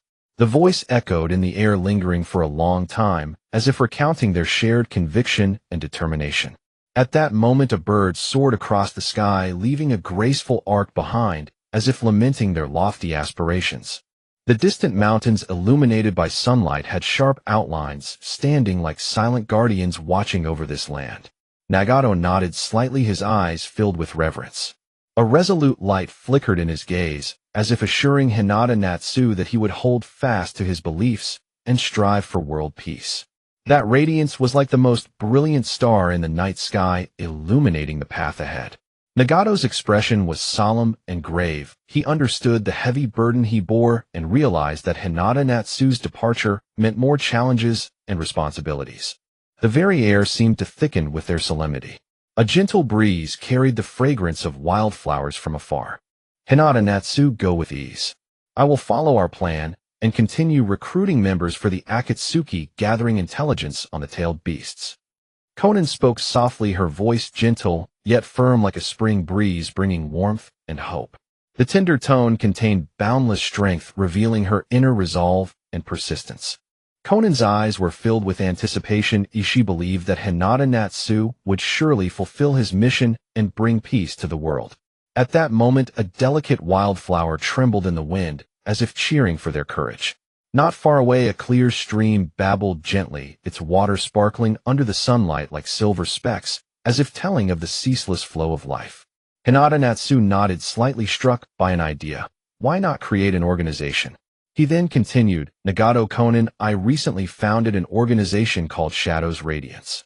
This organization is named after Shadow, symbolizing the immense power and authority of each village's leader.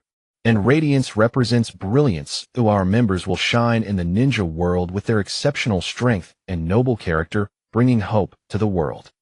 I believe you are both well suited for this organization. Would you be willing to join? Nagato and Konan exchanged glances, their expressions contemplative. Nagato spoke. This organization sounds ambitious, but we are already working toward peace. Would joining a new organization affect our plans? Hyūga Natsu explained, no, it won't. The goal of Shadow's Radiance aligns with ours, world peace. Joining this organization will grant us more resources and support to better accomplish our mission. Konan asked, how many members does this organization have? What kind of people are they? Hyūga Natsu replied, currently not many, but all are ninjas with strong convictions and formidable abilities. We believe that as time passes, more will join us, striving together for world peace. Nagato nodded slightly. Let us consider it. After all, this is a major decision. Hyūga Natsu said understandingly. All right, I look forward to your joining. But regardless of your decision, we all strive toward the same goal. May you travel safely, and we look forward to the day we reunite. Konan's voice drifted in the breeze like a melodious tune lingering in Hyūga Natsu's ears. Hyūga Natsu smiled gently, a smile as warm as sunlight. His eyes radiated confidence and hope, as if telling them that no matter how many obstacles lay ahead, he would not retreat. That confident radiance blazed like a roaring flame, illuminating his path forward. The surrounding scenery seemed to brighten under that warm smile. Several butterflies danced among the flowers, their colorful wings shimmering in the sunlight with dazzling brilliance. He turned to leave, but at that moment Nagato suddenly spoke. Hyūga Natsu, we recently received some intel about the tailed beasts. According to reliable intelligence, the two tails and the five tails have appeared in the distant northern mountain range. Nagato's voice was low and forceful, as if revealing a great secret. His serious expression and focused gaze conveyed the importance he placed on this information. At that moment, the distant mountains loomed faintly through the mist, hinting at unknown challenges. Mist swirled among the peaks like a mysterious veil, creating a hazy and enigmatic atmosphere. Konan added, and the seven tails may be in the southern mystic forest. Although unconfirmed, this information might provide some leads for your actions. Konan's voice was soft and clear like a mountain spring flowing gently. Her eyes were filled with concern, hoping these tidings would be of use to Hyūga Natsu. At that moment, leaves rustled in the breeze, as if applauding their wisdom. In the forest, ancient trees towered into the clouds, their dense branches intertwining to form a green canopy. Sunlight filtered through the gaps between leaves, casting golden beams of light, like mystical passageways leading toward the unknown. A glimmer of surprise flashed in Hyūga Natsu's eyes. He expressed his sincere gratitude to Nagato and Konan. This information is extremely important to me. Thank you. I will verify these leads as soon as possible, working toward our goal. Hyūga Natsu's voice was filled with gratitude. He understood the value of this intelligence and the thoughtful intent behind it. At that moment, a butterfly fluttered gracefully among the flowers, as if celebrating their unity. The surrounding flowers vied for splendor, red like fire, pink like sunset clouds, white like snow, their beauty adding a vibrant touch to the land. Having spoken, Hyūga Natsu turned once more and walked away with firm steps. His figure under the twilight afterglow appeared especially towering, like a fearless warrior bravely advancing toward unknown challenges. His determined stride and upright back conveyed his inner courage and resolve. The sunset's lingering radiance spread like a golden tapestry, silhouetting him even more majestically. The surrounding earth seemed infused with hope under the golden light. In the distant sky, the sunset clouds resembled splendid brocade, interweaving red, orange, and purple into a breathtaking picture. Nagato and Konan watched silently as he departed, their hearts full of anticipation and blessings. They knew that on the road to world peace, they would join Hyūga Natsu in riding a magnificent. A gentle breeze brushed past, lifting their hair, as if cheering them on for the future. The sunset's glow bathed them, cloaking them in a golden hue, as if foretelling a future filled with hope and brightness. At that moment, the colorful sunset clouds in the sky seemed to bestow blessings upon their future. Everything around was immersed in a tranquil and beautiful atmosphere, as if witnessing their unyielding faith and grand mission. In Tenseigan, the vast desert stretched endlessly under the cloak of night, with moonlight casting a silvery sheen over the dunes. Amid this silent sea of sand, the village stood like a mystical fortress, isolated and defiant against the howling sands. Surrounding the village were rolling dunes that resembled surging waves, their golden grains shifting gently in the breeze like the breath of a slumbering beast. The village's architecture, built from sturdy sandstone and coarse timber, was rugged yet practical. Houses were scattered in a labyrinth of narrow, winding streets. Upon closer inspection, most buildings appeared worn and dilapidated, with patched walls bearing witness to years of erosion and scarcity. Two Tenseigan shinobi conversed in a corner of the village. Shinobi, when will this life ever end? When will our village ever prosper? Shinobi B, it's tough. The desert yields so few resources. Look at those houses, all in disrepair. Shinobi A, training ninja here is no easy feat. We lack resources and jutsu scrolls. Shinobi B indeed.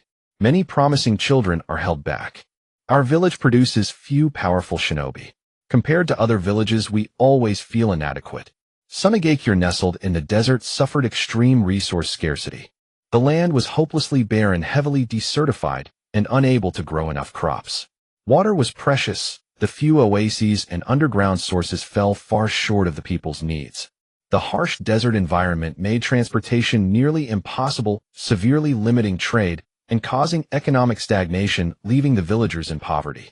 The village market was desolate with scarce goods. The people struggled for survival.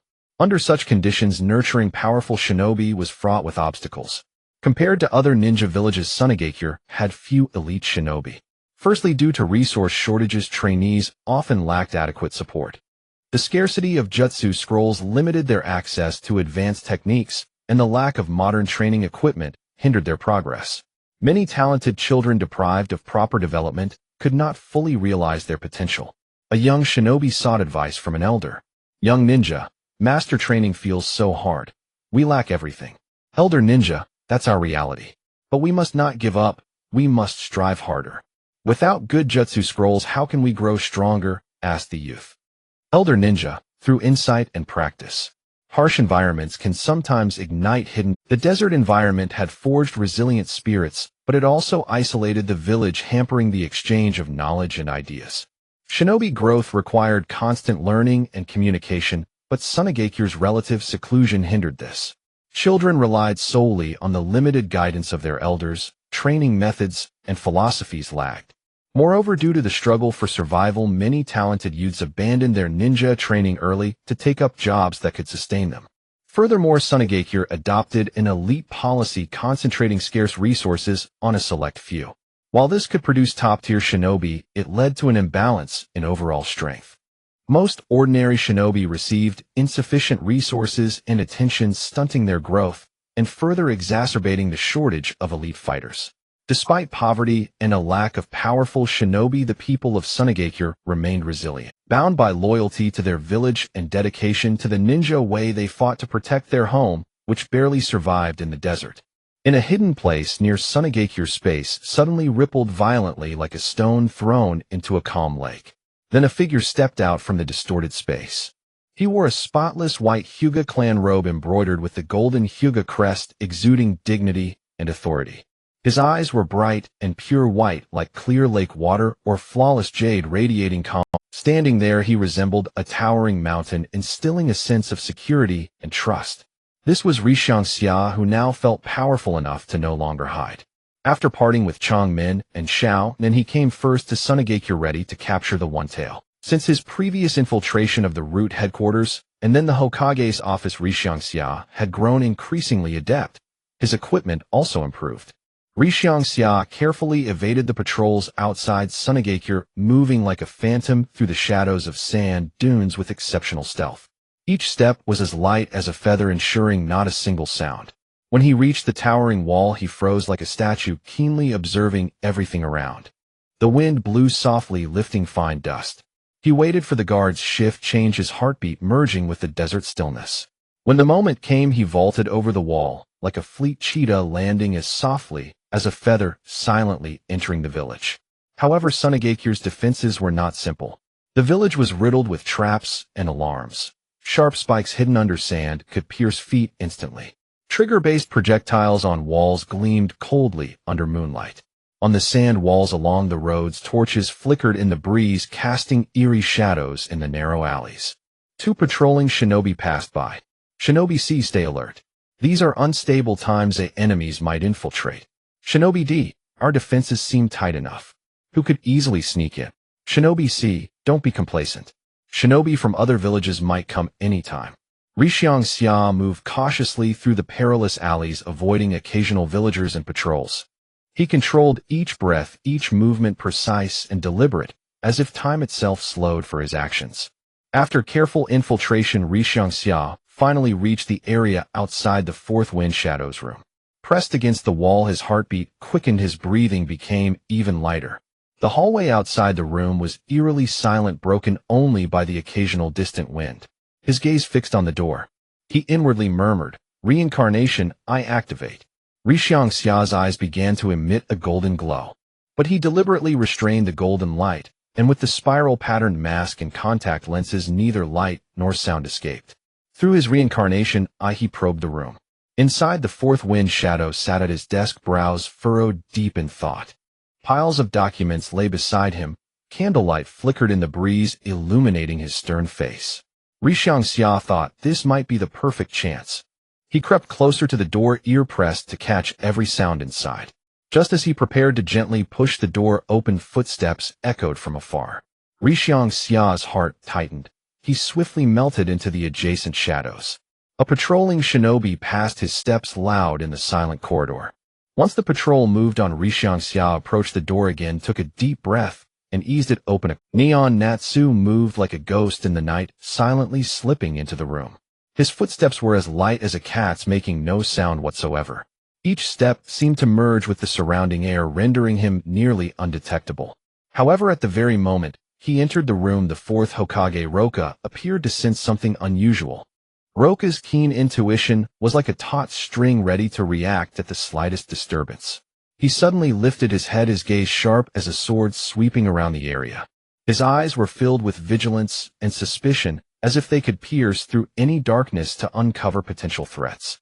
Upon sensing Roka's alertness, Neon Natsu instantly halted his movement.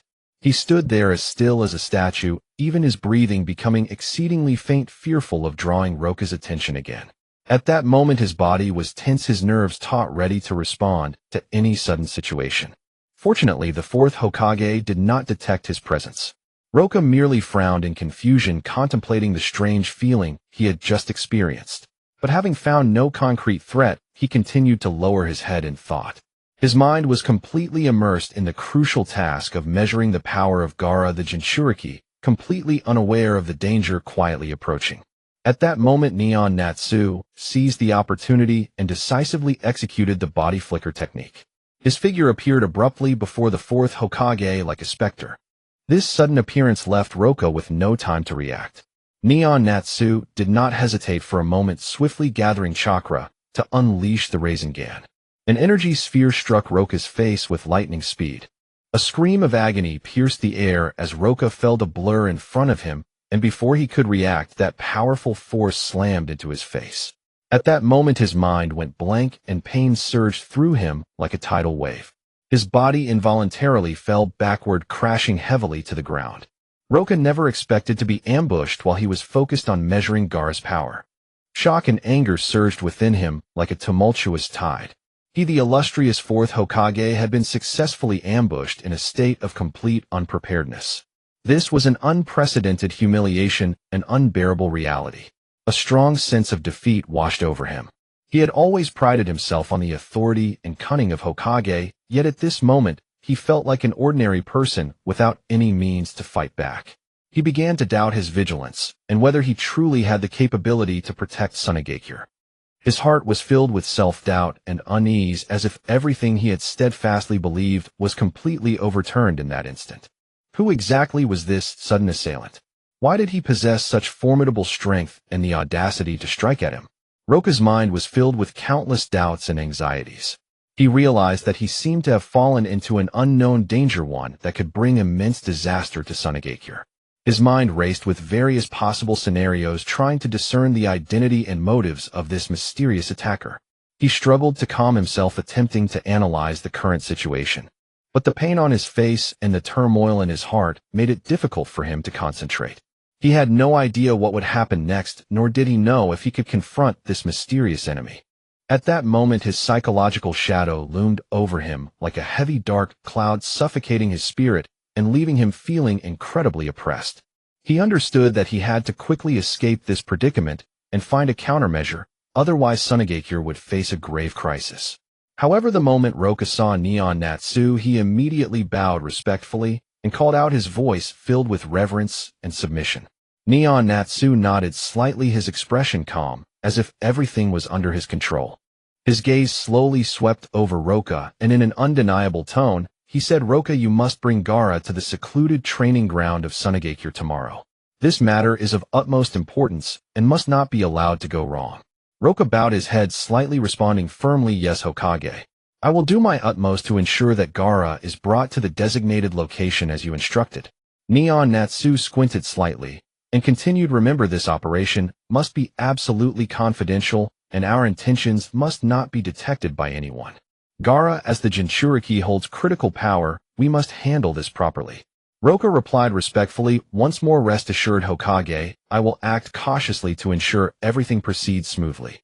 Neon Natsu looked at Roka with satisfaction, waving his hand to signal him to leave. Roka turned and departed, his steps steady and powerful. The next day, Roka brought Gaara to the secluded training ground of Sunagakure. Gaara looked around the unfamiliar environment with confusion, his heart filled with wariness. "Why have you brought me here?" Gaara asked with a frown. Roka replied expressionlessly, "Follow order." Gaara felt even more puzzled. He couldn't understand why his adoptive father had become so strange. But he knew it wasn't the time to ask questions and could only observe the situation. At that moment, Neon Natsu slowly emerged from the shadows. Gaara's eyes suddenly sharpened, fixating on this unfamiliar figure. "Who are you?" Gaara demanded. Neon Natsu smiled slightly and said, "Gaara, don't be so tense. I am the one who can change your fate." "I don't need anyone to change my fate," Gaara scoffed. Neon Natsu replied leisurely, "Oh, do you really believe that? You have been surrounded by loneliness and pain. Don't you want to escape all of this?" "Loneliness and pain are my destiny. Oh, I have long since grown accustomed to them," Gaara replied after a moment of silence. Roka suddenly interjected coldly, "Gaara, listen to this, Hokage. He can give you power so that you will no longer be despised by others." Gaara looked at Roka in shock, unable to believe his adoptive father would say such a thing. "What's wrong with you? Why would you say that?" Gaara couldn't comprehend. Roka remained expressionless. "This is an order. You must obey." Neon Natsu laughed heartily, "Haha, very spirited. But can what you want to protect really be protected? In this cruel world, only with absolute power can you safeguard everything you cherish." "I will use my power to protect." Gaara gritted his teeth. Hinata Natsu walked up to Gaara, a mysterious light glinting in her eyes. "Join me, and I will make your power even stronger, turning you into an invincible force. At that time, you will be able to protect everything you wish to safeguard, free from any fear and anxiety." Gaara fell into deep thought, continuously weighing the pros and cons in his mind. Meanwhile, Roka stood quietly by like a thoughtless puppet. After a while, Gaara lifted his head and looked at Hinata Natsu, saying, "Why should I trust you?" Hinata Natsu's lips curled into a slight smile. "Because you have no other choice. You either follow me and gain immense power, or continue struggling in solitude and pain, being feared and rejected by others. Think it over well." Gaara clenched his fists tightly, filled with conflicting emotions and struggle. He didn't know whether he should trust this stranger, yet he longed to escape his loneliness and pain to gain the strength to protect what he cared about. Gaara remained silent for a long time, finally slowly releasing his tightly clenched fist. "Hey," there was a glimmer of determination in his eyes. "I join." Although Gaara's voice was soft, his resolve was undeniably strong. Hinata Natsu beamed. "Hey, that's fantastic. You've made an awesome choice." Hinata Natsu squinted at Gaara and asked, "Do you know what joining us means?" Gaara lifted his head, confusion filling his gaze. "What does it mean?" Hinata Natsu replied earnestly, "It means you will bear significant responsibilities to fight for our organization's goals for world peace. This is not an easy path. You may encounter countless challenges and dangers. It's like walking on a path full of traps where a great monster might leap out at any moment." Gaara bit his lip and firmly said, "I'm not afraid. I've had enough of loneliness and pain. I want to rely on my own strength to protect what matters to me and bring peace to the world." Then Hinata Natsu decided to extract half of the tailed beast's essence from Gaara. Her eyes suddenly radiated a brilliant golden light, and the moment the golden reincarnation eye was activated, it felt as if a mysterious power was dancing in the air. The golden light was like flickering flames, mysterious and powerful, causing the surrounding space to tremble slightly. Hinata Natsu performed the ocular technique, star absorption, emanating an overwhelming pulling force from her eyes. That force was like an invisible vortex, slowly drawing the power of the tailed beast from Gaara. Gaara gritted his teeth, a look of pain on his face. He could distinctly feel the power of the tailed beast being gradually extracted from within him. It felt as if a part of his body was being forcibly ripped away. Each bit of power drawn away brought excruciating pain. Beads of sweat began to form on his forehead, yet he gritted his teeth and remained silent. While extracting the power, Hyūga Natsu said, "Just bear with it. This is a necessary process. Extracting the tailed beast's essence is to make you stronger and to serve our goals. It's like upgrading your equipment. Soon you will become incredibly powerful." Gaara strained to say, "I understand. I can hold on." As time passed, half of the tailed beast's essence was successfully extracted and directly fed to the Outer Path Golem. At the moment the Outer Path Golem swallowed the tailed beast's chakra essence, one of its 9 closed eyes surprisingly opened. Hyūga Natsu observed the change in the Outer Path Golem and nodded slightly, then turned to Gaara and said, "This is an important step. The power of the Outer Path Golem will provide tremendous support for our actions. Look how imposing it is now, like a giant monster, but don't worry, we can control it." Gaara frowned, gazing at the Outer Path Golem, feeling a bit skeptical. Can this thing really be controlled? It won't go berserk, will it? Hyūga Natsu said confidently, "Rest assured I have enough power to control it. As long as we use it properly, the Outer Path Golem will definitely become a key asset in achieving our goals. It's like a well-behaved pet obediently serving us." Then Hyūga Natsu took out the prepared Hashirama cells. She activated her golden reincarnation, once more entering the chakra mode of the golden reincarnation. That powerful energy enveloped the surrounding space, causing a sense of unease in those near. The golden light was as dazzling as the sun, emanating an overwhelming pressure. Where the light shone, the air felt as though it had frozen, making it hard to breathe. Hyūga Natsu held the Hashirama cells and said to Gaara, "Next, these Hashirama cells will merge with you. The process may be quite painful, but you must endure it. It's like taking a super energy pill that might taste a bit off, but the effects are fantastic." Gaara took a deep breath and said, "I'm ready." Hyūga Natsu began to inject the Hashirama cells into Gaara's body. Gaara felt a powerful life force surge within him, bringing a stinging and burning sensation. That force rampaged within his body, as if trying to tear him apart. His body involuntarily trembled, and the pain twisted his features. Hyūga Natsu looked at the pain Gaara and said, "Steady your mind, try to guide this power, and allow it to merge with your body. It's like taming a wild horse, you need to be patient." Gaara gritted his teeth, making an effort to control the power within him. "I will try my best." However, the power of the Hashirama cells was incredibly strong and difficult to control. At that moment, Hyūga Natsu summoned the power to control the Outer Path Golem.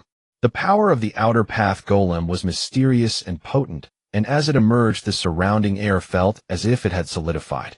That dark and mysterious force enveloped the entire space, causing an unsettling sensation. The aura of darkness spread as if it could swallow all light. Hyūga Natsu utilized this power to suppress the rampancy of the Hashirama cells, creating conditions for Gaara to merge with them. Under the pressure of this immense power, the Hashirama cells gradually stabilized and began to merge with Gaara's body. Under Hyūga Natsu's careful control, the Hashirama cells merged bit by bit with Gaara's body. Gaara's aura grew increasingly powerful, and his body began to undergo marvelous changes. His skin became more resilient, as if infused with the vitality of wood release. The resilient skin shimmered under the sunlight, seemingly imbued with boundless power. As he felt the tremendous enhancement of strength after Gaara fused with the cells of Hashirama, envy involuntarily glimmered in his eyes. Rosuna couldn't help but exclaim, "The changes in this little brat are truly astonishing. He will undoubtedly become an overwhelming force in the future. I wish I could be that powerful too." Hyūga Natsu glanced at Rosuna and said, "Don't envy. You'll have the chance to become stronger in the future as well. But for now, Gaara is our primary focus for training." Rosuna nodded slightly, secretly lamenting that the immense power he had long pursued was so effortlessly realized in this little brat. Rosuna's gaze was filled with complex emotions, envy, jealousy, and a hint of satisfaction. He knew that this little brat would become a vital force for the Akatsuki organization, perhaps even bringing new hope to Sunagakure. Rosuna's eyes were fixated on Gaara, as if witnessing the birth of a miracle. Once the fusion was complete, Gaara opened his eyes, his gaze shimmering with golden light. That brilliance was dazzling, akin to the brightest star in the night sky. He could distinctly feel a powerful force surging within him, a strength that flowed like a raging tide, filling him with both excitement and tension. This overwhelming power instilled in him a sense of confidence, as if he could face any challenge without fear. At the same time, he felt a tremendous responsibility. This strength was not merely for himself. It was also to protect those he cared about and to achieve the grand goal of world peace. The golden light glimmered like dazzling little stars, illuminating his face and making him appear particularly resolute at that moment. Hyūga Natsu looked at the transformed Gaara filled with satisfaction and said, "You now possess much greater strength. Let's strive together for the Akatsuki's goals and fight for world peace." Gaara nodded slightly. He understood that his fate was about to undergo a significant transformation from this moment on. He would follow Hyūga Natsu, using his strength to protect what he cared about and fight for world peace in this challenging world. His eyes were filled with determination and resolve, like a burning flame that would never extinguish. Hyūga Natsu observed Gaara almost as if seeing through the desires in his heart. He smiled slightly and said, "Gaara, since you have fused with the cells of Hashirama, I will also pass on the wood release techniques and sage mode to you. Wood release techniques possess tremendous vitality and offensive power, and I believe you will surely unleash their full potential." Gaara's eyes sparkled with surprise. He was well aware of the power of wood release techniques. However, he had no idea what sage mode was. He curiously asked, "What is sage mode?" and waited for Hyūga Natsu to explain. Hyūga Natsu cleared his throat and said, "Sage mode is like opening a door to even greater power. When you enter sage mode, you can feel the power of nature flowing through your body. This power not only significantly enhances the potency of your techniques, but also sharpens your perception, allowing you to sense the enemy's movements more acutely during battle. The power of nature dances like an agile spirit within your body, endowing you with unparalleled insight and reaction speed." Gaara nodded thoughtfully and asked, "How can I enter sage mode?" Hyūga Natsu patiently replied, "It's not easy. You need to calm your mind, feel the breath of nature, and merge with it. It's like immersing yourself in a tranquil forest, feeling the caress of the breeze, and listening to the songs of birds, synchronizing your heart with the rhythm of nature. Then gradually guide the natural energy into your body, but be cautious about the amount. Too much natural energy can put you in danger. Natural energy is like a raging river. If uncontrolled, it could overwhelm your body's defenses and petrify you." In the days that followed, Hyūga Natsu began earnestly teaching Gaara the principles and techniques of wood release. Gaara, the key to wood release lies in mastering vitality. You must learn to harness the power bestowed upon you by Hashirama cells, allowing the life force of wood release to perfectly merge with your chakra. The life force of wood release is like the new sprouts of spring, full of vigor and vitality, while your chakra serves as the driving force behind this vitality. Hyūga Natsu demonstrated the wood release techniques while explaining. His hands moved gracefully, and a sturdy tree instantly sprouted from the ground, its leaves shimmering with green light under the sun. Gaara listened intently, striving to remember every little detail. His gaze was focused and earnest, as if he wanted to engrave every action and every word of Hyūga Natsu into his heart. Look, concentrate your chakra in your hands like this, and then envision the flow of vitality guiding the power of wood release. Hyūga Natsu's hands moved, and a small sapling instantly sprouted from the ground. The sapling was tender and green, brimming with life. Gaara attempted to imitate it, but at first only a faint green light emerged. That green light flickered like a firefly, weak and unstable. Hyūga Natsu encouraged, "Don't rush, take your time. This requires constant practice and understanding. Every attempt is an opportunity for progress, just like climbing a peak. One step at a time, you will eventually reach the summit." Under Hyūga Natsu's guidance, Gaara tried again and again. Beads of sweat formed on his forehead, but his gaze remained resolute. Feel your heart communicate with the power of natural energy. Let the power of nature become your ally, fighting alongside you. Hyūga Natsu continually reminded him.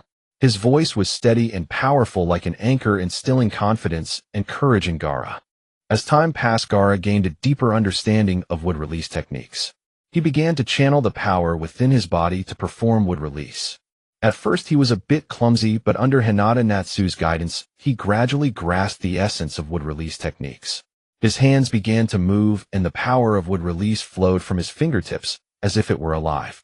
That power danced like a lively ribbon, transforming into various shapes under his command. His eyes were filled with focus and passion, as if he were exploring a brand new and wondrous world. In this world, he felt unprecedented strength and hope. Hyūga Natsu watched Gaara's progress and would release with a slight nod, deciding it was time to teach him how to enter Sage mode. Xia's eyes held their usual calmness. That gaze was like a deep lake, serene, yet containing boundless power. He parted his lips slightly and said softly, "With AI Luo, we are now about to ascend to a new height, the Sage mode. You must know that to activate the Sage mode, natural energy, mental energy, and chakra must be fused in a precise 1:1 ratio. This process is by no means easy and is fraught with great risk. You must remember that if the fusion fails, natural energy will mercilessly erode you, and in severe cases it may even cause your body to gradually turn to stone." They arrived together at that clearing in the woods, so peaceful it seemed cut off from the world. Xia's tone remained calm, like a gently flowing stream. "First, you must find an absolutely quiet place and let your body and mind completely relax. Close your eyes and use your heart to sense the natural environment around you. Feel the gentle flow of the breeze, hear the rustling of leaves rubbing against each other, and perceive the unique scent emanated by the earth." He stood quietly aside, his posture upright, as if merged with nature, becoming part of this sky and earth. AI Luo slowly sat cross-legged, gently closed his eyes, and struggled to calm his thoughts. At first, all kinds of distracting thoughts surged like a tide into his mind. But he did not flinch, striving to cast aside these disturbances and concentrate fully on sensing nature. Xia watched silently from the side, his eyes full of concern, occasionally offering a few words of encouragement. "Come on, take it slowly, feel the rhythm and cadence of nature with your heart." Gradually, AI Luo began to feel the natural aura around him. A gentle breeze brushed his face, bringing a refreshing coolness. The cheerful songs of birds reached his ears, as if cheering him on, inspiring him to move forward. He could distinctly feel the solidity of the earth, a steady and reliable force. He could also feel the vigorous vitality of the trees, as if narrating the wonder and grandeur of nature. Xia nodded slightly and said softly, "Good, keep this state and continue sensing. Nature is opening its warm embrace to you. Now the most critical moment has come. You must begin to balance natural energy, mental energy, and chakra." Xia's voice remained steady, each word striking AI Luo's heart like a hammer. "Let these three energies fuse in an exact 1:1 ratio. This requires extremely high concentration and precise control." AI Luo cautiously attempted to guide the three energies. At first, progress was very slow, with only extremely faint energy flowing, but he did not give up, persisting tirelessly. However, the process was not always smooth. Sometimes the energies would fluctuate violently, causing AI Luo extreme physical discomfort. Suddenly, during a critical fusion attempt, a major deviation occurred. Natural energy, like a runaway wild horse, began to madly erode AI Luo's body. His skin gradually showed signs of petrification, the hard texture spreading little by little, causing alarm. Seeing this, Xia acted without hesitation. He quickly executed the golden Tenseigan technique, star-sucking, great method. His hands danced and streaks of mysterious light flickered slowly, drawing natural energy out of AI Luo's body. At the same time, without hesitation, he infused his own life force. That warm and powerful energy, like a babbling spring, slowly flowed into AI Luo's body, helping him regain vitality. Fine beads of sweat appeared on Xia's forehead, glistening under the sunlight. But his gaze remained unwaveringly firm, with not a hint of faltering. But in his heart he thought, "If I didn't put on such a show, how would you know my hardships? Don't be afraid, I'm here. Hold on, you can do it." Xia encouraged softly, his voice like warm sunlight, dispelling the fear in AI Luo's heart. After many difficult attempts and heartbreaking failures, AI Luo finally succeeded in fusing natural energy, mental energy, and chakra in a perfect 1:1 ratio, activating the Sage mode. A mysterious and resplendent light radiated around his body like brilliant stars in the night sky. His gaze became sharper, as if able to pierce through all mist, and his perception was greatly enhanced. He could clearly sense everything around him, even detect the slightest movement in the distance, as if the entire world was under his control. Xia looked at AI Luo, a gratified expression in his eyes. "Could you have successfully activated the Sage mode?" But this is only the beginning. In the days to come, you must continue to practice and temper yourself to better master the powerful force of the Sage Mode. After teaching Wat Ai Luo to activate the Sage Mode, Xiang continued to guide him diligently for 7 more days. During these days, he quietly helped Wat Ai Luo consolidate the use of the Sage Mode, imparting various combat techniques and strategies. He was like a wise mentor, using his experience and knowledge to lead Wat Ai Luo forward. In the forest clearing, watching Wat Ai Luo manipulate the 3 energies with increasing proficiency, Xiang's heart was full of satisfaction, but he only said softly, "Wat Ai Luo, you have progressed so rapidly. But always remember, with great power comes great responsibility. Although the Sage Mode is powerful, it must never be abused." The 7 days passed in a flash, and Xiang knew it was time for him to embark on a new journey. He found Wat Ai Luo and Luo Sha, and said calmly, "Wat Ai Luo, you have now grasped the basic essentials of Wood-style ninjutsu and the Sage Mode. The road ahead must be walked through your own continuous training and tempering. I firmly believe that you will become a pillar of the Shadow Organization." His face carried anticipation for the future, but not ostentatiously. It was a restrained hope. Xiang then turned to Luo Sha, slightly bowing. "Luo Sha, thank you for your cooperation. I am now going to Lulan, and there may be something we need there. Could you give me a map to Lulan?" A glimmer of expectation shone in his eyes, but not dazzlingly. It was a gentle request. Although Luo Sha felt somewhat reluctant, he also understood the importance of Xiang's mission. He quickly took out a carefully drawn map and solemnly handed it to Xiang. "May your journey be smooth, and return soon." Xiang took the map and bid farewell to the two once more. "Until we meet again, let us work together for the goals of the Shadow Organization and world peace." With that, he turned and left, his figure gradually disappearing into the distance. Wat Ai Luo and Luo Sha watched the direction he left, their hearts filled with anticipation and blessings. They knew that Xiang's journey was full of challenges, but they also believed that he would silently strive for their common goal, because he was Xiang. On the long journey to Lulan, Xiang encountered many wondrous creatures.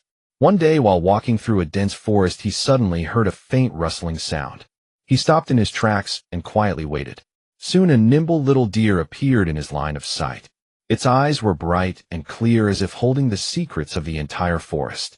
The deer watched Xiang warily, seemingly assessing whether this stranger posed any danger.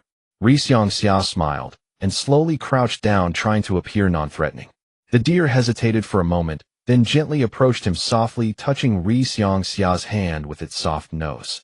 At that moment, Xiang felt a wondrous connection with nature, his heart filled with warmth. He softly said to the deer, "Little one, you are truly brave. I hope you find peace and happiness in this forest. I shall call you the strongest among deer." After saying this, he stood up and continued on his journey. On another occasion, Xiang passed by a clear stream. By the stream, he saw a colorful bird frolicking in the water. The bird's feathers were vibrant and beautiful, resembling a rainbow. It flapped its wings joyfully, splashing glistening droplets of water. Xiang was captivated by this beautiful scene and quietly stood by watching. The bird seemed to sense his presence, but did not fly away. Instead, it continued to revel in its watery play. Xiang reflected, thinking that life in nature is so beautiful and full of vitality. After enduring a long and arduous journey, he finally arrived at the mysterious Lulan ancient city. This ancient city resembled a slumbering sage, exuding a profound and mysterious aura. The city walls were weathered, and the marks of time seemed to narrate silent stories of the past. Standing before the city gate, Xiang was filled with awe and curiosity. He calmly said, "Lulan is truly enchanting, but feels as if I have stepped into a mysterious historical scroll. I wonder what surprises await me here." With a mix of excitement and anticipation, Xiang slowly stepped into Lulan City. The buildings inside were ancient and solemn, with the weight of time bestowing them a rich texture. A mysterious atmosphere lingered in the streets, as if countless stories floated in the air. As he strolled leisurely, he carefully observed his surroundings, fearing he might miss any corner that might hold hidden clues. He couldn't help but ponder, where could the dragon vein be hidden in this Lulan City? I must find it. This power is crucial for becoming the strongest. After a difficult search, Hyūga was astonished to discover that the source of the dragon vein was within the towering and majestic royal palace. The palace resembled a vast and mysterious treasure trove radiating an awe-inspiring aura. Hyūga walked steadily step by step approaching the palace. With each step, he felt a powerful aura rushing towards him, as if reminding him of the formidable challenges he was about to face. He wondered to himself what secrets were hidden within this palace. The power of this dragon vein must be immensely strong. Will I be able to master it? But no matter what I must try for our mission, I cannot back down. The moment he stepped into the palace, an overwhelming aura seemingly from ancient times enveloped him. He could feel that every inch of air here was filled with mysterious power, as if it were the purest gift from nature. The dragon vein was an unimaginably vast natural energy akin to the most brilliant stars in the universe. It seemed like a masterpiece of nature containing endless vitality. This power surged like a roaring tide, continuously flowing. Each wave seemed to narrate the origins and future of the world. It harbored innumerable mysteries, as if it were the source of life in the world, the foundation for all growth. Hyūga stood beside the dragon vein, feeling that immense power, his heart filled with awe. He knew that once he absorbed this power, he would become incredibly strong. Such powerful energy, if it can be utilized by me, will undoubtedly allow me to take a giant leap towards becoming the strongest. But I must also be cautious and cannot let this power spiral out of control. At this moment, Hyūga had successfully allowed the outer Tao demon to absorb half of a tail beast's chakra source. When he learned that the dragon vein contained vast natural chakra, he was even more excited. He activated his golden reincarnation eye, which shone like dazzling gold, radiating a mysterious and powerful light. He prepared to use the eye technique star absorption to absorb the dragon vein's chakra. Feeling both excited and nervous, he thought, this is a critical moment. Success or failure hinges on this. If successful, my strength will be greatly enhanced, but if I fail, the consequences could be dire. I must focus and give it my all. With that, Hyūga's eyes emanated a golden light, and a powerful pulling force radiated from his gaze. The vast natural chakra of the dragon vein began to flow towards him like a surging tide. He could feel that immense power surging within him, excitement and tension intertwined, yet he maintained his composure and softly said, "Wow, this natural energy from the dragon vein is truly terrifying. If everything goes as expected, if I absorb this power, my strength will surely experience a monumental enhancement." However, unexpected occurrences tend to arise at such moments. At this critical juncture, the dragon vein's power seemed to exhibit a slight resistance, as if unwilling to be easily controlled. Hyūga furrowed his brow slightly, but did not give up. He concentrated and intensified the power of the eye technique, the golden light becoming ever more brilliant. After arduous efforts, the power of the dragon vein finally began to flow steadily into his body. He secretly breathed a sigh of relief. Fortunately, I did not give up. This dragon vein's power is indeed formidable. Oh, I will surely absorb it. As the dragon vein chakra was guided into the outer Tao demon, an immensely powerful energy erupted instantaneously. That energy surged like a tidal wave, expanding wildly around the outer Tao demon and Hyūga. The entire space seemed to tremble, the air compressed by the powerful force, creating a series of explosive sounds. The outer Tao demon began to tremble violently as it absorbed the power of the dragon vein, as if awakened suddenly from a deep slumber. The previously dull patterns on its body lit up one by one, emanating a mysterious and terrifying glow. Those lights moved across the surface of the demon like living beings, as if proclaiming its awakening. As the light grew stronger, the body of the outer Tao demon began to change. Its form seemed to expand continually, each contour becoming more rigid and menacing. The surrounding earth and stones were lifted by the powerful aura swirling in the air to form a chaotic storm. At that moment, Hyūga Natsu felt an unprecedented surge of power spreading through him. A force so immense it threatened to rupture his very body, yet simultaneously reshaping every cell within. His golden rinnegan began evolving, its radiance intensifying with each passing second. At the center of his forehead, the six-tomo rinnegan emerged slowly, like a sacred rite unfolding in solemn silence. First, a faint glimmer flickered into existence, then the light swelled steadily and the intricate pattern of the 6 tomo gradually sharpened into clarity. The Rinnegan itself seemed to hold boundless mysteries, each tomo pulsing with an aura of profound enigma. The moment the Rinnegan fully manifested, an overwhelming aura of authority radiated from Hyūga Natsu. Having become the Ten-Tails Jinchuriki, his power had ascended to a terrifying near-absolute level. His physical form transcended directly into the realm of the Sage of 6 Paths, fusing seamlessly with the cosmos itself. Merely standing there, he embodied the sovereign will of the world. His presence warped the surrounding space, as if reality bent instinctively beneath his dominion. With a mere gesture, he could summon gales that roared like primordial storms and shake the earth to its foundations. Those winds howled not as chaos, but as nature itself, bowing in reverence. His perception soared to unimaginable heights, allowing him to detect even the faintest tremor across thousands of miles. Every heartbeat, every whisper of breeze, nothing escaped his awareness. His chakras surged like an infinite ocean, ceaseless and inexhaustible. Whether in offense or defense, his capabilities inspired dread. In an instant, he could unleash devastating jutsu, powerful enough to reduce entire cities to ash. Flames blazed with purifying fury, consuming all corruption. Torrents surged with cleansing might, washing away the world's deepest stains. His mastery over all jutsu had reached its zenith. He wielded immense forces with effortless precision, and his body too underwent a profound metamorphosis. His skin hardened into unyielding resilience, forged like tempered steel, yet supple enough to absorb impact without fracture. No blade, no weapon could leave even the faintest scar upon it. His speed rivaled lightning, covering vast distances in the blink of an eye. His silhouette flashed past like a celestial bolt cleaving the heavens. His strength was staggering. A single stomp sent fissures tearing across the earth, deep, bottomless chasms that revealed the land's fragile humility before his might. At that very moment, the Queen of Lulon appeared, regal and radiant, blossoming like a rare, luminous flower, exuding irresistible allure.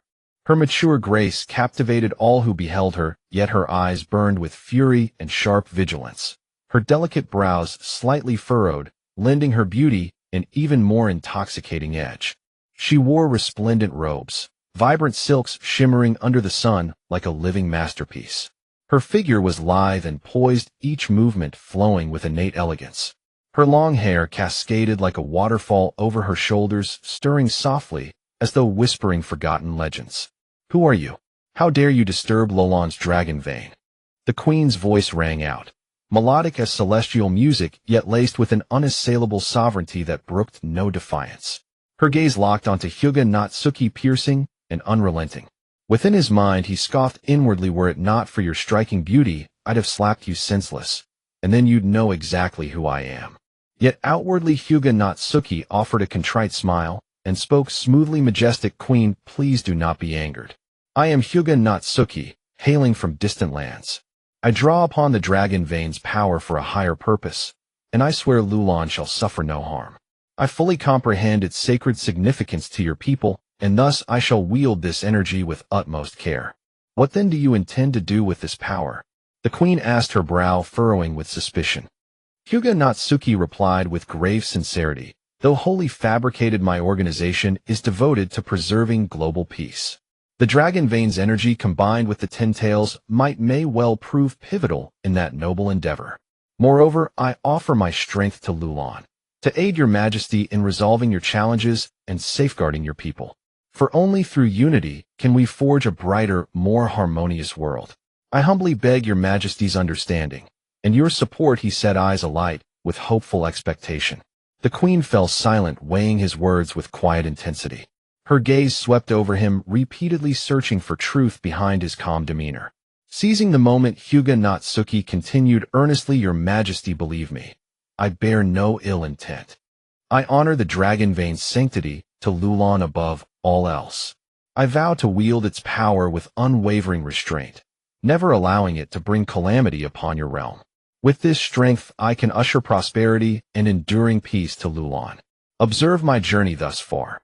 I have met countless trials, yet faced each with unwavering composure and resolve. I am no oath-breaker.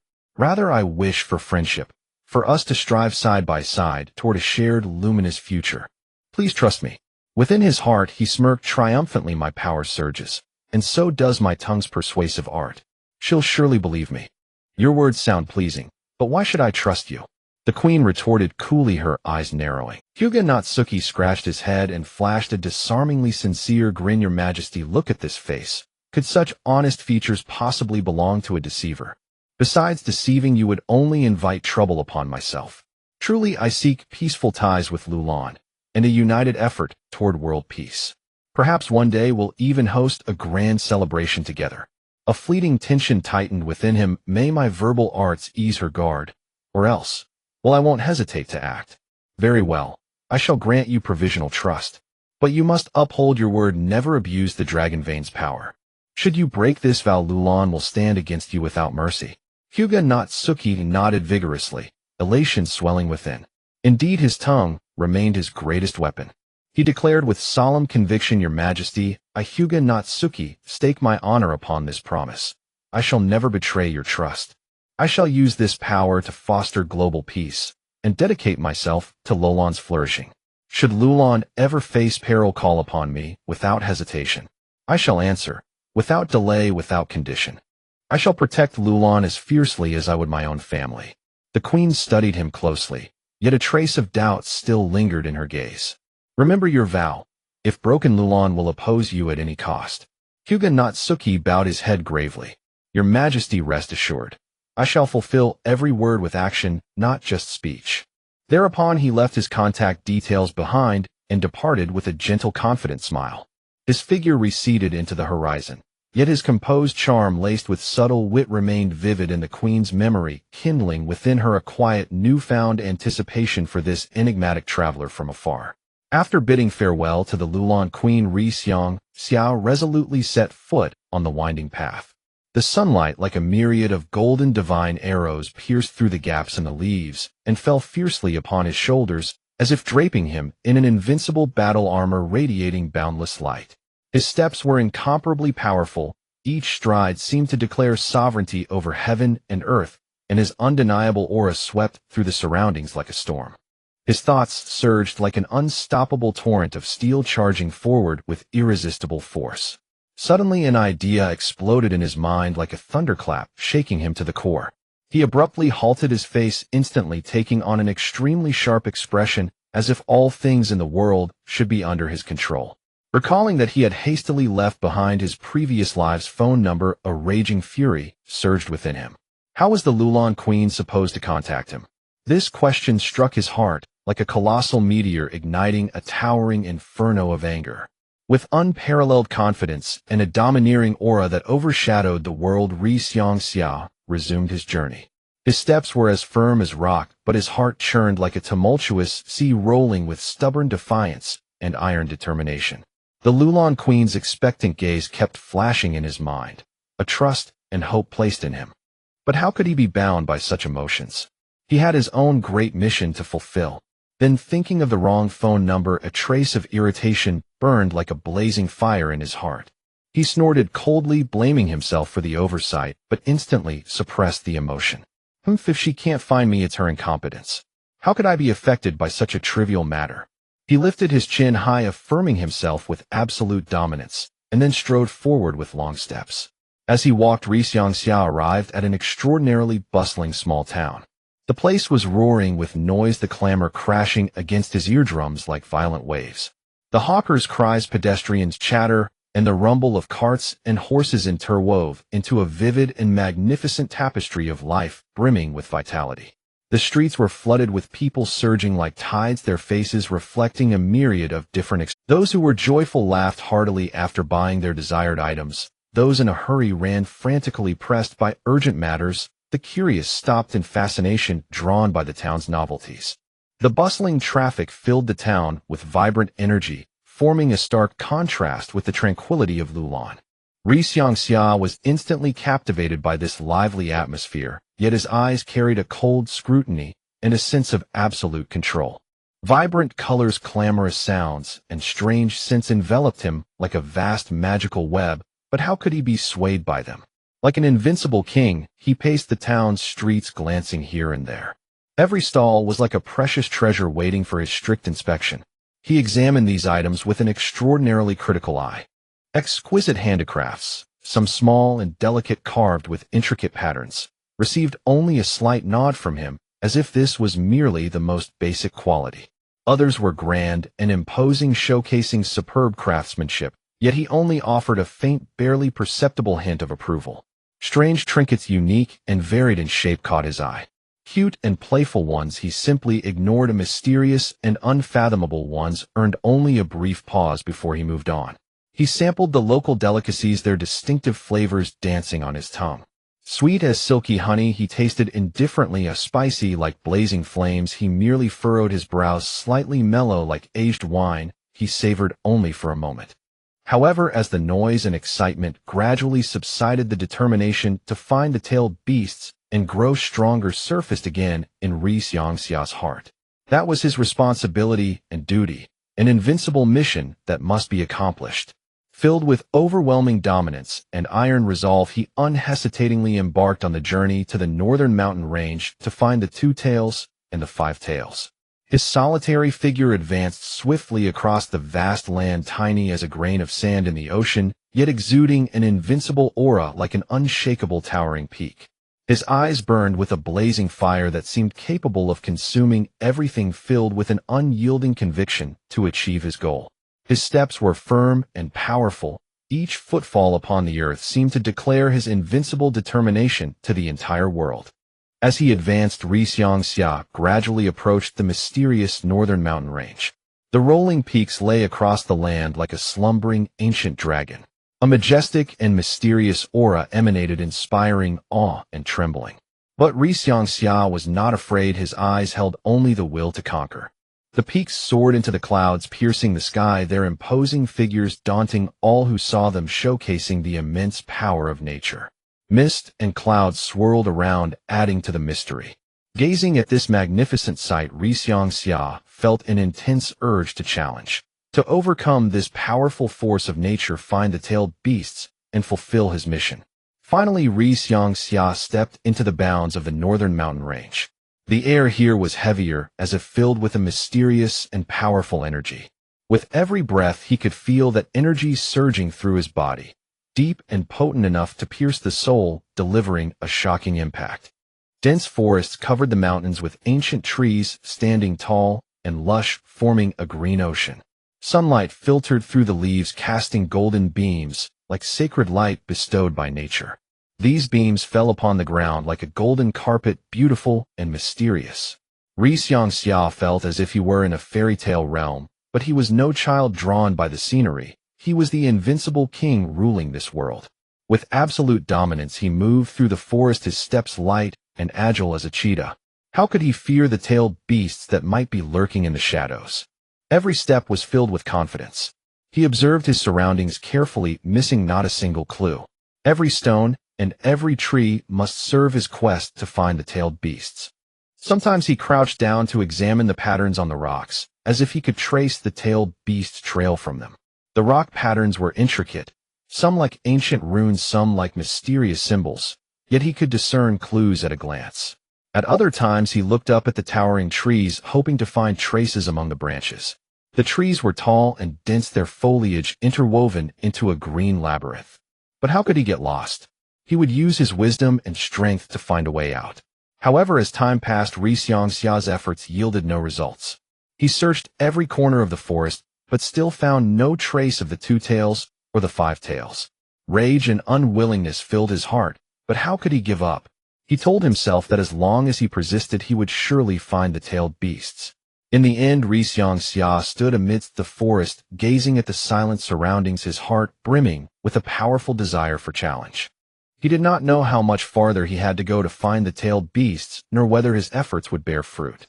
But he knew he could not give up. The world's peace and tranquility depended on his efforts.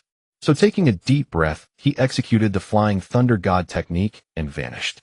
In an instant, his figure streaked across the sky like lightning, leaving a trail of brilliant light.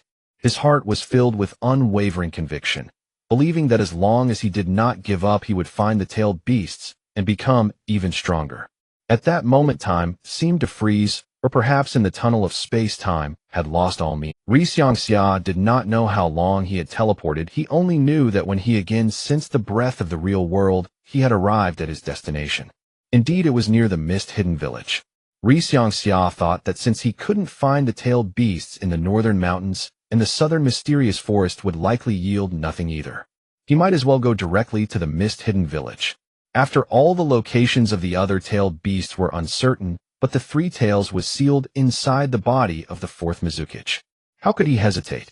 He would seize the three tails with invincible dominance and fulfill his determination to grow stronger. Hyūga Natsu, with golden light swirling like a boundless galaxy within his eyes, possessed the awe-inspiring Tenseigan, a power that could pierce through all illusions of the world and instill fear in all who beheld it. Having become the Ten Tails Jinchuriki, his strength surged explosively, directly breaking through to the realm of the Six-Paths Sage. Apart from the enigmatic Six-Tomo Rinnegan, which he kept hidden as his final trump card, there was no need to conceal the rest of his power. His figure stood like an invincible divine war god, radiating overwhelming dominance. With his goal set, he resolutely decided to visit the Kagaya clan, which had historically interacted with the Hyuga clan, to ascertain whether they had already been annihilated during this era. After all, the original Naruto manga never specified when the Kagaya clan met its end.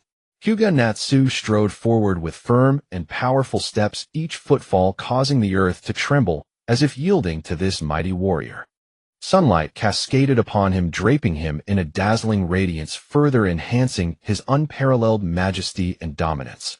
As he reached the entrance of the Kagaya clan's territory, his immensely powerful aura spread like surging waves, freezing the surrounding air into a dead silence. The Kagaya clan's gatekeepers were the first to sense this suffocating pressure, their breath catching and hearts pounding as if about to leap from their throats. One of the gatekeepers mustered his courage to step forward, his voice trembling slightly as he asked, Who are you? Why have you come here?" Hyūga Natsu's gaze was icy and frosty. He cast a brief glance at the gatekeeper, the authority in his eyes weighing like Mount Tai, nearly causing the gatekeeper to collapse. In a voice brimming with authority, he declared, "Go and inform your clan leader that Hyūga Natsu, head of the Hyuga clan, has arrived." The gatekeeper dared not delay and promptly dashed back into the clan territory. Soon the Kagaya clan leader emerged, startled. Gazing at Hyūga Natsu, who radiated an invincible aura, his heart was filled with shock and vigilance. The overwhelming presence made even this clan leader feel immense pressure.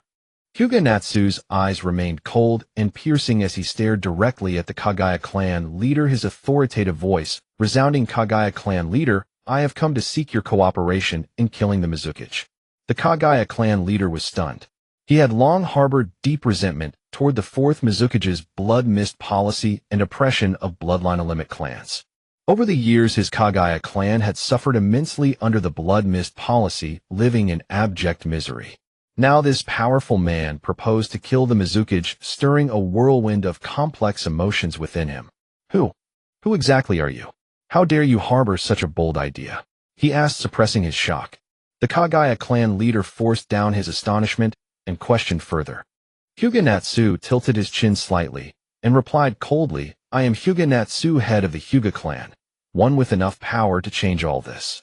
The fourth Mizukage's reign must end. His blood mist policy has caused too much suffering." The Kagaya clan leader fell silent for a moment, weighing the pros and cons in his mind.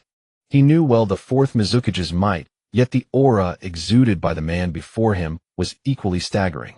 Nonetheless, doubt about Hyūga Natsu's strength lingered in his heart. "You claim to have the power to defeat the Mizukage. How can I trust that?"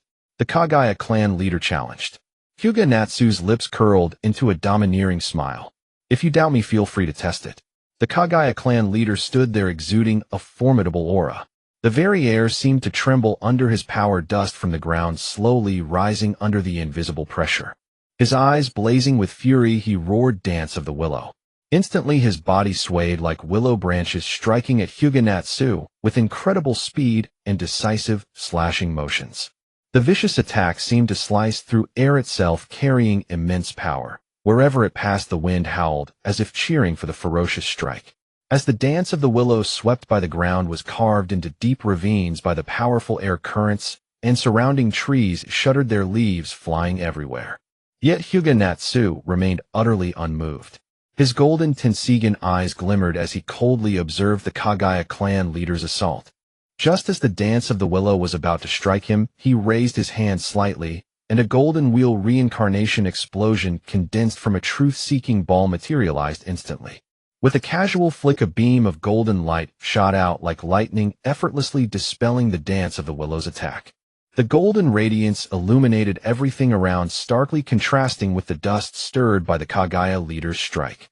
Wherever the light reached, the dust instantly dissipated. The residual waves of the golden wheel reincarnation explosion kicked up rocks and soil, forming a small earth wave. Seeing this, the Kaguya clan leader's heart tightened as he roared, "Hyūga Natsu, do not underestimate my Kaguya clan." He immediately switched techniques, shouting Dance of the Camellia. His attack speed multiplied several times over ordinary physical strikes, assailing Hyūga Natsu like a storm. His figure flitted through the air like a phantom, leaving afterimages in its wake. Hyūga Natsu remained expressionless, saying calmly, "Kaguya clan leader, your struggle is futile." With another swing of the golden wheel reincarnation explosion, its immense power shattered the Dance of the Camellia. The tremendous impact cracked the ground, sending rubble flying and shaking nearby trees until they leaned askew, leaves falling like snowflakes. Meanwhile, the Kaguya clan's members watched the battle with bated breath. Seeing their leader's attacks effortlessly neutralize time, and again they were filled with shock and worry. How can this Hyūga Natsu be so powerful?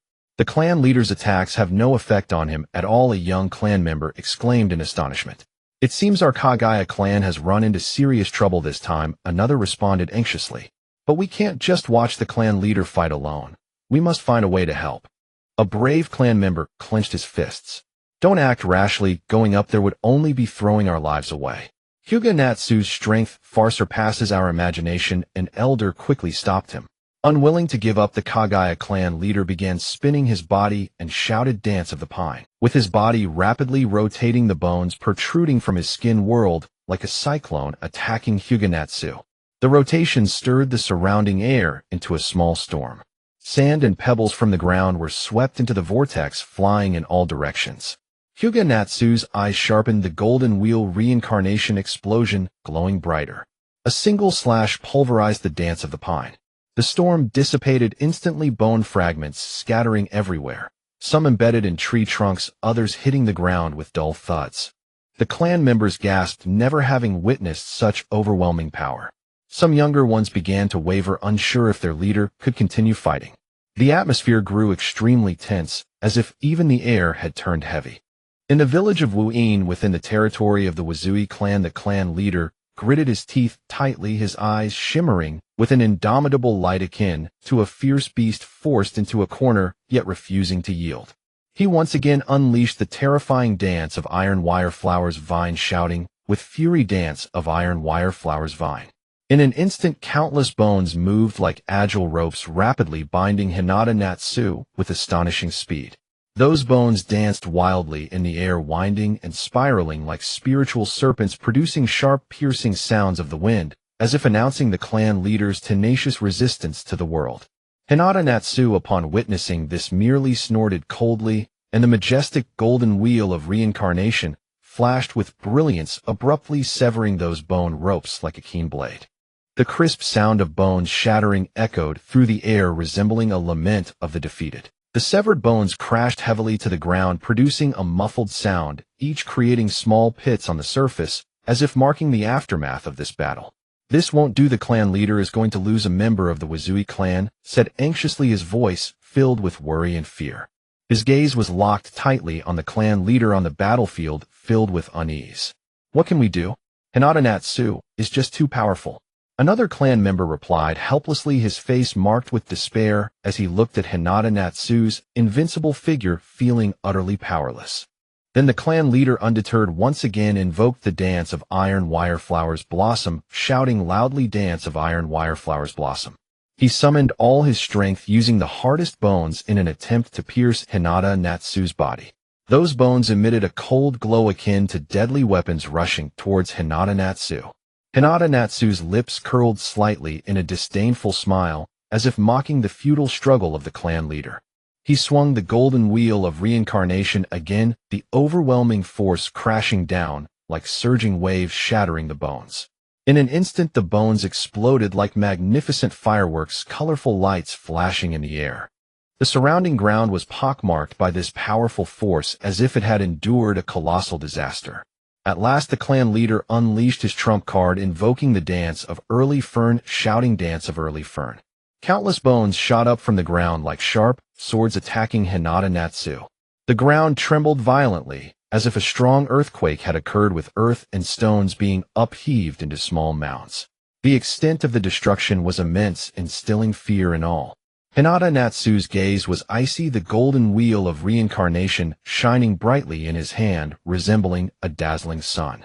With one strike he cleaved down the immense power, directly obliterating the attacks of the dance of early fern. The bones were blown to smithereens, dust swirling in the air, obscuring the battlefield. The entire battlefield seemed to plunge into chaos. The clan leader stared in shock at Hyūga Natsu, realizing that all his ninjutsu and bloodline limits were utterly futile before him.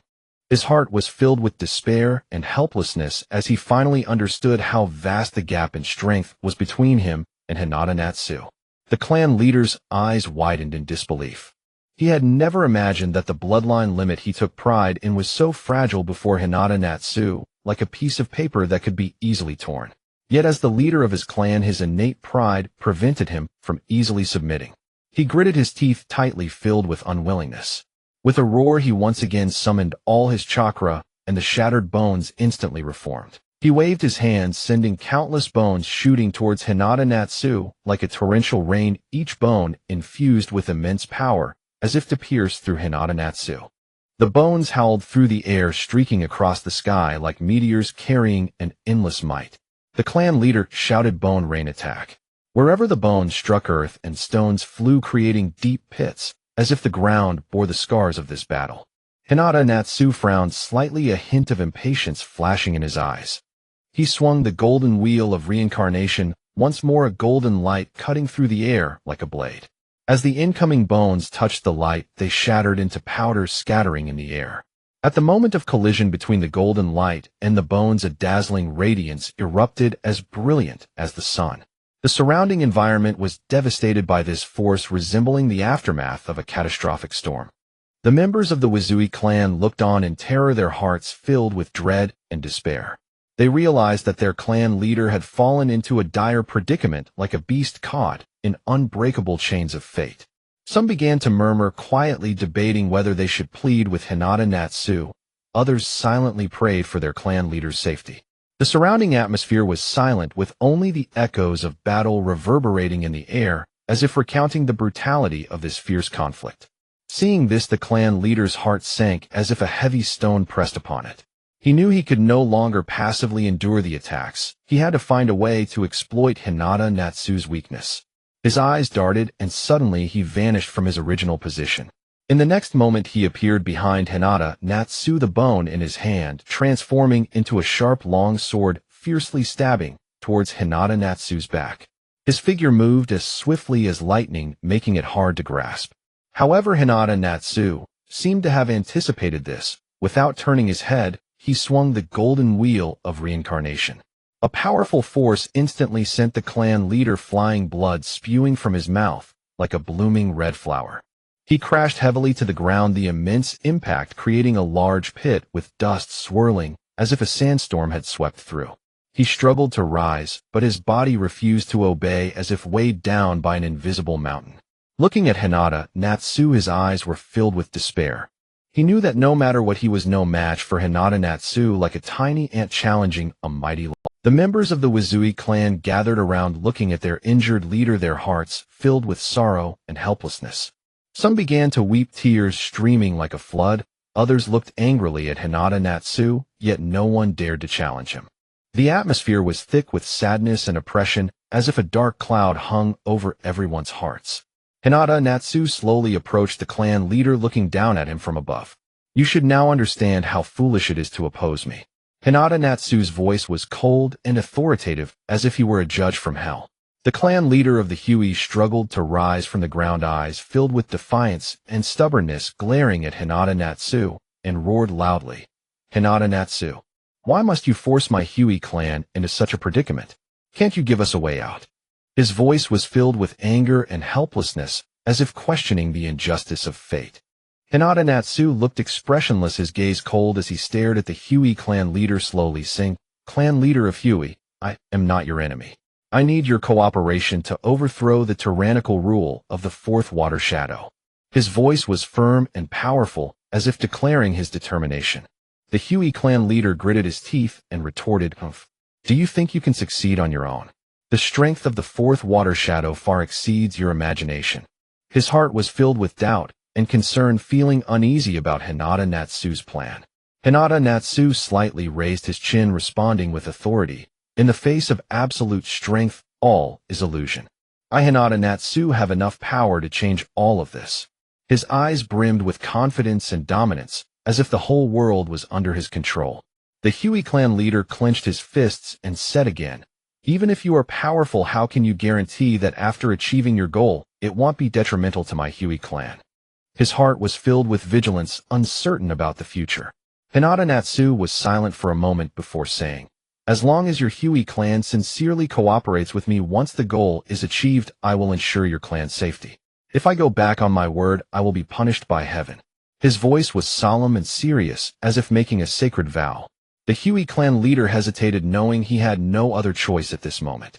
He lowered his head helplessly and sighed, saying, "All right, my Hyūga clan is willing to follow your arrangements.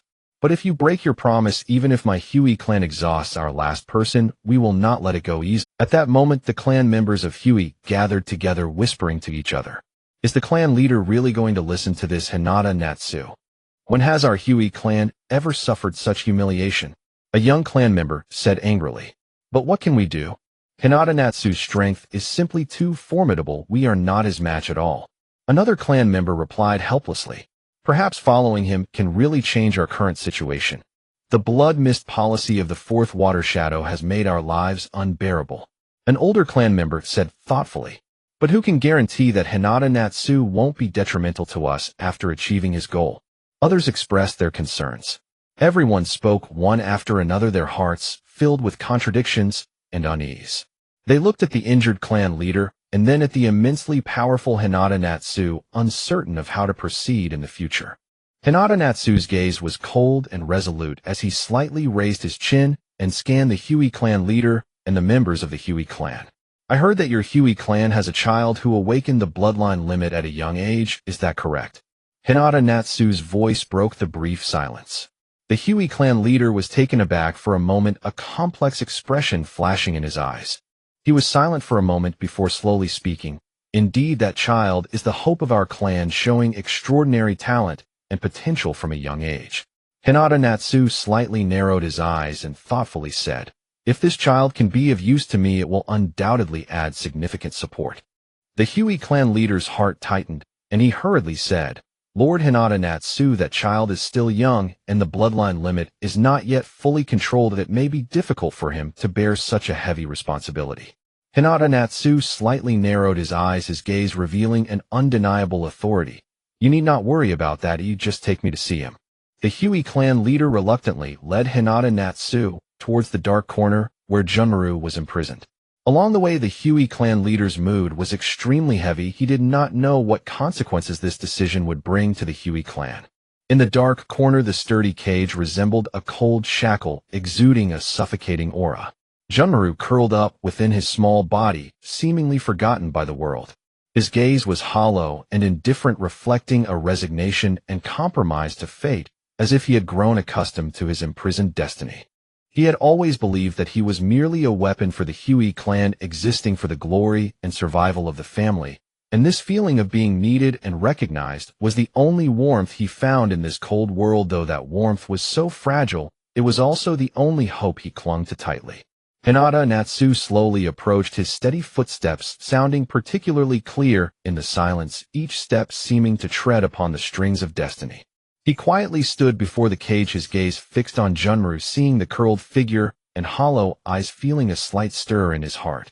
Hinata Natsu gazed intently at Junmaru without disdain or pity, only deep understanding and insight.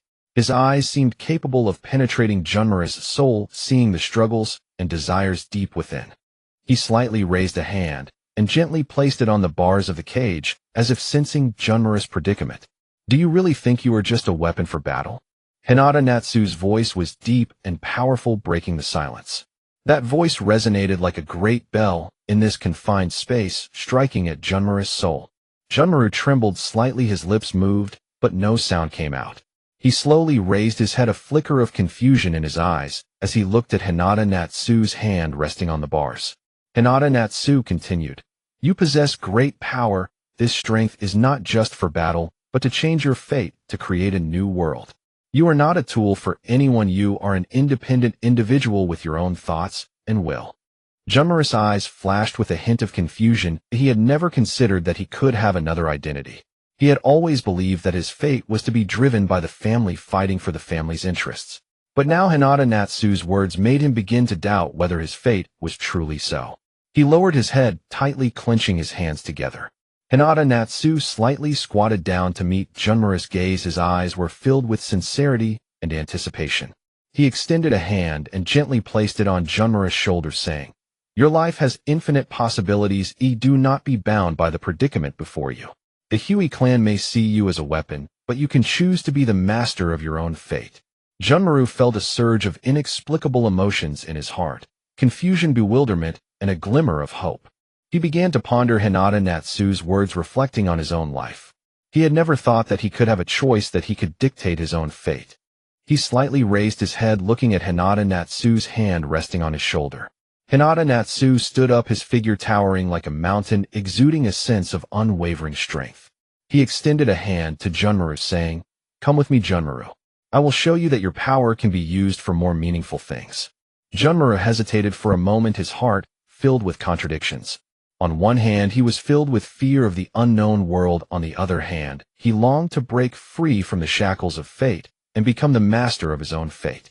In the end, the confusion in his eyes gradually dissipated, replaced by a determined light.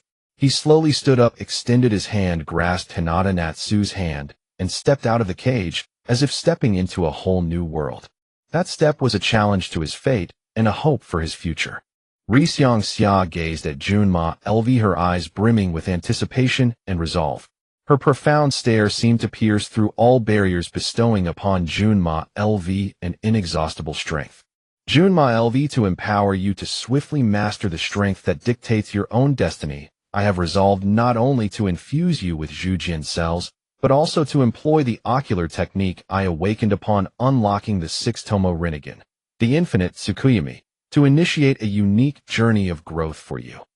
Hyūga declared solemnly, each word striking Junma's heart like a Junma froze momentarily, a flicker of doubt crossing his eyes. He wondered what changes the Jujin cells and the mysterious ocular technique would bring him, but soon that doubt was replaced by unwavering determination. He knew this might be the pivotal step to alter his destiny. Regardless of the unknown risks ahead, he must courageously take this stride forward. Hyūga swiftly executed the technique, his hands dancing like an artist crafting a masterpiece. With meticulous care, he infused the Jujin cells into Junma's body. Junma felt a surge of immense power instantly flooding his entire being, an overwhelming tide that nearly robbed him of breath. Pain and strength intertwined, blazing like a fierce inferno within his body, forcing him to clench his teeth. Yet he did not retreat. Through sheer tenacity, he struggled to adapt to this new power. Fine beads of sweat emerged on his forehead, his body trembling slightly, but his gaze remained as steadfast and unyielding as steel. Then Hyūga activated the infinite Tsukuyami. Junma was instantly transported into a fantastical realm, a boundless cosmos brimming with mystery and the unknown. Junma looked around, his eyes filled with awe. Everything here felt so real, as if he had truly stepped into a brand new world. Hyūga's voice resonated within this world. Junma, here the passage of time differs from the outside. An instant outside may equate to countless years within. You will face a myriad of challenges here, continuously honing your abilities. A fierce fighting spirit surged within Junma. He clenched his fists, his eyes revealing an unwavering resolve. I will grow stronger and command my own destiny, he murmured. Within this dreamlike realm of the infinite Tsukuyami, Junma LVS training commenced. Ri Xiangxia, like a stern mentor, meticulously crafted a training regimen for Junma LV encompassing the recognition of various shinobi in the Naruto world and a series of high-intensity drills. He personally demonstrated an array of powerful jutsu, from fire release to water release, from wind release to earth release, each exhibiting astonishing might. Junma LV focused intently on learning, practicing the hand seals and releases of these jutsu over and over. His hands moved with increasing speed, and the potency of his techniques gradually intensified. Taijutsu training was equally indispensable. Junma LV engaged in fierce close-quarters combat, with Ri Xiangxia, their figures flashing like lightning across this realm. Junma LV constantly absorbed Ri Xiangxia's attacking techniques and defensive strategies. His body grew more agile, his strength more formidable. Every collision made Junma LV acutely aware of his progress, his eyes blazing with a thirst for power. Within this world, he also encountered a multitude of shinobi. Sometimes he faced a shinobi adept in genjutsu whose illusions ensnared him like an inescapable labyrinth. Yet Junma LV, through sheer willpower and keen perception, gradually unraveled the illusions and delivered a decisive counterattack. At other times, he confronted a shinobi of immense physical power whose attacks descended like tumbling boulders, crushing him with overwhelming pressure. But Junma LV never shied from the challenge. Skillfully combining his ninjutsu and taijutsu, he engaged in a breathtaking battle. In one battle, Junma LV faced a formidable shinobi. The opponent's assaults came like a raging storm, but Junma LV remained calm, deftly utilizing his skills to counter. First, he employed earth release to erect a sturdy wall of earth, blocking the enemy's attack. Then he quickly formed hand seals and unleashed a torrent of fire release, striking fiercely. The foe retaliated with water release, neutralizing Junma LV's flames. The battle reached a fever pitch. Junma LV constantly switched between ninjutsu and taijutsu, seeking an opening. Finally, he discerned a weakness and delivered a lethal blow, vanquishing his opponent. This is truly astounding. Ri Xiangxia exclaimed in awe. This place is like a fusion of a hyperbolic time chamber and a single-player virtual universe. What a waste of such a magnificent dojutsu by Daitongmu Hyūga. Within the enigmatic realm of the infinite Tsukuyami, Junma LV was wholly absorbed in arduous training and fierce combat, relentlessly honing himself in pursuit of greater strength. Suddenly, a mysterious light flashed, and a figure slowly emerged. Junma LV's heart tightened as he recognized the arrival. Yuzebo Yu's Mangekyo Sharingan activated. Yuzebo Yu's eyes were cold, exuding an overwhelming aura. He regarded Junma LV silently, as if scrutinizing a worthy opponent. Unflinching, Junma LV's eyes blazed with determined combativeness. He swiftly adjusted his stance, readying himself for the arduous battle ahead. Junma LV knew that Yuzebo Yu's Mangekyo Sharingan possessed immense genjutsu and ninjutsu, demanding constant vigilance. The battle was imminent. Yuzebo Yu struck first. A flicker in his eyes, and a powerful genjutsu engulfed Junma LV. Junma LV felt a momentary haze, as if plunged into an endless abyss of darkness. But with iron will, he quickly broke free from the genjutsu's hold. Then Yuzebo Yu unleashed a barrage of formidable ninjutsu. A raging dragon of flame surged toward Junma LV, who calmly responded with wood release. Massive trees erupted from the ground, forming an impenetrable barrier that neutralized the fire. Surprise flickered in Yuzebo Yu's eyes. He hadn't anticipated such power in Junma LV's wood release. Yet he did not retreat, instead he intensified his assault. Junma LV countered in kind, wielding wood release against Yuzebo Yu while unleashing his bone-based taijutsu. Sharp bones sprouted from his body, lancing toward Yuzebo Yu like lethal weapons.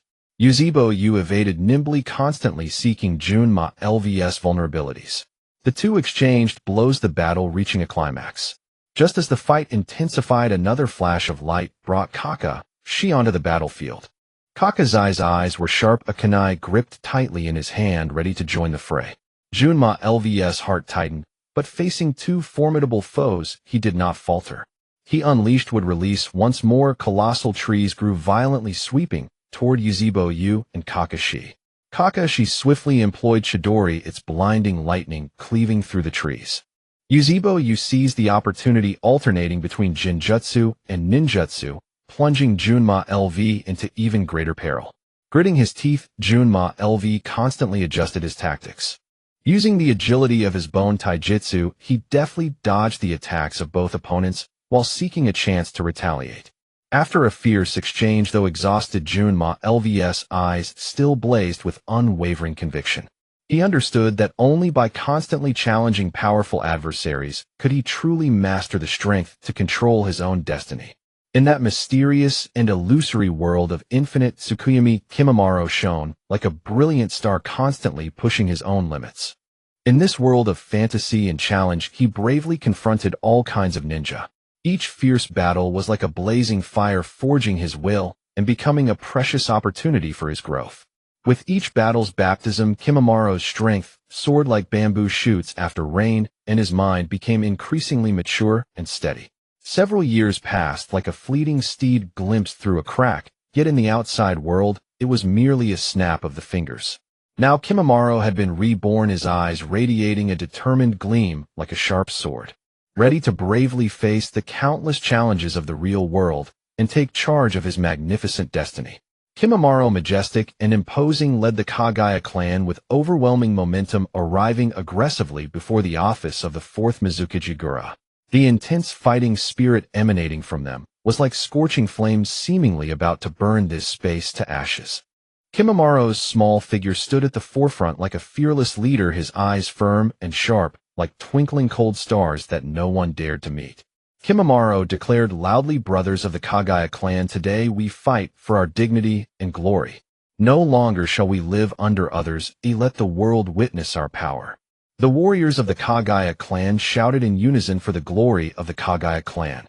He waved his hand lightly, and the Kagaya warriors, like well-trained soldiers, quickly prepared for battle. Although the office door was tightly shut, it could not hinder their indomitable determination. Kimimaro took a deep breath. The powerful chakra surged within him like a volcano about to erupt. He kicked the door with a mighty blow, producing a deafening crash. The fourth Mizukage Yagura, startled by the sudden commotion, slowly raised his head, a flicker of surprise in his eyes. Yagura roared, "Kagaya clan, what do you think you are doing?" Kimimaro's lips curled into a confident and composed smile. "Mizukage-sama, the Kagaya clan will no longer accept subjugation. We will fight for our destiny and reclaim our glory." Yagura said coldly, "Do you think you can succeed so easily? I am the Mizukage, do you think I will allow you to act recklessly?" With that, Kimimaro launched an attack like lightning, his body swift as the wind, charging at Yagura. Yagura was not to be outdone, immediately using water release techniques to counter. Kimimaro shouted, "Brothers, fight with me." The Kagaya warriors joined the fray, engaging in a fierce battle with the Mizukage's guards. The office descended into chaos with flashes of blades and chakra flying everywhere. Kimimaro, relying on the formidable strength honed in the infinite Tsukuyomi world, launched relentless attacks on Yagura. Every move he made was filled with unparalleled power and exquisite skill, forcing Yagura to focus intently and respond seriously. While defending, Yagura said, "Kimimaro, you are seeking death." Kimimaro replied, "Mizukage-sama, we have no other choice." However, Yagura was the Mizukage after all. His strength was not to be underestimated. He skillfully used water release like a master magician, deflecting Kimimaro's attacks, while constantly seeking opportunities to counter. In the heat of battle, Kimimaro remained calm and decisive. There was no trace of panic or fear in his eyes. He called to his clansmen, "Don't retreat, we will surely win." The Kagaya warriors' morale soared. He knew that this battle was not only about the fate of the Kagaya clan, but also about his own dignity and conviction. He continuously adjusted his tactics, engaging in a thrilling peak duel with Yagura. As the battle wore on, both sides gradually showed signs of fatigue. But Kimimaro's fighting spirit did not wane. Instead, it blazed like a raging fire, growing fiercer. He firmly believed that as long as he persisted, he would surely achieve victory. Kimimaro encouraged his clansmen loudly, "Hold on, victory is in sight." Eventually, through Kimimaro's tenacious efforts, the Kagaya clan gradually gained the upper hand. Yagura realized the situation was unfavorable, a sense of unease rising in his heart. He gritted his teeth and said, "Don't get cocky, I still have a trump card." He decided to use his trump card, complete tailed beast transformation. In an instant, Yagura's body underwent a massive change, turning into a giant three-tails Isabu. Isabu with claws bared and ferocious charged at Kimimaro and the others. The powerful chakra fluctuations made the entire office tremble as if a violent earthquake had struck. Kimimaro's eyes flashed with determination upon seeing this. He quickly adjusted his stance like a fearless general and unleashed his ultimate technique, Dead Bone Pulse Dance of the Young Pines. Kimimaro shouted, "Kagaya clan never retreat." His body instantly transformed into countless sharp bones shooting toward Isabu like a rainstorm. The bones collided fiercely with Isabu's body, producing thunderous roars. Though Isabu was powerful under Kimimaro's fierce assault, it gradually showed openings. Kimimaro seized the opportunity, focusing his strength on attacking Isabu's vital points. After a fierce struggle, Isabu was finally slain by Kimimaro. The fourth Mizukage Yagura lost his life as well. Kimimaro stood in the devastated office, surrounded by the wreckage of battle. He stood tall as a pine, his eyes firm and proud, a gaze that seemed to pierce all obstacles. He slowly turned to face the Kagaya clan, his voice steady and powerful. "We have won. The future of the Kagaya clan will be ruled by us, and the future of the Hidden Mist village will be created by us." His words struck like a hammer on the hearts of every clansman, stirring waves of strong resonance. At that moment, the Mizukage's Umbu members stood not far away, looking at Kimimaro and the Kagaya clan with complex expressions. Kimimaro, with piercing eyes, turned sharply toward the Umbu and declared dominantly the strong rule, "I am the fifth Mizukage. Who dares to object?" His voice echoed in the air with unquestionable authority. The Umbu members looked at each other, initially filled with shock and doubt. After all, this sudden turn of events caught them off guard. Having long been loyal to the Mizukage, the abrupt change left them conflicted. However, Kimimaro's formidable aura and the invincible strength he had just displayed forced them to reassess the situation. One Umbu member gritted his teeth, stepped forward, and said, "Kimimaro, though you are powerful, becoming Mizukage is not solely about martial might. The Hidden Mist has its own rules and traditions." Kimimaro's lips curled into a cold smile. "Rules? Traditions? In the face of absolute power, these can be changed. I, Kimimaro, have the ability to lead the Hidden Mist toward a stronger future." Another Umbu member spoke up with such aggression, "Are you not afraid of arousing the vigilance and attack of other ninja villages?" Kimimaro's eyes sharpened. "If anyone dares to attack, I, Kimimaro, will lead the warriors of the Hidden Mist to ensure they never return. I will make the Hidden Mist a feared existence, not one that is bullied." As time passed, some Umbu members began to waver. They were well aware of Kimimaro's strength and understood that in this world of the strong preying on the weak, the powerful indeed had a greater say. Gradually, some Umbu members lowered their heads in acquiescence. Yet there were still some stubborn ones who remained unconvinced, secretly plotting how to resist. Kimimaro saw through their thoughts and said coldly, "I will give you time to consider, but do not attempt to challenge my authority. From now on, the Hidden Mist will usher in a new era." With that, he turned and led the Kagaya clan to begin restoring order in the village, laying the foundation for a new rule. As for the Umbu members, some chose to comply, while others schemed in secret. In the village of Wuin, the Water Shadow building stands proudly at the center, resembling an ancient fortress that has weathered the ravages of time, yet remains majestic and solemn. Once it was a symbol of supreme power in Wuin village, emanating an aura that instilled awe, as if it could suppress all elements of instability. However, this place has just undergone a heart-stopping battle, with shattered walls and ruins strewn everywhere, creating a scene of utter devastation. The broken window glass sparkled faintly under the sunlight, as if silently narrating the brutality of the recent fierce battle, every crack seemingly recording a moment of intense horror. As Jun Malu strives to subdue the Water Shadow's dark faction, his resolute figure stands out amid the chaos. The body of the slain fourth Water Shadow, once filled with immense power, now lies quietly there, its former dignity completely vanished like a forgotten legend. The chakra of the Three Tails slowly dissipates from that corpse, fading away like smoke, as though it might vanish into the void of air at any moment. At this critical moment, in an obscure corner, Hyūga Natsu is fully concentrated on performing the ocular technique, star absorption method. His eyes reveal an unusual calmness, as if the surrounding chaos has nothing to do with him. He frantically absorbs the chakra of the three tails, feeling the powerful energy gradually flowing into his body. Hyūga Natsu understands that although the increase in this powerful chakra may be limited, it is still a significant quantity from a tailed beast, undoubtedly a tremendous treasure for him, providing a greater guarantee of survival in this perilous ninja world. In a distant place, Obito, disguised as Uchiha Madara, stands silently.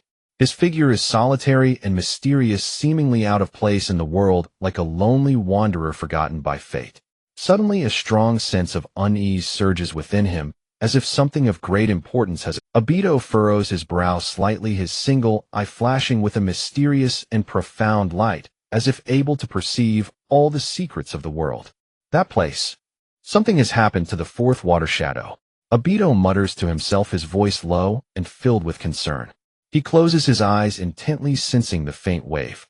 His thoughts spread out like an invisible net extending into the distance, attempting to capture the source of that unsettling feeling. Moments later, he quickly activates the space ocular technique Kimui. A strange light flashes and Obito's figure instantly disappears from the spot, as if he had never existed, leaving behind only a silent void. When Obito arrives at Wuin village, he is confronted by a scene of chaos. Junmalu is engaged in a heated argument with the Water Shadow's dark faction, their voices rising and falling, filled with tension and conflict. Junmalu's gaze is determined and persistent as he attempts to convince the Water Shadow's dark faction to accept his leadership, aiming to forge a new future for the Kagaya clan and Wuin village. Meanwhile, the members of the Water Shadow's dark faction harbor their own thoughts. Some fear Junmalu's strength, while others are wary of his ambition, as if each person's heart is shrouded in an unsolvable fog. At the same time, Hyūga Natsu is completely immersed in the pleasure of absorbing chakra, oblivious to everything around him.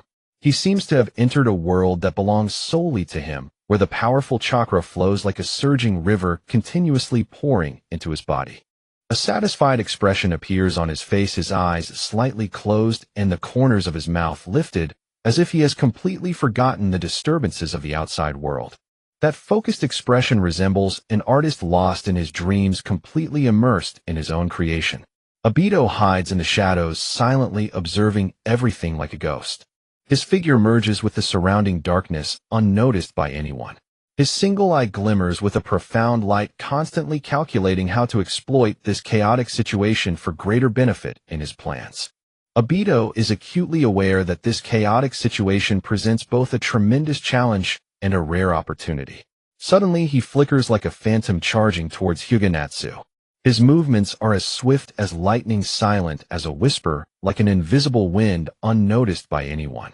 However, Hyūga Natsu has sensed him in advance. Just as Obito is about to get close, Hyūga Natsu suddenly opens his eyes, a fierce light flashing within them. That brilliance is like a sharp blade, seemingly capable of cutting through all darkness. Without hesitation, he unleashes the 8 trigrams, palm is palm, carrying immense power as it strikes towards Obito. Obito is startled, hastily sidestepping to evade. He did not expect Hyūga Natsu's reaction to be so swift, causing him to feel a heightened sense of vigilance. Steadying himself, he decides to pose as Uchiha Madara, attempting to deceive Hyūga Natsu. He straightens his body, an air of superiority emanating from his gaze, and speaks in a low, powerful voice. Do you know who I am? I am Uchiha Madara. How dare you act recklessly under my eyes? Hyūga Natsu scoffs, unafraid, as he retorts, Don't think that pretending to be Uchiha Madara can intimidate me. Do you think I don't know your true identity? You're just a sneaky fellow lurking in the shadows. Obito, enraged, launches another attack on Hyūga Natsu. He forms hand seals, a powerful chakra coalescing in his hands. That chakra surges like a raging tide, ready to engulf everything. Hyūga Natsu does not back down, unleashing the 8 trigrams palm once more. The two powers collide in the air, producing a deafening sound, as if the heavens and earth were shaken. However, Obito is well prepared. The moment Hyūga Natsu strikes, he suddenly uses Kamui, slipping through the attack of the 8 trigrams palm. Then, seizing the opportunity, he employs the wood release cutting technique, causing countless wooden stakes to rapidly sprout from the ground, thrusting towards Hyūga Natsu. Those stakes are like sharp arrows carrying the scent of death. Seeing this, Hyūga Natsu immediately activates the 20 God strikes. His hands danced, swiftly unleashing waves of powerful air currents. The air currents collide with the wooden stakes, producing explosive sounds, as if a fierce storm were raging. One of the air currents directly hits Obito, sending him flying. He hurriedly hides in the Kamui space, filled with anger and unwillingness. From within the Kamui space, Obito, peering through the spatial gap, scoffs disdainfully, "Do you think you can hurt me just like that? If you have the ability, come and hit me." Hyūga Natsu slightly raises the corners of his mouth, his eyes filled with contempt as he boldly responds, "I've never seen anyone so eager to ask for a beating before. All right, since you're so impatient for punishment, I shall grant you that wish." Hinata Natsu's aura suddenly erupted with an overwhelming chakra surging forth like an unstoppable super tsunami. The power was vast and boundless, its terrifying momentum soaring into the sky, as if it could instantly tear apart the entire vast firmament. His eyes radiated a dazzling brilliance akin to resplendent stars hanging in the sky, shining so brightly that it was hard to gaze upon. His hands flew through hand seals at incredible speed, the motions flowing as smoothly as flowing water, as if he were not engaged in battle, but performing a breathtakingly beautiful dance. He shouted with immense authority, "Rebirth, I chakra mode activate." With this roar, 12 gigantic truth-seeking balls immediately coalesced. These truth-seeking balls emitted a mysterious and chilling aura, each seemingly containing endless terrifying power, as if mysterious and vast stars were descending into the world. 3 of the truth-seeking balls slowly fused together, their light instantly becoming even more dazzling, resembling a scorching sun being forcefully born, radiating light so intense that it was blinding. Then a blinding light flashed so brilliant that it was impossible to look at, and the golden wheel rebirth blast took shape. It was an astonishingly large golden blade of light, exuding a terrifying aura capable of annihilating everything, as if it were the wrath of ancient deities. The golden wheel rebirth blast slashed down toward Obito with the force of thunder, moving faster than a lightning bolt, streaking across the sky, so rapid that one could hardly react. The immense power directly pierced through the Kamui space, rendering it as fragile as thin paper before it instantly being easily penetrated. Although Obito reacted extremely quickly, he still appeared utterly powerless in the face of such a terrifying attack. The blade of light struck Obito in an instant. He could only let out a terrified cry before half of his body was severed. Subsequently, in a panic, Obito completely retreated into the Kamui space, not daring to show himself again. Within the Kamui space, White Zetsu suddenly appeared in a panic, moving as fast as lightning. He shouted in fear, "Oh no, this is a disaster. Lord Obito, you're gravely injured."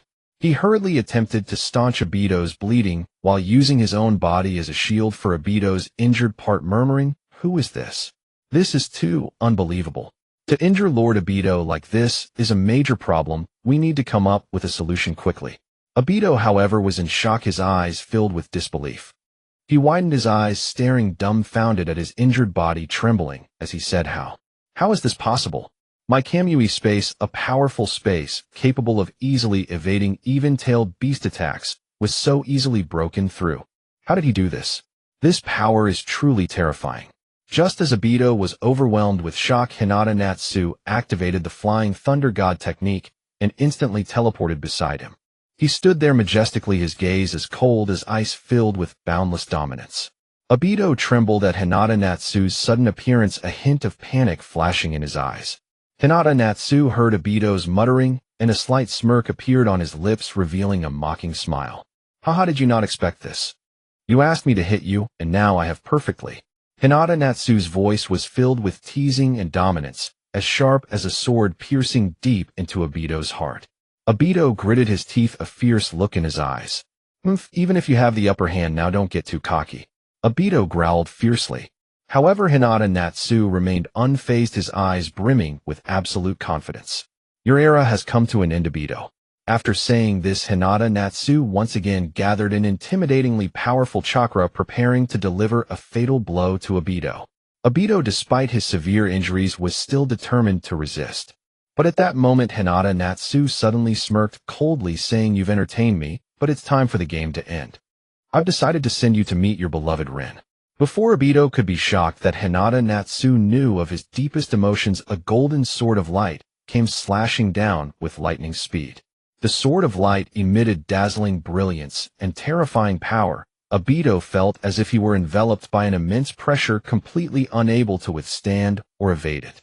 In that life-and-death moment, memories began to flash through Obito's mind like a revolving. He remembered the days spent with Kakashi and Rin at the Ninja Academy, filled with youth and dreams brimming with infinite hopes for the future. He recalled the despair when he was pinned down by a boulder while trying to save Kakashi during that brutal battle, thinking he was doomed. The helplessness and fear still vividly lingered. He remembered watching Rin die at Kakashi's hands, the pain and anger in his heart burning like a fierce fire, an indescribable sorrow and hatred. He thought of being manipulated by Uchiha Madara, embarking on a path filled with darkness and hatred, plunging into endless pain and struggle. Obito's heart was filled with regret and helplessness. He knew he had made too many mistakes in his life and had hurt too many people. But now it was far too late. The golden sword of light approached ever closer, and Obito slowly closed his eyes, awaiting the arrival of death. At that moment, a figure clad in white robes, exuding an extraordinary aura, quietly appeared. None other than the Sage of Six Paths. His eyes shimmered with mysterious light, as if they could see through the fate of all things. The light was profound and distant, invoking involuntary awe. The Sage of Six Paths slightly raised his hand, and the golden sword that was about to strike Obito immediately froze in midair. Hyūga Natsu frowned slightly, a hint of vigilance in his gaze. He could feel the powerful aura radiating from the Sage of Six Paths, a power that transcended the ordinary. An aberration. Your existence has threatened the safety of the ninja world, said the Sage of Six Paths, his voice cold and commanding. His gaze was locked onto Hyūga Natsu, as if he were looking at a threat that must be eradicated. His eyes were filled with determination and resolve, sending chills down one's spine. The eyes of the Sage of Six Paths shimmered with mysterious and powerful light, while the Ninetamo Rinnegan on his forehead emanated a chilling aura. He suddenly raised both hands, and a surge of formidable chakra instantly surged forth, unleashing the Six Paths' almighty push. A terrifying, repulsive force swept out like a raging storm, seemingly intent on pushing the entire world away, clearly aiming to obliterate Hyūga Natsu with a single blow. Wherever the repulsive force passed, space twisted, the earth cracked, and dust flew. Hyūga Natsu showed no fear. His golden Byakugan shone brightly like two golden suns, and the Sixtamo Rinnegan on his forehead manifested with mysterious patterns, seemingly containing endless secrets. He swiftly activated 12 Seekers of Truth, which fused together in an instant to form an indestructible defensive barrier. The light emitted by the Seekers of Truth collided with the repulsive force of the Sage of Six Paths, erupting in a brilliant explosion of light and shock waves. Hyūga Natsu shouted angrily, "Sage of Six Paths, do you really think this can defeat me? Such delusions are laughable." The Sage of Six Paths regarded him with a cold gaze and said, "Hyūga Natsu, your power is too dangerous. If not restrained, it will bring disaster to the ninja world." Hyūga Natsu sneered. "The fate of the ninja world is not yours to decide. What I seek is true peace and freedom." Seeing his first attack fail, the Sage of Six Paths immediately changed tactics, unleashing the Six Paths Universal Pull. A powerful gravitational force enveloped Hyūga Natsu, as if trying to forcibly draw him in.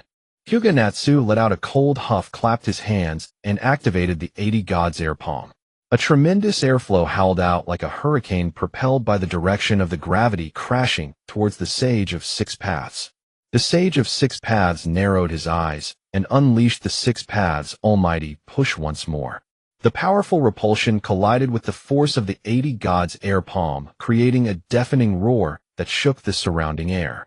However, the Sage of Six Paths did not cease his assault. He formed hand seals and unleashed the Six Paths' heavenly star. A massive gravitational sphere appeared in the sky, as if to seal Hyūga Natsu within. Seeing this, Hyūga Natsu's resolve intensified. He merged the 12 Seekers of Truth into the Golden Wheel Rebirth explosion, and a massive golden sword of light appeared in his hands. With a powerful swing, he cleaved the Sage of Six Paths' heavenly star in half with the sword, the overwhelming force causing the entire space to tremble as if the apocalypse was upon them. Both sides exchanged blows, and the battle escalated into a fierce confrontation where neither could easily gain the upper hand. Amidst this tumultuous clash, a colossal and radiant Rinnegan on the distant moon suddenly erupted with a dazzling light, as if to pierce the heavens, declaring its supreme majesty to the vast universe. A mysterious and powerful connection instantly formed between this colossal Rinnegan and Hyūga Natsu's Rinnegan, like an indestructible divine bond, allowing Hyūga Natsu to feel that he could absorb the vast chakra of this gigantic Rinnegan at any moment. Without hesitation, Hyūga Natsu activated the Flying Thunder God technique, crossing the vast cosmic space like lightning and firmly landing on the moon. Standing on the surface of this ancient and mysterious planet, Hyūga Natsu's eyes were filled with determination and dominance. He coldly gazed at the massive Rinnegan before him, a strong desire for conquest surging within him. Then he channeled his unmatched willpower, drawing in a deep breath and forcefully absorbing the giant Rinnegan into his body. In that moment, the entire universe trembled violently. The colossal Rinnegan embedded itself within Hyūga Natsu's body with the force of a thunderclap, unleashing a cataclysmic power that erupted like a volcanic explosion. The powers of the Rinnegan and the Sixtimo Rinnegan clashed violently before rapidly fusing. The process was thrilling and filled with an exhilarating sense of adrenaline.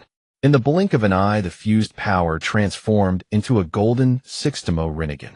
Hyūga Natsu's body underwent a magnificent transformation akin to a Super Saiyan as golden waves of energy surged wildly around him. The waves of energy carried an invincible force, destroying everything in their path. Hyūga Natsu stood proudly, a victorious war god radiating dominance, making the entire world tremble beneath his feet. The Sage of Six Paths arrived using space ninjutsu. When his figure appeared on the moon, he immediately saw the shocking state of Hyūga Natsu. The overwhelming aura, blinding light, and the golden energy waves surrounding him surged within the Sage of Six Paths, filling him with a sense of impending doom. Although he had never witnessed a Super Saiyan transformation, he recognized that Hyūga Natsu had become an extremely terrifying and dangerous entity. The Sage of Six Paths' expression grew serious as he slowly gathered all his chakra, which surged within him like a raging ocean. His eyes revealed determination and resolve as he prepared to unleash his strongest attack, Super Six Paths Heavenly Star. He quickly formed hand seals, and powerful chakra gathered in the sky. A gigantic gravitational sphere began to form beside Hyūga Natsu, its intensity seemingly capable of absorbing the entire universe. The Sage of Six Paths had a clear objective: to seal Hyūga Natsu before he could react. The heavenly star began to coalesce around Hyūga Natsu, the immense gravitational force pulling everything nearby towards it. However, just as the sealing was about to be completed, Hyūga Natsu suddenly activated his Sixtimo Rinnegan. His eyes erupted with brilliant golden light, radiant like the sun. Hyūga Natsu sensed the Sage of Six Paths attack, and a surge of intense anger welled up within him. He would not allow anyone to threaten his life. Hyūga Natsu unleashed his bloodline limit-level ocular technique, Rebirth Explosion. A terrifyingly immense golden sword materialized in his hand. The giant sword emitted a chilling aura, as if it could sever all things in the world. Even something as massive as the moon appeared small and fragile before it. With the destructive power of the golden giant sword, he cleaved through the heavenly star, striking towards the Sage of Six Paths. The speed was so fast, like lightning, that one could hardly react. Where the golden giant sword passed, space was torn apart, leaving a black rift. The overwhelming power caused the entire moon to tremble, as if it could collapse at any moment. The Sage of Six Paths looked at the golden giant sword slicing towards him, his eyes revealing a hint of shock. He had not expected Hyūga Natsu's power to be so formidable, exceeding his imagination. But as the Sage of Six Paths, he would not be easily defeated. He swiftly mobilized all his chakra, preparing to face Hyūga Natsu's strike. In the boundless expanse of the cosmos upon the lunar surface, a cataclysmic battle rages. Rishiang Xia unleashes the supreme ocular power of the Sixtomo Tenseigan, the reincarnation explosion. 12 colossal truth-seeking balls merge, and in an instant a terrifyingly immense golden greatsword takes shape in his hand. The greatsword emanates an unparalleled aura of might. All things in the world seem as insignificant as ants before it, and even the colossal moon appears fragile in comparison.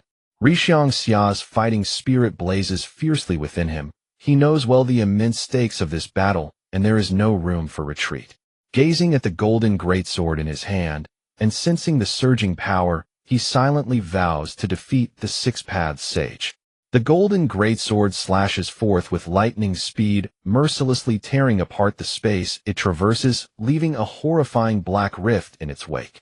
The immense power causes the entire moon to tremble violently, as if it could collapse at any moment. At this moment, facing the surging golden greatsword, the Six-Paths Sage's eyes reveal a trace of shock. The Six-Paths Sage, Rishiangxia, your power is so formidable, it exceeds my expectations. This strike of yours is incredibly fast and astonishingly powerful, but do not underestimate me. Rishiangxia, Six-Paths Sage, your era is over. I shall bring true justice to this universe. My ocular power can discern every move you make. Your defenses will ultimately crumble before me. He never imagined that Rishiangxia's power would be so immense, far beyond his expectations. But after all, he is the Six-Paths Sage, having weathered countless storms, possessing supreme dignity and glory. How could he be easily defeated? Thus he rapidly mobilizes all his chakra, preparing to meet Rishiangxia's earth-shattering strike. Though shocked, the Six-Paths Sage's heart is filled more with resolve. He cannot lose. He bears a great mission and responsibility to safeguard the peace and order of this universe. His hands move, and instantly 12 mysterious truth-seeking balls fly out, radiating strange light, and quickly merge together. Before long, an indestructible barrier materializes before him. Formed from the fusion of the 12 truth-seeking balls, it is covered with mysterious, intricate runes that flow and pulse, exuding a formidable power that strikes fear into the heart. At the same time, the Six-Paths Sage summons Susanoo once again. The colossal Susanoo stands like a towering mountain on the moon, its vast form radiating a majestic aura, shielding the Six-Paths Sage securely within. However, when the golden greatsword collides with the barrier and Susanoo, the resulting shockwave seems to shatter the entire moon. Countless fine cracks appear on the barrier, and Susanoo trembles slightly under the onslaught of this mighty force. Yet even so, the Six-Paths Sage stubbornly holds his ground. The Six-Paths Sage clenches his teeth with only one thought in his mind: he must not let Rishiangxia succeed. He continuously pours chakra into the barrier and Susanoo, trying to withstand this powerful assault.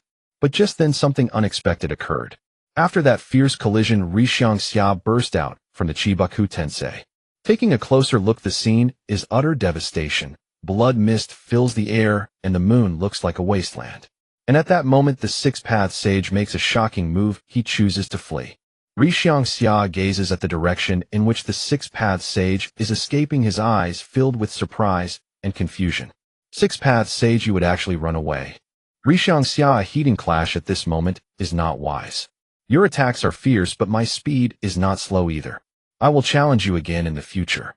Rishiangxia never imagined that the renowned Six-Paths Sage would flee in battle. But soon his gaze becomes even more resolute. Since the battle has begun, it must be settled. He gives chase without pause, his aura surging violently, the golden greatsword flickering in and out of view in his hand, ready to strike again at any moment. Rishiangxia has only one goal: to thoroughly defeat the Six-Paths Sage and prevent him from continuing to obstruct his path forward. The Six-Paths Sage flees swiftly ahead, knowing well that a direct confrontation now is unwise. He must find an opportunity to turn the tide. The lunar surface is left with deep gouges from their high-speed movement, dust billowing. As he flees, the Six-Paths Sage ponders countermeasures. Various tactics flash through his mind, but he dismisses them one by one. Rishiangxia's strength is too overwhelming. Conventional methods simply cannot work. Just then, the Six-Paths Sage suddenly senses a powerful wave of energy from behind. Turning his head, he sees Rishiangxia has caught up the golden greatsword, radiating terrifying light as it slashes toward him. The Six-Paths Sage's heart tightens. He knows he can no longer run. He must face this. He halts once again, mobilizing all his chakra. The 12 truth-seeking balls swiftly fly back to him, and the fused barrier blazes with light. Susanoo manifests again, its towering figure exuding a solemn aura. The Six-Paths Sage stands protected by the barrier, and Susanoo, his eyes filled with determination. The golden greatsword strikes in an instant, colliding violently with the barrier and Susanoo. The immense impact causes even the starry sky to crack. Rishang exerts himself once more, his mind focused solely on victory. He continuously pours power into the golden greatsword, striving to break through the Six Paths Sage's defenses in one fell swoop. Rishang Six Paths Sage, today you are doomed to defeat. My power is inexhaustible, your defenses will be breached sooner or later. Six Paths Sage, I will not give up easily, I must protect this universe. My Susanoo can withstand most attacks, and my truth-seeking ball barrier will continuously repair itself. In Rishang eyes burns a resolute fire. At this critical moment of life and death, he decides to stake everything. He takes a deep breath, unleashing all of his chakra without reservation. The surging power roils around him like a violent tsunami. Then he exhausts all of his ocular power, which seems capable of piercing the endless void. At this moment, Rishang unleashes his ultimate strike, the reincarnation explosion. A terrifyingly vast golden greatsword coalesces instantly, radiating dazzling light like the judgment sword of a celestial god. The greatsword howls forth with a world-destroying momentum, warping the very space it passes through. Seeing this, the Six Paths Sage hastily erects his barrier with full power, while reinforcing Susanoo, attempting to withstand this fatal blow. However, the power of Rishangxia's strike is truly astonishing. With irresistible force, the golden greatsword directly shatters the Six Paths Sage's barrier. The seemingly indestructible barrier shatters like fragile glass in an instant. Then Susanoo also collapses under the impact of the golden greatsword. Finally, the golden greatsword mercilessly pierces through the Six Paths Sage's body. The Six Paths Sage's eyes widen, his face full of disbelief. He never imagined that Rishangxia's strike could be so powerful. His body slowly falls, leaving a solitary figure in the vast starry sky. Rishangxia watches the fallen Six Paths Sage, feeling no trace of joy in his heart. For this earth-shattering war, he has paid unimaginable efforts. Yet he understands that the battle is over, and in the end he is the victor. After successfully slaying the Six Paths Sage, Hyūga Natsu stood like a deity in the vast, boundless starry sky.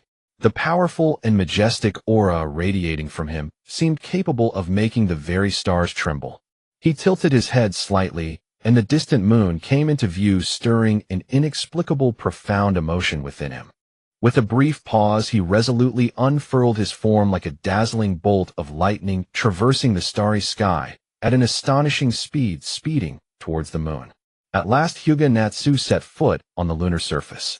He stood there, sensing the moon's unique atmosphere, a calm and mysterious aura enveloping him like a gossamer veil. At that moment, his spirits lightened, and he involuntarily hummed, "I gaze afar above the moon, how many dreams fly freely." The melodious song echoed through the moon's silence, as if telling his legendary tale, every note brimming with boldness and confidence. Then Hyūga Natsu slowly opened his mysterious six-tomo Rinnegan Tenseigan and began to scrutinize the descendants of Otsutsuki Hagoromo on the moon. His gaze, like a blazing flame, pierced through layers of mist, seeking the figures hidden in the shadows. Yet all that met his eyes was a damaged teleportation array. This teleportation array might once have borne countless hopes and missions, but now only its broken outline remained, as if narrating the vicissitudes of time and the cruelty of war. Hyūga Natsu stared at the ruined teleportation array, his mind stirring slightly. He pondered the story behind it and the implications it might bring. But soon he let it go. In a world full of variables, anything could happen. He did not dwell on the array. Instead, he cast his gaze into the distance where his new journey lay. At that moment, an intense impulse surged within Hyūga Natsu. He decided not to use spatial ocular jutsu, but to experience the thrill of flying back to the ninja world. He longed to feel the freedom of flight and the exhilarating rush of wind whistling past his ears. He believed that in this way he could better perceive his own power and growth. Thus Hyūga Natsu once again unfurled his form like a powerful fighter jet soaring into the sky. He glided through space, heading toward the ninja world. His figure traced a beautiful arc across the starry heavens, leaving behind an unforgettable legend, as if proclaiming his invincibility to the entire universe. With a complex heart, Hyūga Natsu embarked on his journey back to Konoha. He sped through the stars like a shooting star, his heart filled with longing for the village and anticipation for the future. His shooting star silhouette seemed to drag a long trail of thoughts. His yearning for Konoha entwined like resilient vines in his heart, while his hopes for the future shone like brilliant stars lighting his path. His mind kept replaying the grand blueprint of becoming the Hokage of Konoha. Unifying the ninja world, a dream once so distant, now seemed no longer a fantasy before his unmatched strength. Recalling the time when he first awakened the Tenseigan, his power, though formidable, was still insufficient to dominate the ninja world. He dared not act recklessly back then. But now he was invincible under heaven. What was there to fear? The third Hokage, once a figure he had to be wary of, was no longer an obstacle in his eyes. He silently resolved that once he became Hokage, he would eliminate him. As for those who refused to submit, he would show no mercy. Raise their clans, leave no survivors, scramble even the yolks of eggs, and split earthworms vertically. As Konoha drew nearer, Hyūga Natsu's excitement grew. He knew he was about to usher in a new era, an era belonging to him. Under his leadership, Konoha would stride toward glory, and the ninja world would achieve unification under his iron-fisted rule. After a long flight, the familiar outline of Konoha finally appeared before him. A warm current surged in Hyūga Natsu's heart. This was his home, the starting point from which he would create brilliance. He slowly approached Konoha, and as he looked up, the familiar village was now shrouded in a tense atmosphere. At the village gate, squads of shinobi were on high alert, their expressions grave. They patrolled back and forth with firm steps, their eyes sweeping the surroundings like torches, leaving no suspicious trace unnoticed. Dressed in neat ninja attire and gripping various weapons, the sharp edges seemed capable of instantly cutting down any enemy. Ready to respond to any emergency at any moment, they exuded a chilling aura. Walking along the road into the village, Hyūga Natsu saw sturdy defensive fortifications lining both sides. High fences stood like an iron great wall, impregnable. Deep trenches seemed to hide endless danger, inspiring fear, and traps concealed in the shadows lurked like predatory beasts waiting for prey to fall into their snare. The shinobi guarding these fortifications were fully focused, never slackening, their eyes filled with determination and loyalty. Farther into the village, the streets and alleys were also lined with ninjas on alert. Some kept watch from rooftops like vigilant eagles, missing no corner. Others lurked in shadow like leopards, hidden in darkness, ready to deliver a fatal strike. Still others darted through the streets, delivering messages like busy bees, efficient and orderly. Every face was etched with severity and vigilance, as if a great battle was imminent. And they were the fearless warriors defending Konoha. The Hokage building was even more heavily guarded, surrounded by layers of shinobi. They formed battle formations, some wielding kunai whose sharp blades glinted coldly in the sunlight, others weaving hand seals, mystic energy surging in the air. Their eyes were fixed on every direction, not daring to relax for a moment, as if the slightest disturbance would trigger a thunderous strike. Watching this scene, Hyūga Natsu couldn't help but wonder what had caused Konoha to fall into such tense alertness. A trace of doubt arose in his heart. Normally nothing major should have happened at this time. But soon he realized that he had already changed many things, and a sense of understanding dawned on him. Hyūga Natsu stepped forward and conversed with a busy shinobi. From the shinobi, he learned that the fourth Kazekage had come to Konoha with a few escorts for discussions. What should have been a friendly meeting unexpectedly took a turn at the Hokage building. Taking advantage of the moment, the fourth Kazekage ambushed the third Hokage. This news was like a boulder thrown into a calm lake, stirring 1,000 waves. A faint malicious smile curled at the corner of Hyūga Natsu's mouth. Hinata Natsu's figure shot forth like a dazzling bolt of lightning, racing toward the Hokage building with astonishing speed. The velocity was so great that it seemed to slice through the void, leaving only a blurry afterimage in the air. In an instant he arrived at his destination like a shooting star. Looking up, he beheld the 4 Purple Flames formation led by Maki with 4 Sand Village ninjas. The scorching purple flames roared like a ferocious beast, rising and blazing. The flames danced as if alive, tightly enveloping the Hokage building. This 4 Purple Flames formation emanated an overwhelming sense of oppression, like an indestructible iron barrier that deterred outsiders, making it impossible for anyone to approach. Outside, the ninjas of Konoha, led by Tsuki no Kaze, wore grave expressions, as if the sky were shrouded in dark clouds. They gripped their weapons tightly, as if those weapons were their last hope. Their eyes were filled with anxiety and helplessness like trapped beasts in a cage. Tsuki no Kaze furrowed his brows, the wrinkles resembling deep ravines, as he scanned the four purple flames formation, searching for a way to break this powerful array. However, the might of the four purple flames formation exceeded their expectations, leaving them in a state of despair. They understood the terrifying nature of the four purple flames formation and dared not take risks, anxiously waiting for a turning point, their worries weighing heavily on their hearts. Yet Hyūga Natsu noticed that none of the ninjas from the clan were present. This filled him with a sense of doubt, like a fog enveloping his heart.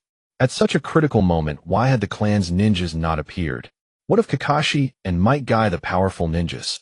Were they plotting something, or were they held back by other matters? This question lingered in his mind.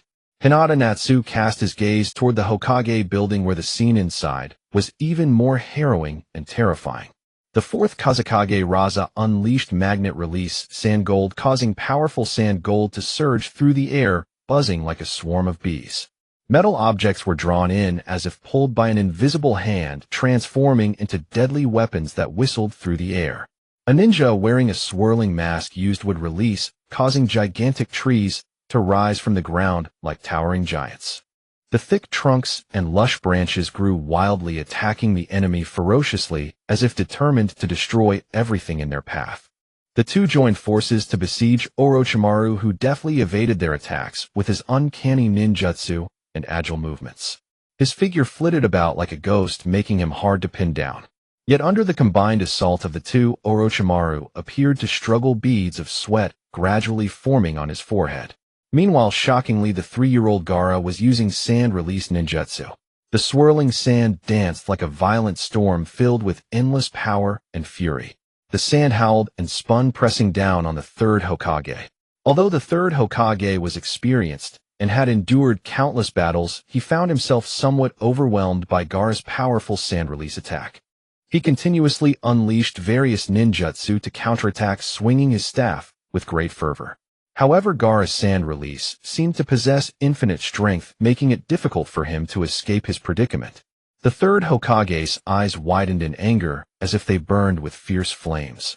He decided to desperately resolve the crisis before him, quickly forming hand signs to prepare for the Reaper Death Seal, aimed directly at Gaara and Raza.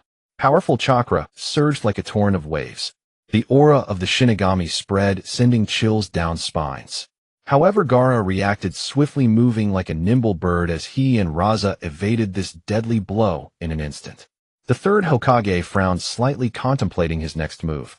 Just then his gaze fell upon the mysterious figure wearing the swirling mask. Though the person wore a mask, the third Hokage could recognize at a glance that this was his good friend Danzo. He recalled Danzo's collusion with the Sand Village to harm the Hokage, and his anger flared once more like a volcano on the verge of eruption. I have been too indulgent with you, Danzo, allowing you to collude with the Sand Village to harm the Hokage. For the sake of the Hokage position you have resorted to unscrupulous means truly heartbreaking to me. Lost in the desire for the Hokage position today, I shall seal you alongside me. Do you know that the souls of those who seal and are sealed will intertwine in mutual hatred and fight endlessly? This is my punishment for you, and a choice I must make to protect Konoha.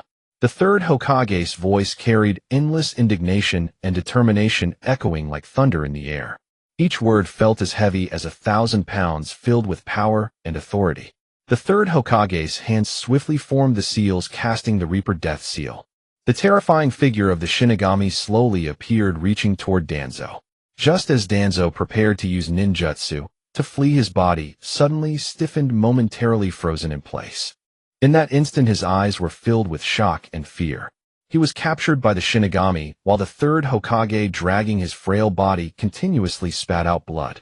His face was as pale as paper, yet his eyes remained steadfast. He turned to Orochimaru and said, "Orochimaru, in the name of the third Hokage, I revoke Konoha's bounty on you. I am grateful that you can help me at this moment.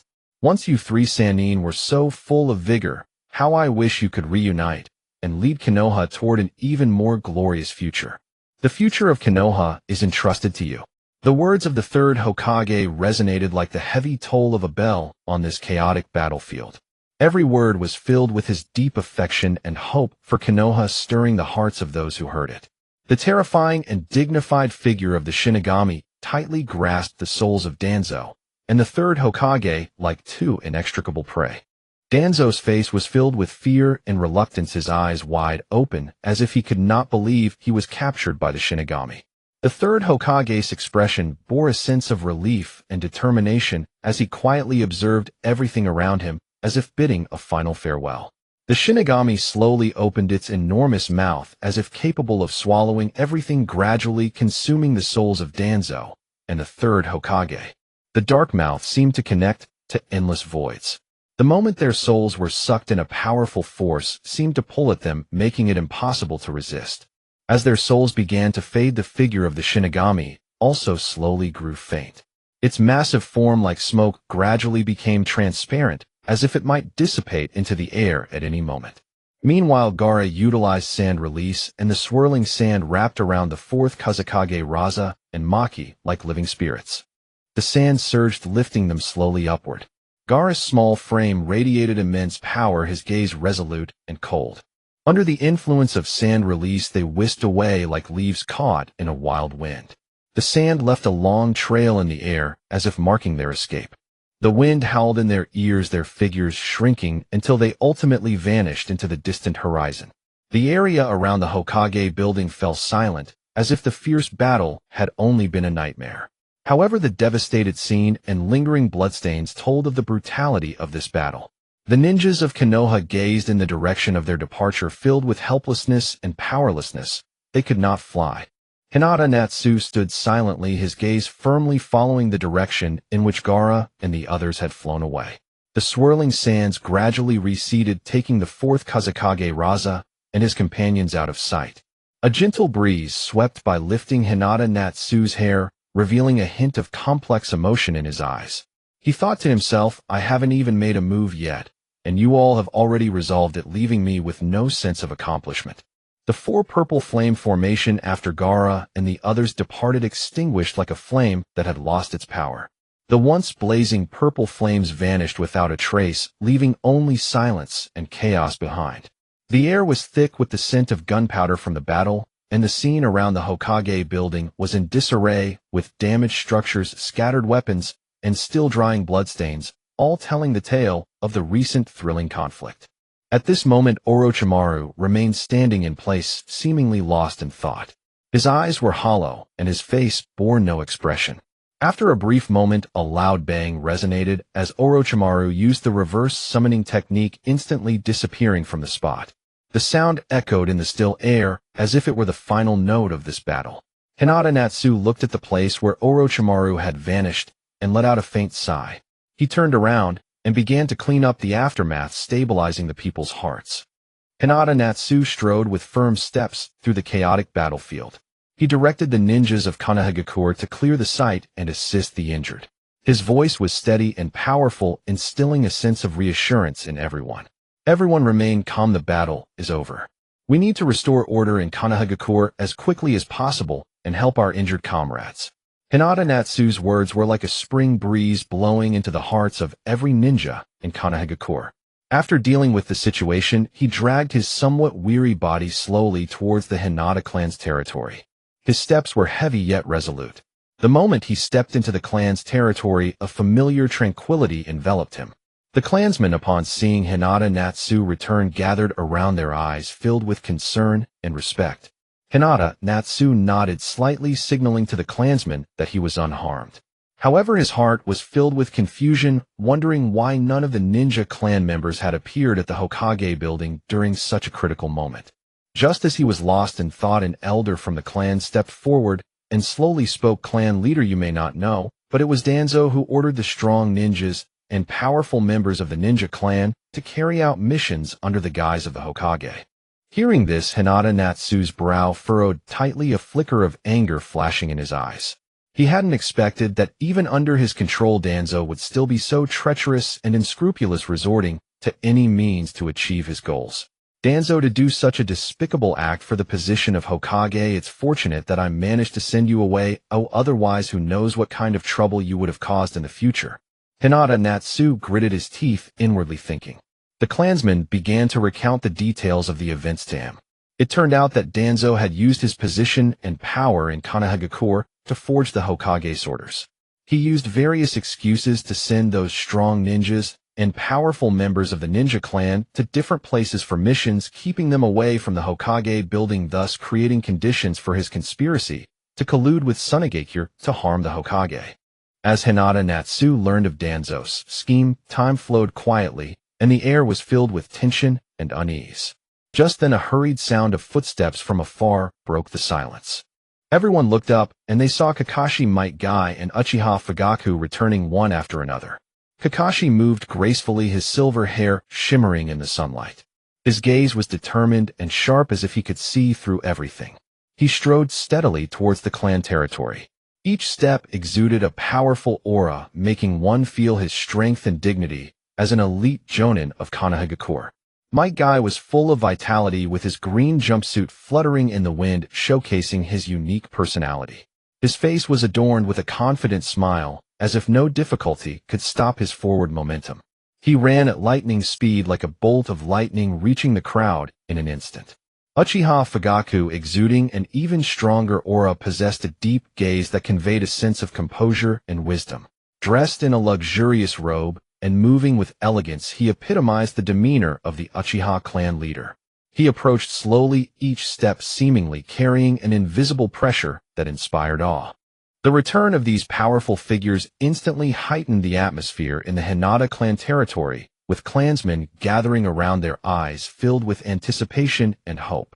They knew that with the addition of these strong individuals, Konoha would face future challenges with greater confidence and strength. Kakashi surveyed the surrounding scenes, slightly furrowing his brow. "It seems we returned too late," Kakashi said softly, sensing the intensity and brutality of the battle from the residual atmosphere. Might Guy, eager and energetic, rubbed his fists together. "No matter what happened, we're back now, and we must do our part for Konoha," he declared loudly, his voice brimming with fighting spirit. Uchiha Fugaku calmly observed the surroundings, contemplating the next steps. As the leader of the Uchiha clan, he was acutely aware of the significant responsibilities resting on his shoulders. Volume 2, Becoming the Hokage of Konoha. On that night, after the death of the third Hyūga, the entire my village seemed tightly shrouded in a heavy, suffocating gloom. The cold moonlight spilled like water onto the silent streets, its silvery radiance appearing so bitterly cold, as if silently offering a sorrowful tribute to the great Hyūga. Every corner was filled with an air of grief. The once vibrant and lively village now sank into endless sorrow. All the jounin of the village gathered with heavy hearts in the meeting hall of Mai. The atmosphere was solemn and oppressive, as if the very air had grown exceptionally dense. The senior advisors Zhuanqin Xiaochun and Shuehu Minyan sat in the main seats, their faces stern and their eyes revealing profound sorrow. The wrinkles carved by time on their faces now seemed even deeper, each line appearing to narrate the endless grief over the third Hyūga's departure. Their eyes also held concern for the future, as if contemplating how my village should continue forward in this difficult moment. Then Zhuanqin Xiaochun, her countenance as grave as a sky thick with clouds, slowly scanned the crowd with eyes full of solemnity and dignity. She said in a deep voice, "Everyone, there is an extremely grave matter that must be made known to you. Tuanzang's conspiracy has been fully exposed. He audaciously impersonated the third Hyūga's orders, sending all the strong ninjas of the village out on various pretexts. His objective is clear: to greatly weaken Miui's strength, and then collude with the Cheyenne village ninjas, and Dashiwan to plot against the third Hyūga. However, what is gratifying is that Dashiwan turned back from the brink at the critical moment, resolutely exposing the conspiracy of Tuanzang and Cheyenne village, and choosing to stand with the third Hyūga against them. Regrettably, although the third Hyūga fought with all his might, he ultimately made the ultimate sacrifice. His bravery and devotion will forever be etched in our hearts." Upon hearing this, shock and anger swept through the meeting hall like surging tides. Flames of fury flickered in people's eyes, their indignation toward Tuanzang's deeds burning fiercely. The rage seemed ready to set the entire hall ablaze.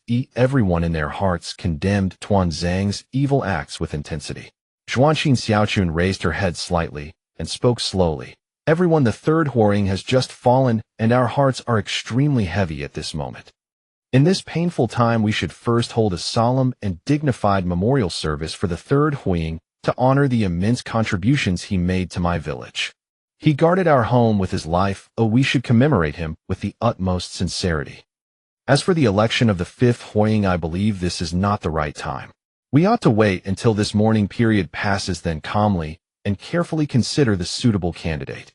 Her voice carried deep sorrow yet possessed a steadfast strength, as if guiding the future of my Hyūga also nodded in agreement, his voice low and hoarse, echoing through the hall like an ancient bell. Indeed, the loss of the third Hyūga is a tremendous blow to us.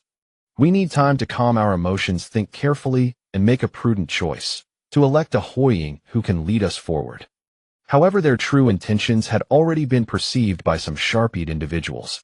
In fact, they had long dispatched someone to inform Zilai, hoping that one of the legendary Sannin would return to inherit the position of Hyūga. They fully understood Zilai's strength and prestige, believing he could lead my village out of its predicament. But they never expected that the messenger sent to Zilai had already been dealt with by the Hyūga clan. The Hyūga clan had long been eyeing the Hyūga position covetously. In their view, with their powerful bloodline limit and extraordinary strength, the fifth Hyūga should rightfully belong to their clan. When they learned of the decision made by Zhuangqin Xiaochun and Shuehu Minyan, they erupted into Hyūga Ba Dai stepped forward, his eyes filled with determination and longing, and declared loudly, "The third Hyūga is dead. Now is the time for a reshuffle. Our Hyūga clan has rendered countless services to my village and possesses great strength. The position of the fifth Hyūga is undoubtedly ours." His voice was impassioned and forceful, as if proclaiming the clan's resolve to all. Other Hyūga clan members echoed in agreement, their eyes brimming with desire and fighting spirit, their fervor seeming to set the entire meeting hall ablaze.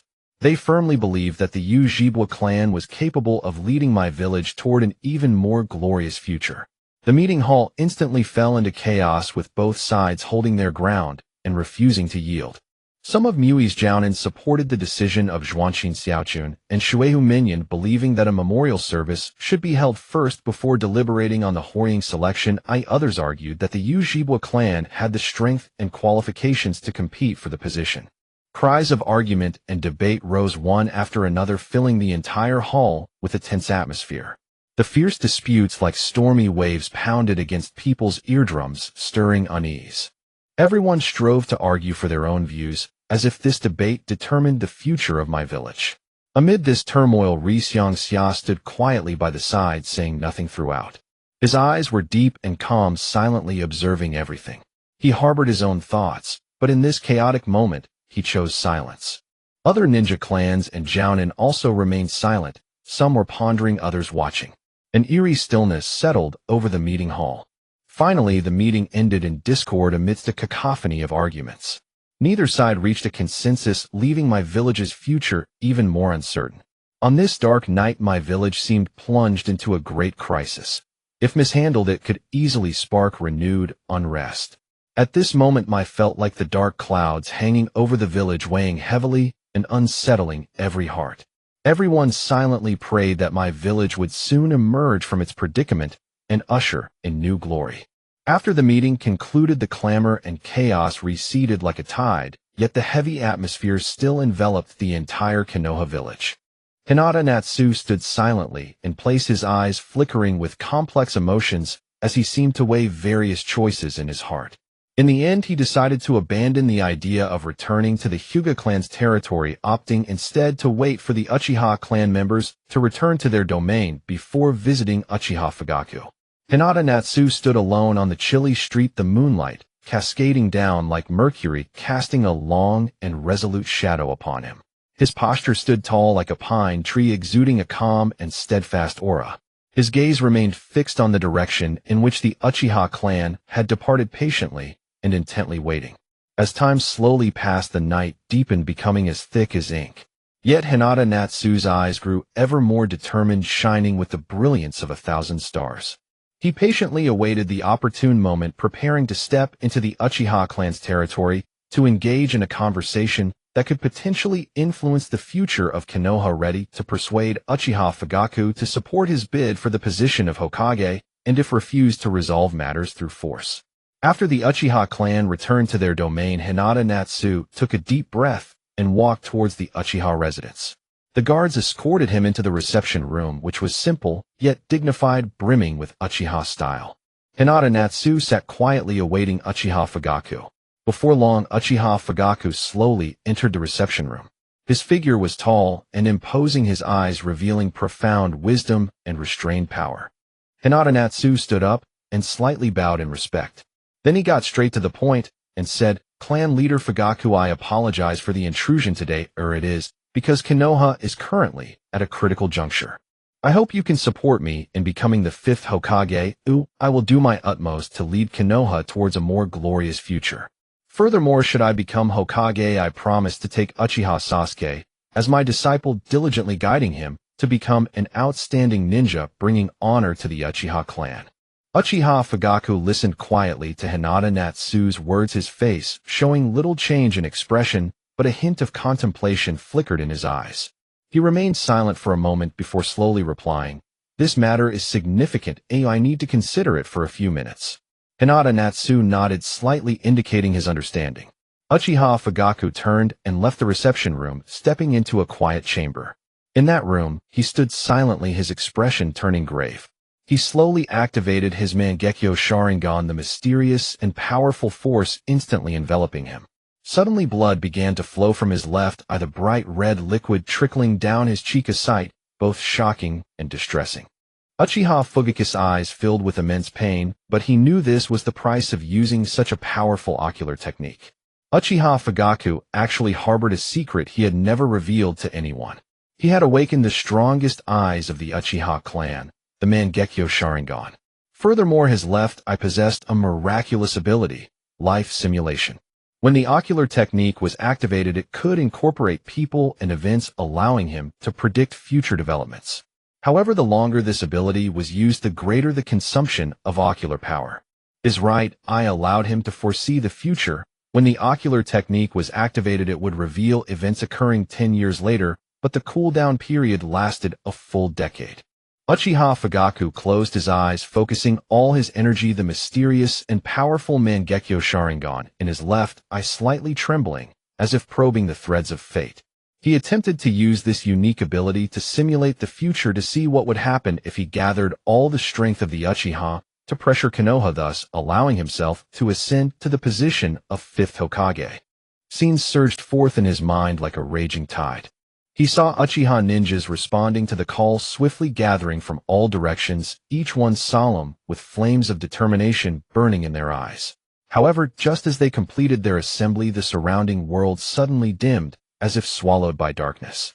Immediately after, a gigantic hand descended rapidly from the high sky, seemingly carrying the power to destroy everything, instilling fear in the hearts of all.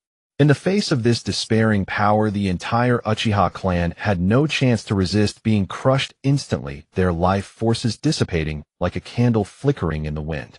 Uchiha Fugaku was taken aback, his eyes widening in disbelief. What is happening?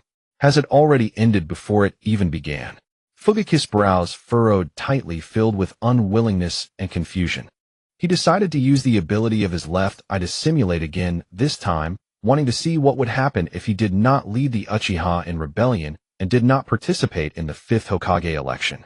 The scenes surged once more, and this time Uchiha Fugaku did not gather Uchiha ninjas, nor did he plan to participate in the competition for Hokage. Then he saw other Uchiha clan members gathering aggressively under the leadership of the hawkish representative Uchiha Hakudai. Their faces were filled with anger and unwillingness, clearly preparing to attack Konoha, to fight for more power and status for the Uchiha clan. However, just as they were about to take action, another gigantic hand descended from the sky, its power unchanged, and once again the entire Uchiha clan was defeated in an instant, their lives withering like fragile petals. Uchiha Fugaku looked bewildered, completely unable to comprehend what was happening. Yet the stubbornness deep within Fugaku's bones was as unyielding as forged steel, compelling him to never abandon his resolve no matter the cost. He clenched his teeth tightly, a flame of defiance blazing in his eyes, and marshaled his concentration once more. A fierce, almost obsessive conviction surged within him. Even if the Uchiha clan must fall this time, Yashiro must die first. The scenes unfolded like an ancient scroll, each one steeped in tension and mystery. Fugaku concealed himself along the path Uchiha Yashiro was bound to take, lurking like a panther in the shadows, waiting for the perfect moment. He activated his Mangekyo Sharingan, its overwhelming power spreading like a tidal wave, suffusing the entire space with an aura of mysterious and formidable force. His strength soared to new heights. At this moment, he seemed a war god descended from myth, exuding a chilling aura that struck fear into all who beheld him. Then, like a phantom, he launched a surprise attack, while Uchiha Yashiro was completely off guard. In the scene, Fugaku's form moved with lightning speed, almost impossible to track. The kunai in his hand glinted with an icy, merciless light, like the scythe of death itself, streaking toward Uchiha Yashiro. The fierce momentum seemed to freeze the very air around them. The scene shifted after successfully ambushing and eliminating Uchiha Yashiro. Fugaku chose not to run for Hokage. Hinata successfully became the 5th Hokage. When the Uchiha members learned of this outcome, they all refused to accept it. They stood tall, fury burning in their eyes, believing that the Uchiha clan, with its long history and formidable strength, was in no way inferior to the Hyuga clan. In their hearts, the Uchiha clan deserved a higher status. Why should Hinata become Hokage? Thus, they flatly refused to obey any orders issued by her.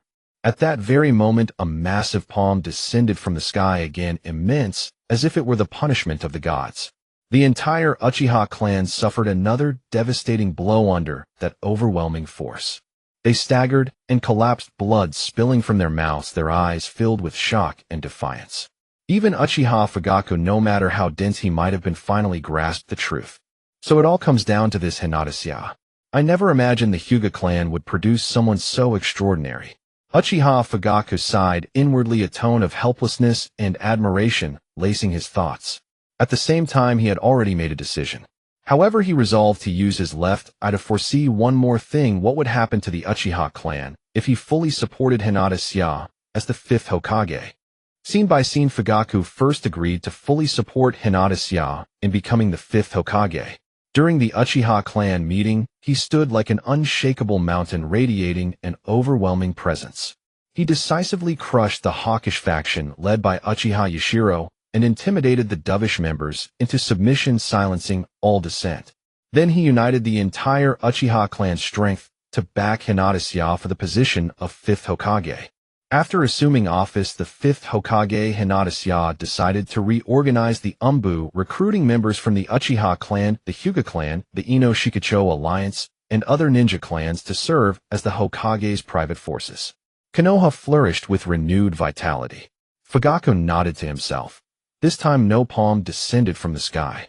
Then a surge of intense curiosity welled up within him. He wanted to see 10 years into the future, especially what would become of Uchiha Sasuke. After all, Hinata had promised that if the Uchiha clan supported her ascent to the 5th Hokage, she would take Sasuke as her apprentice. So, activating the power of his right eye, he began to foresee the world 10 years hence. 10 years later, a blurry image of a 13 or 14-year-old youth began to form before Uchiha Fugaku's eyes, freely traversing the vast, boundless starry sky, a scene as ethereal as a dream. The youth's eyes glowed with mysterious Rinnegan adorned with 9 tomo, as if they held infinite secrets. Around his body radiated a sage chakra cloak that surpassed the chakra volume of the 9 tails, shining like a brilliant constellation. His movements were lithe and graceful, as if he had become one with the cosmos. Every gesture exuded elegance and power. Uchiha Sasuke seemed to sense something, letting out a soft murmur.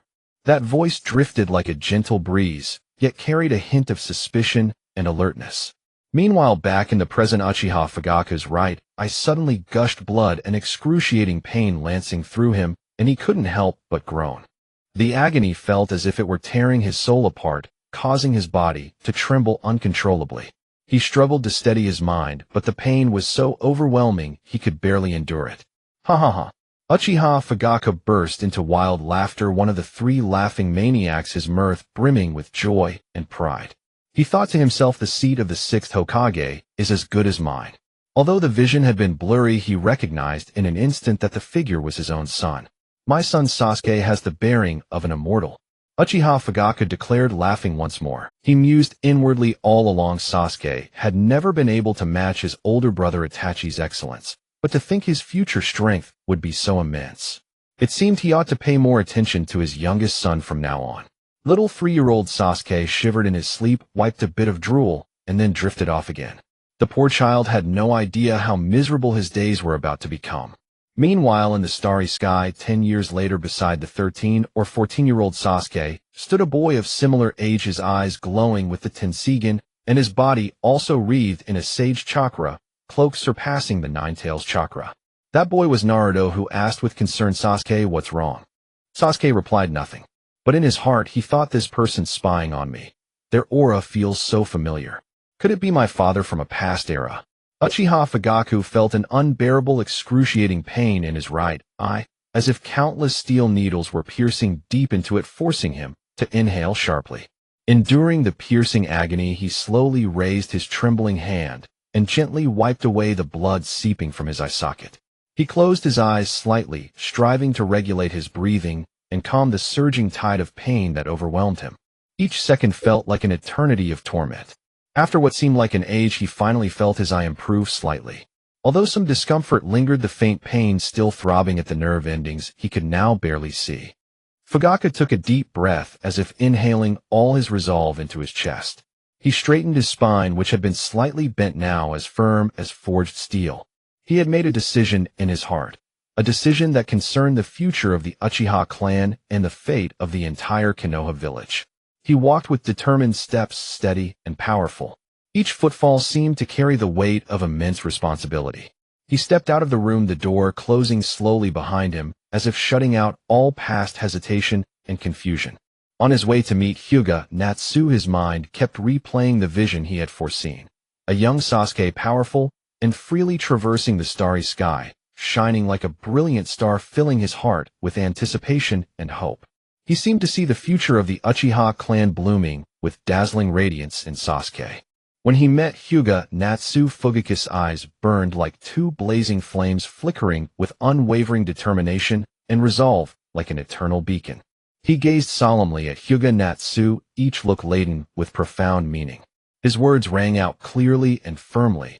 "Hyūga Natsu, the Uchiha clan hereby solemnly promises to devote all its strength to support you in becoming the 5th Hokage. I firmly believe that under your exceptional leadership, Konoha will usher in unprecedented prosperity. Our Uchiha clan is willing to join hands with you and contribute our strength to the flourishing of the village." His voice was steady and powerful, echoing in the air like a great bell, each word filled with sincerity, as if a vow uttered from the depths of his soul. Hyūga Natsu was taken aback. For a moment, a surge of thoughts flooding his mind. Various speculations and predictions crossed his mind. He had originally thought Uchiha Fugaku would resolutely oppose his becoming Hokage, and had even prepared to resort to force to convince him. Yet the scene before him was quite unexpected. That resolute gaze, that solemn promise, like a spring breeze, instantly dispelled the doubts in his heart. Then a gratified smile spread across his face, as warm and bright as the spring sun, seemingly capable of melting all ice and snow. "Good. This decision of yours will be your wisest. Once I become Hokage, I will take Sasuke as my disciple." Hyūga Natsu looked at Uchiha Fugaku with determined eyes, his voice brimming with confidence and strength. He understood well that gaining the support of the Uchiha clan was crucial to his path to becoming Hokage. Although he possessed enough power to subdue everyone with force when he could win their willing support, he desired a united and harmonious Konoha, a village striving together for the future. After receiving Uchiha Fugaku's satisfactory response, Hyūga Natsu's face revealed a serene smile, like ripples on a calm lake, brimming with confidence and composure. He straightened himself slightly, his eyes full of firmness and confidence like an unshakable mountain. He bowed solemnly to Uchiha Fugaku as a farewell. The bow contained respect, gratitude, and expectations for the future. Fugaku nodded slightly, his eyes revealing a hint of expectation for what was to come, like a spark, small yet full of hope. After parting with Uchiha Fugaku, Hyūga Natsu wasted no time, like an indefatigable warrior, and immediately headed to the territories of other clans. His heart held only one goal: to gain more support and pave the way to becoming Hokage. He first arrived at the settlement of the Ino-Shikacho trio. When his figure appeared there, the members of the three clans cast curious and scrutinizing glances filled with both doubt and anticipation. Hyūga Natsu showed no fear. He dominated the scene with his formidable aura like an invisible storm sweeping through. Then he slowly unleashed his awe-inspiring strength. The surging chakra fluctuations crashed like mighty waves, one after another, impacting everyone present. The immense power struck awe into their hearts as if they were gazing upon an insurmountable mountain. Then, after meeting the clan heads of the Ino-Shikacho trio, Hyūga Natsu solemnly promised to take their sons and daughters as disciples personally, teaching them ninjutsu and the way of life. The three clan heads exchanged glances. After a brief silence, the doubts in their hearts gradually dissipated. They realized that Hyūga Natsu's strength and promise represented a tremendous opportunity for their younger generations. In the end, they each expressed their support for Hyūga Natsu, willing to contribute their strength on his path to the position of Hokage. Hyūga Natsu looked at the people, a surge of excitement burning like a flame within him, filling him with motivation. He knew he was one step closer to the position of Hokage, the glorious future seemingly within reach. The Uchiha clan, in the name of its patriarch and head of the security forces, convened the second full Jonin assembly of Konoha. The moment the news was announced, it stirred a great uproar within the village. The two senior advisors, Hyūga and Hamura Mitokado, harbored considerable displeasure in their hearts, yet under the overwhelming momentum of this gathering they were compelled to attend as well. Inside the assembly hall, the atmosphere was heavy and oppressive. Fugaku Uchiha strode in with his head held high and steps steady, taking the deputy seat, without hesitation, as if it were his by right. His gaze was resolute and piercing, capable of cutting through any obstacle. The garments he wore exuded an aura of immense power, amplifying his dignity and confidence. Hyūga and Hamura Mitokado watched him take the deputy seat, their faces etched with displeasure. Koharu was the first to challenge him, lifting her chin slightly as she questioned, "Hinata Natsu, why did you convene this meeting? What right do you have to call such a meeting? The major decisions of Konoha have always been made through collective deliberation among the top leadership. For a mere clan head of the Uchiha, this is far beyond your authority." Hamura Mitokado nodded in agreement, his eyes filled with suspicion. Fugaku Uchiha narrowed his eyes slightly, a glint of sharpness flashing through them. He slowly swept his gaze across all those present, then spoke in a calm, yet firm tone, "Honorable advisors, I have called this meeting not for personal gain, but for the future of Konoha. As it stands, Konoha faces numerous challenges and crises. We can no longer cling to outdated norms and wait passively for our fate. I convened this meeting in the name of the Uchiha clan patriarch precisely because I have witnessed the plight of Konoha and the urgency for reform. I am qualified to hold this meeting because I care deeply for Konoha and am willing to contribute my strength to its prosperity and power." Hyūga responded, "Even if we are to select the fifth Hokage, we must follow the proper procedures. You cannot arbitrarily convene a full Jonin assembly based solely on the will of the Uchiha clan. Konoha has established a due process for the election of the Hokage. How can it be broken so?" Fugaku Uchiha lifted his chin slightly, his eyes resolute as he countered, "Rules are indeed important, but with Konoha's current critical situation, we cannot remain bound by old conventions and do nothing. Other ninja villages are constantly growing stronger. If we do not act promptly, we will be left far. I called this meeting precisely to expedite the selection of the fifth Hokage and to have everyone discuss the future path of Konoha together." Hamura Mitokado frowned and retorted, "Even so, you should have consulted us senior advisors first rather than directly summoning all the Jonin. Your actions have already caused unnecessary confusion and contention. Moreover, the appointment of the Hokage is a matter of utmost importance. How can it be rushed?" Fugaku Uchiha straightened his back and replied with a firm tone, "Consultations. We have deliberated for far too long without any substantive progress. I can no longer stand by idly and let Konoha sink into difficulty. This meeting is meant to accelerate decision-making and secure time for the village to elect the fifth Hokage."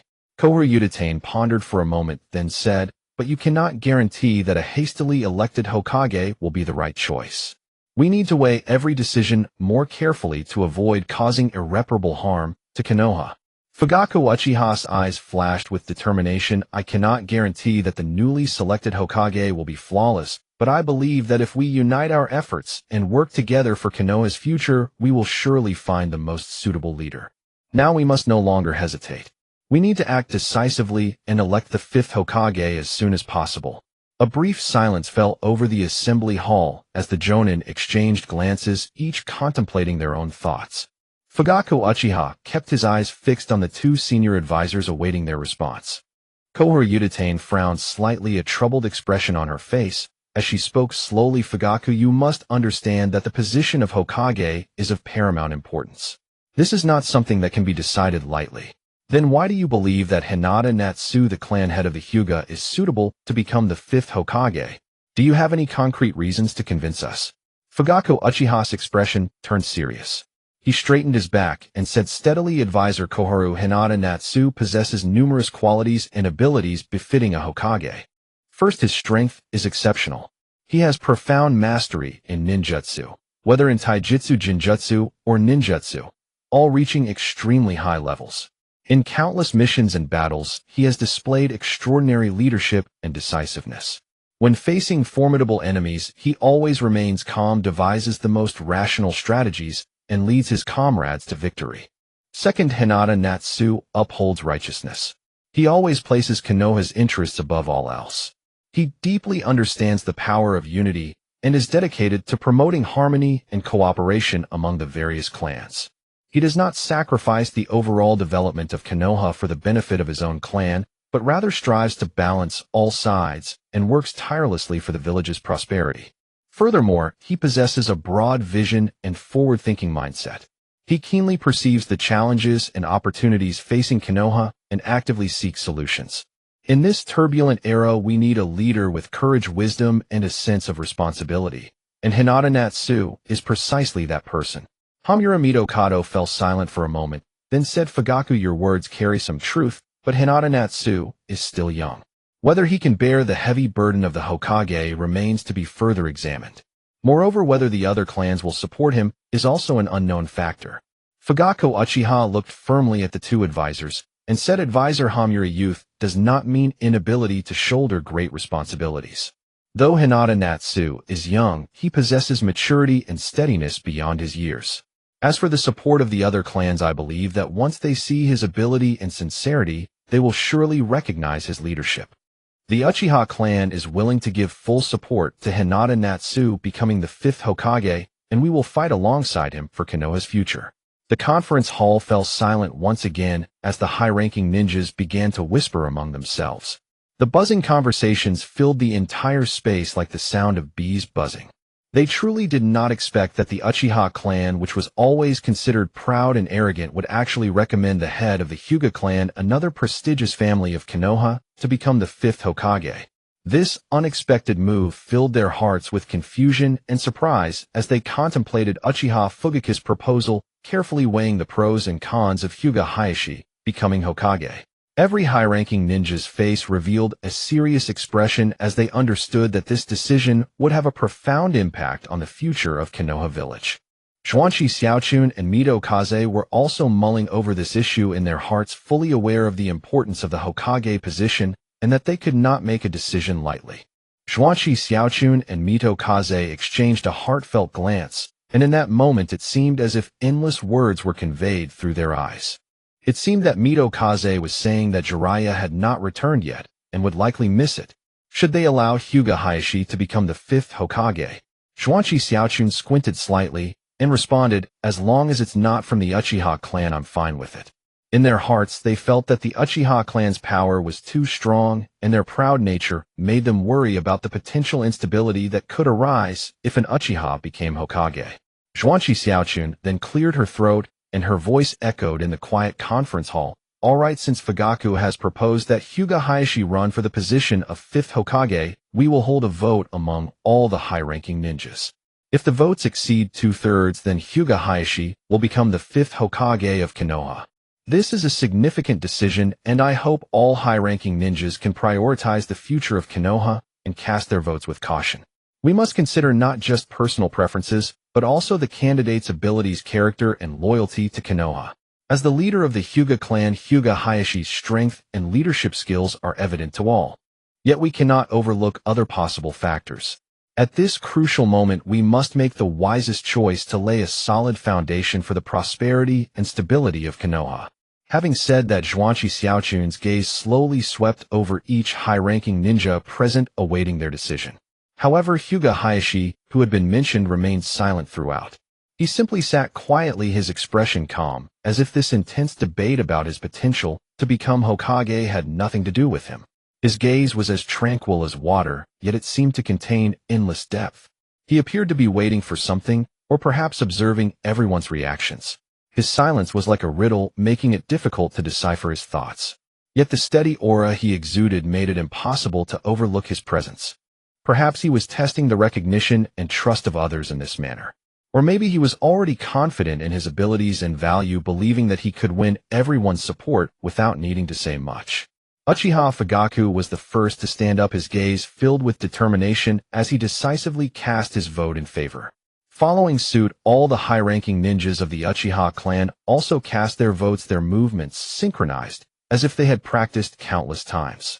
However, perhaps due to their excitement, upon closer inspection, some high-ranking ninjas could be seen with bruised faces, likely unable to contain their overwhelming joy upon hearing the news, resulting in minor incidents on the way here. Immediately after, all the high-ranking ninjas of the Hyuga clan were also thrilled, their eyes gleaming with pride as they cast their votes in favor of their leader. Though the Hyuga clan may not match the Uchiha clan's overall strength, they certainly surpass them in the number of high-ranking ninjas. They expressed their support and trust for their leader through their actions. Subsequently, the Nara Yamanaka and Akimichi clans, as well as the Inazuka Yamanaka, Sarutobi, Shimura Hitaki, and Haruno clans, among others, all made their choices.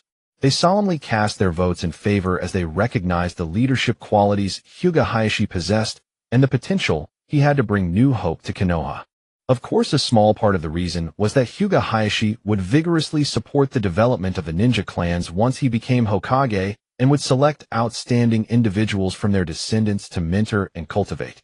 These families held significant positions in the history of Konoha village, and their decisions undoubtedly added substantial weight to Hyūga Hizashi's candidacy. At this point, the number of high-ranking ninjas casting votes in favor had exceeded 2/3. Although the third Hokage, Sarutobi Hiruzen, had always suppressed the ninja clans during his tenure, vigorously cultivating civilian ninjas in an attempt to balance the various forces. However, civilian ninjas ultimately lacked resources, and the inheritance of ninjutsu and the achievements of most ninjas were not high.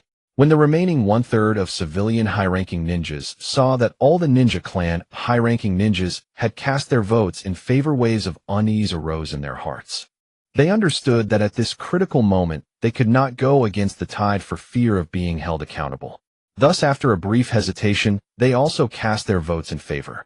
In the end, Hyūga Hizashi was unanimously approved and became the undisputed choice for the 5th Hokage of Konoha. A tense yet expectant atmosphere filled the entire conference hall as everyone looked forward to Hyūga Hizashi leading Konoha village toward a brighter future. Hyūga Hizashi slowly stood up, his gaze firm and steady, walking step by step toward the main seat. As he stood in that position, symbolizing supreme power and responsibility, all eyes in the room focused on him with even more fervor.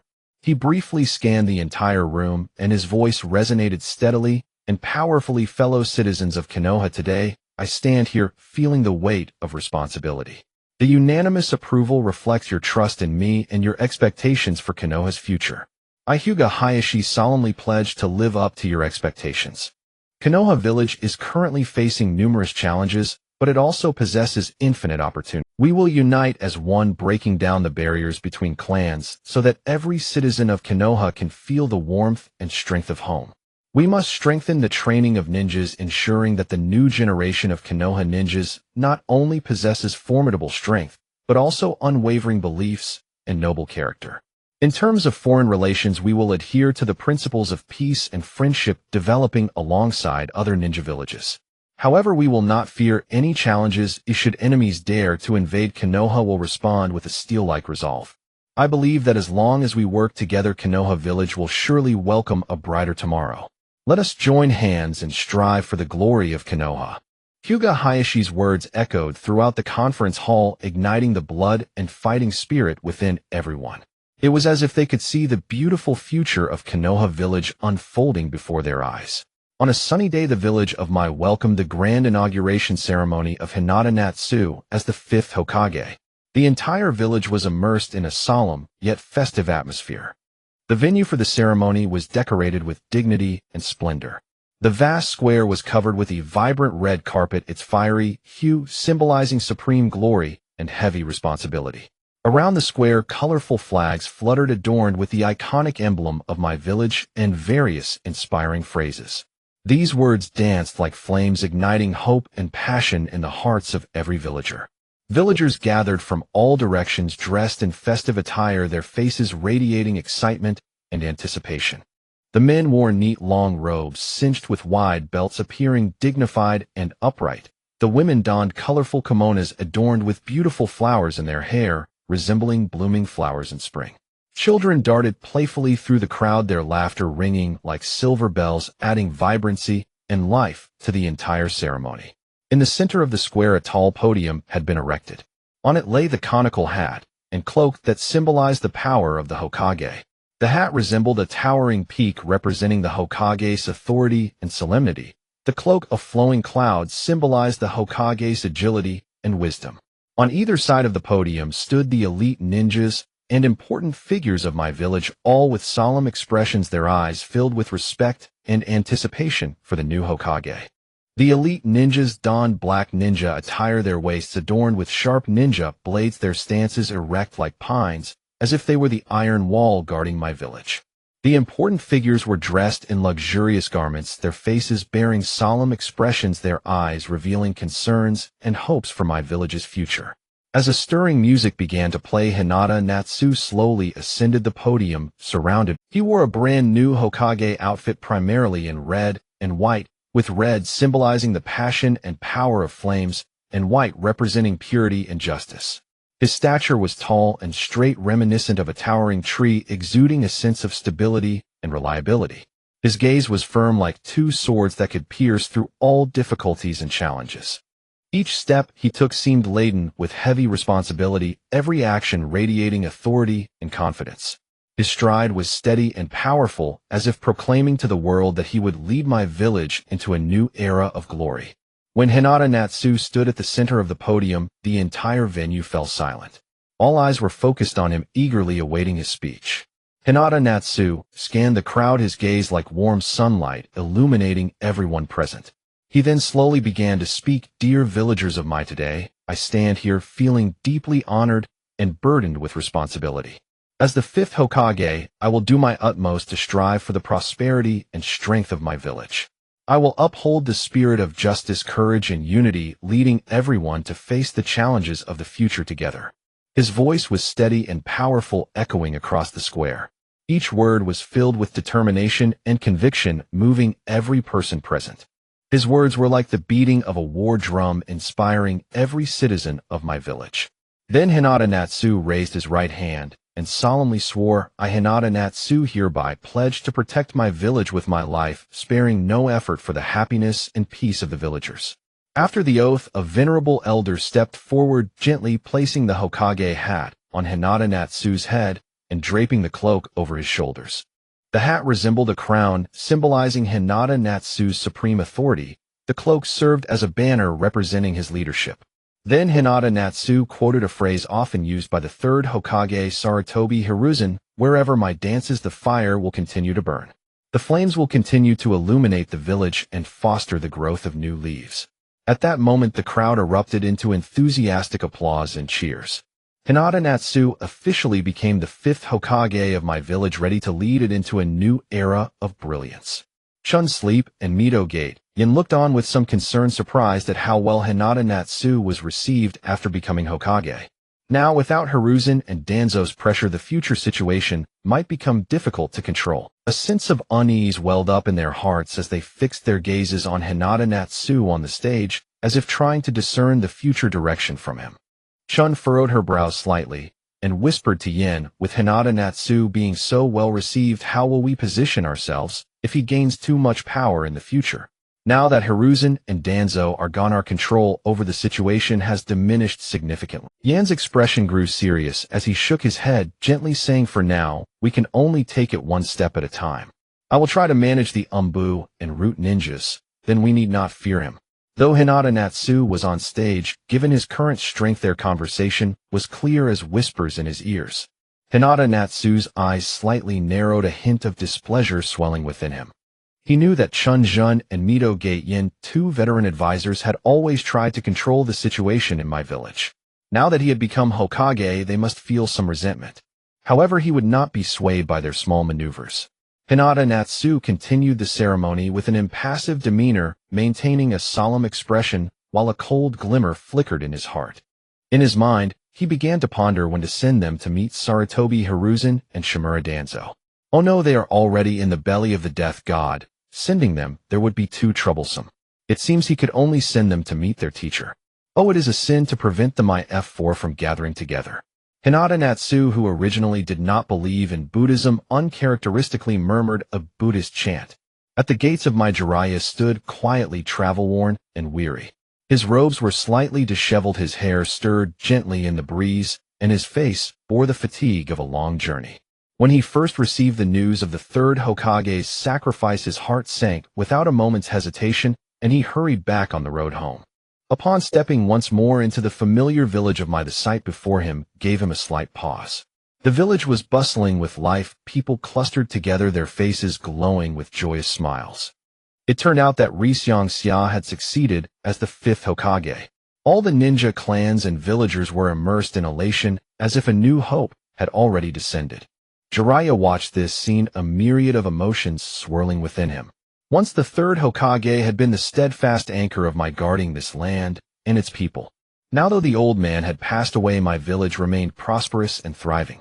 These joyful smiles seemed to tell him that my did not require his excessive worry. He slowly turned and made his way toward the third Hokage's grave. Along the path his heart was heavy and complex. Arriving before the tombstone, he gazed silently at it, his eyes full of reverence and remembrance. From his bosom, he took out a flower, one he had borrowed from Ryūga's inauguration ceremony. Gently placing it before the tombstone, he murmured, "Old man, do you see? Mai is still brimming with vitality. Rest assured, I will continue to search for the child of prophecy, striving for the future of Mai and the ninja world."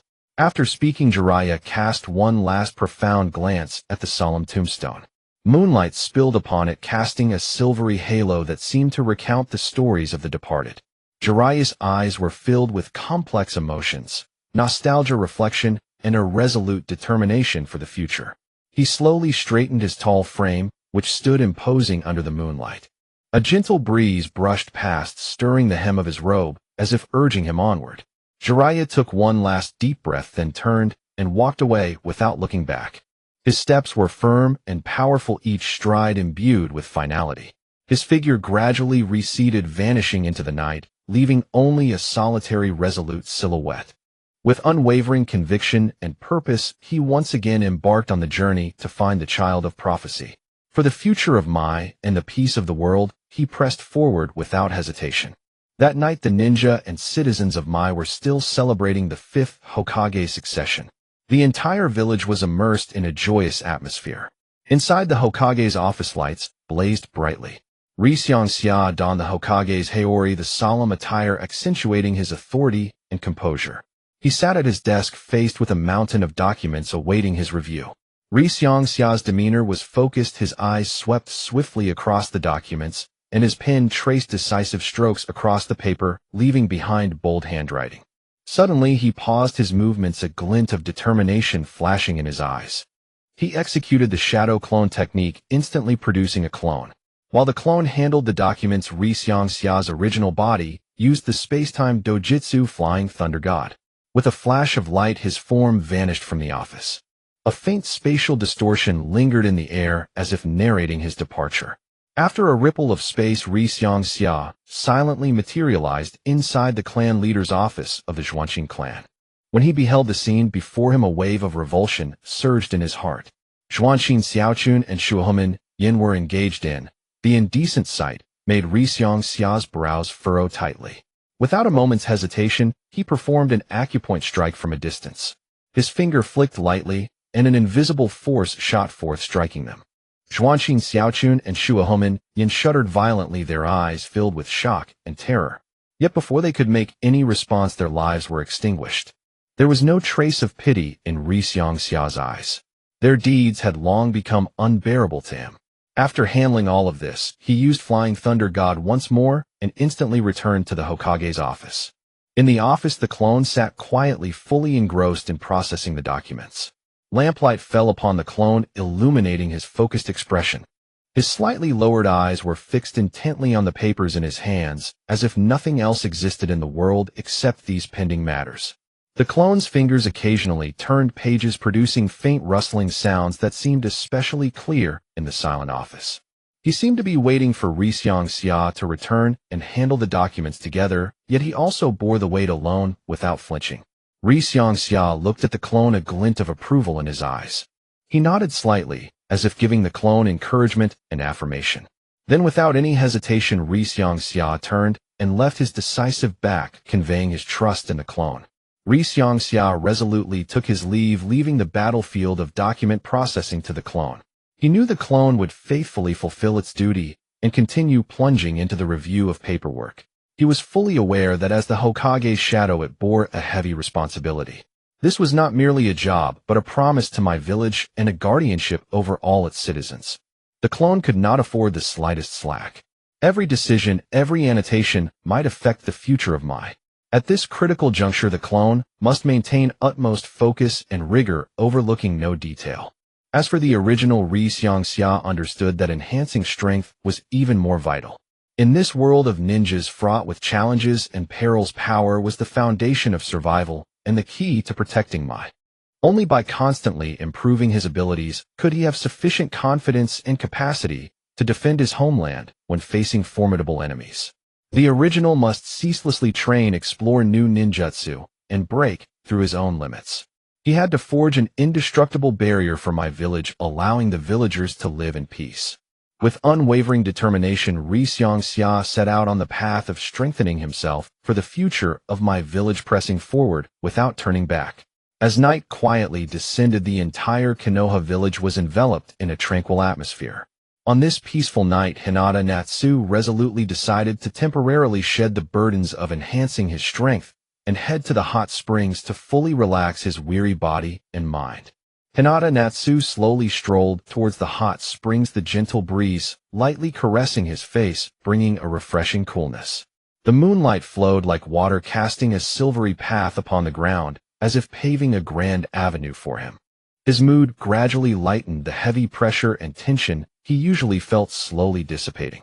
Upon reaching the hot springs, Hyūga Natsu gently shed his clothes and stepped slowly into the warm waters. The comfortable water temperature gently enveloped his body, prompting a satisfied sigh to escape his lips. He softly closed his eyes, feeling the gentle caress of the spring water, as if all his fatigue was thoroughly washed away in that moment. Hyūga Natsu deeply felt that the process of enhancing strength was exceedingly dull. Each day was filled with arduous training and constant challenges, his nerves taut, leaving no moment to truly relax. In this world of ninjas filled with competition and danger, strength was undoubtedly important, but remaining in a state of constant tension would inevitably lead to a breakdown. Occasionally relaxing allowed for better adjustment, preparing oneself for future strength enhancement. Immersed in the hot springs, Hyūga Natsu's thoughts began to drift away. He recalled the hardships he had endured along his journey, the countless battles and challenges. He also remembered his responsibilities as Hokage, knowing he must continuously enhance his strength to protect the village and its people. Yet he understood that he could not blindly pursue strength. He must also allocate time for relaxation and adjustment. Soaking in the hot springs, Hyūga Natsu fully embraced the tranquility and beauty of nature.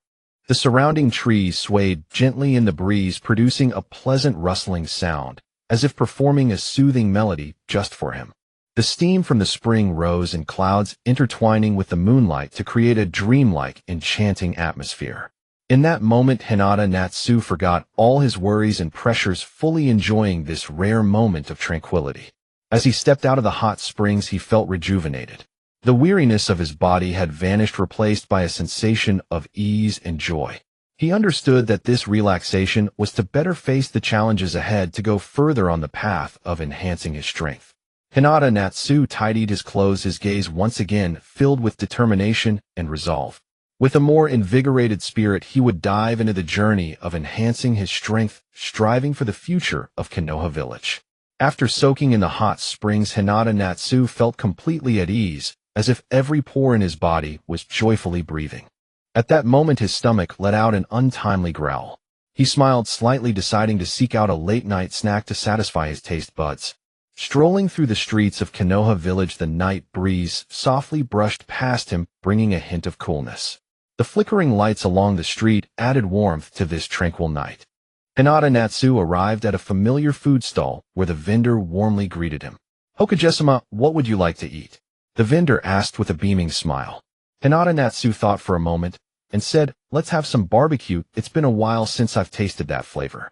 The vendor immediately got busy, skillfully arranging various ingredients on the grill. The charcoal blazed brightly, crackling with a crisp sound as fat dripped onto the fire, creating plumes of smoke. Before long, the air was filled with an enticing aroma.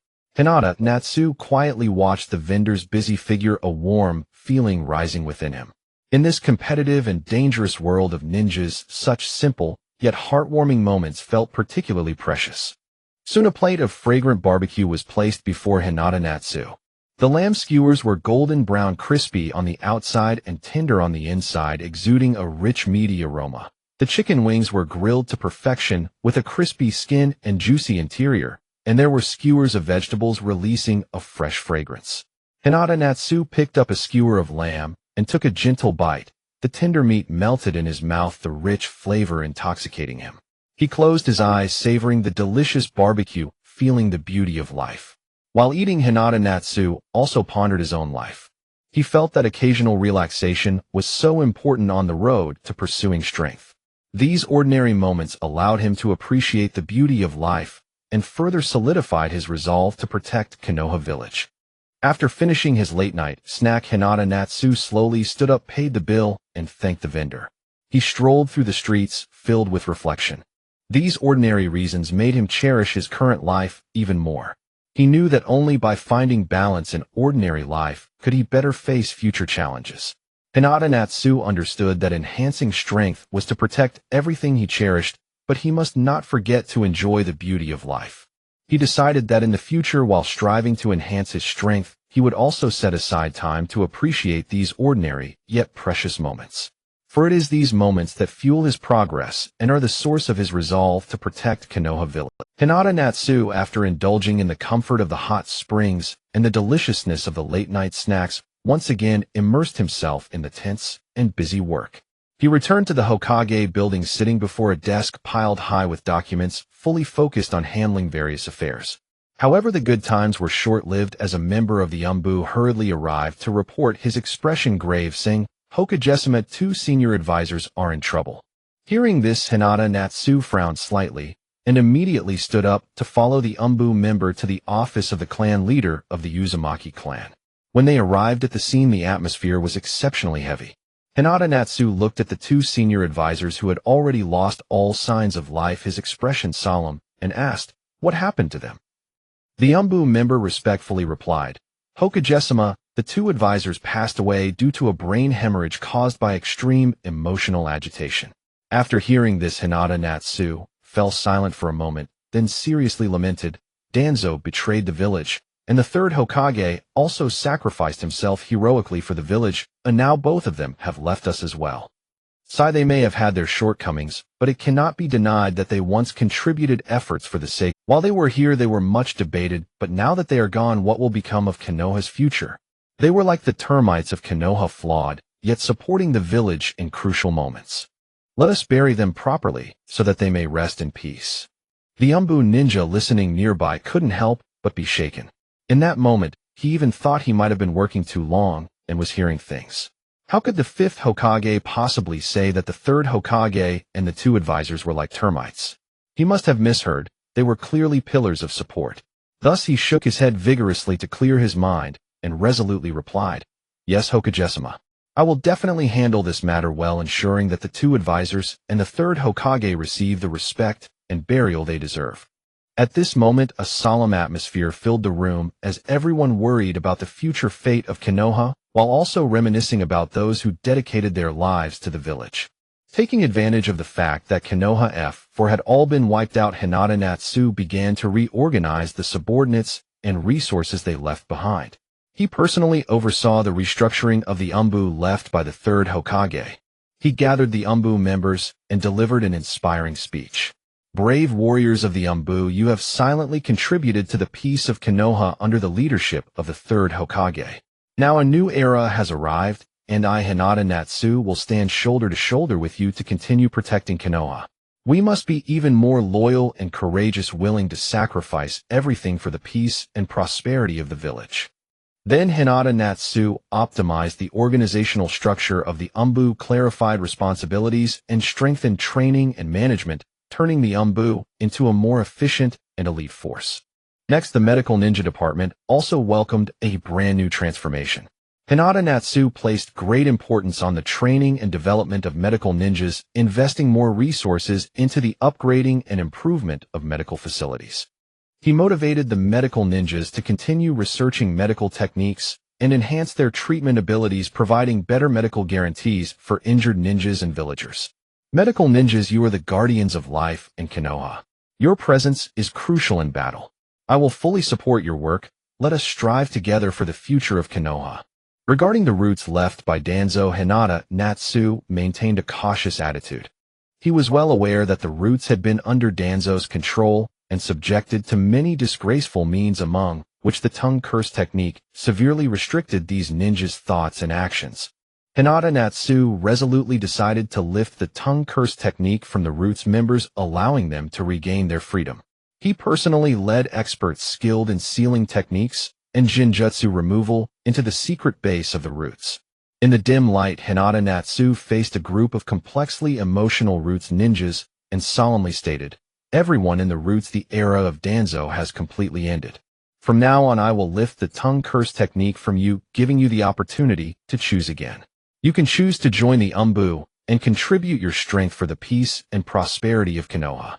As intricate hand seals were formed, powerful chakra waves spread out, gradually lifting the tongue curse technique that had bound the Roots ninjas for years. The Roots ninjas felt a long-lost sense of freedom, their eyes shimmering with complex emotions, gratitude, confusion, and also anticipation for the future. After lifting the tongue curse technique from the Roots, Hinata Natsu began planning to form a new protective force exclusively for the 5th Hokage.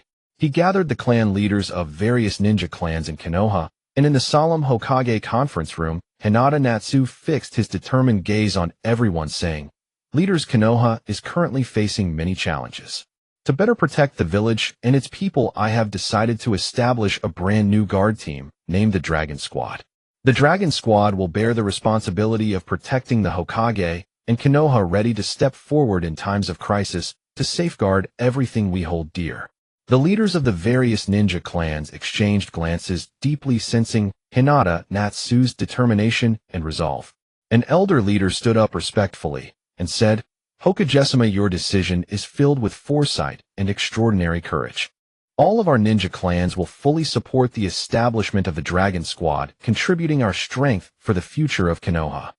Hinata Natsu nodded slightly, fully aware that forming the Dragon Squad would not be easy, but he firmly believed that as long as everyone worked together, they could create an indestructible protective force. In the days that followed, Hinata Natsu personally participated in the selection and training of the Dragon Squad. He established strict selection criteria, requiring members not only to possess great strength, but also to emphasize their loyalty, intelligence, and team spirit. Elites from various ninja clans eagerly signed up for the selection, eager to become members of the Dragon Squad and fight for the glory of Konoha. Throughout the long passage of time, Hinata Natsu had found himself deeply entrenched in the myriad affairs of Konoha, leaving him both physically and mentally exhausted. At last he had discovered a rare opportunity to catch his breath. Those trivial matters were entrusted to the wise Hokage advisor Nara Shikaku for resolution. At this moment, Hinata Natsu focused all his energy on the crucial issue of enhancing the strength of the Dragon team members. According to the initial grand vision, the minimum requirement for the Dragon Team members was to reach the extraordinary level of a shadow. Hyūga Natsu clearly understood that only by possessing a power so formidable that it leaves others in awe could the ambitious goal of unifying the ninja world be realized. As the saying goes, a good man needs 3 helpers. Although Hyūga Natsu had the astonishing ability to single-handedly dominate the entire ninja world, the affairs of the world are complex and numerous like the stars in the sky, and how could he manage everything himself? Without capable subordinates to share his burdens, what meaning would it all hold? In Hyūga Natsu's view, the most effective way to rapidly enhance strength was undoubtedly through the implantation of Hashirama cells. Once the Hashirama cells were successfully implanted, the chakra would instantaneously soar to an astonishing height. By then, with a dedicated focus on learning ninjutsu and taijutsu, his strength could rocket to the level of a shadow. If on this solid foundation he were to unlock Sage Mode, his power would surely surge to the Super Shadow level like a tempest. Moreover, if he could implant the God Tree cells of the Ten Tails, he might directly attain Super Shadow level strength. If he were to then enter Sage Mode, he could possibly reach the revered Six Paths realm. Just such bold imaginings stirred a thrilling excitement within him. His heart surged like the tumultuous waves of the sea. Imagine if the Otsutsuki clan were to invade the ninja world fiercely, only to find the ninja armies of the world all at the Six Paths level. How shocked and terrified they would be. They would likely be left dumbfounded, stunned into silence. This striking image continuously surfaced in Hyūga Natsu's mind, further solidifying his ironclad resolve to enhance the strength of the Dragon Team members. He yearned to forge an invincible force, allowing the ninja world to stand tall and fearless against any threat, as unyielding as a steel fortress. However, while the idea was beautiful, putting it into practice was by no means an easy task. Although Hyūga Natsu could forcibly fuse Hashirama cells into others using his fearsome Rinnegan, he was powerless when it came to merging God Tree cells, left only to lament his limitations. Furthermore, the number of ninjas in the ninja world was vast, akin to countless stars in the sky. Even with his omnipotent abilities, it would be impossible for Hyūga Natsu to accomplish such a monumental task alone, no matter how hard he worked. In such a difficult situation, Hyūga Natsu knew that specialized knowledge had to be handled by professionals. After much thought, he concluded that Orochimaru was the most suitable candidate. Orochimaru was renowned in the ninja world for his in-depth research on various forbidden techniques and his exceptional talent in biological experiments. His mind, filled with creative ideas and a daring spirit to break conventions, allowed him to explore the mysteries of life and enhance strength further than most, like a solitary pioneer.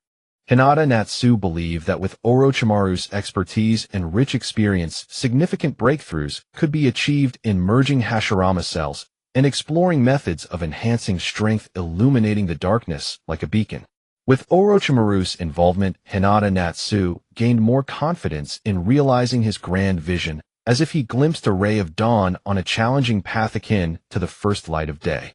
As Hyūga Natsu contemplated this, a figure suddenly emerged in his mind: Hiriko. Hiriko and his research on the forbidden technique, the Demon Seed technique, also held potential for enhancing strength like a treasure hidden in darkness. Upon thinking of this, Hyūga Natsu couldn't help but feel a swell of emotions. Konoha was indeed a place teeming with talent. Were it not for the constant troubles caused by the Konoha F4 among the village ninjas, the overall strength represented by the talents in Konoha could likely dominate the ninja world and become its overlord. Subsequently, Hyūga Natsu instructed the Umbu to locate Hiriko's whereabouts. The Umbu members respectfully responded to the extreme west of the land of Wind, Mount Sumeru. Konoha ninjas have reported seeing Hiriko there. Hyūga Natsu nodded slightly, a glint of contemplation flashing in his deep eyes like stars twinkling in the profound night sky.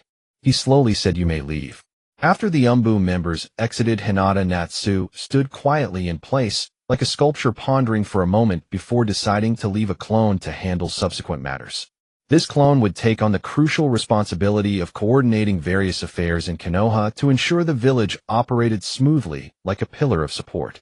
Then Hyūga Natsu resolutely activated the space-time ninjutsu Flying Thunder God, and his figure instantly vanished from the spot, like a shooting star streaking across the night sky. In the blink of an eye, he arrived at the village hidden in the wind. The wind village nestled within the vast desert was shrouded in sand and dust, yet possessed a unique desolation and beauty akin to an ancient scroll. Hyūga Natsu headed straight towards the Wind Shadow Building, where the fourth Kazekage Raza conducted his duties. Upon seeing Raza, Hyūga Natsu got straight to the point. Raza, the current situation is unpredictable, like a sea of surging winds and clouds. As the foremost of the 5 great ninja villages, Konoha possesses formidable strength and profound heritage akin to towering mountains. To better face future challenges, I hope the Sunagakure can gradually integrate into Konoha. In this way, we can consolidate resources and develop together, bringing a more stable and prosperous life to the people of the Land of Wind, like a brilliant gem illuminating the darkness. Raza furrowed his brow, slightly lost in thought, as if mired in a deep swamp.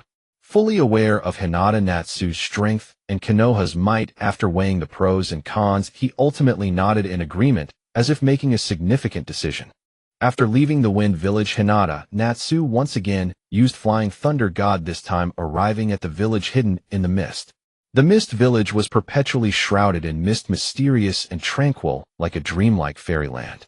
Hyūga Natsu quickly found Kimimaro, and looking at this powerful ninja before him, he solemnly said, "Kimimaro, the Mist Village now also faces many challenges, like a solitary boat in a storm. I hope you can lead the Mist Village to integrate into Konoha. Together we will surely allow the Mist Village to usher in a new glory like the dawn's first light." Kimimaro fell silent for a moment, sensing Hyūga Natsu's determination and sincerity, and agreed to the proposal, like finding direction in the dark. Afterward, Hyūga Natsu swiftly used Flying Thunder God to visit the capitals of the Land of Fire, Wind, and Water. In each capital, Hyūga Natsu quietly took control of the daimyos with his powerful Rinnegan. He said to the daimyos in a firm tone, "The integration and development of Konoha Sunagakure and Kirigakure will bring peace and prosperity to this continent like warm sunlight spreading across the land. You must unconditionally support the development of the 3 villages and provide various favorable conditions. This is the trend of the times, and it is also for the benefit of your country's people, like an unstoppable torrent." Under Hyūga Natsu's powerful eye control, the daimyos nodded in agreement, like docile sheep.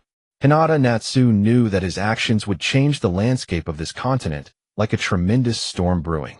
Yet he firmly believed that only through such means could true peace and prosperity be brought to this land, like the dawn of a new era. Hyūga Natsu stood at the entrance of the Sound Ninja Village, exuding an air of authority, as he called out loudly for Orochimaru to come out. His voice resonated like a great bell, echoing through the skies above the village. However, upon hearing this call, the ninjas of Sound Village immediately became vigilant.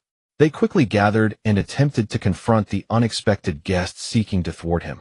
Seeing this, a glint of cold determination flashed in Hyūga Natsu's eyes. He slightly raised his chin, his gaze piercing as he scanned the Sound ninjas before him. With a gentle wave of his hand, a powerful Shinra Tensei was unleashed. In an instant, a terrifying, repulsive force surged forth like a raging tide of power that seemed capable of destroying everything. All of the Sound ninjas were powerless against this overwhelming force, being knocked to the ground, emitting sounds of pain. Just then, a Sound ninja slowly emerged from the hidden chamber. His steps were steady and his demeanor was respectful. Upon reaching Hyūga Natsu, he slightly bowed his head and said, "Lord Orochimaru requests the 5th Hokage to enter." Afterward, this Sound ninja turned and led the way, guiding Hyūga Natsu into the dimly lit chamber. The atmosphere was so tense that it was almost suffocating. Hyūga Natsu was also contemplating the upcoming dialogue with Orochimaru. He understood that this meeting was crucial for realizing his plans. Every detail, every word could influence the future direction of the entire ninja world. He had to respond with caution, ensuring that Orochimaru would be of use to him, while not allowing him to slip out of control. After entering the dark chamber, Hyūga Natsu stood quietly awaiting Orochimaru's appearance. Moments later, Orochimaru's distinctive figure slowly emerged from the darkness. His eyes were filled with cunning and curiosity as he looked at Hyūga Natsu, a faint smirk playing at the corners of his mouth. Hyūga Natsu broke the silence, first, his voice steady and powerful. "Orochimaru, the situation in the ninja world is unpredictable.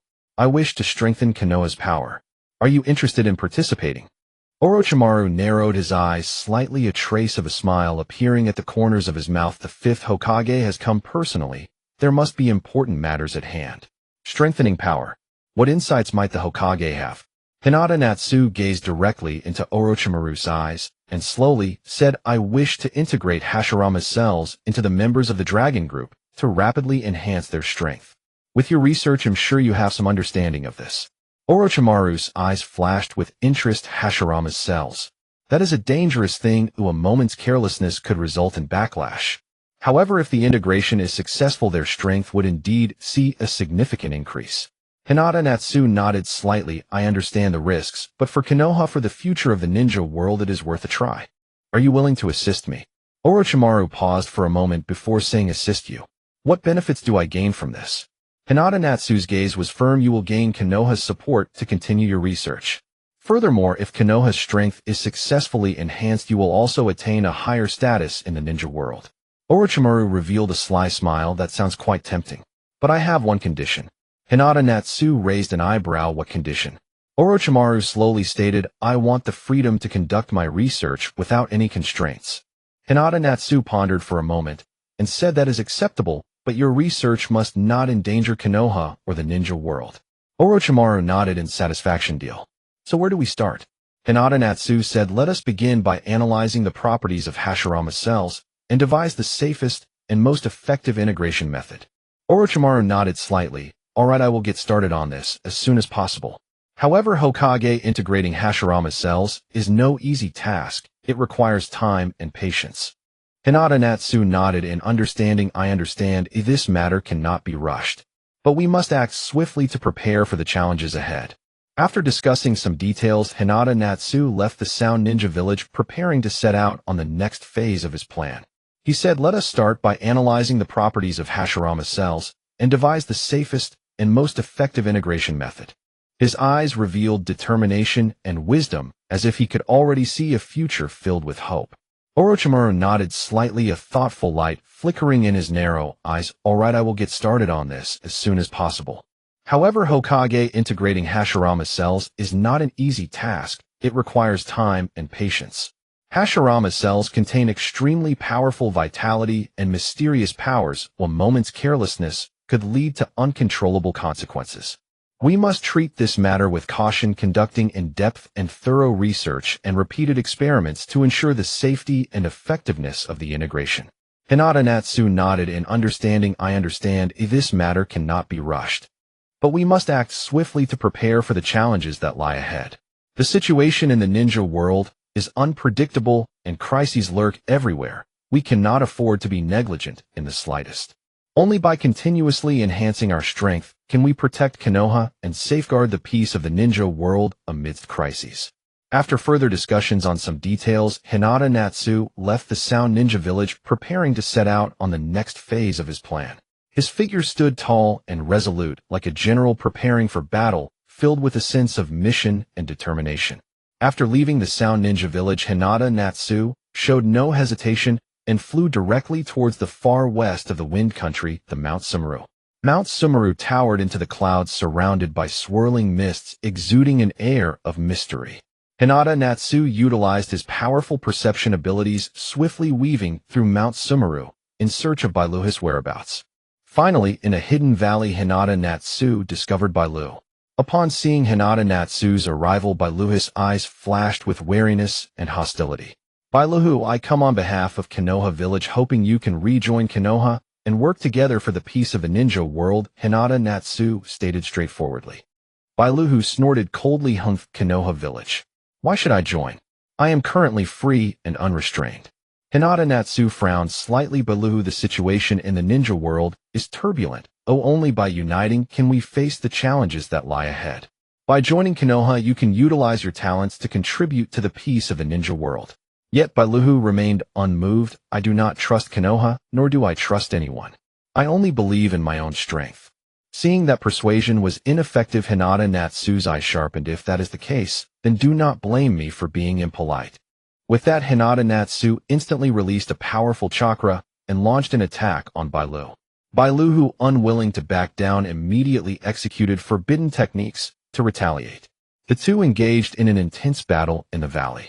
During the fight, Hyūga Natsu showcased his formidable strength and exquisite combat skills. His attacks were like a torrential storm, leaving Bailuhu struggling to defend himself. Despite Bailuhu's strong forbidden techniques, he gradually fell into a predicament under Hyūga Natsu's onslaught. Ultimately, Bailuhu was defeated by Hyūga Natsu. He lay on the ground, panting heavily, his eyes filled with unwillingness and helplessness. Hyūga Natsu looked at Bailuhu and slowly said, "Bailuhu, you still have a chance to choose. Join Konoha village or continue to be my enemy." Bailuhu remained silent for a moment before sighing helplessly. "All right, I will join Konoha village. I know that there is no good outcome in being your enemy." Hyūga Natsu revealed a satisfied smile. "Very well, I hope you can keep your promise and contribute your strength to the development of Konoha village and the peace of the ninja world." Thus, in the face of Hyūga Natsu's overwhelming strength, Bailuhu had no choice but to comply and plead to join Konoha village. Hyūga Natsu brought Bailuhu back to Konoha village, adding a powerful force to Konoha's future.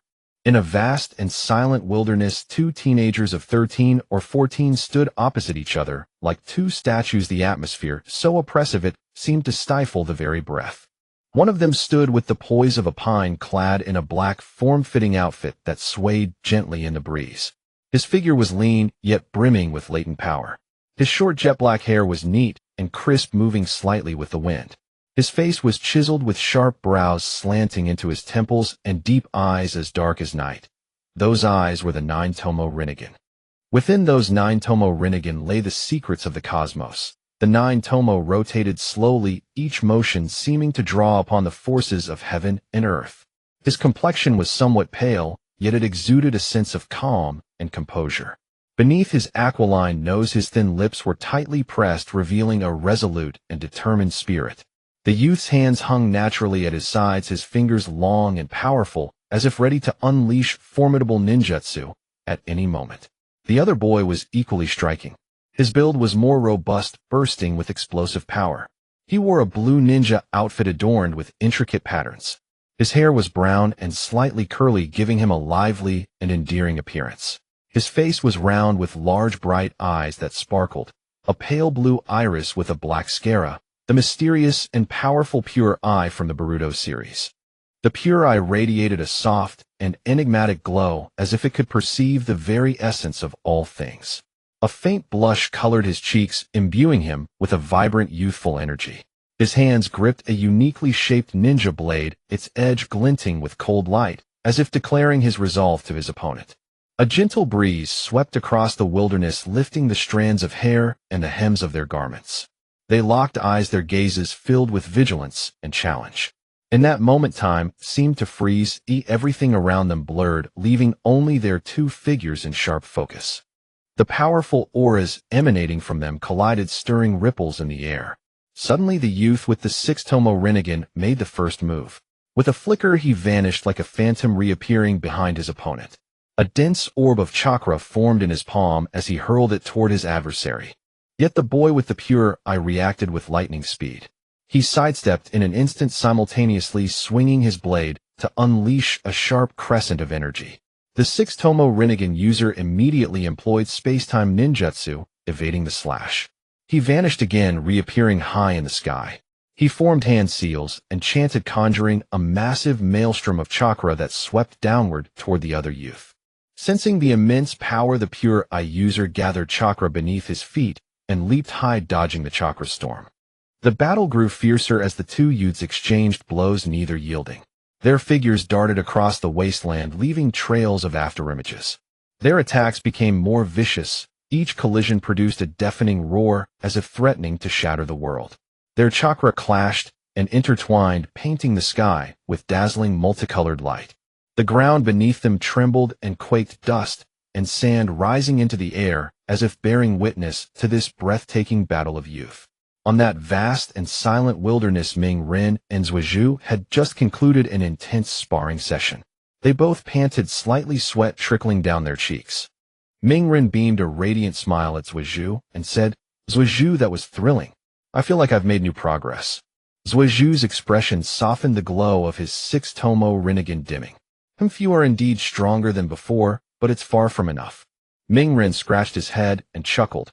Haha, I'll keep working hard. But Zhuozhu, you're amazing too. I always learn so much from sparring with you. Zhuozhu lifted his chin slightly and said, our path is still long. This world holds countless unknown challenges. Only by growing stronger can we protect everything we hold dear. Mingren's eyes grew resolute as he nodded. You're right. Let's work together and make this world a better place. We should spar often so we can improve together. Zhuozhu was silent for a moment, then gave a soft reply. A gentle breeze swept across the wilderness, stirring their hair and clothes. They stood there like two guardian deities, their hearts filled with hope and determination for the future. Then Mingren spoke slowly. Zhuozhu, do you think the God Tree cells we implanted might bring unexpected changes in the future? Da Shiwan's techniques are remarkable, but the God Tree cells still feel unsettling. Zhuozhu frowned and said in a low voice, Humph, whatever changes come, we must be able to handle them. Since we have chosen this path, we cannot retreat. Mingren sighed. True. But my eyes, they were cloned from thousands of Byakugan by Da Shiwan. Sometimes I feel this power is too overwhelming, and I wonder if I can fully control it. Zhuozhu glanced at Mingren and said, your power is indeed astonishing, but do not let your guard down. My 9-tomo Rinnegan was fused from thousands of cloned Mangekyo. It too is full of uncertainty. Mingren clenched his fist. No matter what, we must wield this power well to protect Mu Yi and safeguard this world. Zhuozhu nodded slightly. Indeed. We cannot let this power run wild, nor let it become the catalyst for the world's destruction. They exchanged a look, both understanding the great responsibility they bore. The road ahead was fraught with challenges, yet they had faith that with their strength and conviction, they could overcome any adversity. Under the command of Riseong Xia, the combined forces of Konoha Village, Sunagakure Village, and Kirigakure Village stood as an indomitable tower, exuding a chilling and formidable aura. This united power was like a surging torrent, once unleashed, it would be unstoppable. When this suffocatingly mighty force marched toward Iwagakure and Kumogakure, its momentum was akin to Mount Tai pressing down, causing the entire shinobi world to tremble. The sky itself seemed to sense the impending storm, turning dark and oppressive with thick clouds, as if heralding a brutal battle to come. Shinobi from the three villages, all of cage-level prowess, stood tall with resolute gazes like arrows poised to be unleashed from their bows. With firm strides, each step seemed to pound on the enemy's heartstrings as they advanced fiercely toward Iwagakure and Kumogakure. The orderly footfalls thundered across the earth like war drums, striking terror into hearts. Though Iwagakure and Kumogakure possessed some strength, they appeared pitifully fragile before the terrifying array of the three villages. Their shinobi, watching the enemy approach from afar, were filled with fear and unease. They knew this battle would be an unprecedented trial, yet there was no retreat. They could only muster their courage and prepare for this life-or-death struggle. On the battlefield, the shinobi of the three villages launched their offensive with the ferocity of a whirlwind instantly sweeping across the field. Konoha's shinobi unleashed formidable techniques. Flames roared into the sky like dragons, their blistering heat threatening to incinerate everything in their path. Water cascaded like a torrent, surging with unstoppable force. Lightning darted through the battlefield like silver serpents, each flash delivering deadly peril. These powerful ninjutsu shattered Iwagakure's defenses, plunging their shinobi into utter pain. Sunagakure's shinobi commanded raging sandstorms, forming colossal dust devils that lunged at Iwagakure's forces like monstrous beasts with gnashing claws. Enveloped in the sandstorm, Iwagakure's shinobi lost all sense of direction and fell into boundless terror. They struggled desperately within the storm, unable to break free from its unyielding grip. Kirigakure's shinobi ghosted across the battlefield, their forms flickering in and out of sight, elusive and unpredictable. They approached the enemy silently, delivering fatal blows before their targets could react. Their movements were like assassins in the night, impossible to guard against. In the face of the three villages' overwhelming assault, Iwagakure's Tsuchikage fought back with all his might. He unleashed his strongest techniques, striving to halt the enemy's advance. Yet his power seemed pitifully insignificant against this mighty tide. The shinobi of the three villages effortlessly breached Iwagakure's lines surrounding the Tsuchikage. He looked around in despair, his eyes burning with unwillingness. He knew the situation was beyond his control, yet he refused to surrender. He fought desperately hoping to buy Iwagakure a sliver of hope. But under the combined assault of the three villages, shinobi the Tsuchikage was swiftly defeated and mercilessly slain. The united army then turned toward Kumogakure. Upon witnessing Iwagakure's devastation, Kumogakure's Reikage was consumed by rage and fear. He knew he must organize an effective resistance, or Kumogakure would meet the same fate. The Reikage rapidly rallied Kumogakure's shinobi, bracing for the decisive battle. The three villages' forces crushed Kumogakure's defenses with irresistible momentum. Their attacks came like a raging storm, overwhelming Kumogakure's shinobi.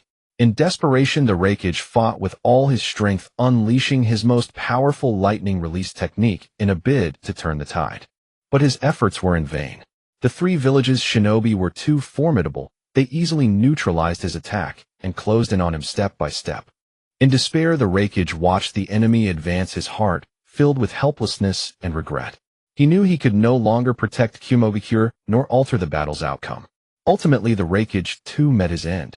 In this war, the combined forces of the three villages had effortlessly crushed Iwagakure and Kumogakure, slaying both the Tsuchikage and the Reikage. Their victory marked a major stride in Ryuseongsea's campaign to unify the shinobi world. The entire realm trembled before the might of the three villages, and people began to realize that a new era was dawning. This era would be dominated by Ryuseongsea and the united power of the three villages. The future of the shinobi world fraught with uncertainty and challenge. After Hinata Natsuki successfully unified the ninja world, the entire realm basked in an unprecedented order and peace. Sunlight spilled over the streets of various villages, the laughter of children resonated in the air, and the faces of the people radiated with happiness. However, Hinata Natsuki knew in his heart that the real challenge might be just beginning. After consolidating the resources of various villages, he began actively preparing for the confrontation with the Otsutsuki clan. He was well aware of the strength and mystery of the Otsutsuki clan, a threat from a distant universe. If not addressed in time, the peace of the ninja world would be as fleeting as a flash of light. Hinata Natsuki stood alone on a high vantage point overlooking the land. He protected his gaze, revealing steadfastness and determination.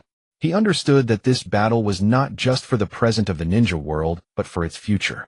Hinata Natsuki gathered the most elite ninjas in the ninja world to collectively discuss strategies against the Otsutsuki clan. These ninjas hailed from different villages, once perhaps rivals, but now united under Hinata Natsuki's leadership, striving for a common goal. In the conference room, the atmosphere was tense and serious. Hinata Natsuki stood before everyone, his gaze firm and profound. Everyone, although we have unified the ninja world, the threat of the Otsutsuki clan still looms over us. They possess unimaginable power, yet we cannot retreat. For the future of the ninja world, we must face them courageously. The ninjas nodded in agreement, determination filling their eyes. They understood the importance of this battle and the responsibilities they bore. Soon after, the ninjas began rigorous training to enhance their strength. The training ground was filled with the sounds of battle cries. The ninjas sweated profusely, constantly challenging their limits. Meanwhile, Hinata Natsuki utilized this time to gather intelligence about the Otsutsuki clan, seeking to uncover their weaknesses. He dispatched the finest intelligence operatives to delve into every corner, leaving no stone unturned. Finally, after a long period of preparation, Hinata Natsuki received news of the imminent arrival of the Otsutsuki clan in the ninja world. He immediately led the elite of the ninja world to stand ready. A tense atmosphere enveloped the entire realm, hearts filled with worry, yet simultaneously a steadfast belief emerged. When the figures of the Otsutsuki clan appeared in the skies of the ninja world, it felt as if the entire world had fallen into silence. They emanated a powerful aura that instilled fear. That mysterious and terrifying power seemed capable of obliterating the entire ninja world in an instant. Hinata Natsuki showed no fear. He stepped forward, his eyes ablaze with the fire of battle. Otsutsuki clan, today marks your end. The peace of the ninja world will be safeguarded by us. His voice resonated like a bell, echoing through heaven and earth.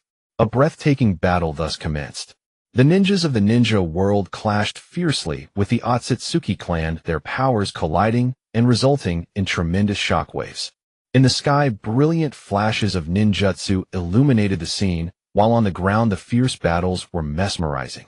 The ninjas, fueled by their indomitable will and exquisite skills, fought desperately against the Otsutsuki clan.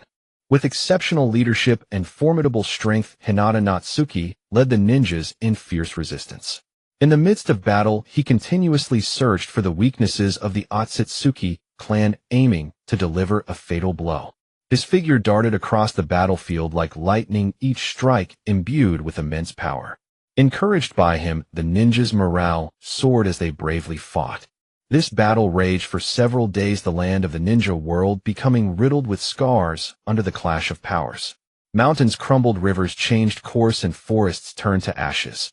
Yet the ninjas never gave up. They firmly believed that as long as they stood united, they could defeat the Otsutsuki clan. In a critical moment of battle, Hinata Natsuki discovered the Otsutsuki clan's fatal weakness. He led the ninjas to concentrate their forces and launched a fierce attack on the Otsutsuki clan's weakness. After a grueling battle, the ninjas finally succeeded in defeating the Otsutsuki clan. The ninja world welcomed peace once again as sunlight bathed the land anew. People cheered joyously, celebrating this great victory.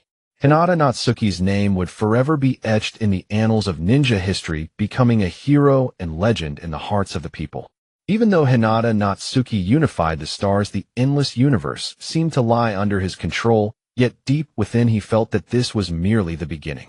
Standing at the pinnacle of the resplendent starry sky, his figure resembled a towering mountain exuding endless majesty and mystery. A gentle breeze rustled his clothing, and his gaze was deep and distant, as if it could penetrate the infinite fabric of time and space. Hinata Natsuki recalled the journey he had taken from the moment he awakened the rebirth. He knew he bore a significant mission. At the moment of awakening the rebirth, he gained a most mysterious ocular technique, dimensional traversal. This technique acted as a mysterious key, unlocking countless unknown doors. Hinata Natsuki understood that the power of this ocular technique extended far beyond what he currently exhibited. It seemed to serve as a bridge connecting different worlds and dimensions, containing boundless mysteries and possibilities. He began to delve deeper into the study of this ocular technique, attempting to unearth its deeper powers. Hinata Natsuki meditated alone in a tranquil space, feeling the mysterious fluctuations emanating from the dimensional traversal technique.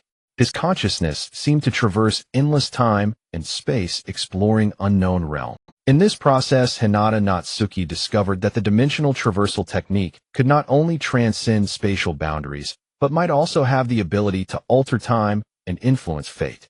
This discovery filled him with both excitement and concern, the thrill of potentially mastering an unimaginable power coupled with the worry that such power, if misused, could lead to irreversible consequences.